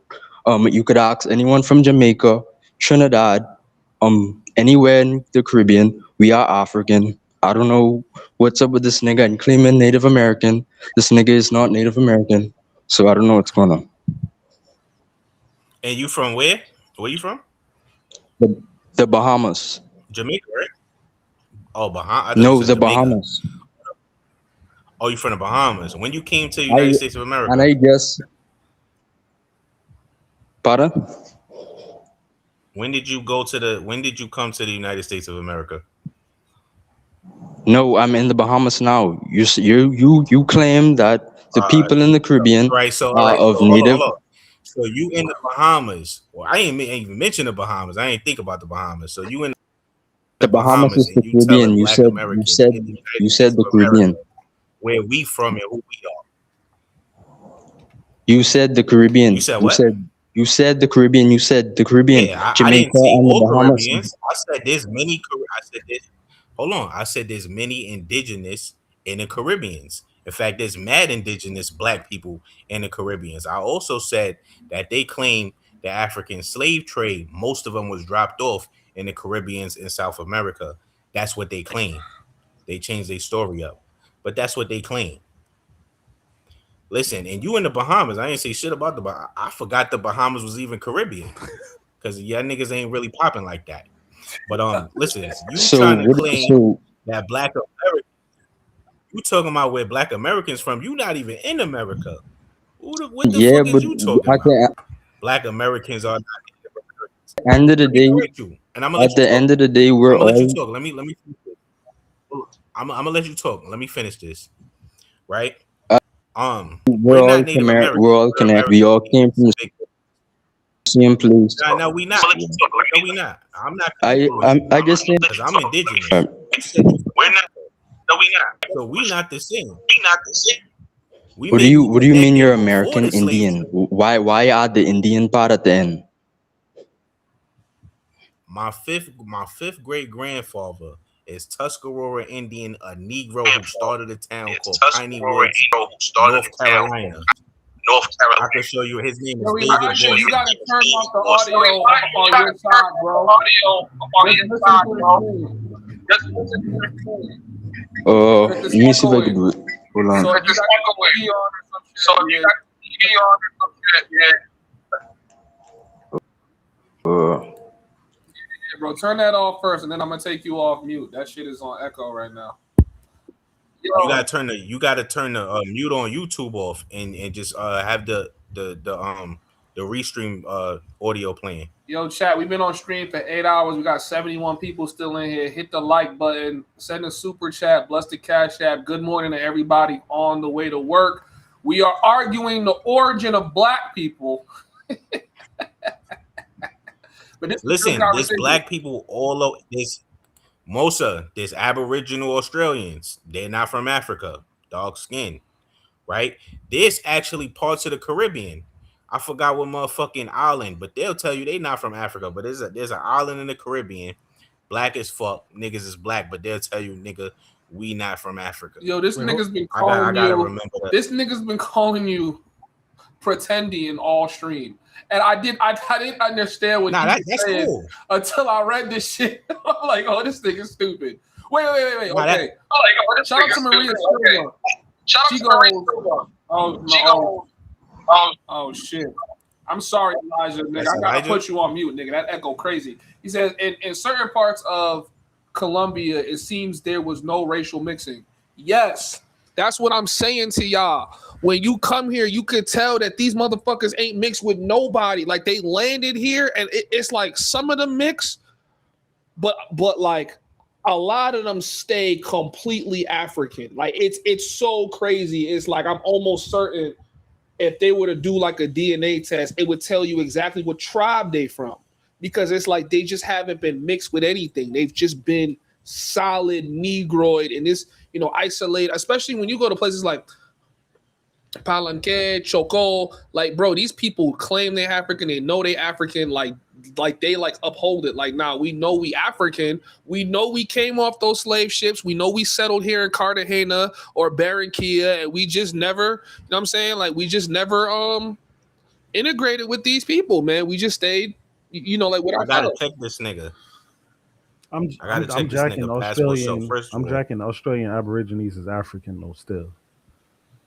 They say they not from Africa, and that's part of colonization. Niggas telling niggas where they from. Oh no, they're from there, and their parents might be from there, and their parents, but they're originally still from Africa. That's what I'm saying. I'm not trying to take away anybody's individual. They claim they're not from Africa at all. So that don't make sense. You colonize. You want some white man shit. They tell you they're not from Africa, bro. But that's what white people do. You tell them where you from and what's your origin story, and they try to make some shit up for you. That's not the Aboriginal of Australia. They say they're not. Even the white people agree they're not from Africa. All right, we don't care what the white people say at all, though. Yeah. But that's where it come from. The African story, the out of Africa theory comes from white people. Bro, like, no, it doesn't, nigga. If you go to Africa, niggas is gonna tell you like, yo, we sold our own and put them on those slave ships.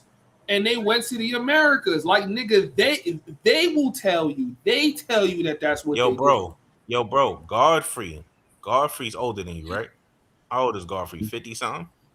Godfrey said, and it's many different older Africans that'll tell you they have never heard of a story of 12 million Africans from any tribe getting kidnapped and brought somewhere. True, but this is what I'm saying though. I don't know if it was 12 million. I can't really. That's even if those are written records. But this is what I'm saying, bro. Those are written records. I couldn't tell you that, but I definitely know millions of them, bro. There's records, bro. Like there's sale records. Like nigga, like this wasn't 10,000 years ago. It was just a couple hundred years ago. They got sale records. They have slave counts. They have slave quarters. No, thank you, passport. That's what I'm saying. Slave quarters. I'm telling you that there was indigenous people enslaved. That's the American Indian slave trade. You can look that up. That's common knowledge. You heard? Slave quarters don't mean African slave quarters. You gotta, because there's no paperwork of Africans being slave traded to another country, bro. We've All right, been hold on, searching man. for this. Hold on, Now can we we gotta just pull agree? this up. Can we agree on one thing? Can we just agree? Because I'm not debating that you're FBA. I'm not debating you're indigenous. I'm not debating that you are of Indian ancestry. But can we all agree that life as a whole started in Africa? That's the point I'm trying to make. No, absolutely not. Absolutely not. First of all, that's a Yeah. theory. Bro, you not gonna First win of with all, this nigga, bro. all right, let's go. Let's go there. Let's go there. Where does that come But from? bro, hold on. Let Where me does just that say one theory thing. come from? That's That's why. a theory. Hold on. You know that's a That's scientific why. theory, right? Where That's does why I that come made the from? Now, point out of earlier. Africa theory. Hold up. That's why I made the point earlier. I could go back a gang of generations on both sides, and there's still no Africa, but I still know that that's where this shit all started, though. That's not a fact, though. That's the out of Africa theory, bro. That's just like the motherfucking theory that we all come from monkeys. I, That's like the Big Bang theory. Like, that's a theory. That's not a fact. You know that, right? bro, Hold on. Let me share my I screen. genuinely believe that FBAs were here before the transatlantic slave trade, but that doesn't mean that they still didn't come from Africa. You could Look. believe it, but it's not Look. it's not facts. Look, you can come on This here is a- and you can this is a search theory, people. bro.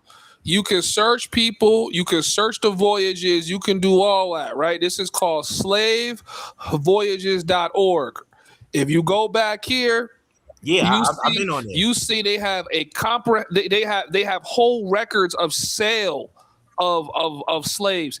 If you go to the Bight of Benin, you go to certain places in Ghana, they have the slave quarters where they held slaves before they sold them off. Now, keep in mind, a lot of these slaves got apprehended through war, right? Neighboring tribes went to war. You lost a war, your ass was getting rounded up and you were getting sold to the Europeans because at that time they were the biggest purchasers of slaves and they were trying to build up America. So a lot of them came over, right?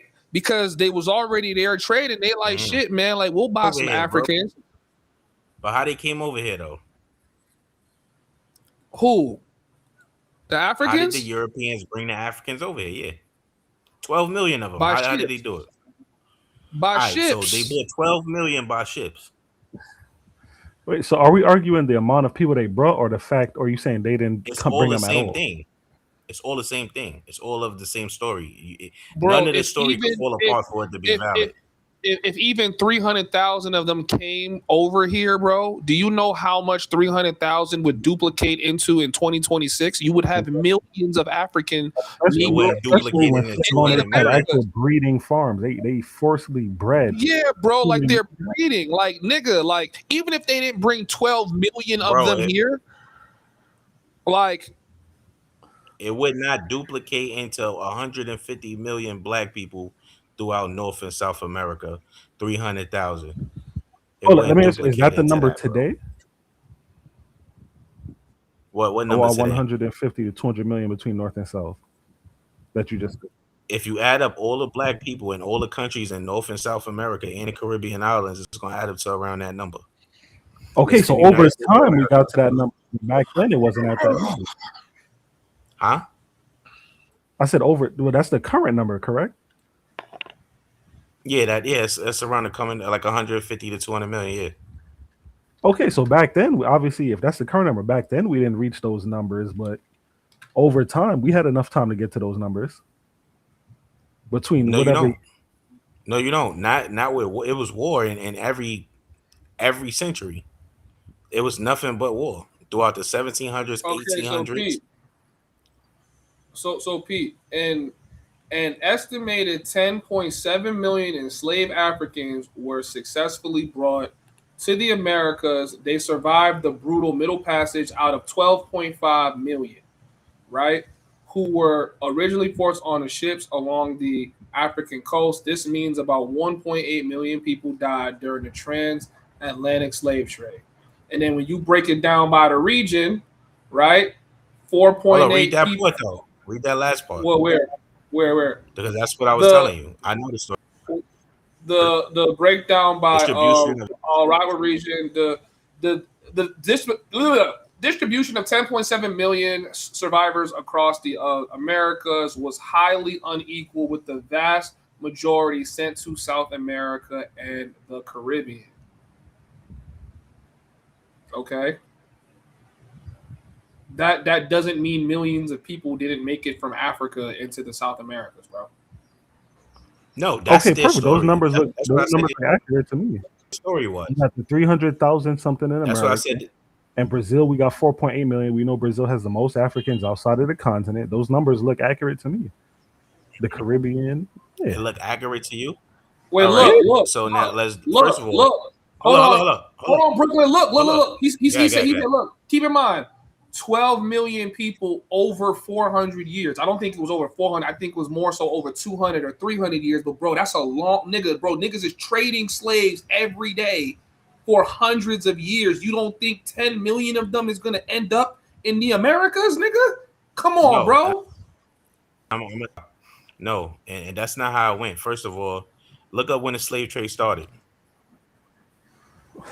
And it ended in what, 1806? When did slavery start? When did the Slave transatlantic trade. When did the Atlantic slave trade start? slavery trade start? 1501.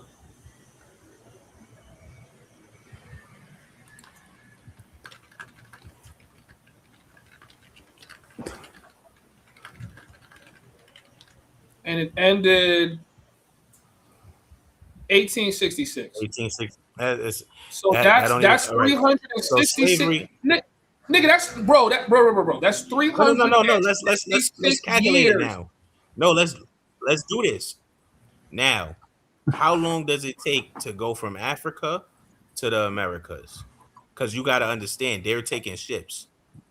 It's a 6-month voyage. Okay. Bro. Look, and you can't even. here's sell. how you got to phrase that You can't question. sell every 6 months. You got to phrase can that only sell question. certain How much on how many slaves on average made it over to the Americas successfully, and then how long is that trip? Because you also don't know how many ships were being utilized at once. a time.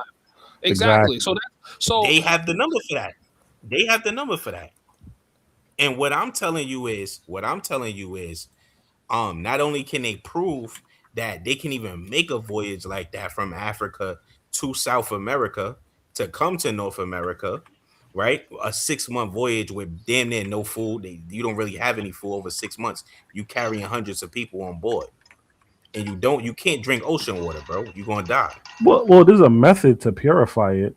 They had a method that they used to make it drinkable. I think they don't your have only no good method for them to argument, bro. hold water for 6 months. Brooklyn, I think No, that's it's your more than that. only good argument that I really can't answer is how the fuck did they even like give them something to drink during that voyage? Two-Tone, what's good, bro? Talk to us. Yo, shouts out to the panel. Hey, I'm actually on my way into work right now. I can't really talk like that, but I just had a couple points that I wanted to make, man. I think y'all all making some relevant points, but also you got to understand, look, they didn't have the infrastructure to bring that many fucking people here. Those little slave ships that they didn't have the infrastructure to bring as many people as they said that they brought here. All them European voyagers that came here to the United States, they all documented who they encountered when they got here. One thing I would like to say, Lucia woman was found over here. My family, on my mother and my father's side, we got Native Americans on both sides. One side is Choctaw.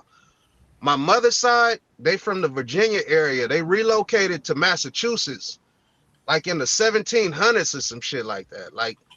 So the thing is, our history goes way back in this country. Like we've been here since before Christopher Columbus. And so the thing is, a lot of people were brought here, but very few of the people that were brought here were brought to the continental United States. I mean, into the USA. A lot of people were brought to different areas, taken to the Caribbean islands, like the brother that called from the Bahamas or whatever. A lot of people were stationed over there where they was deciding where they was going to sell them to. And then they was also taking people and they was buck breaking folks. And if they was unruly, they was taking them to Jamaica and stuff like that. So, the history on this land is vast and our people been here. But yes, some of us were brought here, but they didn't bring as many as they say that they brought. But they want us to think that they brought us all here so they can make us feel like guests in our own land. That's the whole Not point of just that, making bro, us but think we they all brought got us here. I don't think they we all brought got ancestral land. I don't think they brought like everyone here, because there's already records that Africans have been traveling from out of Africa into the Americas even before Columbus.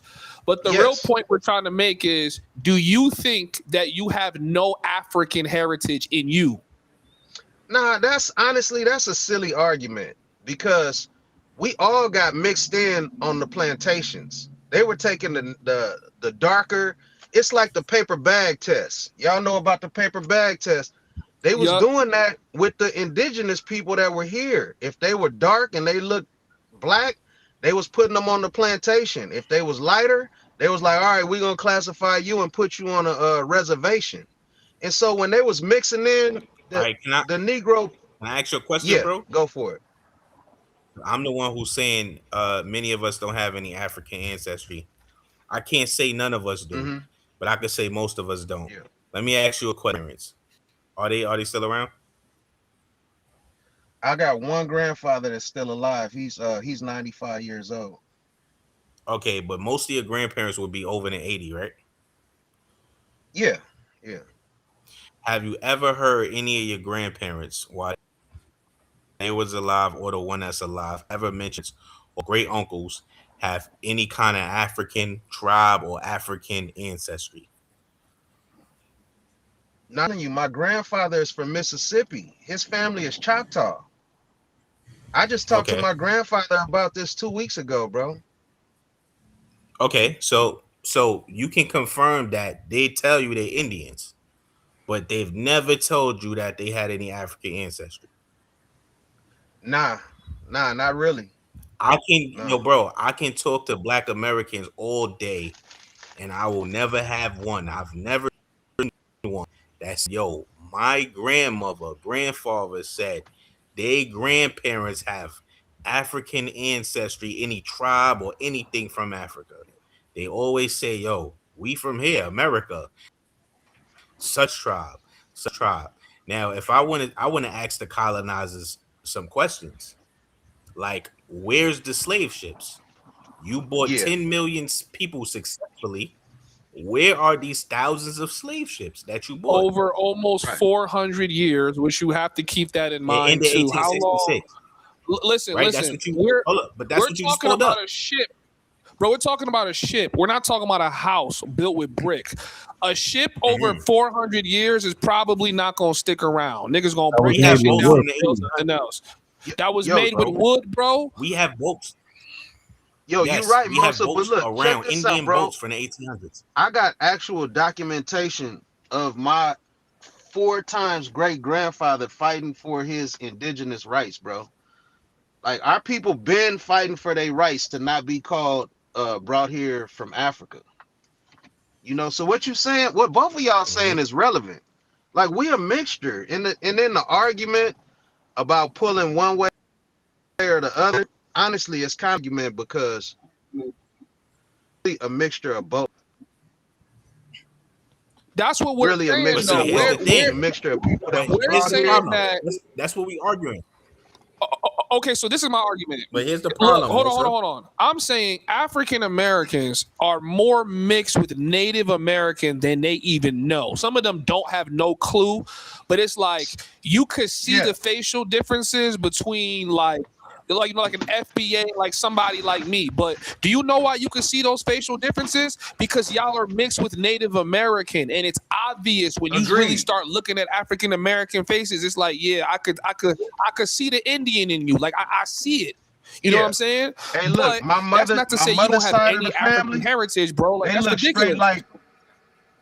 Look, my mother's side of the family, all they need is some feathers in their cap, bro. Like, literally.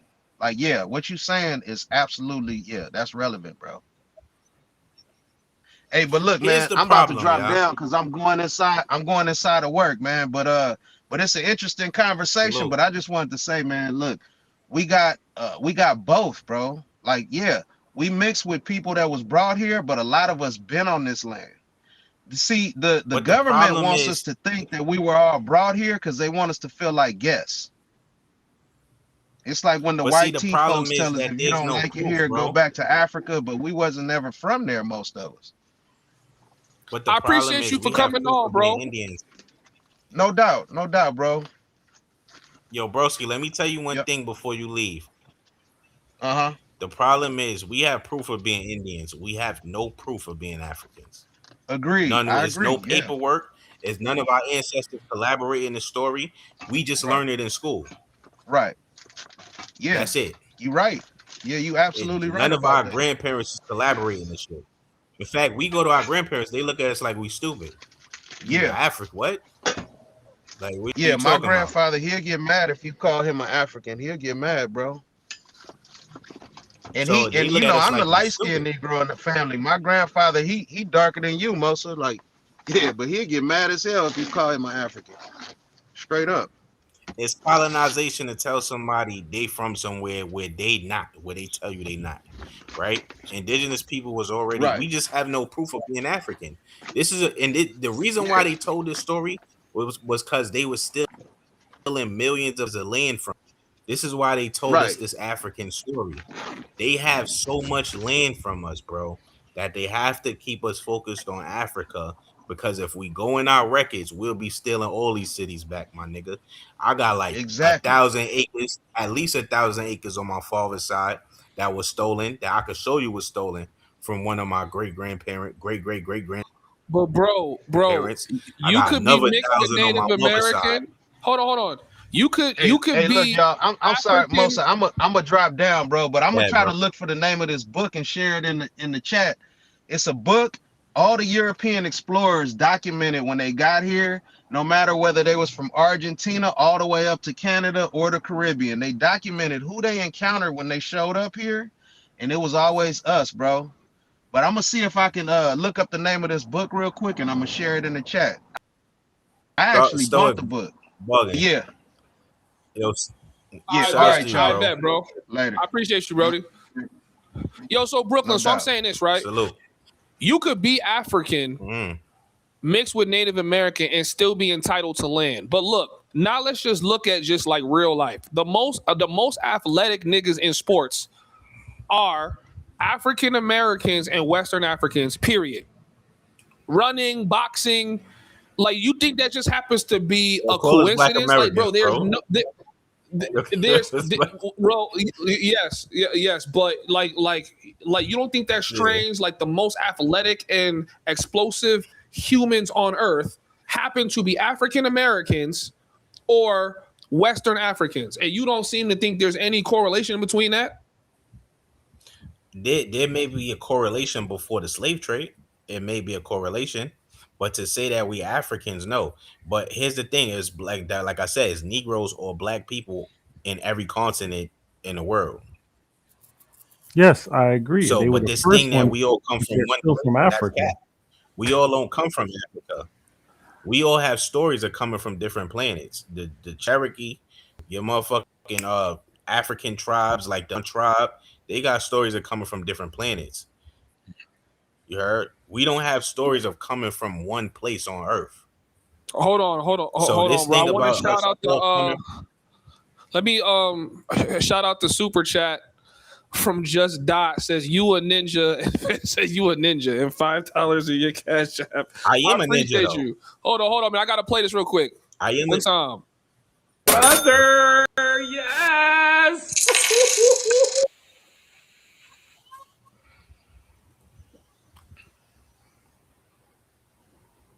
Hey, man, shout out to QB, man, and shout out to you for the donation. I appreciate that. Hey, Brooklyn, man, I think you're going to be devastated if God was to ever tell you that you like 99% African, bro. Why would I be devastated? I'm not devastated from the truth, though. I'm devastated that they're lying and they're not showing no proof. If we really was African, they would have records, bro. You said it's records.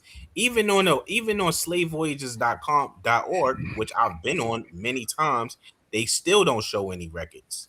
They claim they have. Nigga, I And they think showed you Native American. Listen.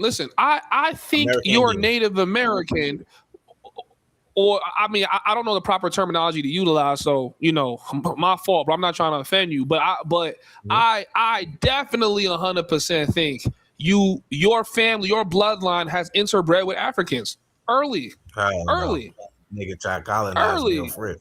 But yeah, hold on. Before I forget, I pulled the numbers. Colonize the states. Hold on, I pulled these numbers earlier. While historical records don't provide an exact single day count for every ship, an estimated 35,000 to 40,000 voyages took place over 350 years. It also says during the peak transatlantic slave trade in the 18th century, it was common for 20 to 30 slave ships to sit at an anchor simultaneously in the same coastal regions of Africa, waiting to fill their holds. So 35 to 40,000. And how many people was on one ship? All right, I pulled that up to 250 to 600. So peep, if I take the low end, 250, and I multiply that by the low end of voyages, 35,000, that's still 8.75 million people over the 350 years. The numbers add. Yeah, you gotta show me the ships. You gotta show me the ships. Bro, ships, in real life with ships no are engine made that can out of hold wood. 250 people. So look. So here's why you need to know history, right? If you landed somewhere, right, you might have needed, your shit might have took damage. You might have needed to break it down. It might have started molding. Some niggas reused the firewood. Like, bro, this is not, 2000 something where you have a record of the Titanic, you know what I'm saying, that was made with metal. Nigga, you talking about wooden boats, wooden ships. Yeah, that's what I'm saying. So Mosa, look up the slave ships. Show me a picture of a slave ship. Now you're gonna say, yo, it was 400. No, it wasn't. It ended in 1866, like you said, right? Like you showed. You looked it up. It ended in 1866. Cameras was invented around 1805. We have pictures of New York City in the 1850s. Where's the slave ships? Where's the pictures of the slave ships, bro? Show me some so you ships. saying that they don't have any real pictures of real slave ships? That's what you're saying. That's what I'm trying to say. They have no proof. It's no pictures. There's no. You said it was 40,000 slave ships, but none of them is around.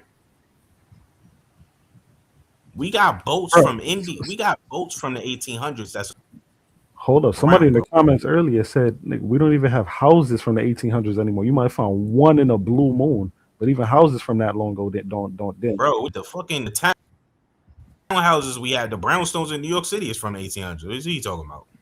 But that's made of brick. Those are still made of bricks, though. Yeah. All right, the slave ships. So you're saying we do have wooden houses from the 1800s? You can look that up. Barely. We got wooden houses from the 1800s. You said what? Barely. Yes. Barely. Yo, bro. First of all, here's the thing, right?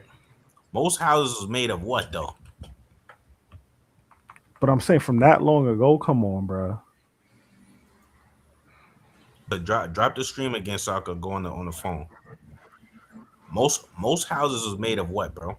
Bricks and what else? Most houses ain't made of wood. Depends on the era, nigga, because from back then, those houses were all made of wood. You talking about the last 100, 200 years, probably had some brick. Nah, it's a lot of houses made of stone, bricks, made of wood. And this house is made of wood, bro. That's from 1800s, bro.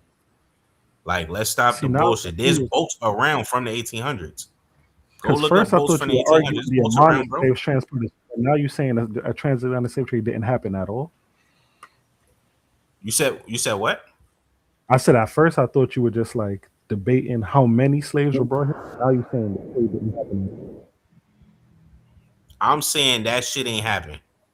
If it happened, it happened slightly, like a little. They didn't bring 10, 12 million people, bro. That's what I'm saying. No, they didn't bring the full 10, 12 to America. They only bought less than 400,000 to America. The rest went to the Brazil and the Caribbean. They didn't bring 10 million to North or South America. All right, wait. Can we play a short little history lesson? So Elijah just dropped the video. Let's play that real quick and see what he's talking about.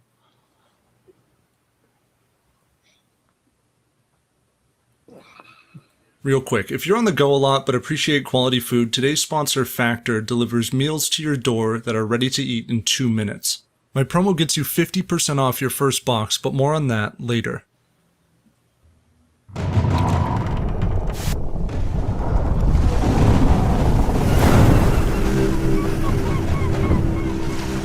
Sails appear as if out of the deep. With a burst of guns, a tide of Englishmen pounds onto the beach. The Spanish flee inland. The English, having failed to conquer Spanish Hispaniola, have come to take this sparsely populated island instead. Spain had claimed Jamaica in the days of Columbus, promptly enslaving the indigenous Taino people. As disease and maltreatment began to kill nearly all of this population, the Spaniards turned increasingly to enslaved Africans. In the chaos of the present invasion, these Africans, roughly 1,500 strong, find themselves free. Spanish stragglers resist the English until about 1660. But the liberated Africans continue to fight from the shadowed woods. The Spanish had called such African and indigenous runaways cimarrones, meaning wild or untamed. The English call them maroons. After some years of bloodshed, the maroons retreat at last into the forested mountains, and the English do not follow.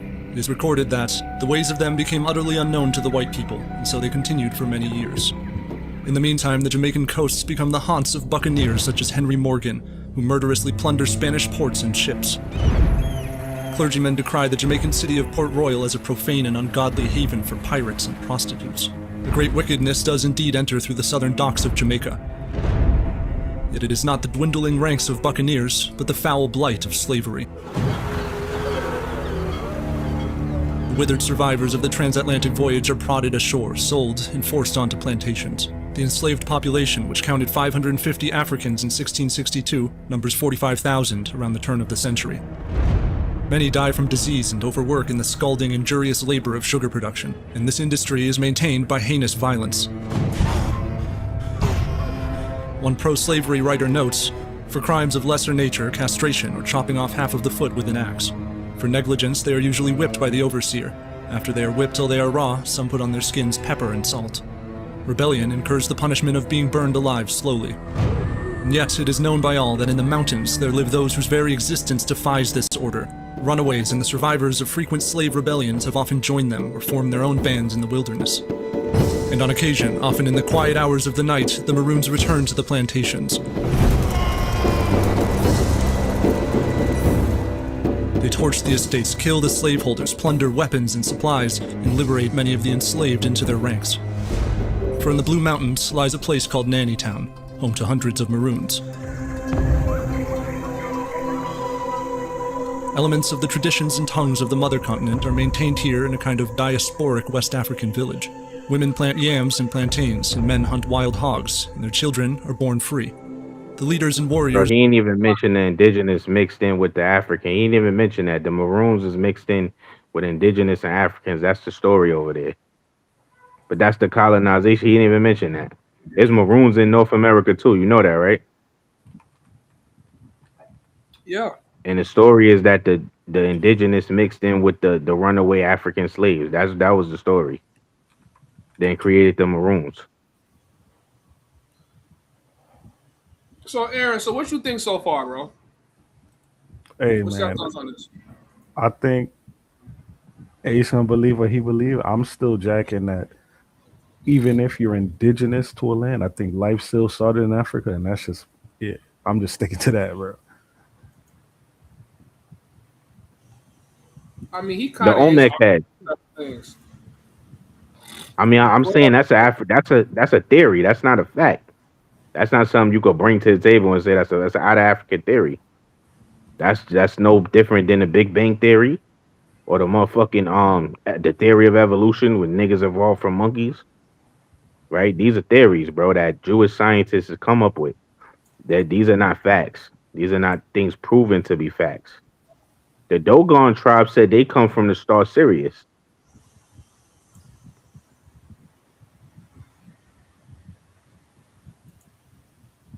There's the mutes. Okay, The Dogon tribe. My fault. I tried to search it up. It says there are no fully intact floating slave ships left because the ships are primarily wooden. Those that weren't sunk or abandoned eventually rotted. However, there are remnants of two that were found, one in 2015 and one in 2018. And that shit is cap because I remember I think one of them had sunk or some shit like that, or it's a lot of mystery around them two shits. And it was supposed to be 40,000 ships, mind you. Not only that, right? It ended in 1866 as Mosa pulled up, but there's no pictures of it. There's pictures of almost every city in the 1850s. There's pictures of white people coming over here on a motherfucking I think what was it, the Clotilda? No, the Mayflower. There's pictures of white people migrating here in the 1850s. I just think it's crazy, and I think moving forward, like we need to preserve our history because I think it's crazy how every single people of color, like their history gets absolutely decimated. Like even Nigerians, like even my tribe, like like What before tribe a you certain from? point, from the Benin tribe, Benin Kingdom, we were the last kingdom to Yeah. fall to Europeans and Nigerians. We fell in like the late 1800s, like 1890 something. Um, but prior to that, we didn't really have a lot of European contact. So I just think it's crazy because it's like right now and moving forward, it's going to be this argument as to whether Negroid people, and I say Negroid, I'm talking about people that look like black people. You guys know what I'm saying? Like Mm. whether they actually come from Africa or not. I just, you know what I mean? Like, But all right, so but we can agree that the Aboriginal Australians don't come from Africa. You could look that up, right? why would you think that? I don't think that this is a fact. This their history. The white people agree that they don't come from Africa. So you just look up Aboriginal Australians don't come from Africa. Hold on, let That's me. a fact. Yo, chat, man. Y'all niggas better be in here learning too, man. Don't just be in here listening. Be in this bitch learning. All right, hold on. Do Aboriginal Australians come from Africa?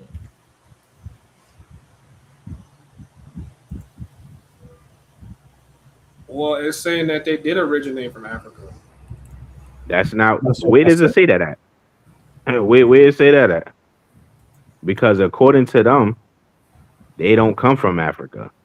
Well, they didn't come during the transatlantic slave trade. They're saying they left Africa over 75,000 years ago.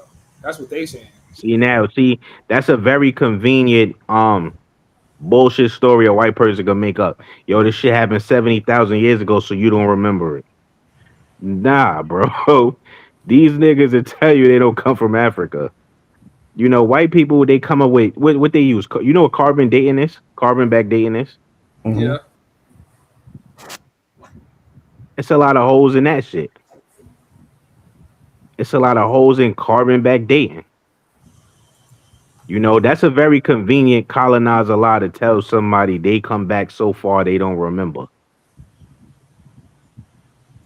The problem with some of this shit is that there's no They real don't have proof. historical record on it. But that's what I'm saying though. They have no. We have records of being Indians, bro. We don't have records of being Africans. We have records of being enslaved, but there was enslaved Indians. Our Indian Okay, ancestors but were put it like enslaved. this. Put it like this, right? Because you also not like paying attention to like the context clues. How would you have written records of being African when they deliberately separated people that were in the same tribe? Keep in mind, if this is before English gets forced upon people. If you're getting separated from the same tribe, you're not keeping written records when nobody near you speaks the same language. Who the records for? Who you keeping the The records for? Europeans, the Europeans, slave trade was a business, so they keep records. Records Like of you what, said, this bro? slave quarters. Europeans did not keep records of what tribe these slaves came from because they didn't care. They looked at they had looked at those niggas as all being the same. They didn't care if somebody was Yoruba, Igbo, or from Benin tribe. Nigga, you No, African, nigga, but you got muscles. You feel me, nigga? Like you gonna pick cotton and pick shit up and put shit down. Niggas wasn't keeping no record of what tribe he was from. they They didn't keep a record intentionally of did what that. tribe. But Mosa, they didn't keep a record at all of the whole shit. Yes, they did, bro. I just Where? pulled up. they kept a record of how many people they were picking off a port and putting on a ship. Mosa, they have not showed that these records are not public. They have not showed these mysterious records ever. Even on slave voyages, they just give you a number. Brody, I'm gonna say this, right? Even if they had a record There's for no 1 proof. million people, if they had a record for 1 million people, you still wouldn't give it any credit because it's not showing you all 10.8 million. And you're not thinking like, bro, records don't even survive that long. Think about photos from your childhood, nigga. Like, how long do those photos survive? You want records You to can't apply survive. that, bro. Yes, you can, because if you can't even keep records for 30 years, how are you gonna keep records for 400 years? Because the Europeans have records from the 1400s, bro. On very That's specific why I things. said you can't apply that because they have records from the 1400s, bro. But the only record you care about are actual pictures of the slave ships. We have records of everything else. No, we don't. We don't have no. Bro, No. there's all types of They slave don't. ledgers and Yeah. everything. They have what? There's slave ledgers. You got auction artifacts, prices. That's not descriptions. African. You're see. Here's the thing. When you see slave, you just think African. Look up Indian slave. Look up Okay, American fine, Indian fine. slave trade. But don't we also have like travel ledgers? No, they don't have anything coming from Africans coming to America being shipped as slaves to America. They don't have any records. They don't even have any records of the Yo, boat. there's a whole video where hold on, hold on, man. I gotta find this video. This nigga goes to Africa, to the beaches, to the ports, and you can see they have records, they have drawings on the wall, they got the shackles they was putting niggas on before they put them on them ships. Come on, bro. You could Them go to shits are museums for them shits are museums for profit, bro. So they're not You real. know them Africans. Yo, no disrespect, bro. You know them Africans is con artists, bro. Dumb shits are nigga. Right now, the president of Ghana, no, the president, I think of travel or some shit. The minister of travel, of Ghana, is trying to say Juneteenth is not just for Americans; it's for Ghanaians as well. Yeah, Bro, you were making Nigga, they over there. You are making wild connections. Even if that's Yo, true, bro. that has Bro. no connection to niggas preserving the fact that they had a slave site to move slaves, bro. Everything's These are not a museums conspiracy. for profit. These niggas want to make money, bro. Bro, did you heard about them trying to get American reparations over there in Africa? The African Union trying to get American reparations for slavery? They don't have no proof, bro. They just have museums for profit. They want to make money, bro. They're trying to make money off this slavery narrative. I have heard of that, and I will say this. So I don't know if you could say reparations, but some countries in Africa do deserve to be compensated for things that happened during the slave trade, because they had people kidnapped. But the problem is, They can't and be. I'm not sure It if you know can't about be. this history. It can't be for that though, because according to not just your story, according to their story, they sold niggas. So how do you get reparations for making a sell? That's not how that works. That's only part of the story. Everybody wasn't sold voluntarily. The Dutch were kidnapping Africans. I'm not sure if you're aware of that. Not to mention when a lot of the African leaders who were selling their captives found out what was going on, they said they stopped doing business, and then that pissed off, and then the white people even more. So they ended up going to war behind that in their own land. So here's the problem with this, right? Here's the problem. If they're old reparations, that would be from what, the Dutch, maybe the French, right? And that I agree with you on. I believe that. Why would the United States be giving these niggas reparations? Wait. The Dutch weren't the Dutch the first people to establish settlement in what would later be called the United States? In New York. Yeah, exactly. So where do the Dutch exist now, nigga? They got somewhere called Dutchland? Nah, nigga, that's your you feel me? That's your current America. You know it was black Dutch people too, right? Bro, stop, bro. Come on, bro. All right. Yo, bro, Manhattan was called Land of the Blacks bro. But no, in the wait, hold on. 1700s I know I'm not tripping. Don't because Dutch there people was black Dutch people pulling up. But don't Dutch anyway, people that's another topic. Huh? don't Dutch people come from the Netherlands or I'm wilding? They used to be called Deuce, and I think there was like it was part German or some shit like that. I don't remember exactly, but I know that there were black Europeans when niggas got kicked out of not just Spain, but black people got kicked out of Europe and they came to North and South Americas, like the Irish. There was there's videos of black Irish in Jamaica. No, I got black Irish in my family. My last name is Irish. Yeah, so And then it's yeah, not from so slavery. Irish. yeah, there's black Europeans that came in. See, many of us are not even just mixed with Indian or indigenous. A lot of us is mixed with black Europeans, and they don't say that. They just want you to think it's white Europeans all day that we mix with. A lot of us is mixed with Moors from Europe. Hey, bro, you know what's crazy? You're But not wrong because I initially thought me having an Irish last name. I said, nah, this got to be some slave shit. Then I went back. Nah, it just goes back just black Irish, black Europeans as a whole, like you said, Moorish. but they won't tell you that because they'll just say, "Yo, you got European in you," and they want you to assume it's a white person. I'm still jacking we Just all out of Africa colonizing. though. Yeah. I mean, that's just a theory though. There's no proof to it. That's my point. My point is there's no proof to this shit.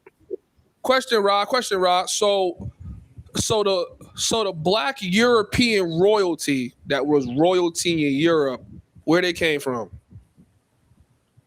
You said what? The black Europe they don't have any proof of where they came from. They claim they came from Africa. They claim that the Moors from Europe came from Africa, but we don't know that to be facts. They barely even tell you about the Moors from Europe. It's just it's a very African narrative they have, but it's a colonization narrative because here's the thing, right? Um, White people, we don't even know if white people. There's no proof that white people even existed in the 10th, 9th, 11th, or 12th, or even 13th centuries. Look up something called the Wild Men of Europe. This is the first record of white people ever existing. Yeah. The And that's why Wild Men of Europe. came about just They like came. 3,000 years ago. Now this is like the 1400s. This happened. Well, you saying there was no white people before the 1400s? Like around the 1400s, 1300s. Look up the Wild Men of Europe, bro. They documented this. While wild men, and they painted them white. The wild men of Europe was coming and fighting the Europeans. These were Moors. Right? They don't really have no proof of white people in the 9th century, 10th, 11th. There's really no proof besides paintings that they draw of modern day. Nigga, the Crusades happened in like the year 1000, and that was a straight war with white people, bro. Come on, bro. Do you with who? Between who and white people? It was white on white, nigga. Well, no, actually, no, it wasn't So white wait, on white. It was white on Arabics. so then how did the Moors run? How did the Moors rule Europe? You know Europe. You know Europe. The word comes from Queen Europa, a black woman, right? Listen to me. I have no problem establishing that the actual people that established Britain and all those other countries in Europe were black. But what I'm saying to you is their lineage comes from Africa. It's the same shit with coming to the Americas. Their lineage stems from Africa. Like, I have no issue believing you're really Native American, but to American think Indian, not Native American. also, Ra, I don't actually know what you look like, so let me say that too. But I'm Okay. saying that for the You people got that me on the look. gram though. But you got me on the gram. All right, so I would have to go on your gram, nigga. I don't even think you got pictures on your gram. Yes, I do. Hold on, You let got me on the gram. Rod a philosopher. I know your gram. Hold on.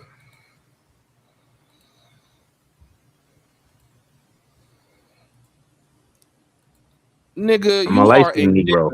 nigga. You are a nigga, bro. Yeah, I'm a nigga.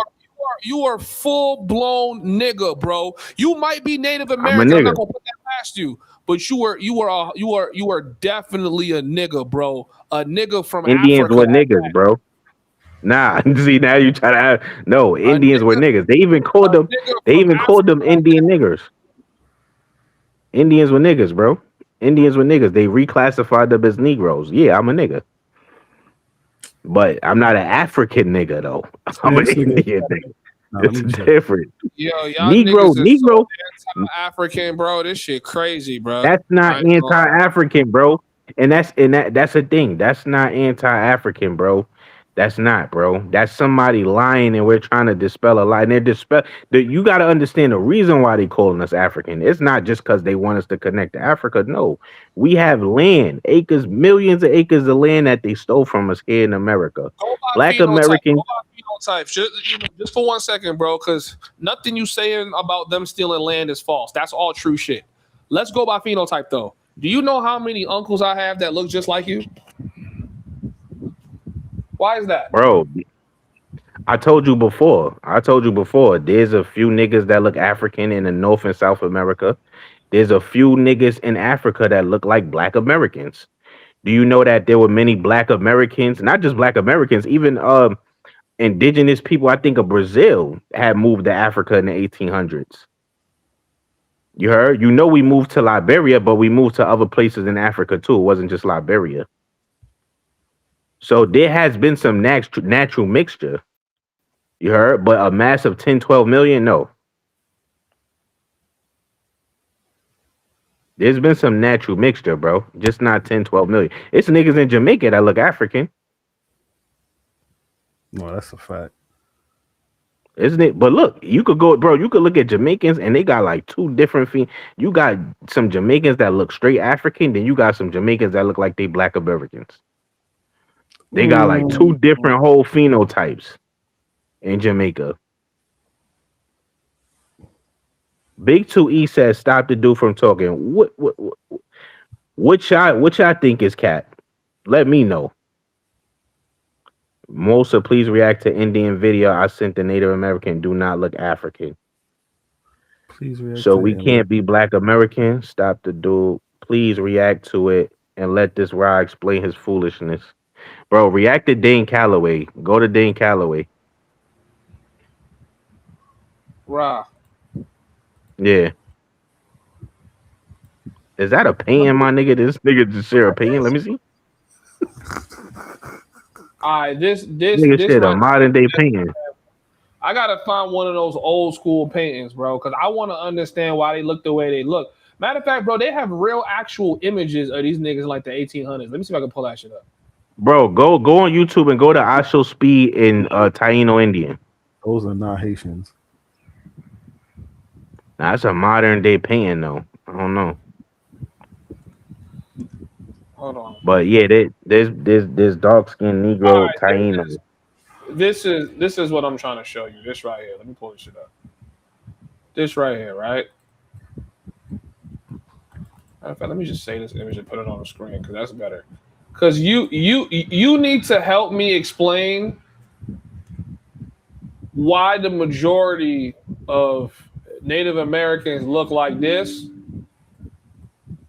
versus us Negroes, right? This right here. Hold on. Mm-hmm.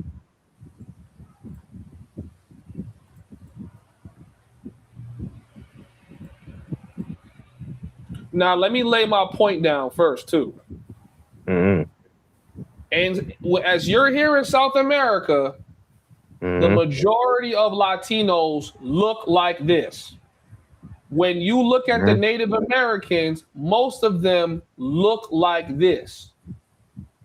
You see what I'm saying? You can see evidently that the same people that existed then exist now. But you don't see this for the Negroid-looking individual that claims he was always here. I think it makes more sense that the Negro started mixing with these people later on, and that's why you start seeing facial differences between the African Americans and then people that's straight out of Africa. Like you can see the facial differences because y'all are mixed with Native Americans. We mixed with them niggas. We not mixed with them niggas. Oh no. You were 100% mixed with these niggas, bro. I see African American women that have this textured hair, bro. They have this textured hair. Nigga. No straighter. Look. This is gonna be a bad example, right? But let me. I gotta show you my grandmother. I'll show you. I will literally show you right now, right? Because she's a perfect fucking example, right? Hold on. Fuck. Damn. Hold on. Well, I bring her up. You know is that Africa is highly genetically diverse, even without any Africans mixing with indigenous in America. Like, even if nobody would have ever entered Africa, Africa would still be the most genetically diverse place in the world. You feel me? The thing is, when we talk about African genetics, people automatically envision the West African phenotype for some reason. I mean, yeah, you got Ethiopian. Exactly. They right. You got different phenotypes. Ethiopians the look problem. different from Somalis look different from Eritreans. Eritreans look different from Tanzanians, but they're all East Africa. South Africans. But there's no group of niggas that look just like Black Americans, bro. Look at Tatted Up Holly. I think Tatted Up Holly is Puerto Rican and like Dominican. Do you see how? Yeah, same, nigga. I love her too, nigga. Do you see how her facial structure? She does not have the facial structure of an African woman, despite the fact she's a Black woman. This woman's heritage is 100% Native American. This is what they look like. You can see in their jaw, no structure. Bro, she has European ancestry. Latinas, these yellow bones, they have a lot of European ancestry. That's public knowledge. And I promise you, she still looks like the women in some region of Africa. She has a mix of Negro or indigenous, but these Latinas, these yellow, they have European ancestry. Indigenous. It's mainly indigenous mixed with Negro, and you could tell from looking at her facial structure, bro. She don't have a round face like African women have, bro. She got a sharp, pointy face like an Indian would. Take the black away, take the tattoos away, and put her in the natural outfit that them Native Americans is putting on. Y'all gonna see this shit. It's very obvious the kinds of African Americans that are clearly mixed with Native Americans. Like, bro, you could tell by looking like, yeah, niggas wouldn't find you in West Africa like that. No, but they definitely find her in the East, and that's my point. Nah, so here's the thing: if we all come from, if everybody come from Africa, who the fuck was in America? Who was in South America? Who was in the Caribbean? Who was in Asia? And who was in Europe? Nobody. Listen. Nobody. And where did we come from? One person? No, listen, bro. Nobody inhabited the Americas until niggas crossed over the Bering Strait. This shit was probably just an empty, big, healthy vegetation land. There was probably nobody here. But you see how you said probably? You see how you said that, right? You see how you said probably? See, now you're going into theory, and that's the problem. I'm not mixing my heritage with nobody's theories, bro. Nigga, history is theory. I'm not. No, that's their theory, nigga. If my ancestors tell me they was something, if some Chinese nigga and his great grandparents say, nigga, you Chinese, that they Chinese, right? Bro, if my grandparents say you Blackfoot, huh? We're not arguing narratives. I'm telling you to look at the physical evidence, look at the evidence we do have, look at what we do know, right? The thing about history and things is that it leaves impressions. It's called palimpsest. You can see the effects of the past in the future. And you could clearly see a lot of Latinos, even though they mix with African, you can see the strong Native American indigenous phenotype in their face. You can see it. Like, okay. The problem is, bro, you don't know what Native American or what American Indian look like. because those people that you seeing that you call Native Americans who look Asian, Siberian, they're getting deported. They're not really indigenous to America. They tell you they from Siberia. They tell you they from Siberia. Do they not tell you they from Siberia? I They don't do, know. right? I'm not familiar with the Siberian people, so I don't know. Yeah, hold up. I want to Go know look up which one. Siberian. You know, I'm glad you said that. Look up Siberian people right now. Look I them want up to know right now. we're doing prison talk. The homie says we doing prison talk. I don't know what the fuck he talking about. He don't Yeah, want to be prison. associated with Africans. See, that's colonization shit. You tell somebody, I tell you I'm not Crip. You tell me I am Crip. Nah, I'm not Crip. You are Crip, my nigga. I know you Crip. You wearing blue. That's what they doing, Nah, right? I ain't Because never been Crip. Nah, I ain't never been Crip. Nah, you Crip, my nigga. I see it in the way you walk. Crip walk. I see it. Bro, you just hate being Crip. No, nigga, I never been African. There's never been no proof, and my ancestors never told me I was that. That's really the bottom line right there. My ancestors ain't never telling me that shit. And hey, you could go through mine. Black Americans. Our ancestors ain't never tell us that shit. That's like the bottom line. So Thank you like, to today's nigga, sponsor, BetterHelp. I know you said it, that can help. niggas is adding us for real. Yo, bro, look up Siberians. That's not. Look up Unfavorable Siberians, wind, bro. a Don't. parting gift from last night's storm, Yo, E, bro, you gotta timestamp this shit, bro. I'm not about to just be running this nigga YouTube views up trying to find your point type I looked shit. at Siberians. Siberians look Yeah, like cause Kazakh. that's just some colonizer nigga with no proof making a motherfucking documentary, bro. I don't want to hear that shit. Show me the documents, nigga. Siberians could pass for Kazakhs. Man, look up Siberians right now on stream, nigga. Bro, what the fuck that gotta do with niggas and Indians? No, because Native Americans are Siberian. You say you don't know how Siberians look. All right, hold on. Look up Siberians. Dr. Emotep and others have published peer-reviewed books on Black presence in the Americas.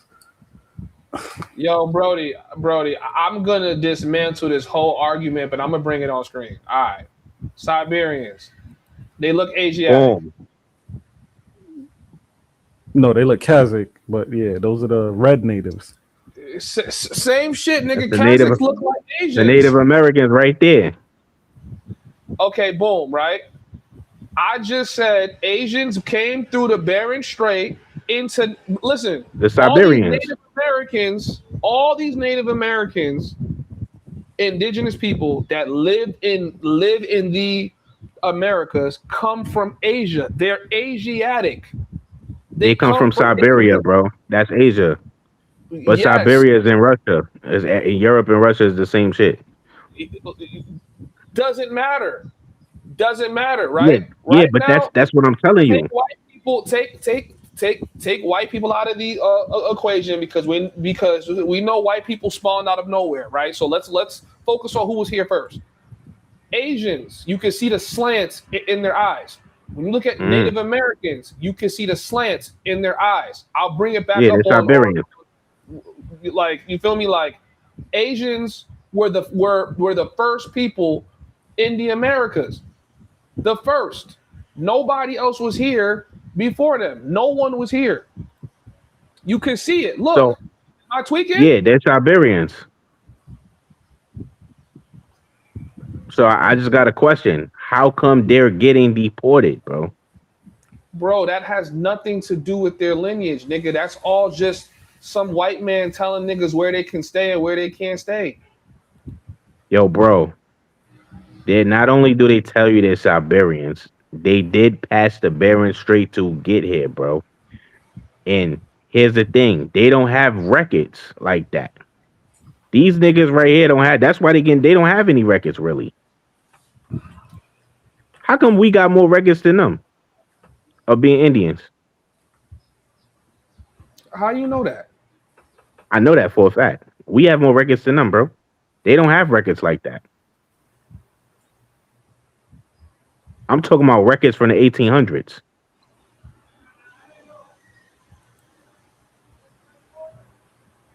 Bro, these niggas came over here to replace us, nigga.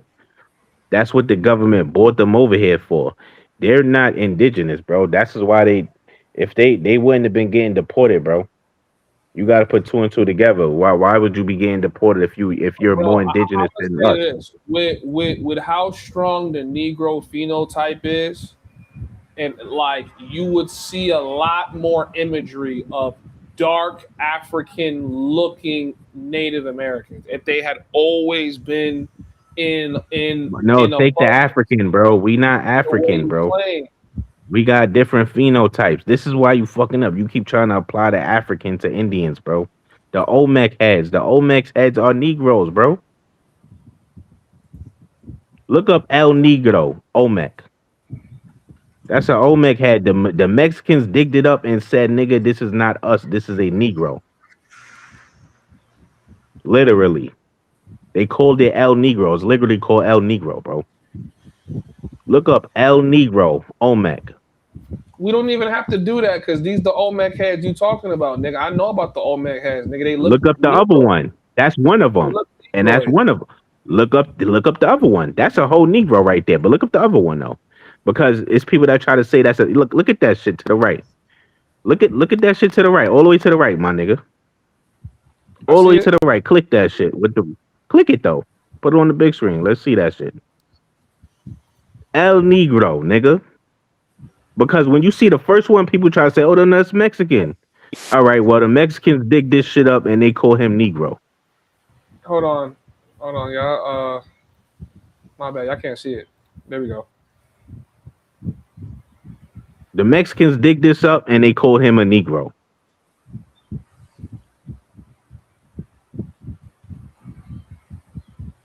So he's African, bro? So listen, bro. Just like okay, Africans have been coming to the Americas before the transatlantic slave trade. You don't know who this nigga was. He could have been one of the African niggas that established himself in Mexico, and they built a statue after him. You don't know that. You have no. See, now you you can't getting look into at conjecture. If we gonna get into conjecture, look. If we gonna get into theory like that, then we could also say, "Nah, I'm not. No, I'm not getting into theory. I'm pulling up receipts." You've been doing that. This is not going to prove that a whole population look like this. This is not a theory. This is an Olmec head, bro. Yes, and having This is an Olmec head. The Olmecs was here before anybody. Brody, trust me. I argued all these points as an Israelite. I'm telling you, like when you having one Olmec head does not prove the whole population look like that. I don't just have one Olmec head. I have a bunch of shit. I just showed. Look up the Moor Emerald Cluster. I just showed you that earlier. Look that up. How does that tie into Negroes and Indians? That's a North American Indian, bro. The Moor of the Emerald Cluster. I think he's from North Carolina. It's a statue that the niggas made of an Indian from North Carolina.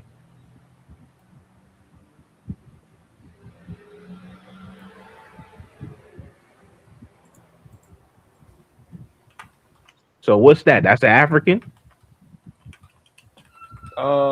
This nigga look just like an African. Have you seen what nigga? Have you seen what African royalty looks like? Nigga, have you seen Mansa Musa and the paintings of him and how they portray him? Hell yeah, this an African. Bro, that's how Indians move. No, it's not an African, bro. We gotta stop the colonizer shit. Listen, bro. Negroes were everywhere in the world. We did not come from one place, bro.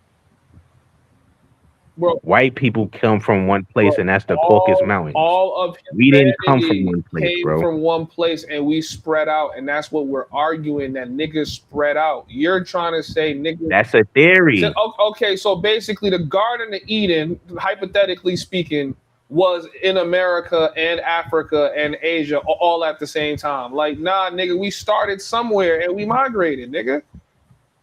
Niggas was here before Adam and Eve story. It's even in the Bible they say that. All right, dog. I ain't gonna lie, bro. You got it on that. That's what the Hebrew Israelites argue. Yeah, I can't argue. The Hebrew Israelite, you said you was an Israelite. They argue that people was here before Adam and Eve. That's how they was able to reproduce. Nigga, That's what they argue. If you was an Israelite, nigga, you'd be a general, nigga. You'd be a general on the court, bro. Nobody can argue with this nigga. Not a single nigga could win an argument with this nigga, bro. Like, dog, what?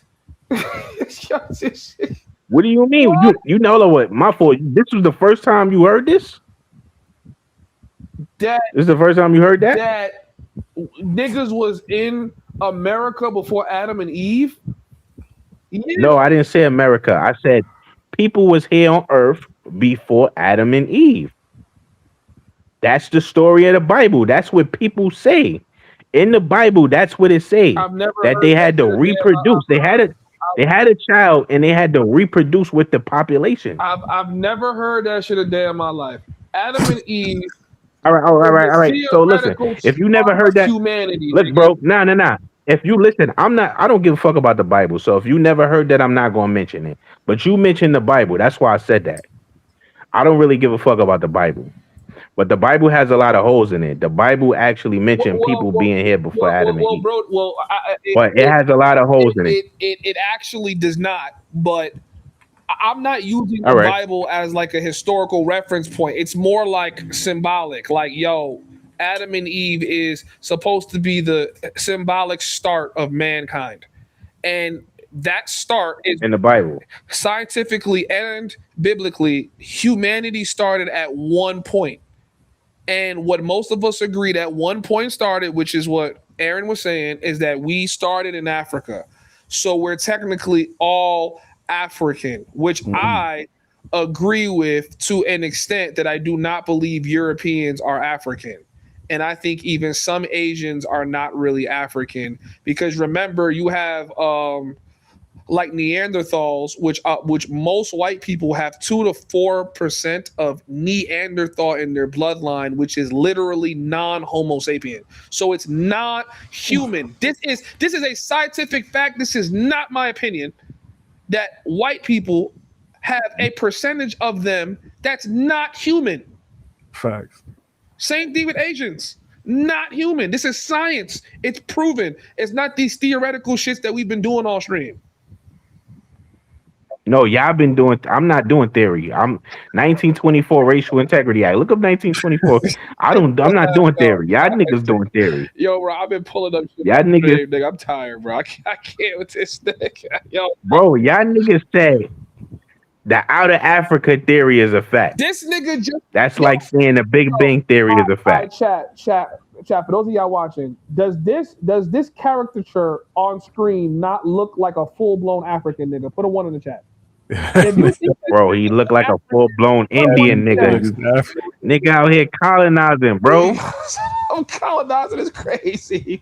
Nigga out here colonizing, bro. Nigga most sold niggas. He reincarnated from a nigga that sold niggas. He a reincarnation. He colonizing, bro. Yo, this nigga look 100% African, bro. This nigga look African, bro.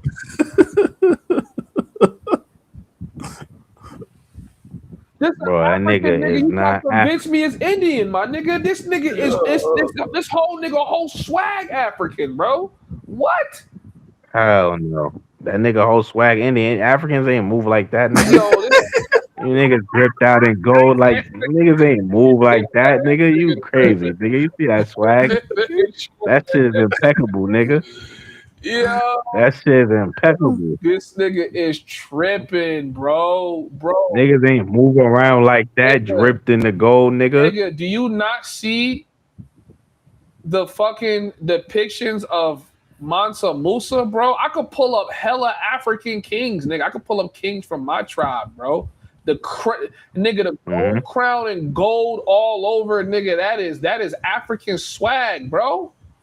Come on, nigga. But you ain't get a statue, nigga. You ain't pull up no statue that was made while a nigga was standing there, nigga. Nigga.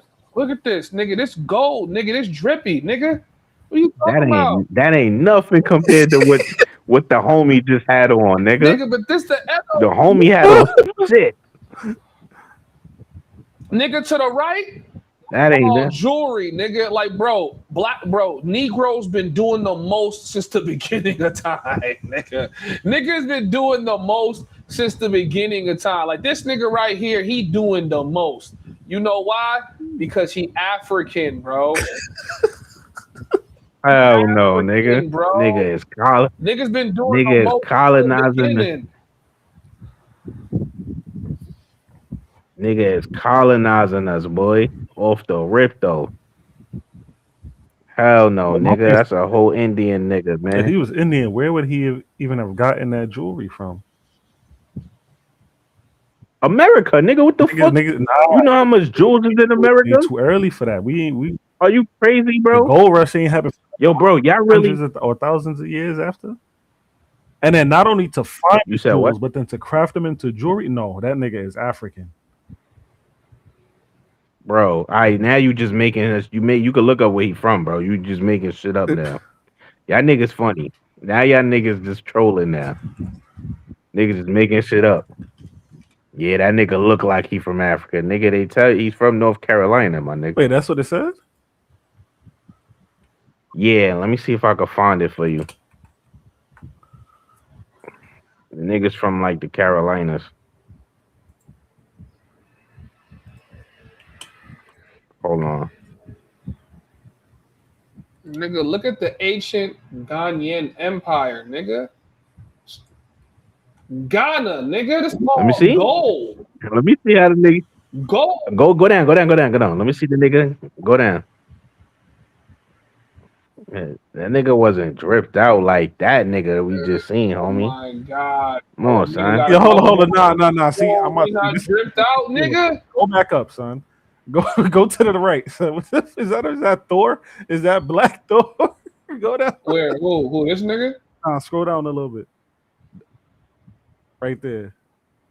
Oh, I don't know. That shit got it. That should have nothing to do with my Google search. That shit just popped up. Nigga, bro. Look. See this nigga right here? I'm telling you, African niggas have been doing the most since the beginning of time when it comes to this gold shit, bro. Niggas been doing the most. The most, nigga. Nigga wasn't looking like that nigga. That nigga was majestic, nigga. Pause, nigga. That nigga pulled up like a fucking king. You see how that nigga was dripped out, nigga?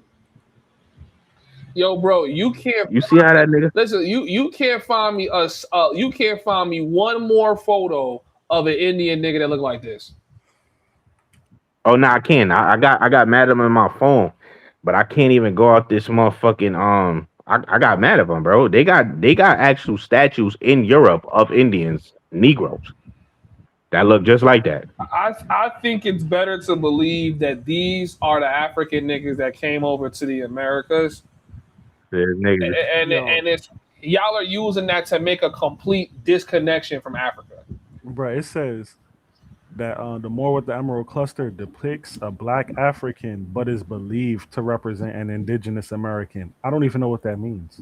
See, that means that somebody who wrote that is trying to colonize, because that shit don't depict no African, but is believed to be. That's when you see some shit like that, nigga. Believe no, nigga trying to colonize. The original documents and all that tell you that niggas from niggas are Indian, bro. Niggas are Indian, and I can show you mad photos like that. Let me see if I can show you the emblem of America, bro. The only thing is, like, I'm on my phone right now, and I can't leave the motherfucking shit just to find that shit. Bro, I'm through been out my able to phone. believe it if it wasn't What? ice. They wasn't even making ice like that back then. Bro, what are you talking about, nigga? Where did he get that? Bro, our culture is iced out. All that shit is from America, bro. All that's from America, bro. Indians had all kind of jewelry, bro. Nigga said I'm half Martian. Indians had all kind of jewelry, bro.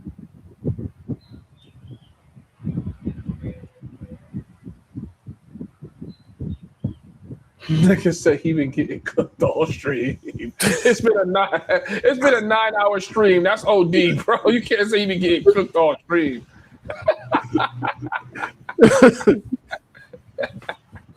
But who said that though? The same nigga Tell them niggas pull up. He been on your head. Tell Big, I like, yo, Big 32, pull up, nigga. All street, yeah, pull up, nigga. Pull up.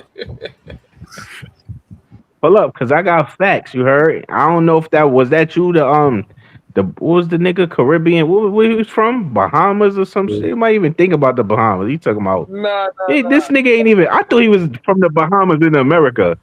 I thought he moved to America. Niggas said I'm still in the Bahamas. Yo, bro. Oh my god, bro. That's this shit. nigga on some Marcus Garvey. He come to America. He didn't even come to America. You gonna tell niggas where they from, nigga? You not a Native American. Yo, bro. Stay your ass in the Bahamas, nigga. Nobody give a fuck about the Bahamas. Nigga, I remember we was young. They used to show mad white people on boats in the Bahamas. Niggas, I ain't even know niggas was dead. Wait, hold on. I think this might. Or I didn't even know they had Negro. I think this might still be him. Nigga said if he Native American, I'm half Kryptonian.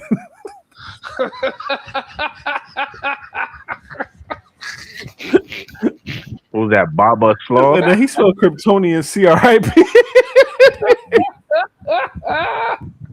I'm fucking crying. I'm Kryptonian. You right. I'm not Native American. I'm American Indian. It's a difference, my nigga. Native American is a term like African American that came out around the 80s? Yo, these niggas. And they use the term Native American because they can't really use American Indian because they're not American Indians. Them niggas is $5 Indians. Them niggas getting deported right now. Oh shit. Yo. Niggas getting deported right now. I'm crying. Niggas said if You know what I'm saying? Native American, I'm half Kryptonian. It's crazy. Nigga, he probably is half Kryptonian. Niggas a clown. Niggas a clown, you heard?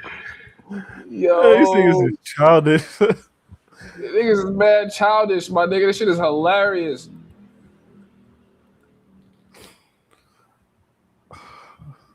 The emblem. Next time I'm gonna show you how to pick. I'm gonna have the pictures right because I got them all on my phone, bro. It's mad pictures. It's European pictures. I'm talking about actual pictures, not even paintings.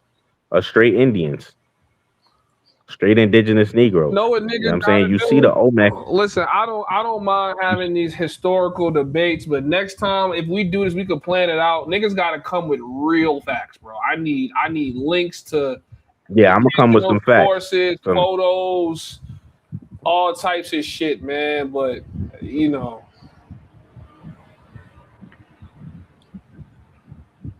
I love how when Black Americans speak about what they are, it's jokes, and we are all anti-African. Yeah, it's a colonization tactic, bro. It's like, oh, y'all niggas afraid to be African. No, we not African. So, like, why would we be hold on? We the most pro-African niggas on the planet. Black Americans more pro-African than Africans. I agree. We the ones who was praising Africa like a mother. Nigga, yo, we the ones who call Africa the motherland. Africans ain't call Africa the motherland. We created that term, nigga. So this is my question. How long do people have to... We the ones who was throwing on dashikis talking about Africa's the motherland and, you know, we got to save Africa and all that, bro. We actually fought for Black Americans fought for Ethiopia when they was fighting Italy. That's where King Selassie, he tried to grant us some land and we didn't want to go over there. Well, not. But we fought for Africa, nigga. Jamaicans finessed the land from right up under y'all. That's what happened for real. Yeah, well, they didn't really finesse it. That shit. Haile Selassie, he granted us the land. We didn't go take it. So then he went to Jamaica and I guess he fucked with them and told them they could pull up. And they pulled up. But how long do people have to be in a region for them to be considered indigenous? I don't know, but I don't know. I just, you know, they usually call people who was before Columbus indigenous.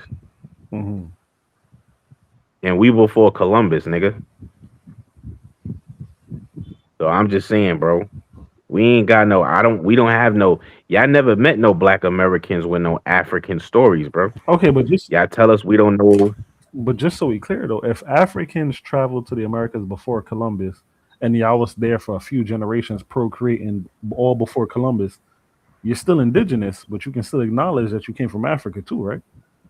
But then that's a theory. You trying to replace real history with a theory.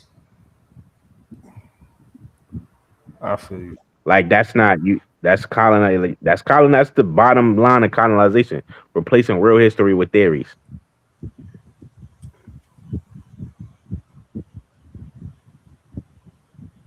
So we not trying to replace real history with a theory, bro. You know what I'm saying?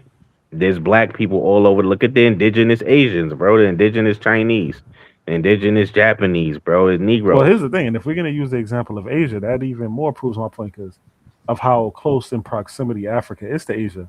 Yeah, the original Asian dark Yeah. skinned Africans, Afro-Asiatic people, they walked right over that motherfucker. So how they get? So how they get all these chinky eyes like that? Over the generations, climatology. I'm pretty sure there's a Why would the climate make your pretty sure eyes there's a chinky? geographic reason as to why Asians have chinky eyes. They gotta be. But see, that's a theory. You see, you gotta stop. You gotta come with facts when it come to history, bro. You can't deal with theories. Yeah, You can't. but That's how you get colonized. no one has 100% facts because, like we said earlier, the books is cooked, bro. Nobody has 100% facts. You got to go I based got on facts. context clues. Look up 19. I got facts, bro. 1924 Racial Integrity Act. Indians being reclassified as Negroes.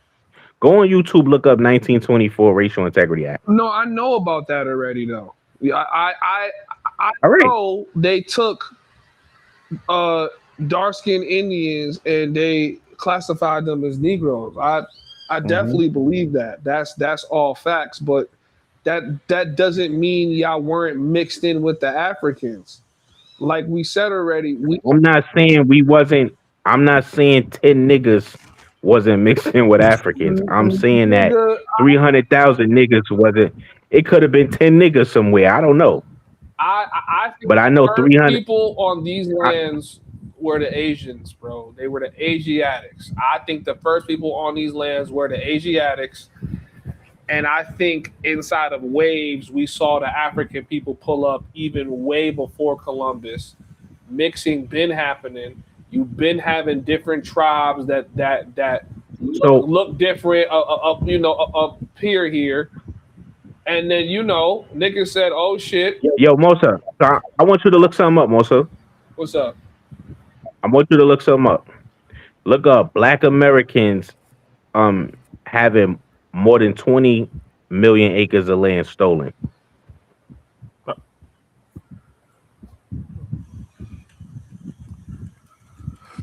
Because we got more than 20 million acres of land stolen from us. Do the Native American, the so-called Asian Native Americans, do they have more than 20 million acres of land stolen from them? Documented, bro. We got land documented stolen from us. Do they have that? Black Americans amassed nearly 20 million acres of land by 1920, but over the course of the 20th century, approximately 90% of that land was lost or systematically dispossessed.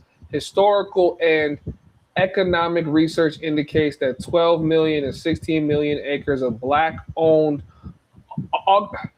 agricultural land vanished due to a combination of discriminatory federal policies, legal manipulation, and racial terror. I ain't gonna lie, man.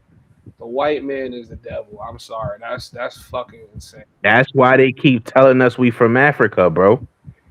They stole all our fucking land. Here's the question. I'm gonna ask you. If slavery ended 1865, how we get 12 million, 20 over 20 million acres of land by 1920? How we do that?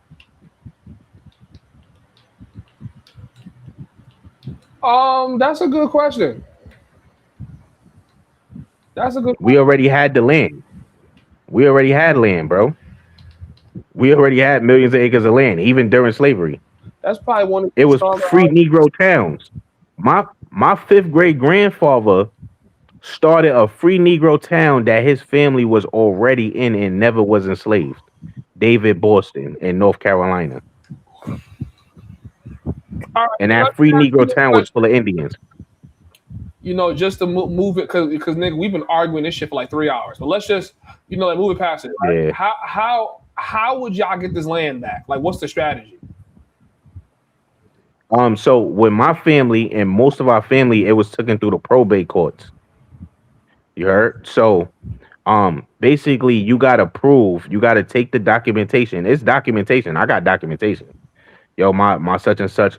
Because the way they stole it is they would kill a person off or they would poison him, or the Ku Klux Klan would pull up and try to kill him or something, and then he gotta, you know what I'm saying? Or they would kill him, and then because what happens is if you die, your kid's supposed to get the land, right? But the Ku Klux Klan will pull up and scare the kids, and his kids gotta leave the land. It'll be like 1,000 acres. You know what I'm saying? And then when the kids don't show up for court to get the land because they have a court date, whoever's a tenant, this is where squatters' rights, this is all that squatters' rights shit came in. That's how they was able to steal land, because they were squatted and then scared the descendants off. So the land would go to the squatter, which is we a white man.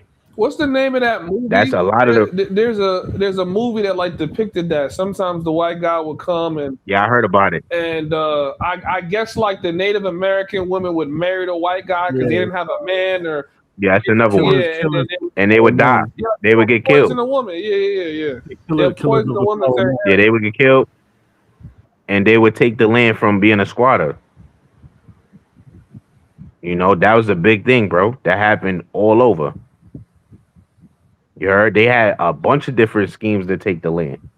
But just think about it, bro. We're not getting deported. Why would we have 20 million acres of land during slavery and directly after?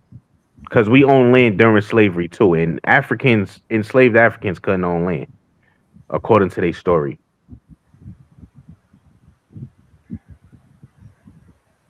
So how the fuck we get all this land? Unless these niggas amassed all this land in 1865 and they lost it by 1920, I don't know, bro. I really That shit don't know. don't even make sense. Ain't no internet. How the fuck? I think that's your strongest argument all night. No cap. Except my strongest argument, bro. Nah, dead ass. Think about it, yo, bro. It's no internet back then, nigga. Things don't move as fast, bro. Ain't no way in hell you get 20 million acres of land in the course of 50 years. Coming off being enslaved and poor.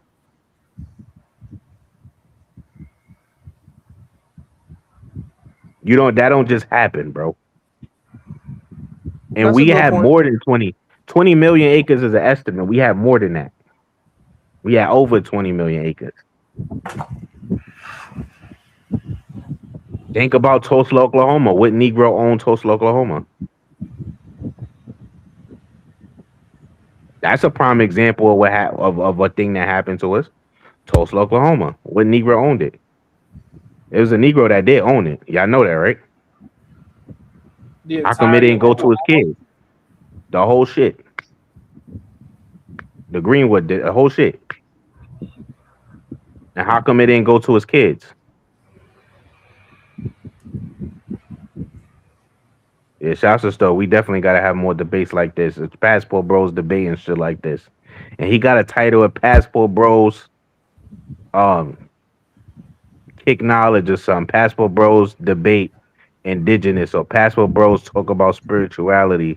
Passport Bros, that shit'll be tough. Like that'll be tough videos.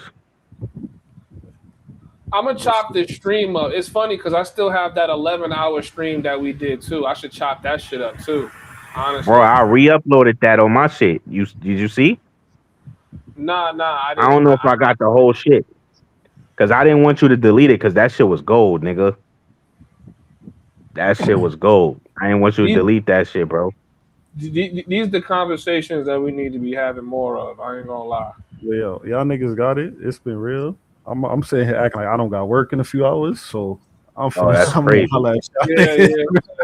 I appreciate you, man. Honestly, my client just rescheduled, so I could actually take a nap for a couple hours wake back up. But hey, Rob, man, you welcome anytime. Yo, Aaron, bro, I appreciate it, man. I love you come on the panel, bro. I appreciate you. Salute, bro. Yo, tell me how to get back on the Discord, bro, because I don't know. Like I was trying to get into the lounge. I couldn't chat. I don't know what the fuck going on. Just go to the homieshub.com and hit Discord. Let me see if I can pull it up for y'all so y'all can see it. So that You y'all can pull know up my Discord. It's Ace Click Rock. Or my shit. Yeah, hold on. I don't know why my Discord app don't be opening sometimes on my computer. Like the fuck. I was trying to pull this shit up in like the middle of the stream. But for those of y'all that want to join Discord, you know what I'm saying? Let me see. Y'all can come to the homieshub.com as y'all can see, and y'all can hit the join Discord button right on the homepage and join these conversations. Said change the narrative on Passport Bros. I feel like most of the passport, like most of you guys that actually engage in this conversation, just like listening and talking for hours. Somebody said earlier that like my audience is like intelligent. I think like everybody want to have these conversations, but we get stuck on the dumb shit, like who begging, who crashing out. Niggas ain't talking about land and ownership and traveling and history and like crypto. Crypto, because right now all of us trying to figure out how to like survive this onslaught we going through inside America, and you know pretty much all of us is here because we like fuck it, nigga. We don't even got to stay in America. We could just move somewhere else. You know what I'm saying? But you know what we could do on your Discord though? We could do one of them Wall Street bet joints on your Discord, bro. Just pick a crypto and we all just go with it, no matter what you throw in there. Yeah, that too. We could do some shit like that, bro. Just pick the smartest crypto. Like every week, we just pick a crypto. Shit. Well, bro, so I'm gonna check what's going on, bro. Send me a DM on the gram. So if I figure out what happened. All right, Brody. You heard? Yeah, Good talking to y'all niggas, man.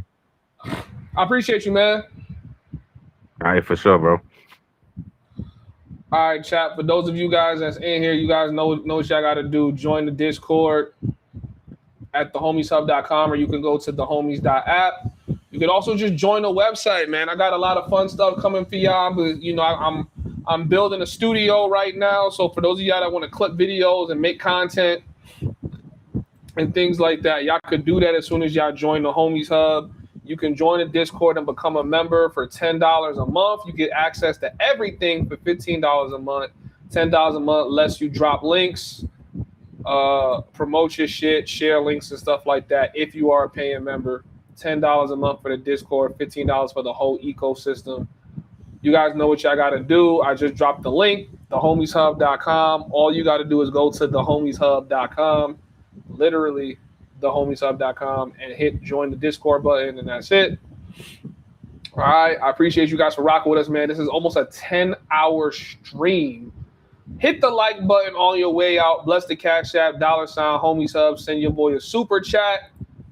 You know what you got to do. It's been super real, man. One more time. Brother, yes!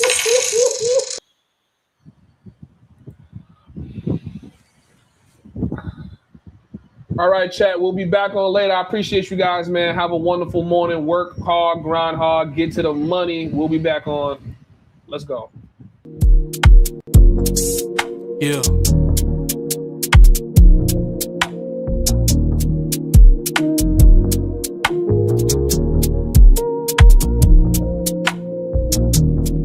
She know me as king, but today I told her she'll see me as sin or a god. Bow down, it'll give me your eyes. I come before you, but not as a mirage. To be the answer to all of your prayers. Get it now instead of waiting on later. Need a man that isn't stricken by greed. I'm only stricken when you get on your knees. Girl, don't pray for me, you can pray to me. It's blasphemous if you don't believe, cause I bear the fruit, but not off the tree. But I bear the fruit to show you you're free. Don't pray for me.